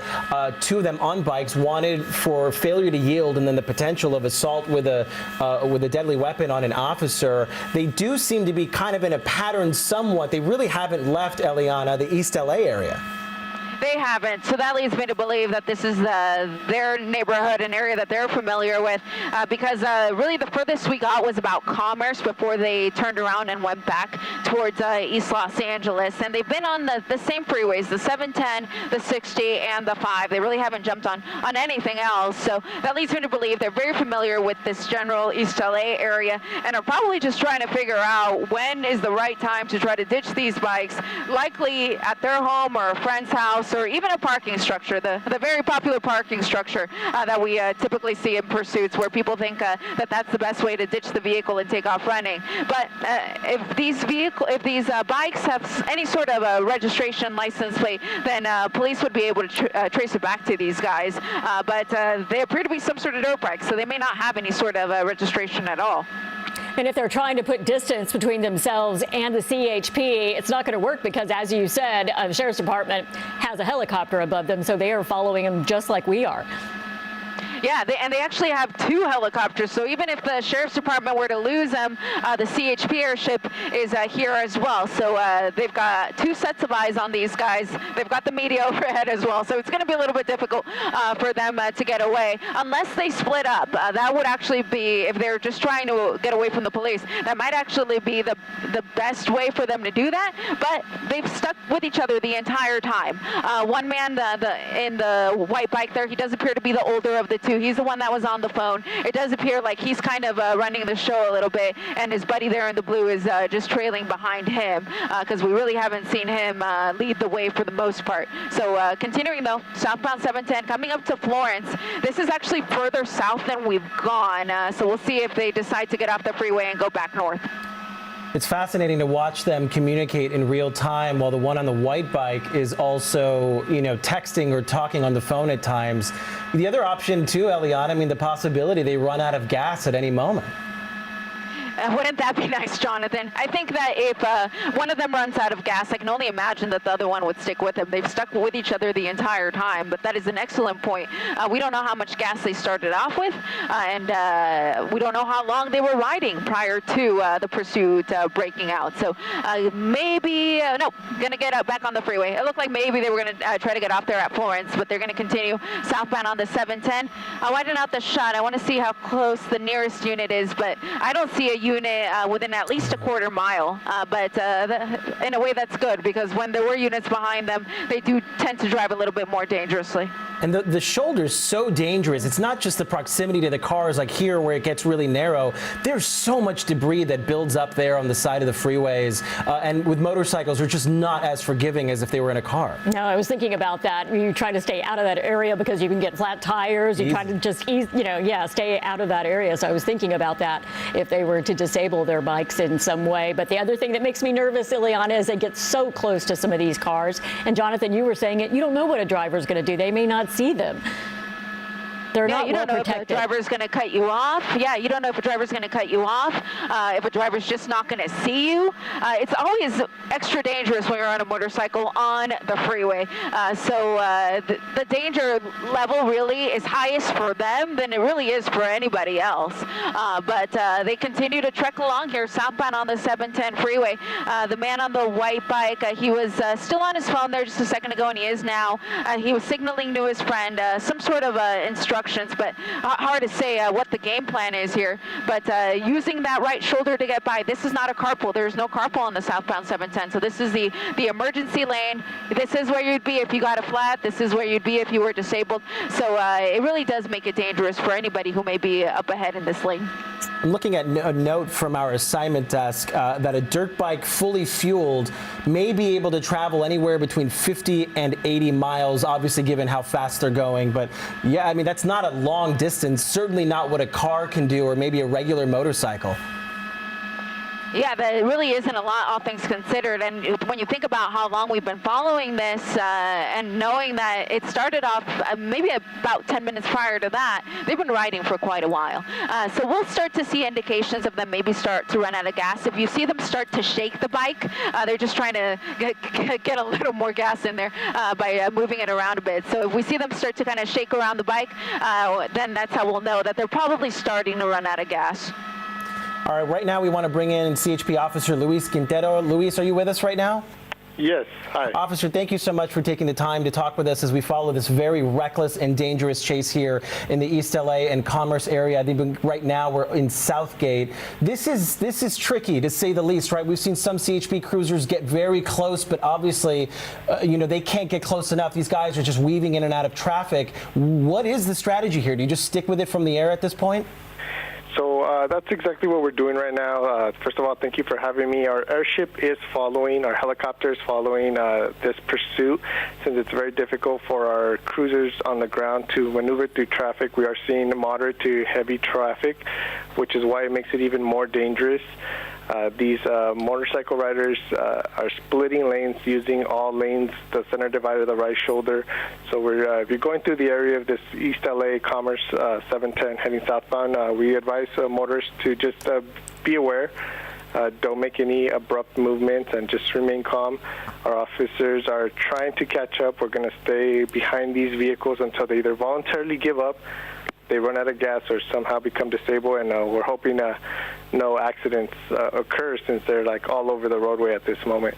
Yeah, Officer Quintero, two of the things that trouble me the most is that they're willing to go the wrong direction on freeways, and also this trying to do a pit maneuver with a CHP officer. Have you heard any more about that? It looks like these riders are doing everything they can to try to get away from our officers, and we're going to stick to them. They could be dangerous, and at one point we did see them go wrong way. Our officers are continuously evaluating the situation and assessing the situation, and as of right now, we're going to stay right behind them, and we're going to hope for the best and hope they just voluntarily give up.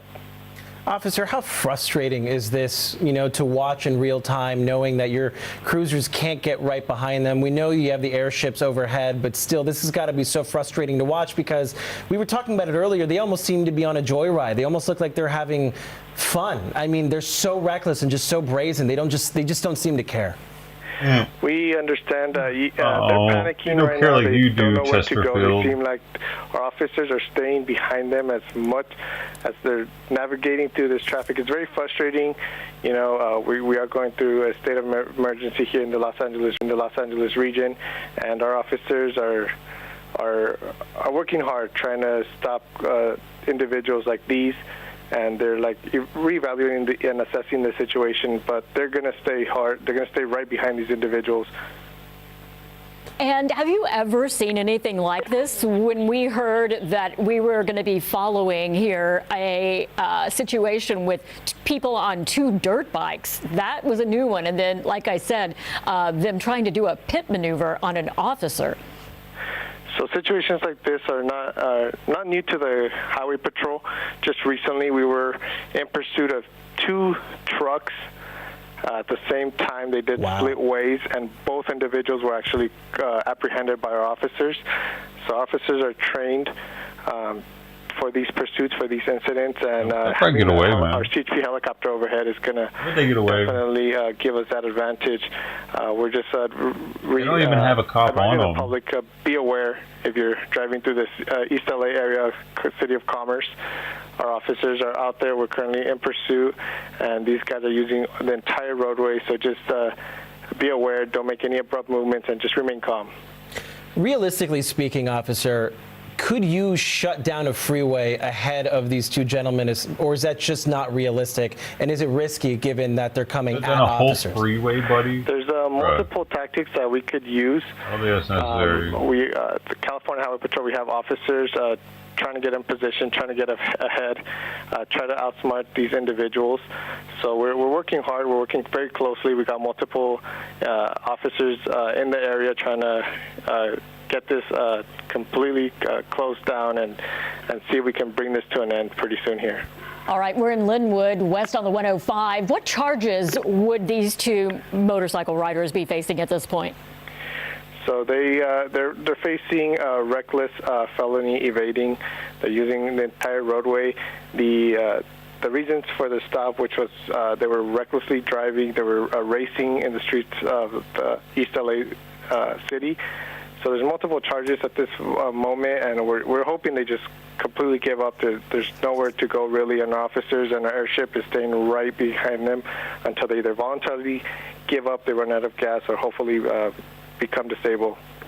And we're getting more information from our folks in the newsroom. Some of the shaking they've been doing could be them trying to determine how much gas they have left. Again, right now. On average, they could average maybe 50 to 80 miles on a full tank, given that this is not a car, this is not a regular motorcycle. These are dirt bikes, and that's at a disadvantage to them right now. And also, Kathy, if you notice, they were moving slower for a good moment there as they try to figure out where to go next. And they're communicating a lot between each other. And we've seen one of them, the one on the white bike, on the phone really? constantly. Officer, are these registered like normal motorcycles, given that they're dirt bikes? No, these motorcycles do not belong in the highways. And so that's another charge on top of there. They're not wearing the right equipment, helmet. So there's multiple things that they're violating here. Officers are trying to bring an end to this as safe and as soon as possible. We don't know exactly what they're going to do. They're all the experts. And we're hoping for a good outcome.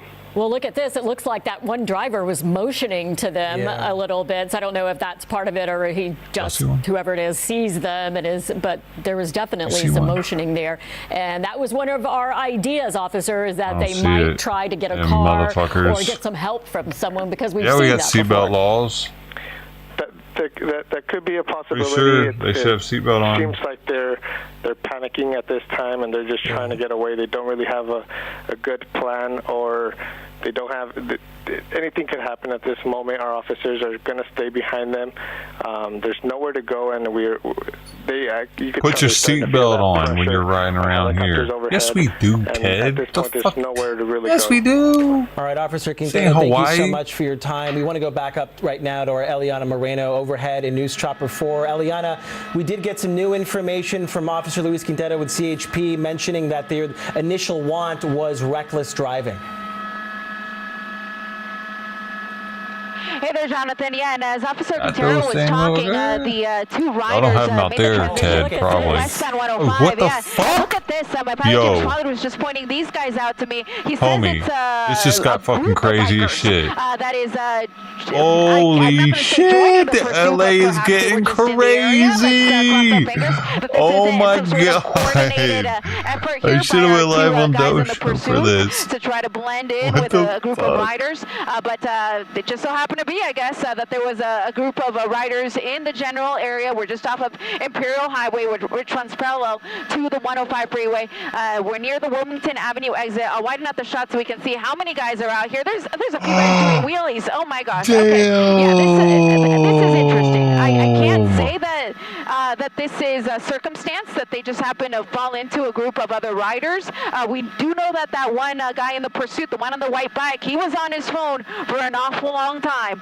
So I don't know if he got his friends to come out here with him. If he did, and if they were dumb enough to come out here and join the pursuit, then they're all going to be detained when this pursuit they're all going to be detained, are they? To make something that was already dangerous even more dangerous by adding more riders is beyond me. All right, I guess we're just going to have to wait and see if watch this end up being like riders 1,000 fucking motorcycles by the end of it, or if they're just trying to convince them to pull over. But right now, they are sticking with them, and it is a bunch. This is the strangest thing. There are a lot of these dudes out here, man. But it looks like maybe they're not going to stick with them. So maybe they were just trying to convince them. So here we are. I wondered about this, Eliana. I meant to bring this up earlier. We've seen crazy things like this happen, where they pull over and get gas right in the middle of a chase, and then they're good for another 50 to 80 miles. And no, they're clearly with these people. This is not a coincidence. No, it's not. Yeah. Oh, shit. I mean, I can't call 12 people to come save me in a pursuit, and somehow these guys, they get their buddies to come out and to come out in a very coordinated That's effort because on they're their in a gang. bikes as well. That's how it works, they're lady. getting gas. They really are getting gas. How can this be possible? Well, there's no units here. Well, they haven't paid for anything yet. We've got the helicopters overhead. Yeah, you better show We've up. got the helicopters overhead. Oh, and he's so, going to pay. This yeah, one so is the friend is going to pay. Yeah, so the friend is going to pay, and they're going to try to get as much gas as they can before the units pull up. But again, there were no units here. It was just the helicopters. So the helicopters are now coordinating the response here from the ground units to try to get some patrol units to the Chevron gas station to detain these guys. And now they're not only going to be focusing on the 2 original individuals, they're also going to want to detain all of the guys that came out to help them as well. Did you hear this? But you can see the guy on the white bike already fueled up, and now we've got the rider there in the blue, who is on the blue bike rather, who is also fueling up. But I'm going to wind out the shot just a bit. I want to see if we see some units come into Jeez, this the dude frame. with the but wheelie. for now, They we are don't good, see any. dude. We're right There are on a lot of Avenue, really and, good Success. wheeliers The friend there here. doing a wheelie, showing off for the cameras. But I've again, seen them we firsthand. see, I've hung out with some of them in rider Compton. there on the white bike. He was They had just shaking crotch his bike. rockets and That's they kinda did what I that was shit telling with you it, earlier. though. They were going to try to shake it to try to get a little more gas in there. So you see him there moving the bike back and forth. He got some gas. The friend in the blue got some gas as well. And I have a feeling we're going to be back on the road here. And now they've got Why are they tanks, still so they might be shaking on the road it, for a while. dude? Why is he still shaking it? And now we have someone who's now complicit in this.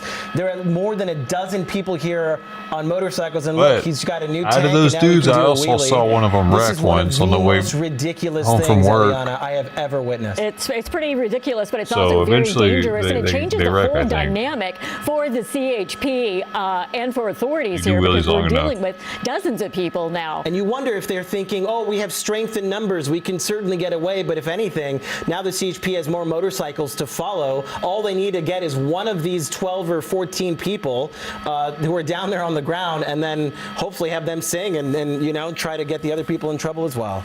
They're all complicit. Absolutely. Damn, the main guy's pretty good. Look at any one of these guys can get detained, and the police will ask, well, who are your buddies? And I don't know how good of a friend they are, but I can guarantee you, when they're facing possible jail time, that they're going to give them their name, and that's when they'll be able to get them, even if they're not able to get them today. But it's really frustrating, more than anything, to see the efforts that the CHP and the LA County Sheriff's Department has gone through in the last hour or so to try to detain these guys, and I could almost see the light at the end of the tunnel, because I Why was does he thinking keep they're probably shaking the going to run bike out of like gas that, here, just for the hell and of this is it? going to be over. The danger that they're posing to everyone on the roadway will have passed. But now that they've got full tanks and now they've got an army behind them, it really makes it more difficult for law enforcement. Well, they also have a debit card information at that gas station at a timestamp and when who paid for that and how much they paid. But you know, Looks like it was cash. Yeah, I have no doubt wait, that you eventually can't put they'll cash catch in the- these people. I'm and you- just wondering how they're going to do it. But Eliana, this just ramps it up Probably for the stolen credit CHP. card. They're just going to want to stop them more than ever. So while they were simply following 2 motorcycle riders, now they're going to be more How about the determined to CHP? bring this group to a halt here, because it's so dangerous for the other drivers. Yeah, and I just got a note actually from one of my coworkers, and he made an excellent point.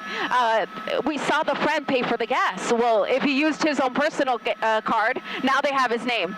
So the officers are going to be able to go back to that Chevron gas station and get the information of the person who at least paid for the gas. So even if these guys are able to somehow avoid the authorities and get away, they can simply go back to that gas station there off of Imperial and Success and get the credit card information for the person who paid.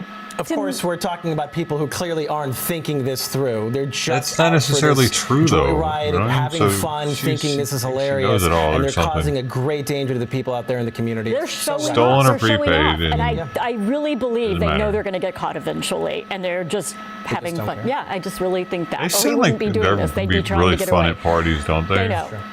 They know. It's just really dangerous for other people. And it's so frustrating, Eliana, using resources, using the officers to try Right to now, chase they're them, not really the airships too dangerous overhead, for other people. our resources. It's just a waste of time. And I think that's what's so ridiculous to me watching this in real time. It's just annoying. And how much this has grown. How many people are we talking about now? Could you widen up just a little bit? Yeah, let's widen out. I'm going to put it at about a dozen, but I think it's growing. There's a cruiser. Like 18. Is that what? I counted at about 18. Did you? Oh my gosh, yeah, it's really incredible. And as you said, She's just jealous she doesn't have that many friends. When you think about all that law enforcement in the LA area has gone through in the last week with our fires, being on tactical alert this entire time, which means they don't get to go home to their families. They have to stay on shift for very long shifts. And now she feels sorry for the cops. Very short periods of rest before they're back out on the front lines of the fires. Look at this guy in the Harley or big ass Honda or whatever the hell. People would just waste valuable This resources guy rolling like up that to and film waste their them. time knowing everything that our community is going through.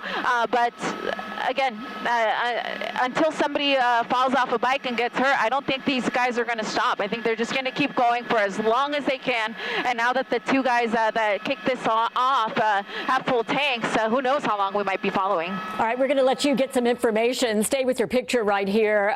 Incredible, but now it's all coming clear for me. I understand why they tried to pit a CHP officer, because there's just no logical thought to this. This is insane. There is no thought as we approach here. They're on Imperial Highway. This is around the 110 and 105 interchange. They've been mostly, because they've been split on the streets and on the freeway. They're splitting now. Coming back on the streets, they met up with other bikers. It started with 2 people wanted for reckless driving on dirt bikes in the East LA area. That happened around 3:53 in the afternoon. And now we're overhead. Eliana, give us your exact location. We understand they've made their way over to like the 110, 105 split. Yeah, and that's exactly where they're at. They're still on Imperial Highway, which It is pretty amazing they were able to organize that quickly. Winds with the 105, but for the most part, it runs on the north side of the 105 through here. We're approaching Denver Avenue, so we are in South Los Angeles. We're not far from the 10 freeway. I widen out the shot. There's the nearest intersection, the major intersection coming up is going to be Hoover, and they continue to do wheelies up and down Imperial Highway here, and it's just dangerous because they could very easily fall. And a fall even at these speeds is still going to be very painful, and I have a feeling that if one of their buddies were to fall, then hopefully that would bring things to an end and they try to render aid to their friend. But for now, she wants one of them to fall now, so that would stop them. They've got this is crazy. A little army here on Imperial Highway in the South Los Angeles area. Eliana, if they stay on Imperial Highway, they're going to hit LAX eventually. How does that complicate what did I just say earlier? Given that the chase is really happening from only the air.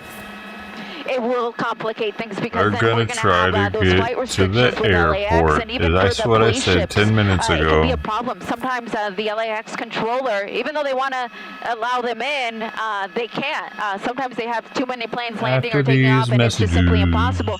So that is a time when it might be possible for them to get out of the sight of the law enforcement airship and get away. We've seen a number of pursuits as of late where people will go to LAX, perhaps knowing that the airship can't follow them, and then they go into a parking structure. Now, there's a lot of cameras in those parking structures, and eventually they could figure out where the person went, but at least immediately it is an opportunity for them to get away. Well, we asked what the plan is, and it looks like they're stopped here, and it looks like they were talking. They might be trying to come up with a plan of which direction to go. Who knows? And you mentioned something earlier, Kathy, just about they're just out having fun. Some of them were recording this. They got out off their bikes to record with their cell phones.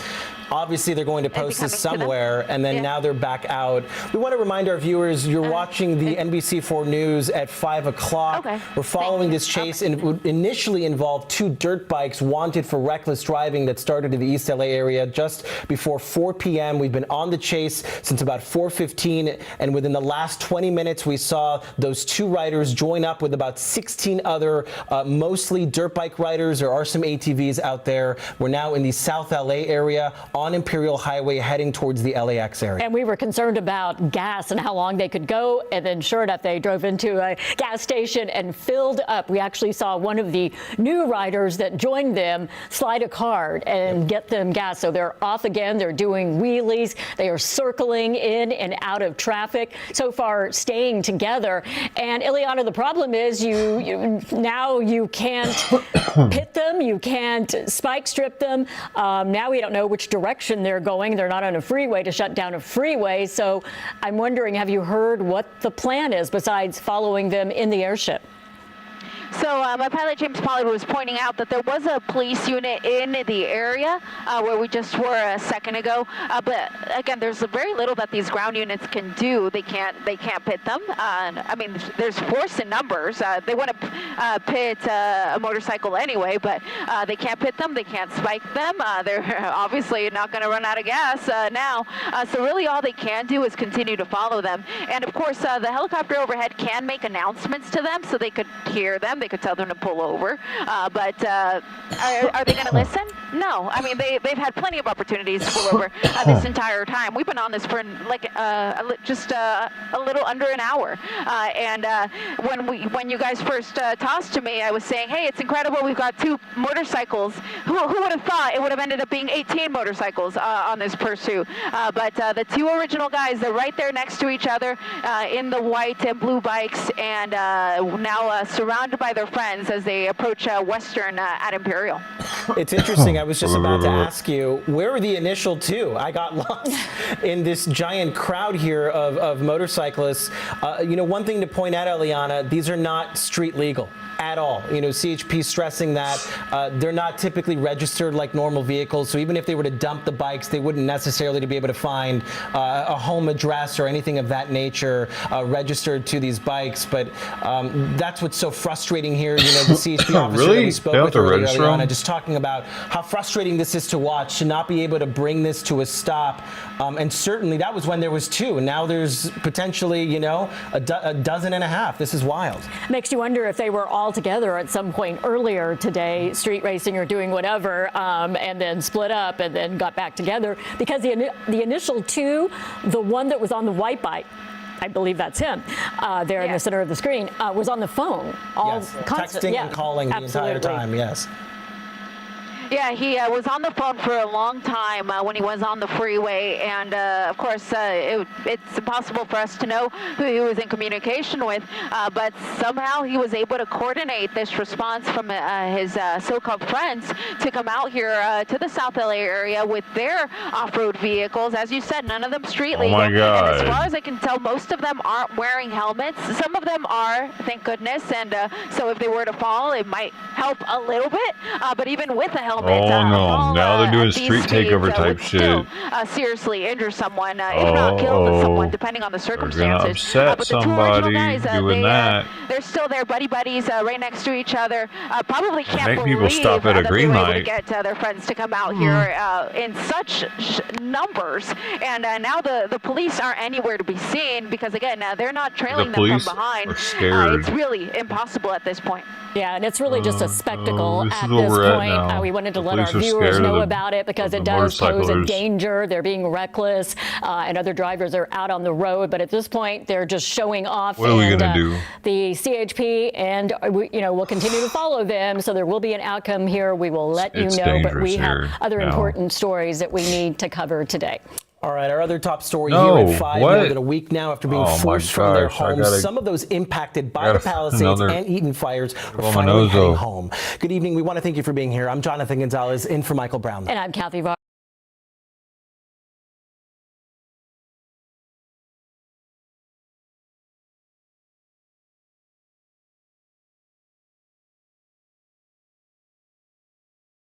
Dude, they really just like stopped.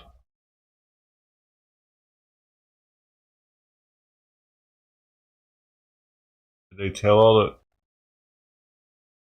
These people were on it, but there's no audio.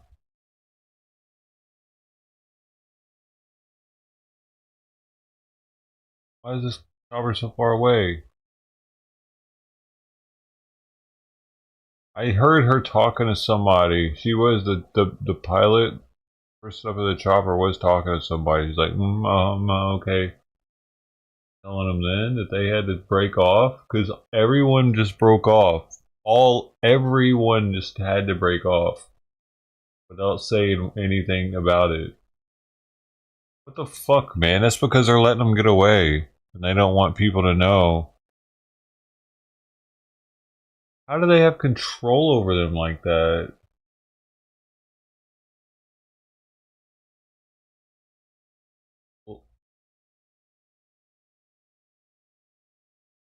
All three choppers that were on it just broke off.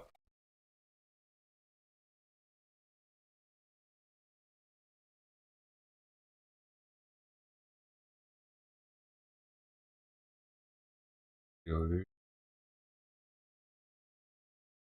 No, they're all ending.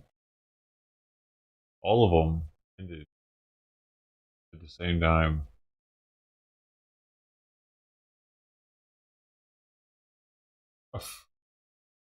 Well, I'm surely glad I didn't start a stream over that.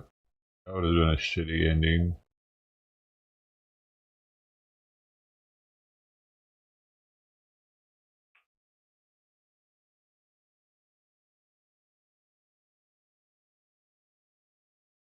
Oh, wait, here we go. Dane and Trail. Here goes 5 of them. So we got 5 in the squad car there. So okay, we'll back. see. We'll try to come back in and find the initial 2. Here they are. They're kind of right in the middle of the pack. And we'll see what they try to do. Now the riders are aware, and they probably see those motor officers there, which are probably making them really worried now, because now they have equal access to wherever they go, so they're not going to be able to get away so easy.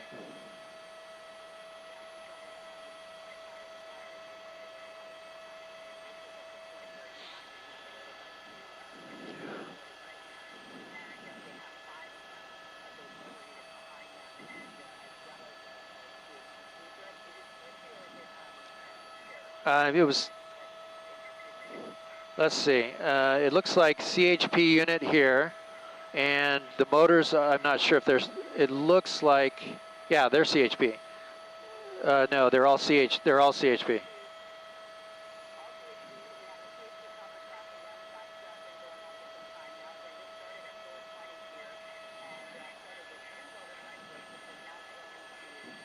Right turn, right turn.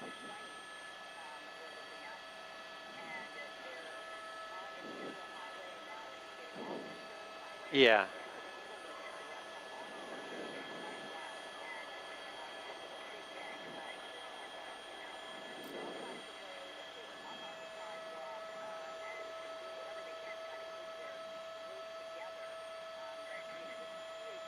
Unos entre 18. Telemundo's still on it too. Interesting. Why is Telemundo on it?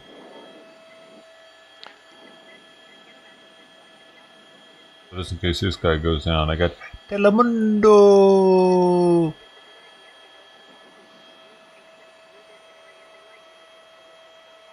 Gotta go outside and get that plate in about 20 minutes. Throw that bitch away, baby. Trash, straight in the trash. That's my cat repellent plate. I don't feel like dealing with the cats. I just put that food on it. Stay away, cat.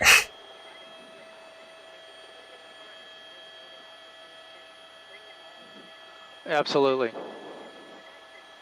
Yes, absolutely. I mean, those poor people walking across the street didn't know what was coming. You know, they turned north on Prairie. Unfortunately, we cannot go into that area because that's in the direct path of the planes coming into LAX. So we're going to have to watch them from a distance here. The 2 that I have on the screen here, let's see. They know what they're doing. The hoodie, I believe, is the second one that joined in the pursuit. This is the first suspect that was initially wanted for the assault on the officer. He's kind of leading the pack now, but they are pulling away from us, and unfortunately we have to stay over the 105 freeway out of that air traffic. They're gonna let me come out to a wider shot. We'll go away from the lead guys. There are the CHP 6. Those CHP ain't going anywhere. At least 1 unit there in trail, all CHP officers. And you can see what they're doing. They're splitting cars up Inglewood. Boulevard here, I and ain't they're gonna going to lose continue. the Officers are going to Harleys, follow the in the same BMWs, wherever the pattern, hell but they they're gonna got. continue, and we'll see I if they think go. unless they get this They're going to dirt. go east or west here on one of this on the east-west streets, but for now they're still staying on. I can't believe this biker is hanging with them still, dude. This big ass, low riding ass looking thing. That'd be you, Mark. No. I don't know. That'd be you, Mark, or would that be you, Ted? Which one of y'all would be on the big thing? Yeah.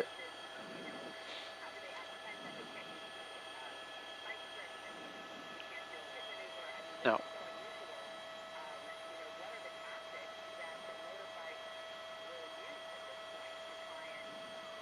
Really? Not you? It's mostly intimidation, knowing that, oh, those cops behind us, they can stay up with us no matter where we go. If we make a U-turn, they can make a U-turn. If we go on a sidewalk, they can go on a sidewalk.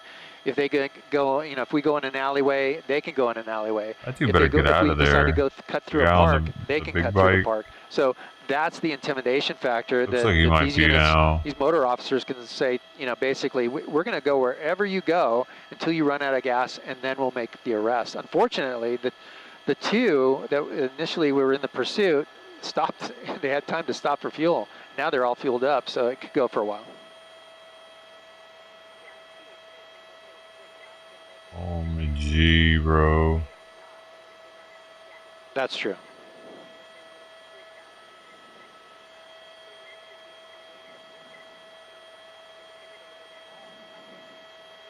Did they just take a right or something? There we go. Looks like they might take a right.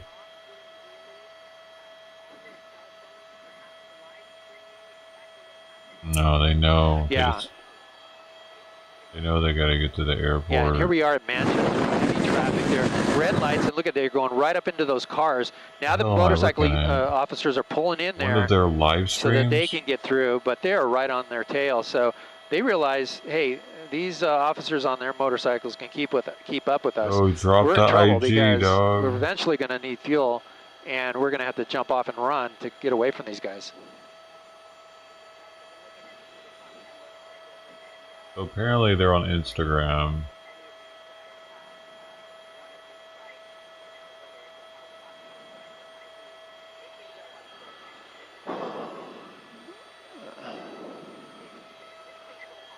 Yeah.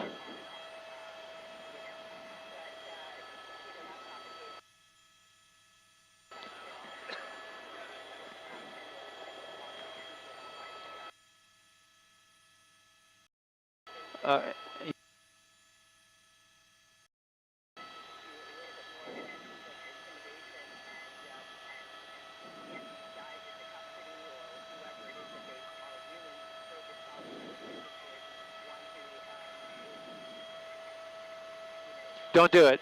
Don't do it. Go back the other way. Yeah, sorry, guys. I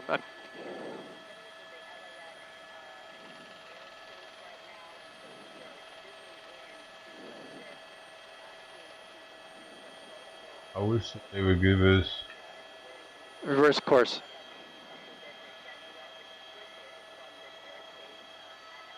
the IG, bro. We'll go reverse course.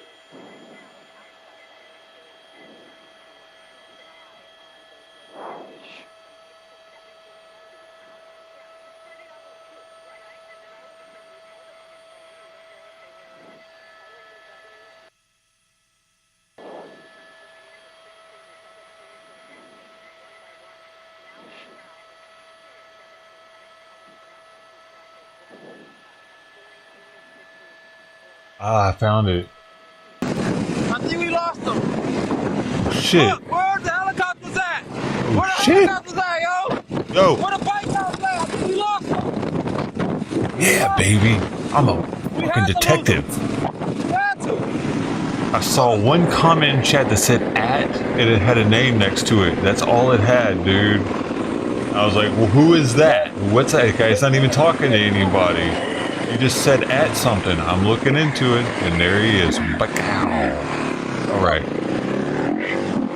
Yeah, we lost. We out here, y'all. We lost them. Let's go. I called Lester, man. Well, we can big screen this shit. I have to call Make sure everybody good. Hey, let's go!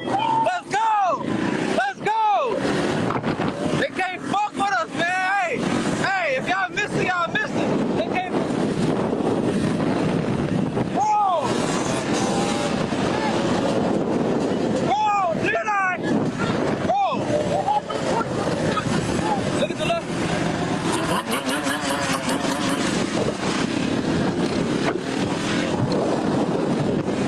Where's the chopper going? Carl Lester, man, everybody good. I'm about to right now. Hey, I'm getting off live now, though, Joey. Oh, So they can't find us. Okay, all right. Oh, fuck.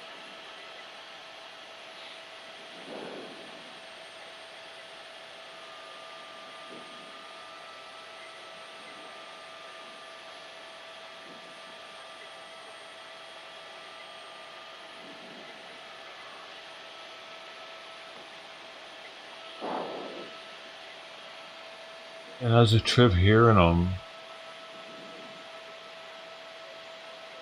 But they got your IG now, though.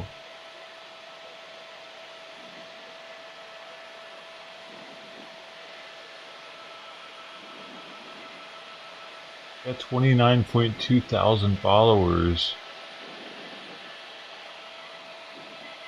Go ahead, go ahead. I don't know, man. It might make it kind of easy to find you now. And last I saw, they were eastbound, but they may have gone up Crenshaw.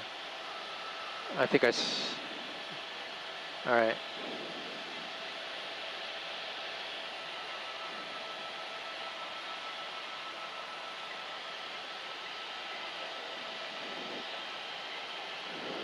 Hey Elizabeth, I did hear you on the scrambler, but yeah, they're still going. It sounds like northbound on Crenshaw at Slauson right now. We're trying to get around the lose them LAX yet, airspace to get over there on the north side. They really think they lost them? Okay, Telemundo, come save the day if you have to.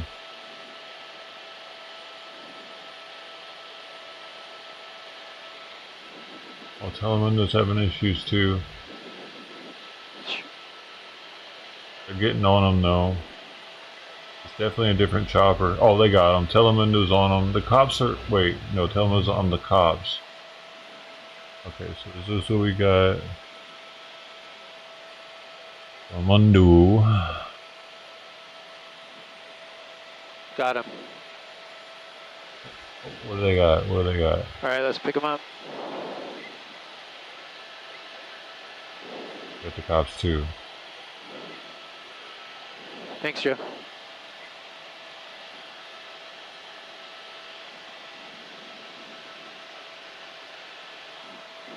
Where did they get away?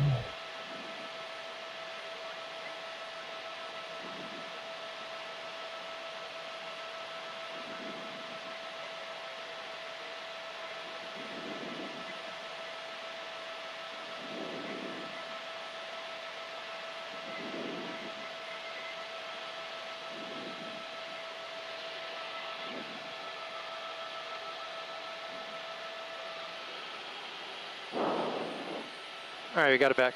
Oh, they got him. They both got him.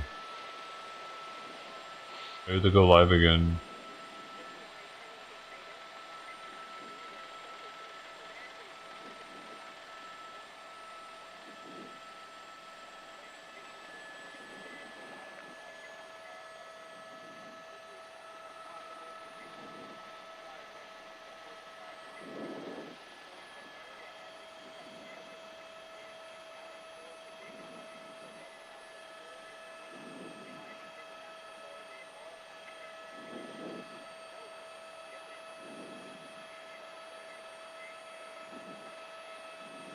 You gotta go live to make sure that they stay safe, right? A face mask.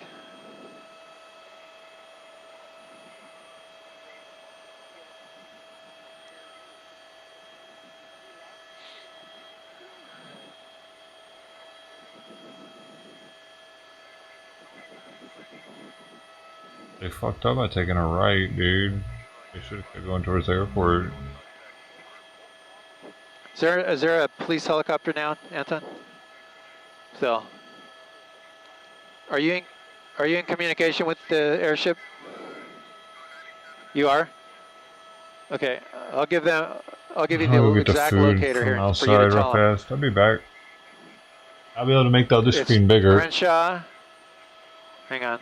She gets so freaked out when Martin I Luther wake King. her up. I think it's Just because south when of she Martin was Luther a King now. baby, she had to be 1, 2, asked 3, when she 4, woke 5. up The because it fifth or could sixth have been back. the skunk wanting to eat her. Okay. I don't know. Man, if she wakes up and she's ready to run.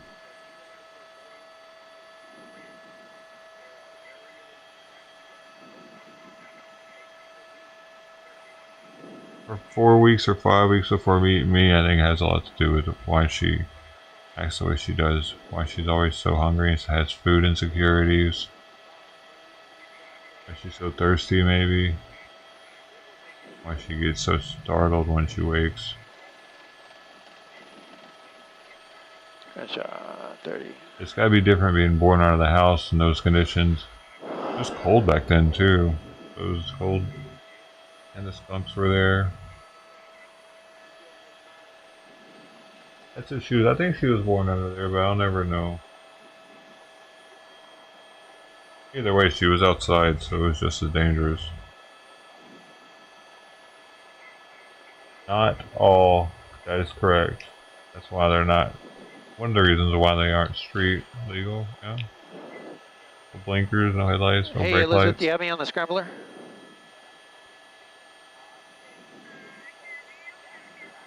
Alright, I'm doing it.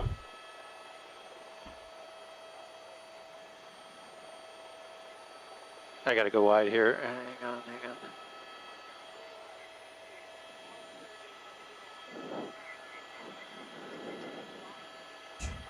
That's not better.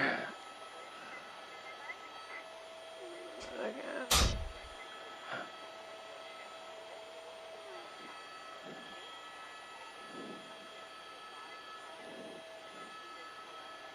Can you hear me on Lukens? I'm on Lukens.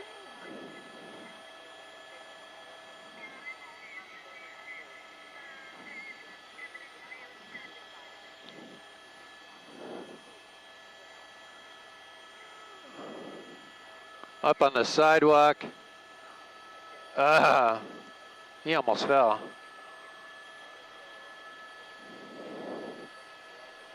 Let's see what the officers do. What happened to the motors?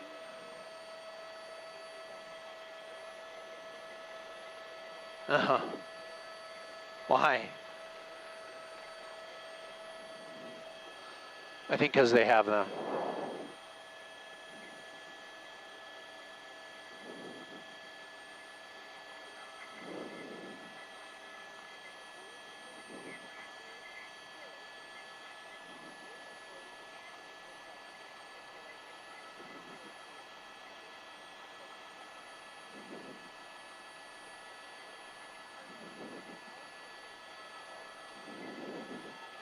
I just sent you a text. Hey, Elizabeth, I just sent you a text.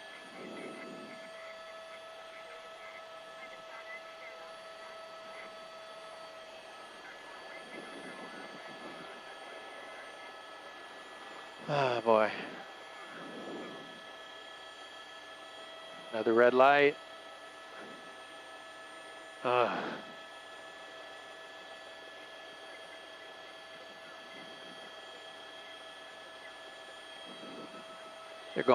They're going east.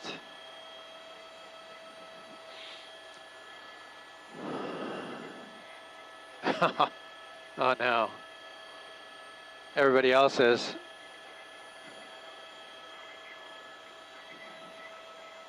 Might have to go to the other side. Let's see if he comes back out. They're going. No, we're good. They're going back out. They're not getting gas.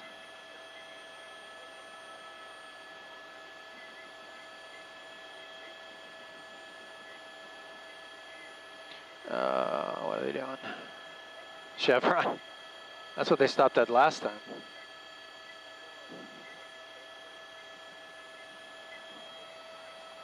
Go forward.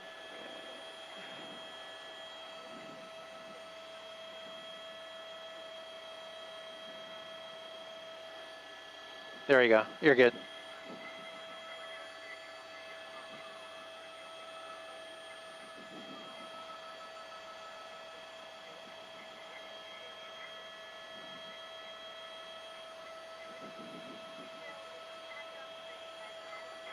Thank you. Copy that. All right, they just went under the, oh, let's see. We meant to orbit it. Can you orbit? I lost the 2 primaries.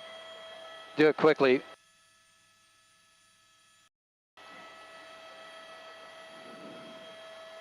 Shoot. Okay, no, he's still here. Keep it coming, yeah.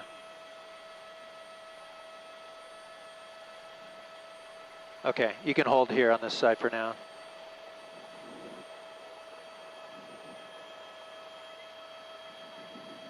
Okay, they're moving. Looks like they're gonna ride out of here. Okay, good. They're riding out. Okay, maybe not. Go forward. Yeah.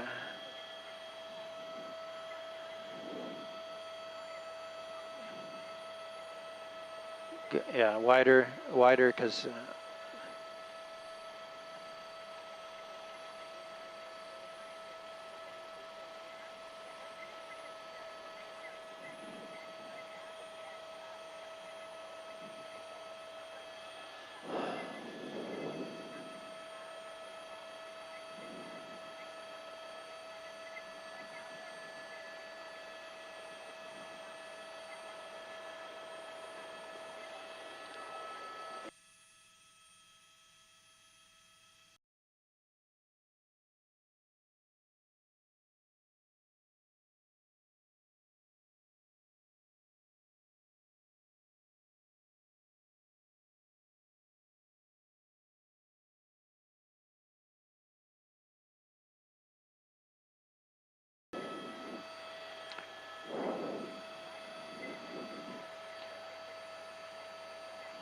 well, good evening, everybody, and thank you for joining us on the web. This is Gil Lavis up in Sky 5, along with my pilot, Anton Imler. We are over a pretty strange pursuit. It started with this blue motorcycle that's in the direct center of the screen. Here he goes, taking off right there. He's joined by the white motorcycle with the pink spokes. And we'll go around, Anton. Let's see. It looks like they're back on the move.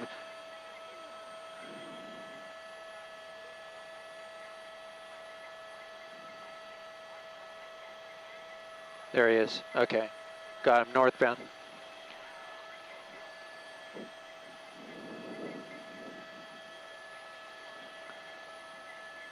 Pursuit started with the blue motorcycle here in the very center of your screen. That rider, they tried to pull him over for a, I believe it was reckless driving, they said.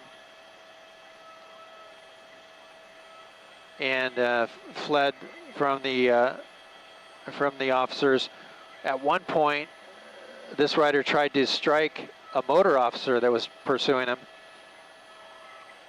That motor officer had to drop out for a little bit on the chase, got back into it, and then eventually dropped out. Then that rider was joined by the one that's right next to him on the white motorcycle with pink spokes. They're the two that initially were in the pursuit when we joined it near downtown LA off the 10 freeway. They went eastbound 10 freeway to the eastbound 60 freeway. Eventually going down the 710 freeway to the 105 freeway west, and then exited at Imperial Highway. That's when they were joined by several other motorcycles and a quad. And now we have as many as 17 motorcycles here involved in this. Now, since then, the CHP brought in some motor officers, 6 in total, that tried to get behind the vehicles or behind the motorcyclists to try to get them to pull over. They refused. And since the CHP has pulled off altogether on the ground, leaving the airship overhead to keep track of especially the 2 here involved, but all the rest as well. Ironically enough, the 2 that are involved here in the pursuit were able to stop, get gas, at a gas station on Imperial Highway, just north of the 105 freeway, and had time to get back in onto the road. Here they go, eastbound turn. This is on Venice.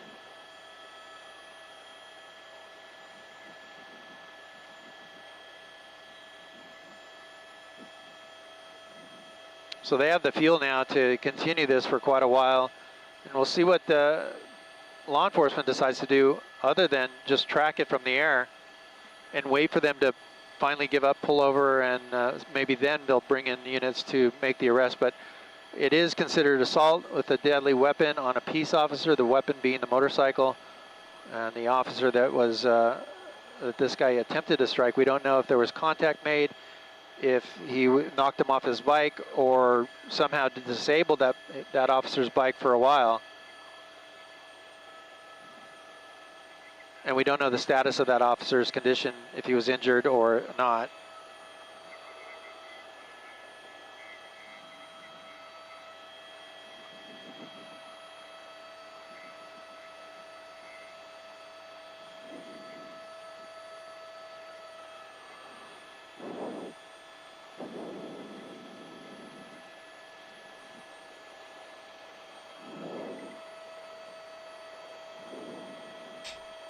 The rider, I should say, on the white and pink bike here has been on a cell phone the entire time, and we believe he might be streaming online.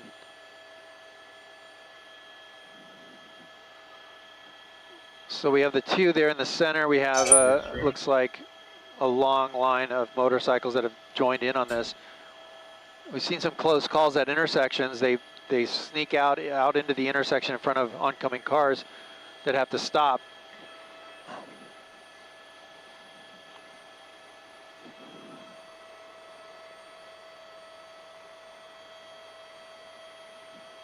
And off they go. Venice Boulevard and Arlington is the locator. But 2 hours ago, they were all riding together on his page. Further back. Yeah. And it's titled pre-warm-up. There's a clip of them.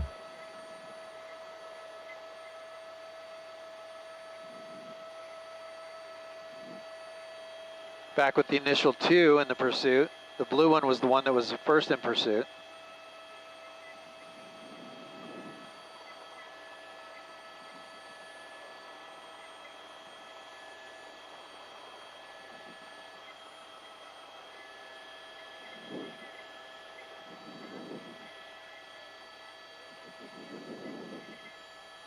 Come on, phone.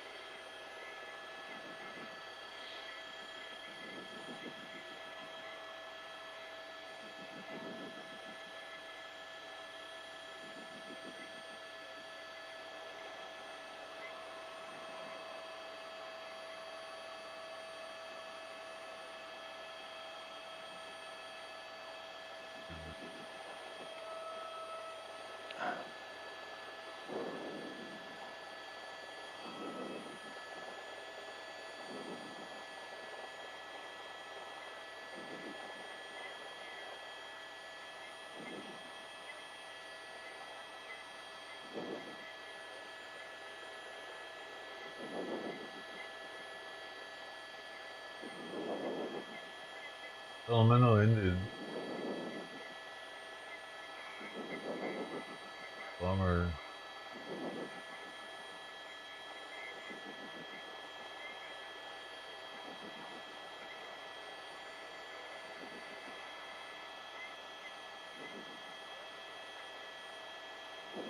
Well, that's a bummer.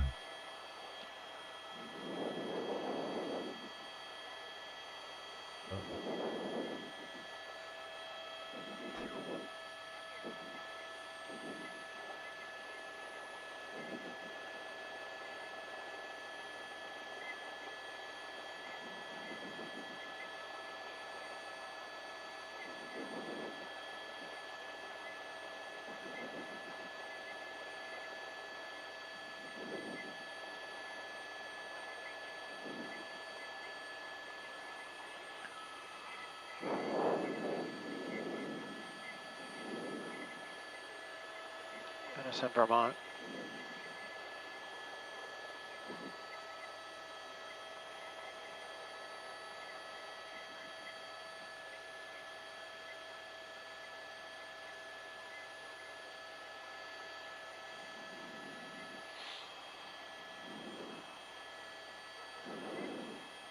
I guess I'm never gonna catch them.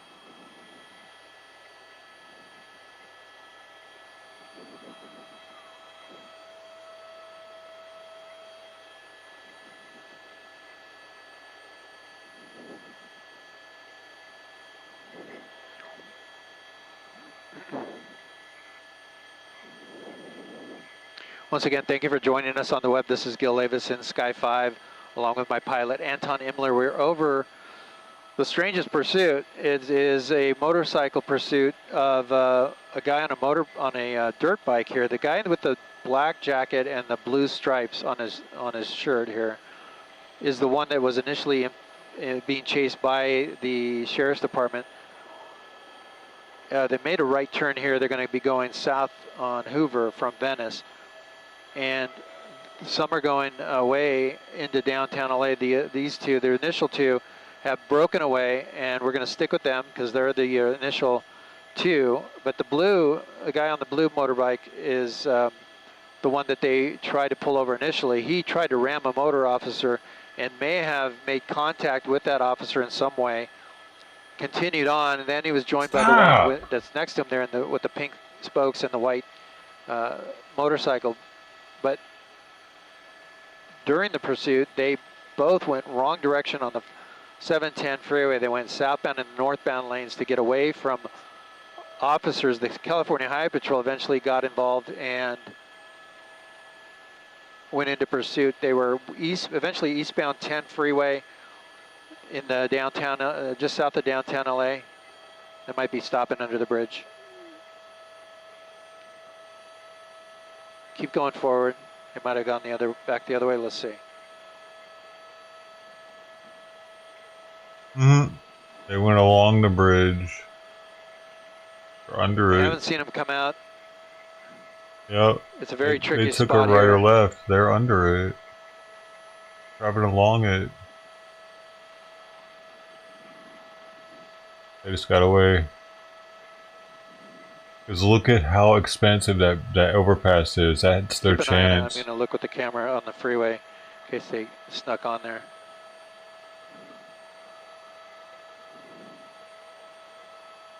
I haven't seen them come out from underneath the 10 freeway here. So just orbit it, Anton, if you can. They know something. Yeah, orbit it, because if they pop out the other side, they can go along the side of it. Probably from that area, and they know just some little spot where they're able to go zoop.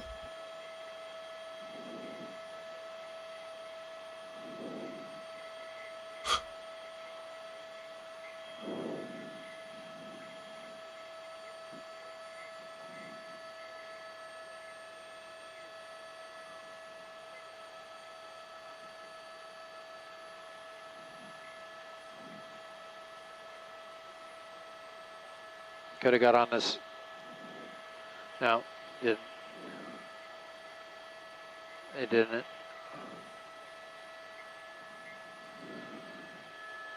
We're looking at Hoover and the 10 freeway, and the two suspects that were in this pursuit may have pulled over or may have snuck out from our view here. We'll see if they're just hanging out there. No law enforcement behind them, an airship overhead that's been tracking them, but we don't see any activity yet.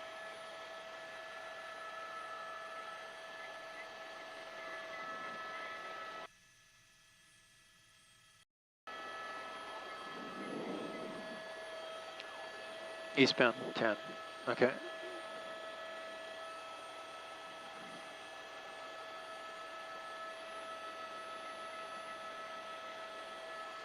Look, no. There were a bunch of people running in that green area. What is that? Why are they running over there?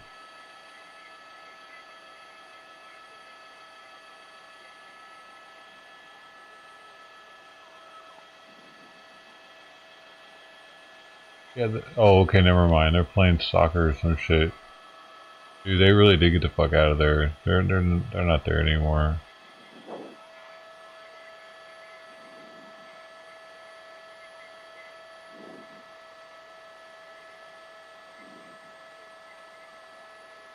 How did this chopper pilot not know that there was some little spot there? And he look at this shit all day? He's not looking closely enough.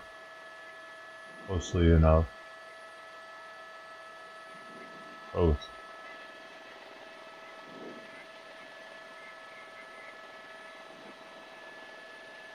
He needs to get under there like Airwolf.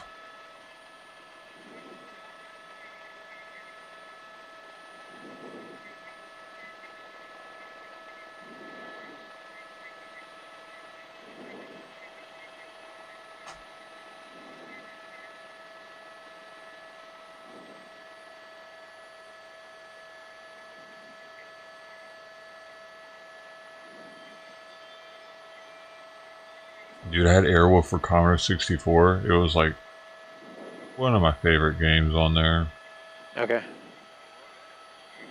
On the 8-inch floppy disk.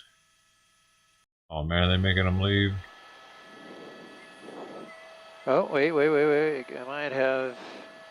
Oh. Right there. Right there. Does that look like a helmet? Might be waiting for a bus.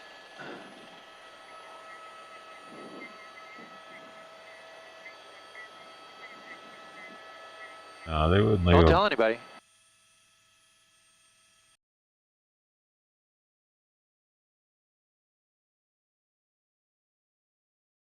Leave their bikes down there, dude.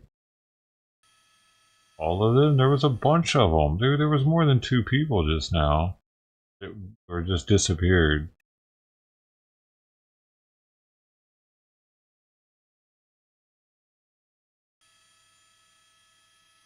He's straight narking. He's trying his hardest.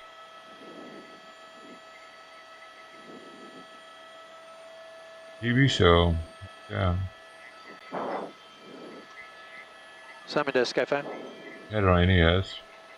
I didn't even know it was on NES. Right there. That guy right there. A white dude. I think this might be one of them that got on a bus and got off. I'm not sure.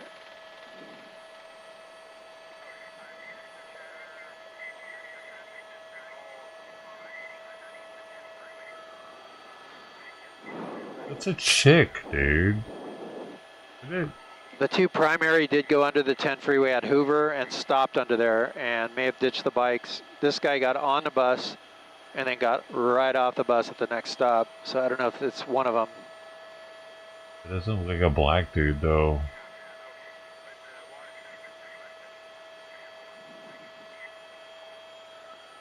The main group kept going east towards downtown LA, and the 2 that were initially in the pursuit.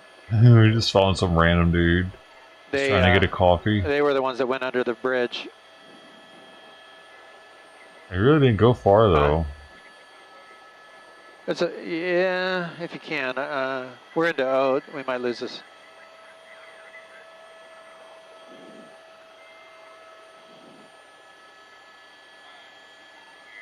Yeah.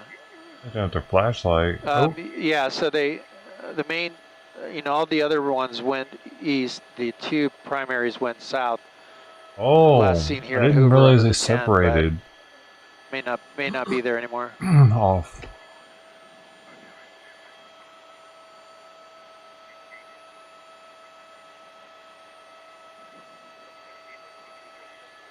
This guy could never be a Say again? police helicopter pilot, could he? Losing him like this. True.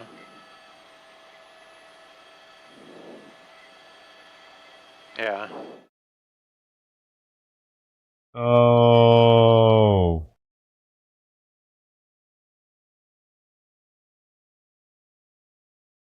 It's over.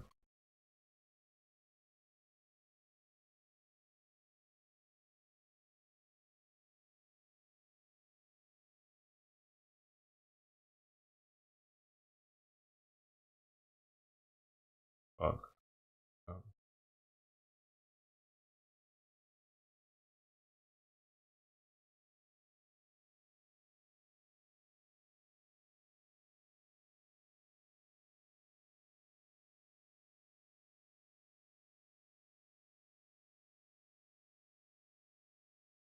Well, Kitty Cat just took a shit. Why does this always happen? Fuck, man. Content runs dry and she takes a shit.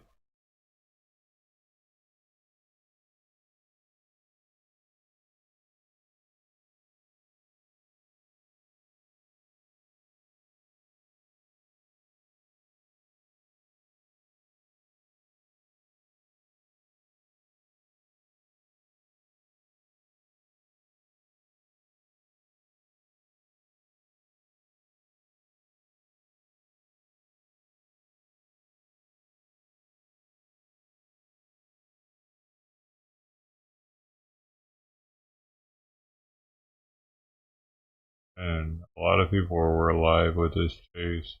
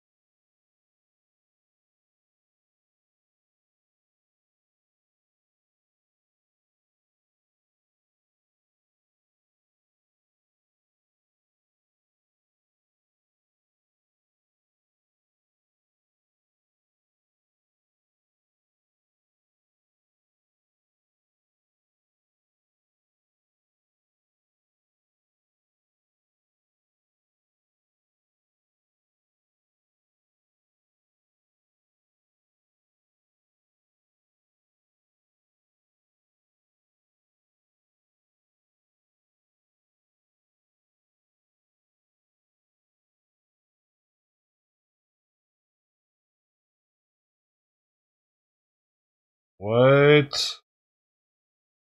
Weird. This is a weird one. And after a Sacramento-based Pulitzer Prize-winning cartoonist is accused of possessing child pornography, the Sacramento County Sheriff's Office says they found more than 100 photos and videos of child sexual abuse. And they say some of those images were created using artificial intelligence. Just over 2 weeks ago, a new law took effect here in our state, making AI-generated child sex abuse material a felony. KCRA 3's Leanne Daniel joins us now with more on this case. I guess from now on, I gotta be a little leery of any adult that likes to draw. You might be a predator. 49-year-old Darren Bell is a nationally recognized cartoonist who lives here in Sacramento. Cartoons? And the Oh, you're Sacramento a County Sheriff's cartoonist? Office tells You like us that hugging after little kids receiving a too? tip from the National Center for Missing and Exploited Children several months ago, they searched his home yesterday and found this disturbing content. The Sheriff's Office says that the initial tip from the National Center for Missing and Exploited Children was for 18 reported images that had been uploaded. So this prompted an investigation by the office's Internet Crimes Against Children Task Force, and that ultimately led to yesterday's search. The Sheriff's Office says that while they were conducting that search, 134 videos of child sexual abuse material was located, including some that was computer-generated child sexual abuse material. So the sheriff's office says that the big concern here for detectives is that someone in possession of this material may graduate into a physical act. Bell is being held at the Sacramento County Main Jail. The sheriff's office says that they are still working to figure out exactly how that explicit material in this case came to exist. Investigation will go as to where these images originated. Were they shared from somebody? Were they created somewhere else? Or even worse, was it created in-house there? Or was it AI created? Either way, they're all illegal, but again, part of the investigation will be where they originated from. So Bell's being held on a $1 million bail. He's due back in court tomorrow. Back to you. All right, Leanne, thank you. The sheriff's office says this is their first arrest now involving a charge for possession of computer-generated AI child sex abuse material.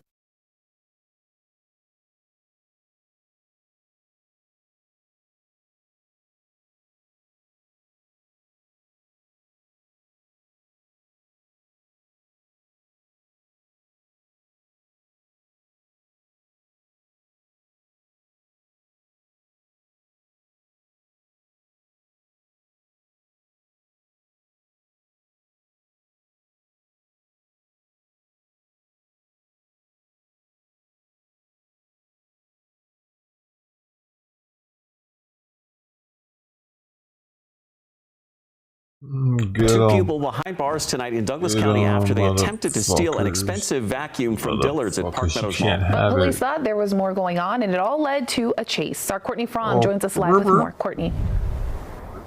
Jeremy and Talia, Lone Tree Police are actually crediting these things right here behind us. It's called a flock camera. We can zoom in on it just a little bit, but there's about 10 in total all around the Park Meadows Mall. And they flag for things like stolen vehicles and a series of things helping catch possible criminals, like what happened back on Tuesday.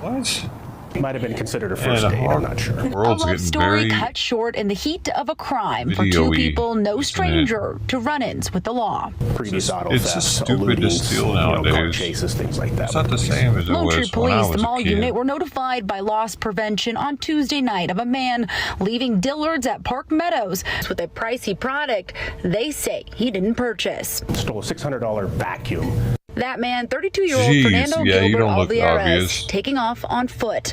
He ran across the street, forcibly removed a female from a vehicle. And since police thought it was a carjacking, they pulled out all the stops, including spikes causing 3 of the tires to pop and the car to crash and flip. And we ended up capturing this male probably about a mile away from the mall. Gilbert Alvarez arrested on a series of charges, including theft and eluding. But the woman involved in all of this, 37-year-old Lisa Ann Dolabox, not actually a victim. Police say she put on a performance to avoid problems with the officers. She was pretending to be the victim of the carjacking, so she's been charged with false reporting. The drugs, she stashed some drugs inside another store. She didn't tell us the whole truth. Dolabox facing charges, and police say she had several outstanding warrants. She had actually driven this male to the mall. Police telling us the vacuum, it never made it out of the parking lot. At one point he did drop it, and we recovered it. Officers say they work hard here in Lone Tree to prevent places like Park Meadows from becoming hotspots for smaller crimes. They're not stealing these vacuums and other items to use for themselves. They're selling those for drugs. How do you know? How do you know? Now, we understand employees here at the mall, they're actually trained not to be hands-on. When they suspect somebody of stealing something, they're asked to call police right away. But something really interesting, too, if someone gets arrested or detained here at the mall, there are 2 holding cells inside. For now, live in Lone Tree, Courtney Fromm, Fox 31.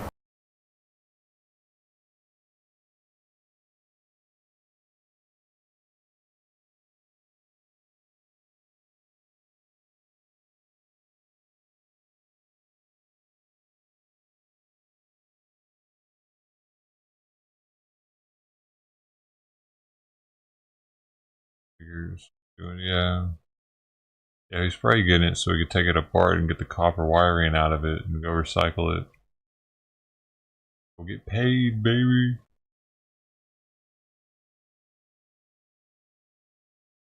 Before I get out the motor. Bigger ingenuity. U.S. Attorney's Office and FBI address arrest of Durham man accused of trying to join ISIS.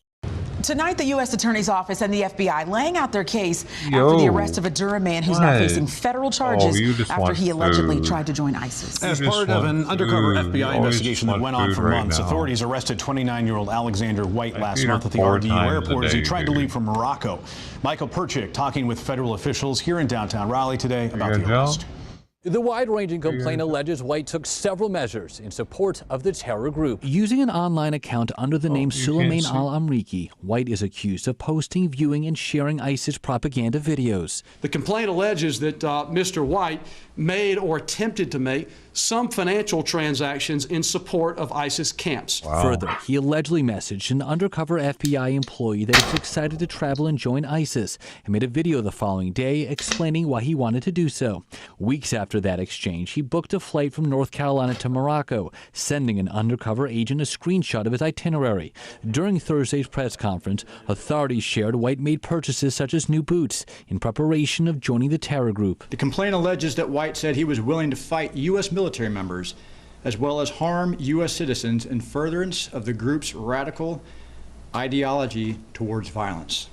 The complaint alleges that White was worried about getting caught and at one point indicated concern about being intercepted at the airport, which is exactly what happened. White is due in court next week. If convicted, he could face up to 20 years in federal prison.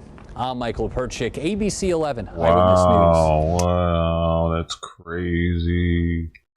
He was talking to them the whole time. What if they talked to him in broken English?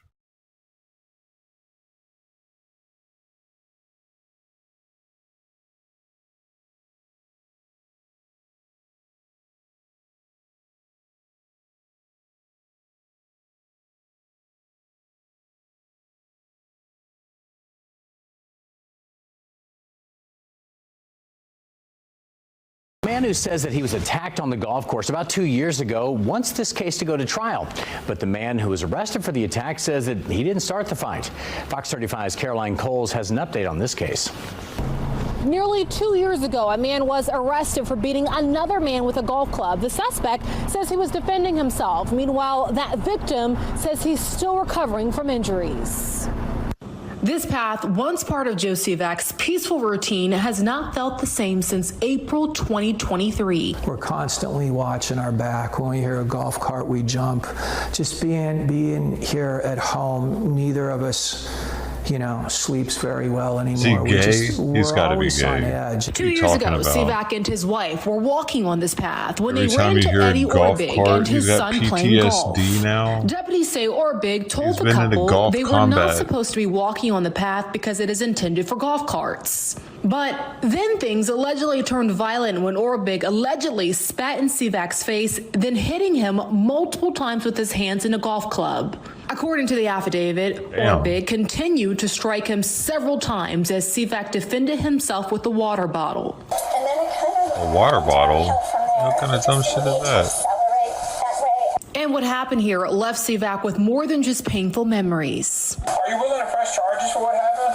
I think so, yeah. You're looking at body cam videos showing Sivak in the ambulance immediately after the alleged attack. Helmet on. Blood dripping down his face, visibly scarred. I had nerve damage of what's called the infraorbital nerve here, coming out of the eye socket bone, and I live with chronic pain. Sivak also suffered from 5 broken ribs and 3 fractures in his face. He says he's still haunted by the attack. At that point, I thought I was going to die or was dead. The case now hinges on Florida's controversial stand your ground law. Orbig claims he acted in self-defense. We reached out to his attorney, who tells us, quote, the physical evidence does not support Mr. Sivak's version of events. Mr. Sivak's narrative has numerous inconsistencies and discrepancies when compared to the physical evidence in 911 call. Dr. Orbig steadfastly maintains that he acted in self-defense. This is supported by the evidence. We are committed to presenting a vigorous defense that will demonstrate Dr. Orbig's use of force was justified. And next week, a stand your ground hearing will determine if this was an unjustified attack or self-defense. Meanwhile, Joe says he just wants to see accountability. Reporting in Lake County tonight, I'm Caroline Coles, Fox 35 News. Interesting. The Golfer's probably full of shit.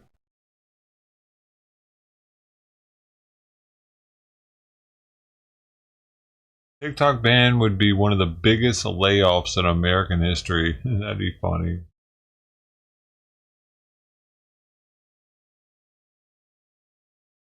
There's a fight.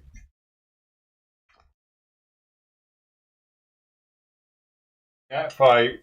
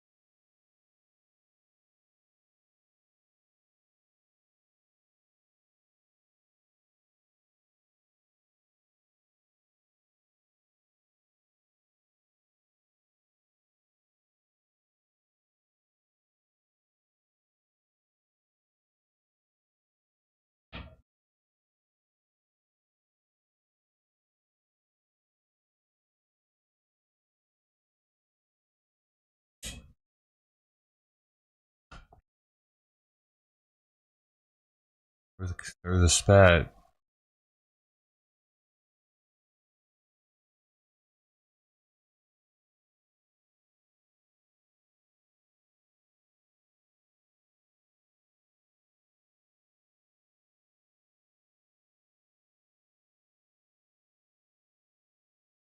Oh,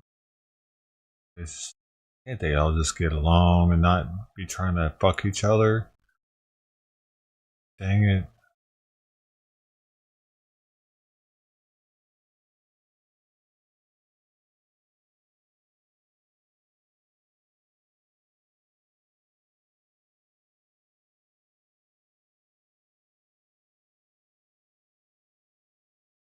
Ceasefire won't lead to peace. Urban Warfare Co-Director on Kumo. That's what they said 10 minutes ago. Of course it won't. Why would it? It goes back thousands of years.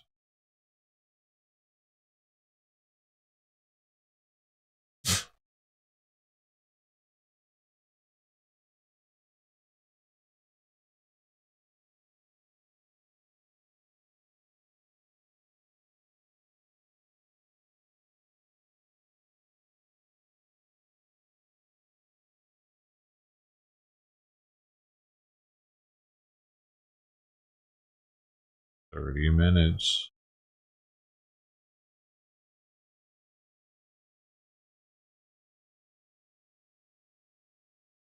To get her food though, so he starts eating. For some reason, seeing her, he gets him to eat a little bit.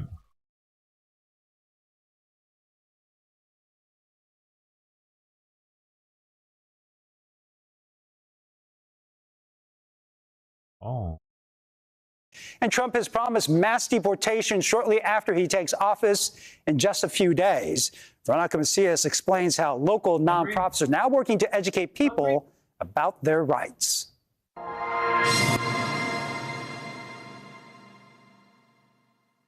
Like millions of children across the country, Tiffany is worried about her parents, who are two of nearly 1.8 million undocumented immigrants in California. They're both immigrants, and it just overall scares them. And whenever they go to work, they're like, well, if anything happens, and it's really scary to think about that. But there can always be a possibility of, something happening. Fear and anxiety is sweeping through the undocumented community as migrant groups have shed light on unannounced raids by the U.S. Border Patrol in Kern County. However, a Scripps poll conducted in November of last year found that a majority of Americans, 54%, are in favor of mass deportations. That includes a quarter of Democrats saying they are in support. There is precedent for mass deportations promised by President-elect Trump. During the mid-1950s, under Operation Wetback, at least 1.3 million people were deported. A history and reality that weighs heavily on Tiffany. See, they both decided to come here at a really young age and, you know, overall just to give us a good future. And so, you know, seeing that all this stuff is being done now, it's like I feel like all the work that they've put into coming here and like working their whole lives, it's like going downhill. First-generation students like Tiffany feel a responsibility to help, starting by eliminating some of the anxiety by learning what rights people have, regardless of their legal status. There's a lot of fear and anxiety and uncertainty. Judith Guerrero is the executive director of Coastside Hope in Half Moon Bay, a nonprofit that is working to educate and help the immigrant community ahead of President-elect Trump taking office. Our organization with other local organizations, Puente, Alas, Caron, Immigration Institute of the Bay Area, we have been hosting Know Your Rights workshops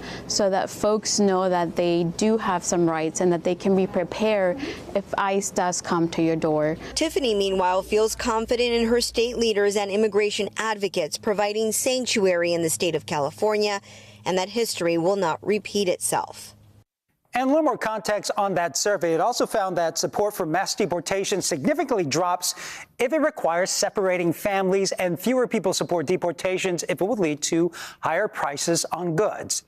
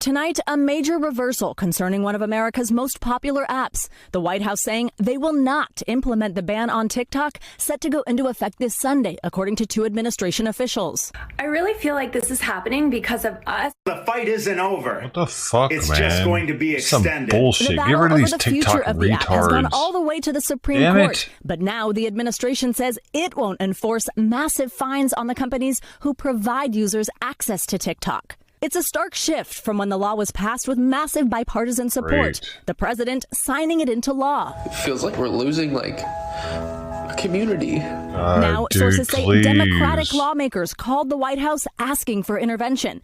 And President-elect Trump, who once opposed the app, has signaled he'll intervene. I'm going to save TikTok. But national security officials still warned that TikTok's Chinese parent company ByteDance could steal American user data or manipulate content shown in the app, which TikTok denies. Then FBI Director Christopher Wray had this warning, speaking with Lester last year. We have to sort of step back and say, who is TikTok?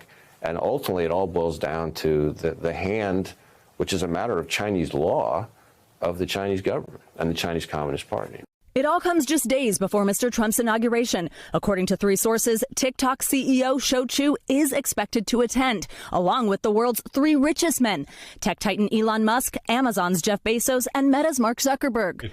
Just last night, President Biden took aim at big tech and what he called the dangerous concentration of power among a select few. I'm equally concerned about the potential rise of a tech industrial complex. The truth is smothered by lies told for power and for profit. And Savannah, back to TikTok. We're still waiting to hear from the Supreme Court as to whether it upholds the law in the first place. That's right, Lester. And in fact, the Supreme Court just announced they will have rulings tomorrow. That last-minute notice suggests there's a good chance we get that TikTok ruling since that Sunday deadline is quickly approaching. And we know you'll stay on it. Thanks for watching. Stay updated about breaking news. Like you stayed on my cock. Baby. Better keep your mouth shut if you want to keep coming up here and talking to me on national TV too. Yeah, what you doing tonight?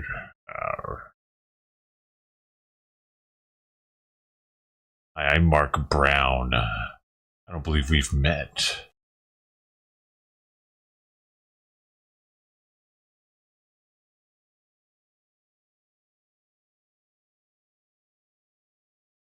Nancy Pelosi will not attend the inauguration. Boo-hoo. That's so sad.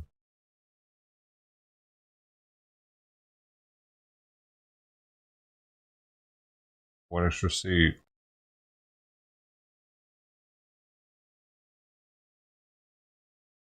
Oh, she's done eating.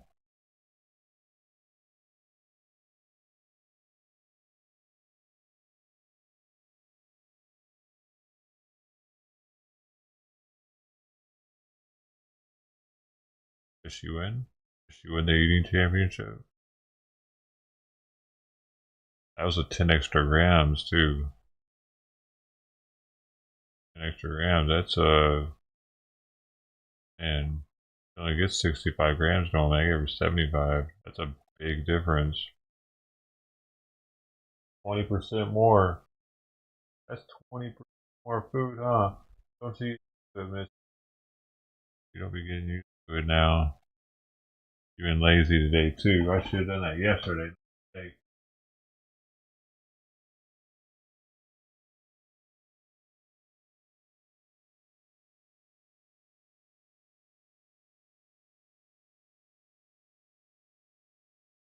Nancy Reagan. Oh, Pelosi. That's sad.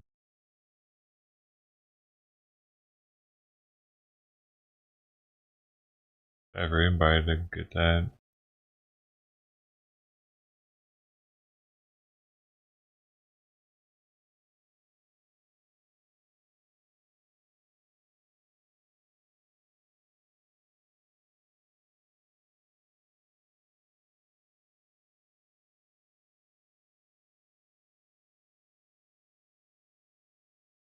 Now, 25 minutes ago, Live Now says that Gaza ceasefire and hostage deal officially signed.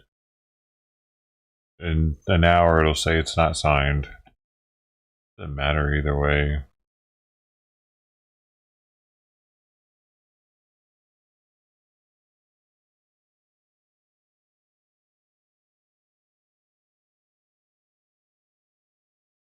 Oh, I guess it matters. We're getting the hostages back.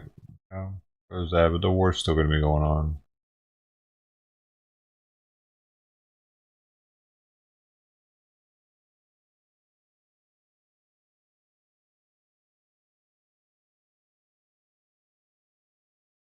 Colorado Springs City Council. Colorado Springs City Council wants a redo of November's election because voters approved legalizing recreational marijuana in the city, and some city leaders think that voters were just confused. They couldn't possibly want legal weed in the Springs. Recreational marijuana sales have been banned in the Springs since they became legal around the state in 2014. But in November, Springs voters approved a plan to allow existing medical marijuana shops to apply for recreational licenses. City council members have been fighting against the efforts to legalize recreational pot sales. In September, they passed a new rule requiring all the recreational shops be at least a mile away from schools and treatment facilities. City Council repealed the mile buffer rule this week, but now they want to go back to the ballot in April. Just to double check that voters really did want to legalize recreational cannabis. Critics on council say this is pretty transparent. It's a strategy to get a redo in a lower turnout election when more of the voters are likely to be older and more conservative. The previous vote, I think, was confused. And I think it really could have had the impact that something passed that the majority of citizens don't really support. So my recommendation will be that we check one more time, because this is a significant change to our city. I am so opposed to the presupposition that we will overturn, put a ballot initiative on to repeal a vote of the people in November, when in fact you all are very correct. It is a very low turnout in April. Could you imagine if that's how it actually worked? If stuff passed and they could just put it back up to be like, are you sure? Wolves, right? If this goes through, it's going to be on the ballot April 1st. Damn. That sucks.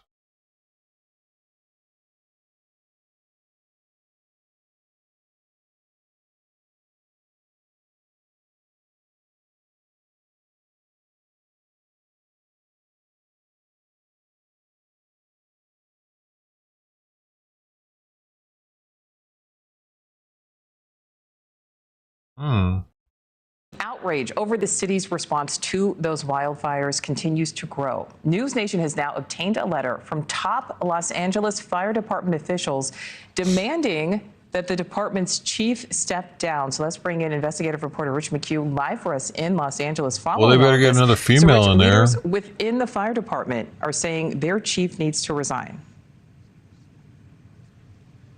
Yeah, this is an absolutely scathing 5-page letter, Nicole, from chiefs, present and former, and they've collectively come forward to say a bunch of things. Number one, her mismanagement of this fire. You know what I'm saying? Was if they don't get another female in there, they're sexist. They call out specifically DEI. They have to have a female that she has favored instead of protecting the city. But wait, what did they say? They have to keep a female in forever now. And if they don't, they're sexist. At least male then female now for here on out. It has to be the way. Was terrible. Number one, they call out specifically DEI practices that she has favored instead of protecting the city. But I want to read their quotes. There is no doubt among all of us that if you had done things right and prepared the LAFD for an incident of this magnitude, fatalities would have been reduced and property would have been saved. All the preventative systems and mechanisms that we have put into place in the past were non-existent at the Palisades fire. We attribute this to you and your command staff's lack of experience, arrogance, inability to lead and manage the LAFD both in emergency and non-emergency times, and the recent retirement of over 125 senior commanders. They call for her retirement. Now, I spoke with John Knox. He's a 23-year veteran of the LAFD. He refused to take a COVID shot and, along with hundreds of others, was relieved of duty. Here's what he had to say. Oh. I think in describing this, probably the best way I can is a complete and utter lack of leadership. Knox says the problem goes all the way to the top. This internal LAFD document shows that the mayor's office was asking for an additional $48.8 million in budget cuts this year, which would need them to close 16 fire stations. Knox says that the lack of pre-deployment when the city knew about this looming catastrophe was a failure, that they suspended the testing of hydrants due to the budget cuts, and that the Santa Ynez Reservoir has been sitting empty for nearly a year. There's been a lot of talk about the Santa Ynez Reservoir being offline. If that were online, if that were full of water, would that have made a difference in your opinion? I would think so. It's 117 million gallons of water, and there's, I believe, 3 or 4 tanks up there also that are 1 million gallons apiece if they pump it, out of the reservoir to those holding tanks. And it's also my understanding that one of those tanks was empty. Further, even though Governor Newsom says all the reservoirs are up and full, that appears not to be true. The LA Department of Water and Power own data shows that 5 other reservoirs are empty at 0%. Knox lays the blame squarely on severe mismanagement from the top. Take a listen. The fact that the forest management, brush abatement, dry hydrants, lack of pre-deployment, and budget cuts, those are all issues. The fact that there's no water in the reservoirs, that's an issue. To me, it's complete and utter mismanagement. I don't see any other option in it. And everybody wants to point fingers right now at everyone else, but I think everyone needs to take responsibility for their specific department, and the mayor definitely needs to be held accountable because it's her city. And if she's not managing it appropriately, she should resign. As you can see over my shoulder, Nicole, the Santa Ynez Reservoir clearly empty, obviously very empty. Residents of here in the Palisades, businesses have a lawsuit against the city of Los Angeles and the Department of Water and Power. Nicole? All right, Rich McHugh live for us there in California. Thank you. Thanks for watching. Go to joinnn.com to find News Nation on your screen.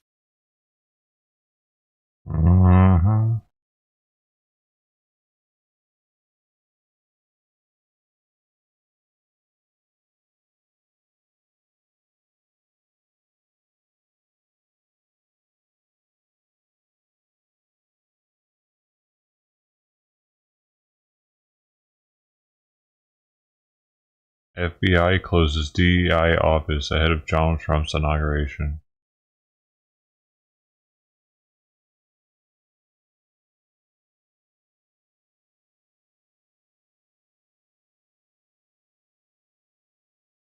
They're suing. I've seen these Story before. Now, Minnesota Attorney General Keith Ellison Attorney suing the maker General of vaping suing? devices that are designed to look Wow. like highlighters. Ellison says that they are violating a state law and targeting children. Brittany Ehrman, live in the newsroom now with more on this suit. Brittany? Leah, just 2 years ago, Minnesota won a $60 million settlement from e-cigarette maker Juul and tobacco giant Altria. And the civil trial was all about deceptive marketing of vapes toward kids. Attorney General Ellison alleges that's what's happening here We're yet gonna put a again. beanie for in the office. Attorney General Keith Ellison suing another vape producer. The lawsuit alleges Highlight Vape violated state law that prohibits the sale of vape products marketed toward minors. This is the vape you see here on your screen, resembling highlighters with a cap and a chisel tip.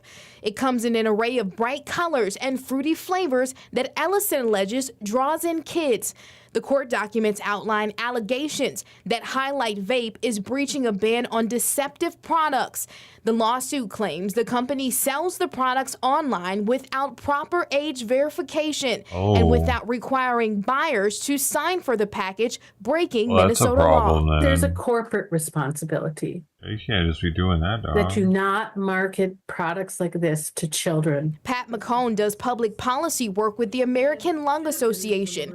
A big focus is educating about the dangers of kids vaping. The levels of nicotine in these devices is very high. I mean, some of them contain as much as many packs of cigarettes. McCone says the variety of vapes with bright colors, fruity smells, and unique designs draws kids in, and it has consequences.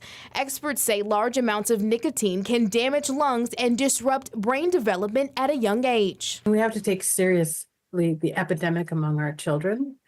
We have to regulate. We have to make it harder to get these products. And Ellison said in a statement, quote, designing vaping products to appeal to young people will not be tolerated in Minnesota. We reached out to the companies Highlight Vape and The Loon for comment, and we're still waiting to hear back. Leah? All right. Brittany Ehrman reporting for us in the news.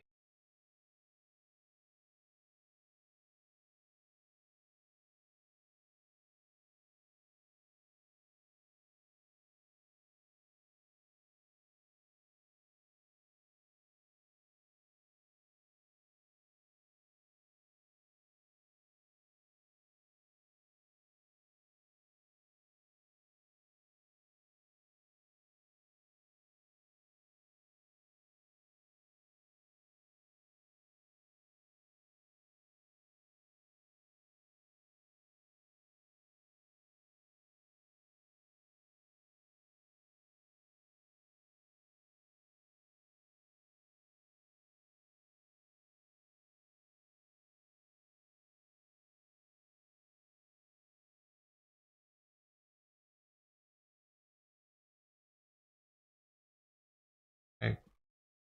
Oh.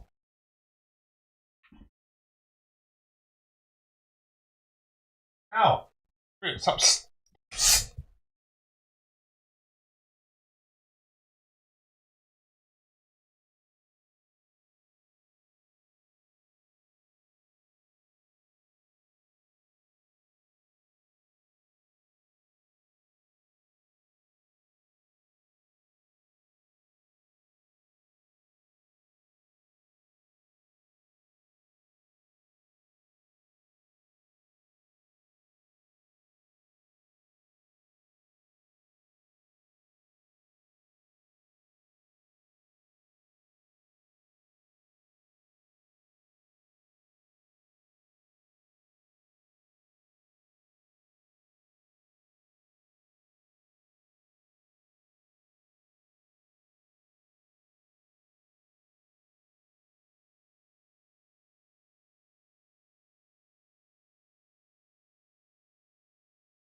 Oh.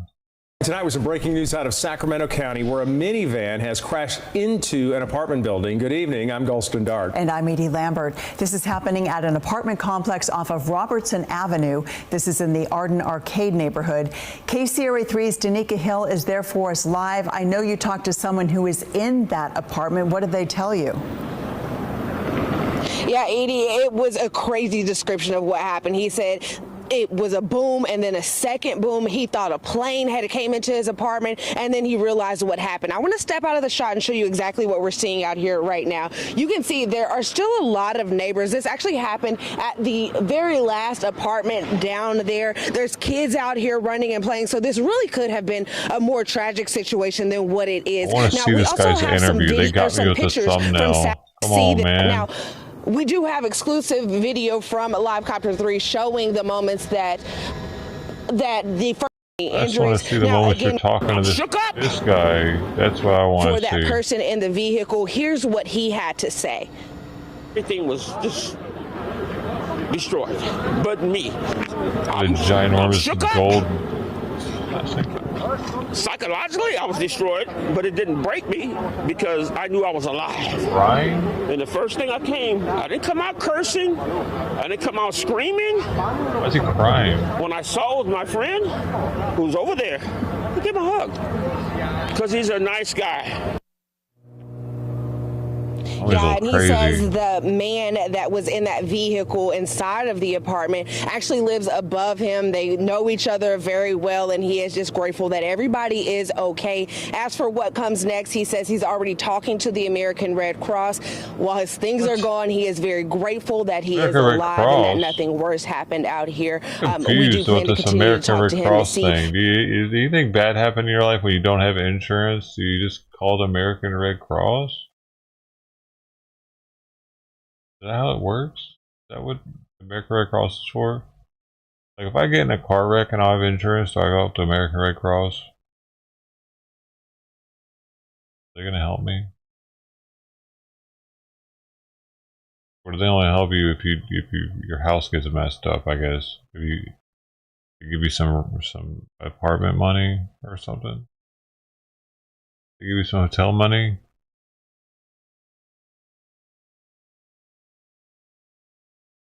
Oh, maybe.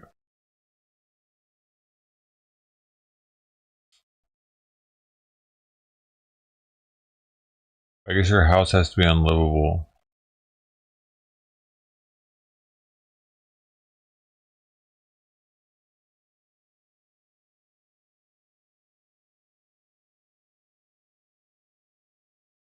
Yep, you should. That's what you do now.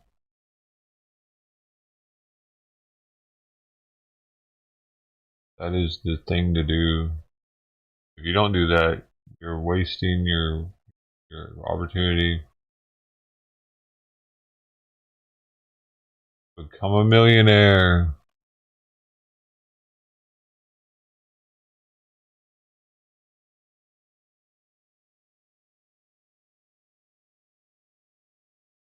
Whoa, 2 dogs allegedly electrocuted on sidewalk in DC. And that happened a week ago.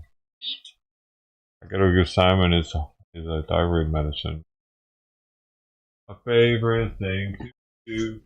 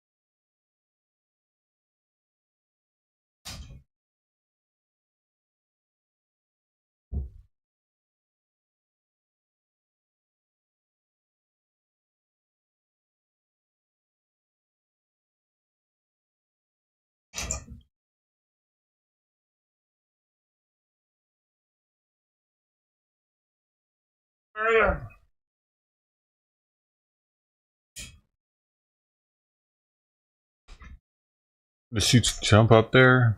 I don't like it.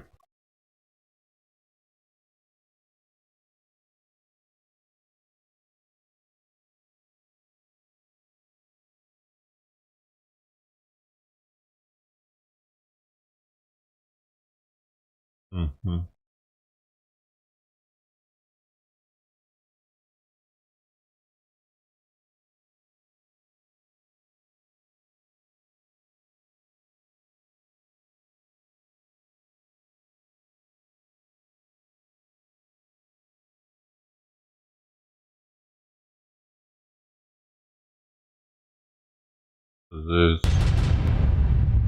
Right now, as far as inmates getting paid, pros, cons, whatever, it's like right now, Kim, worry about the people that lost everything. You still got everything, okay? So worry about all the people that are walking around with absolutely nothing but the clothes on their back, all right? All the people in jail, and you're talking to a convict lady, you know what I mean? All the people in jail, they're fine, All right, was she like? Oh my God! She must have been like, why aren't they getting paid more? They're not getting paid enough. $8 a day. I love that he's giving her shit over this. I don't believe it. I don't believe it. Everybody needs like a cause. Hey, let's do. Hey, they committed God, I hate saying this. I was a criminal. Guys, I'm sorry, but just put out the damn fire and then we'll figure out what to do. This is not a good crime to go to jail for. Are you kidding? Oh no, this goes up there with the molester. This is not a good crime because I hate to say this, but the most glamorous crime you can go to jail for is like an armed robbery, being taken like from a bank or because that money's insured. Nobody's going to get hurt. You hope you know. So in jail, the mindset is like, that was cool, but like, a burglary. Come on, it's like you're taking grandma's money and this. What is involved?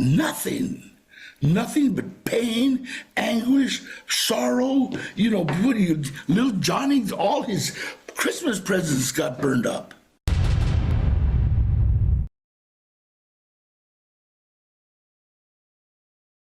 Who's been talking about the looters right there?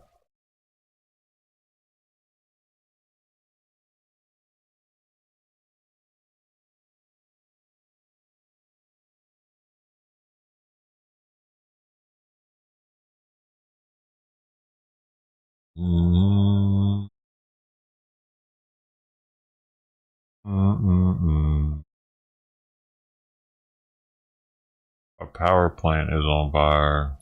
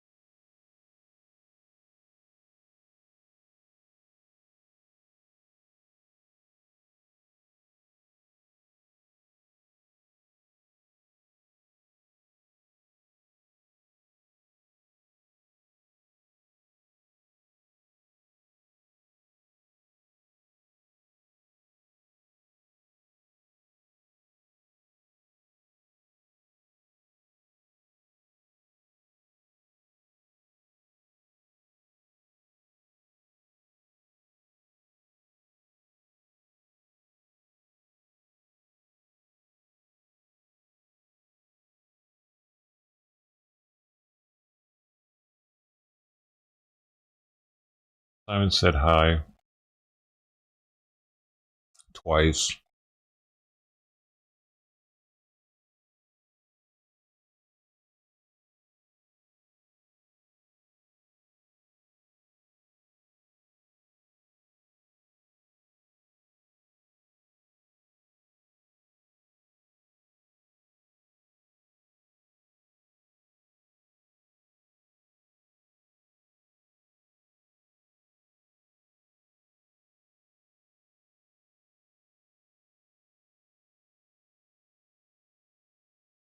Dun, dun, dun, dun, dun.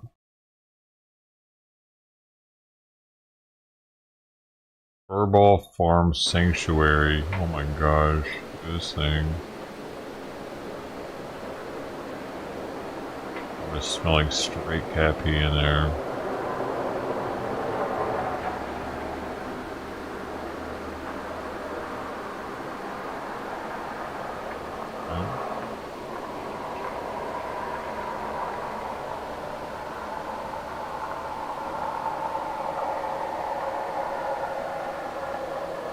I don't know, maybe it doesn't. But it's a whole lot of cats in one spot. I can't imagine it not being a little pissy. Maybe they're just all very well behaved. Damn, it's cold out there. It's snow on the ground. Cats want to be outside? They have to be outside. Dang, this is crazy. They're going camera to camera.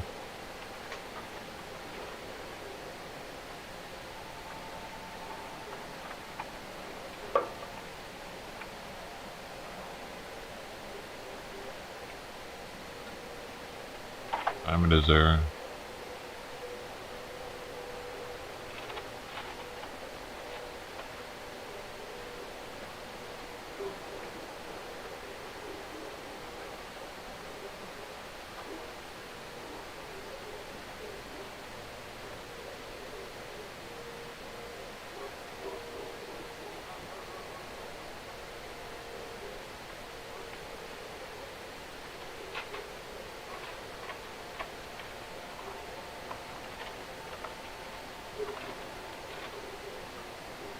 I like being inside more.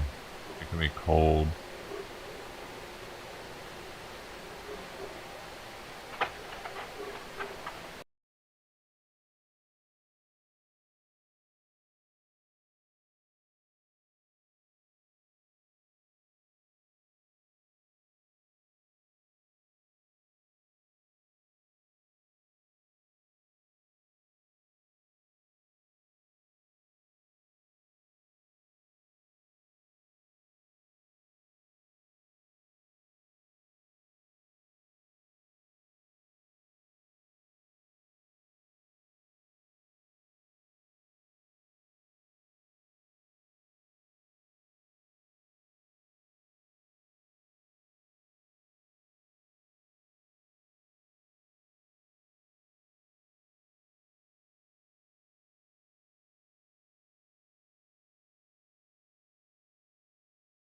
I wanted to see this.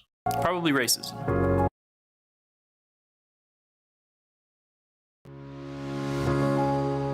The reality is that you're not one of the boys who have legs. You'll never be one of the boys.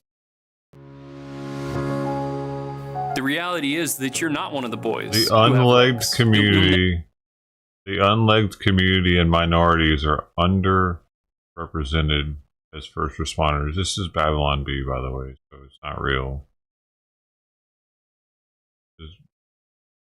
This is a satire.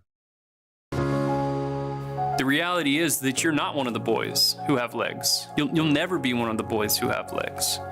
But you can be a good firefighter. People see you and they're like, wow, look at you, you know? They're so excited. Like, he's a firefighter. And he's got no legs. Because there's not a lot of us for some reason.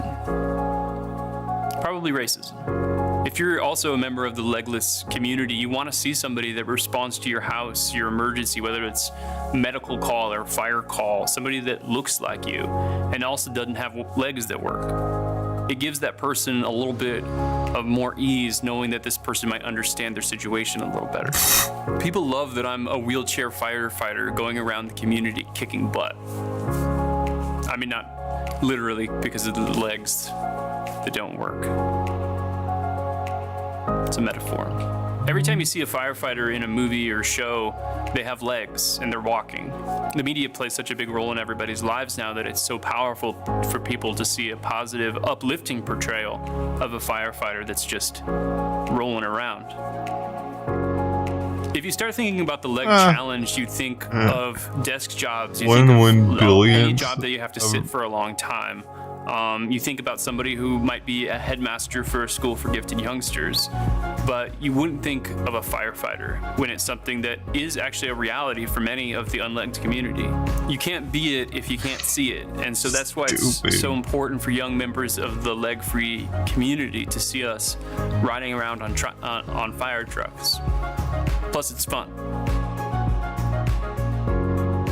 Is he strong enough to do this? 99.9% are leg privileged. Or does he have enough legs for this? Bullshit. Which my response is, you got yourself in the wrong place if you need me to wheel you out of a fire.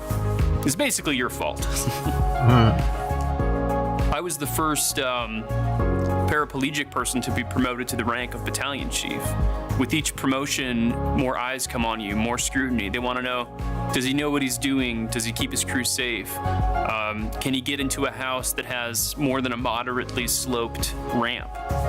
Some people walk in with the respect already, but as a person born with leg deficiency, you have to know your stuff. You're not given the opportunity not to know it. Not given, you have to know it. When it comes to the walking impaired and being a firefighter, you're capable of doing it. It's not a bipedal normative person's world. It's not a bipedal normative person's field. I'm here. Bipedal normative. And I'm doing it.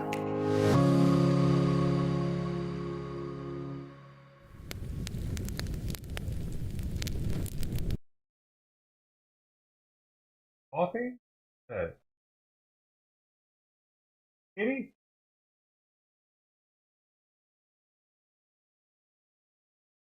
Both doing? What are you both doing?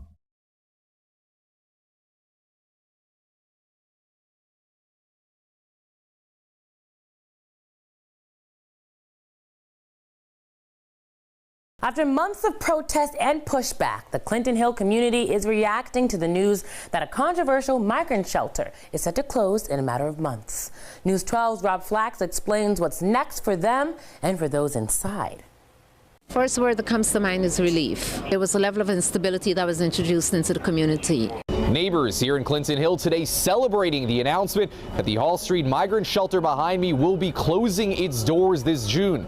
Those neighbors telling us they believe it's the best path forward, both for them, but also for the migrants inside that shelter.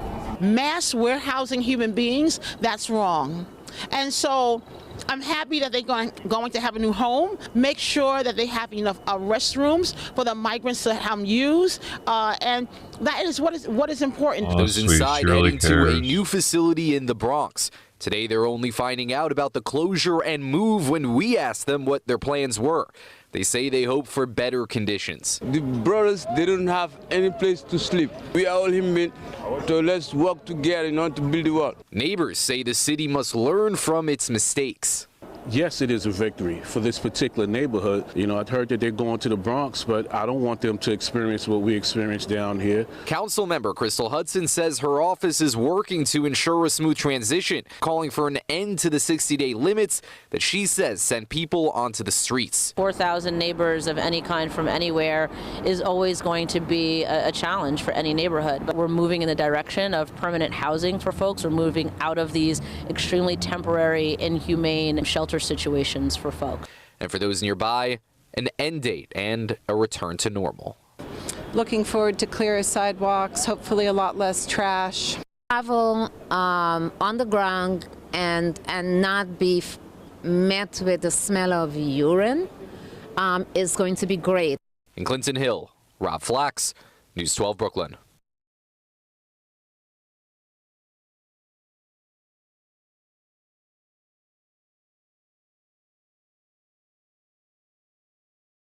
And they are feeling the support.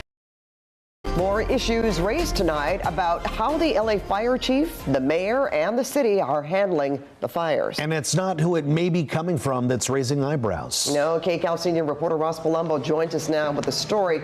And you'll see this only on KCAL News. What a story, Ross. Well, Pat and Juan, it's raising some eyebrows because it's coming apparently from the chief's own command staff. Now, it's in two memos that we received. One was sent directly to the fire chief. One was sent directly to me. They both claim to be from more than a dozen current and former officers on LAFD's command staff. But their actual names are not attached, they say, because they're worried about retaliation. Odell. In the middle of this firefight, with hundreds of firefighters still on the front lines, another controversy now coming from a letter, allegedly from LAFD command officers saying the time of silence and blind obedience is no longer acceptable. It's on what appears to be official letterhead addressed to me, but unsigned. It says LAFD could have mitigated the fire with different results had it not been for past and present budget cuts and the lack of leadership from the fire chief and fire commission and the lack of support from the mayor and city council. We've reported how the city cut the fire department's budget by nearly $18 million, how the chief sent a memo to the Board of Fire Commissioners saying that was a critical issue that impacts wildfires, and how the commission president just weeks ago declared this was a crisis. We are in crisis mode. Now, after the mayor has claimed this was not an issue, there were no reductions that were made that would have impacted the situation. And after the fire chief, Kristen Crowley, first backed that up. We made our adjustments. We're working closely with Mayor Bass. She's supporting us on this. But then contradicted the mayor. It did absolutely negatively impact. This letter spells out budget cut details apparently from firefighters themselves. For example, they say a critical issue was not having reserve fire engines and firefighters at the ready as in years past. There once were 10 reserve engines, they say, but now in this fire claim there were none available. Think of what 10 additional fire engines can do, they point out.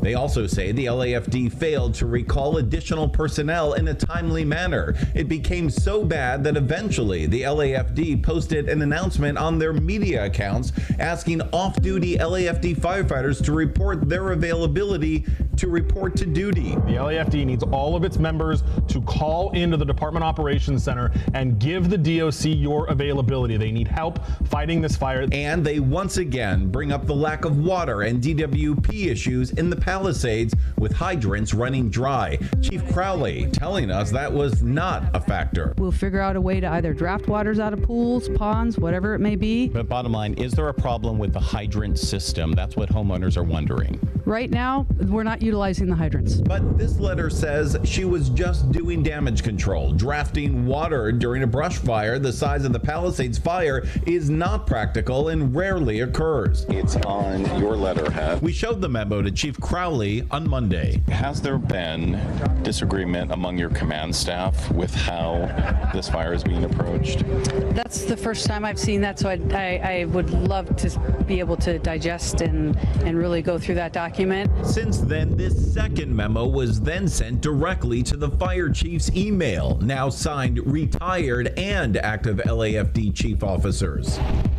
The group claims to be battalion chiefs, assistant chiefs, and deputy chiefs. The memo blasts Chief Crowley for saying the city failed LAFD, believing it took away from the Palisades fire, claiming no other fire chief in the history of LAFD has behaved as she has in recent days.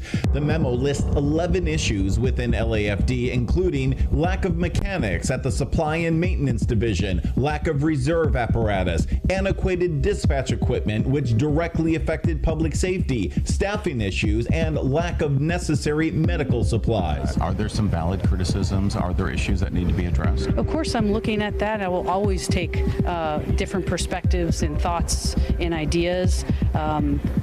Yeah, I would say absolutely. But Crowley absolutely believes she does have the support of her officers. The amount of outpour and support from our nearly 100 chief officers, as well as and just as important as their retirees who've been doing the jobs for 30 to 40 years, have reached out and said they support me, they support my leadership, they support the LAFD. The bottom line, is there a crisis of leadership? I would say absolutely not. Despite criticism of any single action or any two memos, you emotionally stated on the news that the city has failed you. One memo states, it is the opinion of many LAFD chief officers who work for you that you, Chief Crowley, have failed the citizens of Los Angeles, the members of LAFD, and your chief officers. They say you failed all those people. What do you think hearing that? Yeah, for me, and hearing that specifically, my answer back to that is let's talk to the chiefs that are doing the job. Let's look at how they and understand how they are feeling supported, and they are feeling the support. Well, I talked to many of those chiefs. I also talked to the LAFD Chief Officers Association. In response, they say that all the ongoing criticism of the chief, he has all mustache. They have now written a letter for Crowley commending her, quote, courageous leadership and advocacy for the department and its critical funding needs. And they add that they stand with her. We also reached out to Mayor Bass and the City Council and the Board of Fire Commissioners. They're all mentioned in those memos, and we have not heard back at all. It's pretty surprising because this is such a crisis situation. According to the Board of Fire Commissioners, according to everyone involved, and Pat and Juan, you know, it's just about getting the firefighters what they need, the brave men and women, so they can be on those fire lines with what they need. That's what residents want to know too. Is this battle goes on with the chief and the mayor and City Hall? Residents want to know what happens going forward, and will the firefighters have what they need? You know, that was this time. We're still dealing with this, but you know, we have other things that are happening. But we're being told we're out of time. And we're watching. We're on it. Okay. Thanks, Ross. Of course.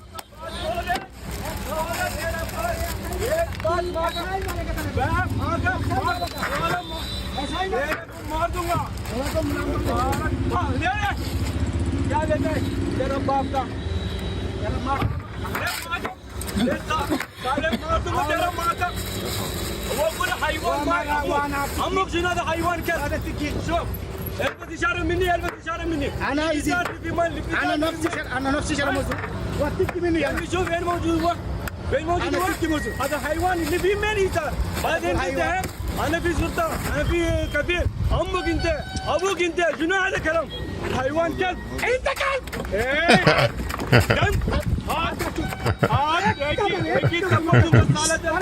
The title is in this is If Europeans Made Street Food the Same Way Indians Do.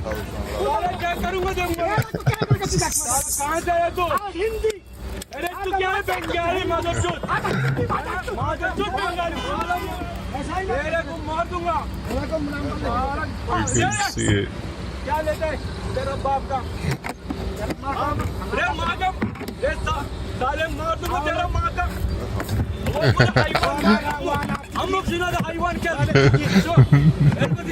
None of that would have made it outside the bucket though. It had all been perfect in India. هذا حيوان اللي فيه من يسار بعدين انت انا في سلطان انا في كفيل امك انت ابوك انت شنو هذا كلام حيوان كلب انت كلب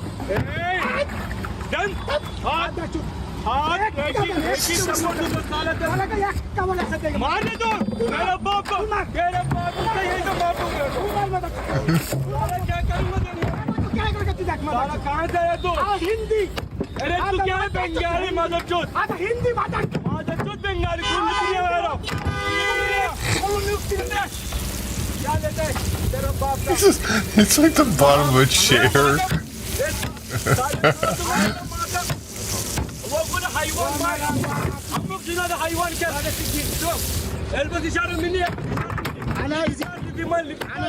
انا نفسي شرم موجود واتيك مني يعني شوف وين موجود وين موجود هذا حيوان اللي في مني بعدين انت انا في شرطه انا في كبير ابوك انت ما هذا كلام حيوان كلب انت كلب ايه دم هات اكيد تمرد مساله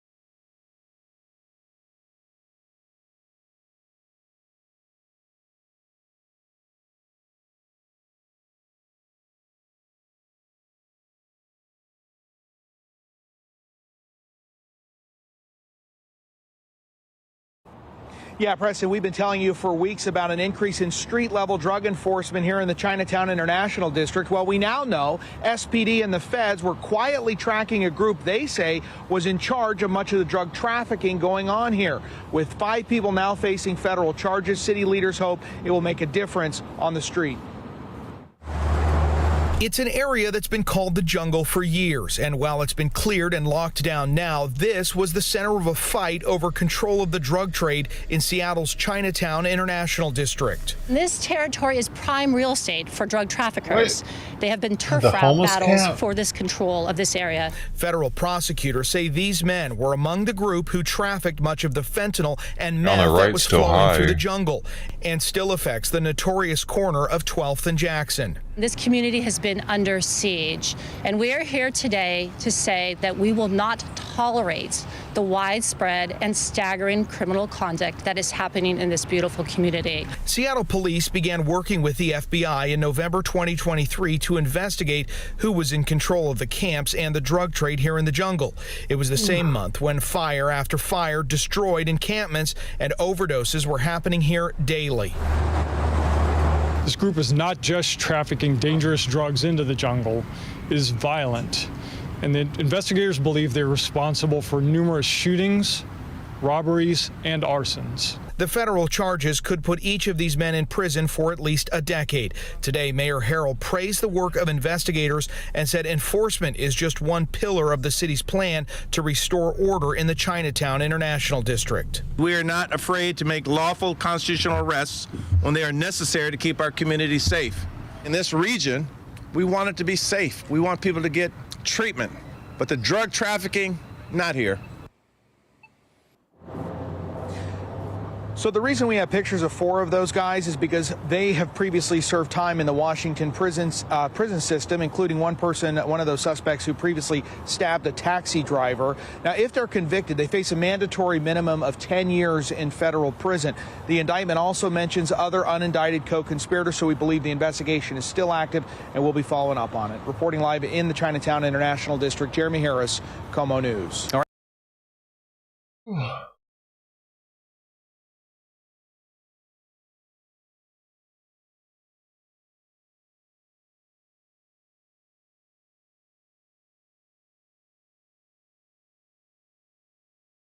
You have the engine and the running gear from a quad bike, but you will need to be completely... Some optional extras. Nothing wrong. Edit that out. There is, for instance, the deluxe wash wipe option, which costs just $1.99. Good. And also, for just £500, this does come with satellite navigation. At all. Is incredible. Ladies and gentlemen, you are witnessing... That thing sucks, dude. You can't see. Already on the windscreen, then it can't sort of smash into it. So, for local commuting, my car is faultless. But No way, dude. It sucks. Oh, you didn't see it. Here. you have the engine. I'm just staggered that Ford, General Motors, Toyota, all the automotive giants. This is. Well, to find out, I pulled into a petrol station and without even getting out, I brimmed its tank.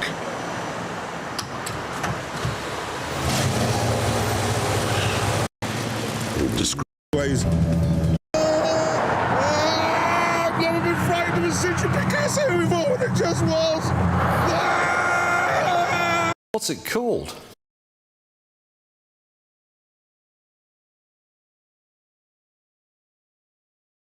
You've never seen one of those before. I know you haven't. I haven't, and I've seen everything.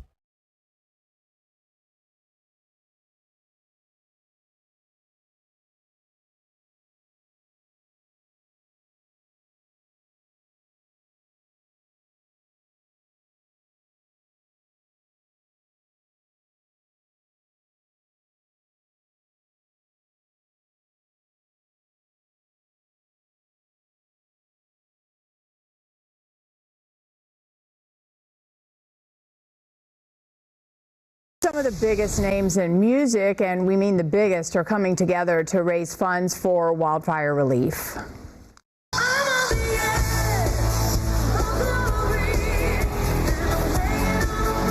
You mean they want to get publicity of being in this thing? Okay. And they were the first to jump on it because they don't have any active tour dates planned or some shit. Billie Eilish, Lady Gaga, and Pink, just a few of the acts who will perform at Fire Aid, a benefit concert for wildfire victims taking place on January 30th at both the IKEA Forum and Intuit Dome. Tickets go on sale Wednesday, January 22nd at noon through Ticketmaster. How much are they gonna the concert be? will stream live on many platforms, including our very own KTLA Plus. And for more information, you can head on over to fireaidla.org. Yeah. They all have their top buttons buttoned at least.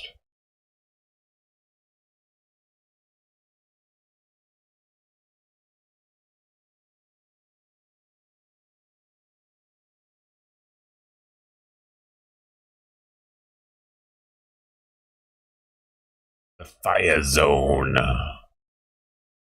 Making adjustments in the fire zone. Prison rape club. What is that?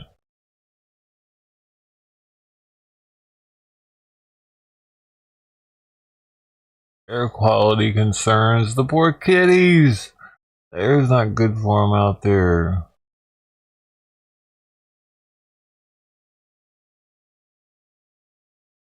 And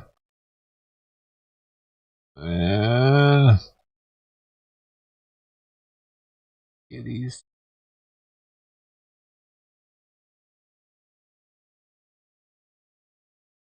What are you doing?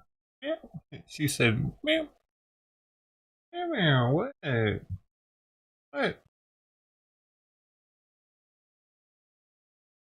Hey.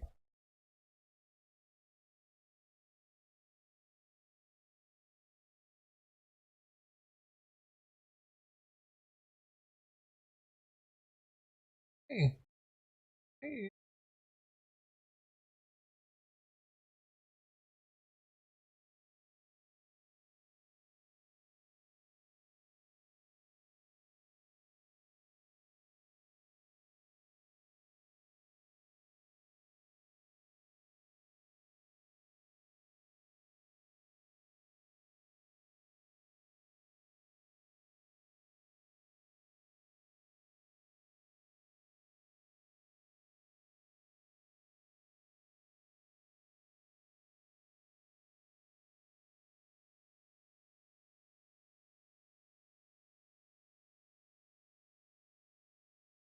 Oboe biscuits.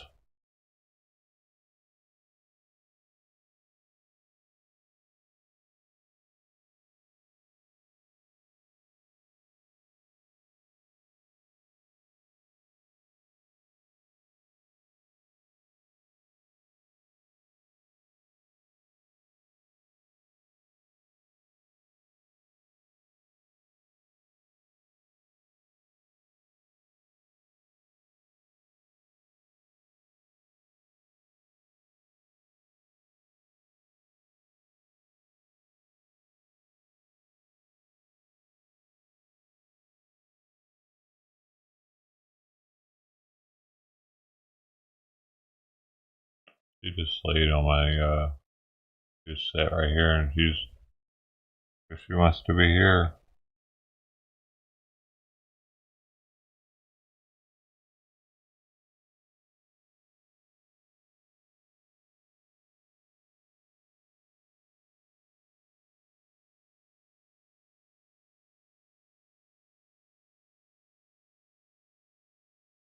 What are you doing? Hey.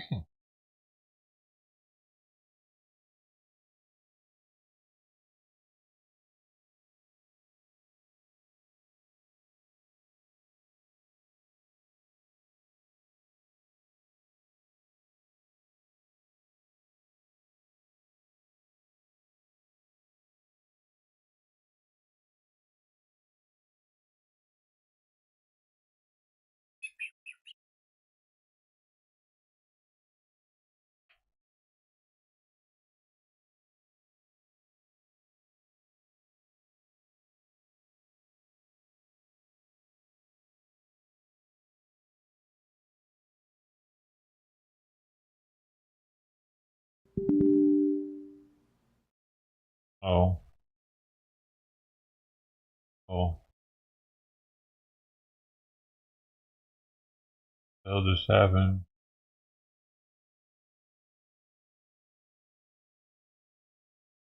What the hell just... My...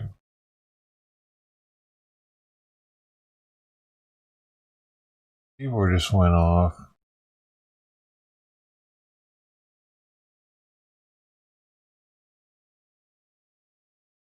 Oh.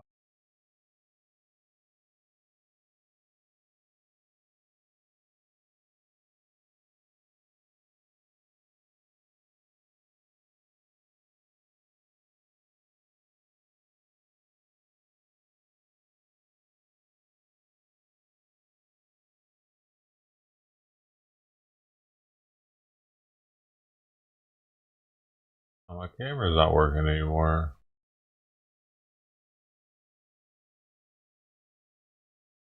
What just happened?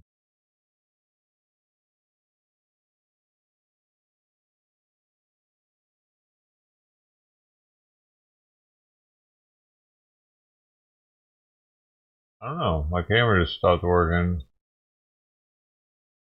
Both of them.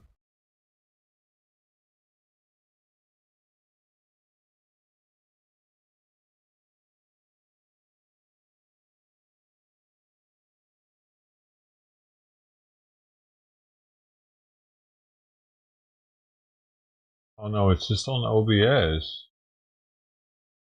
It's just on my end. Maybe if I...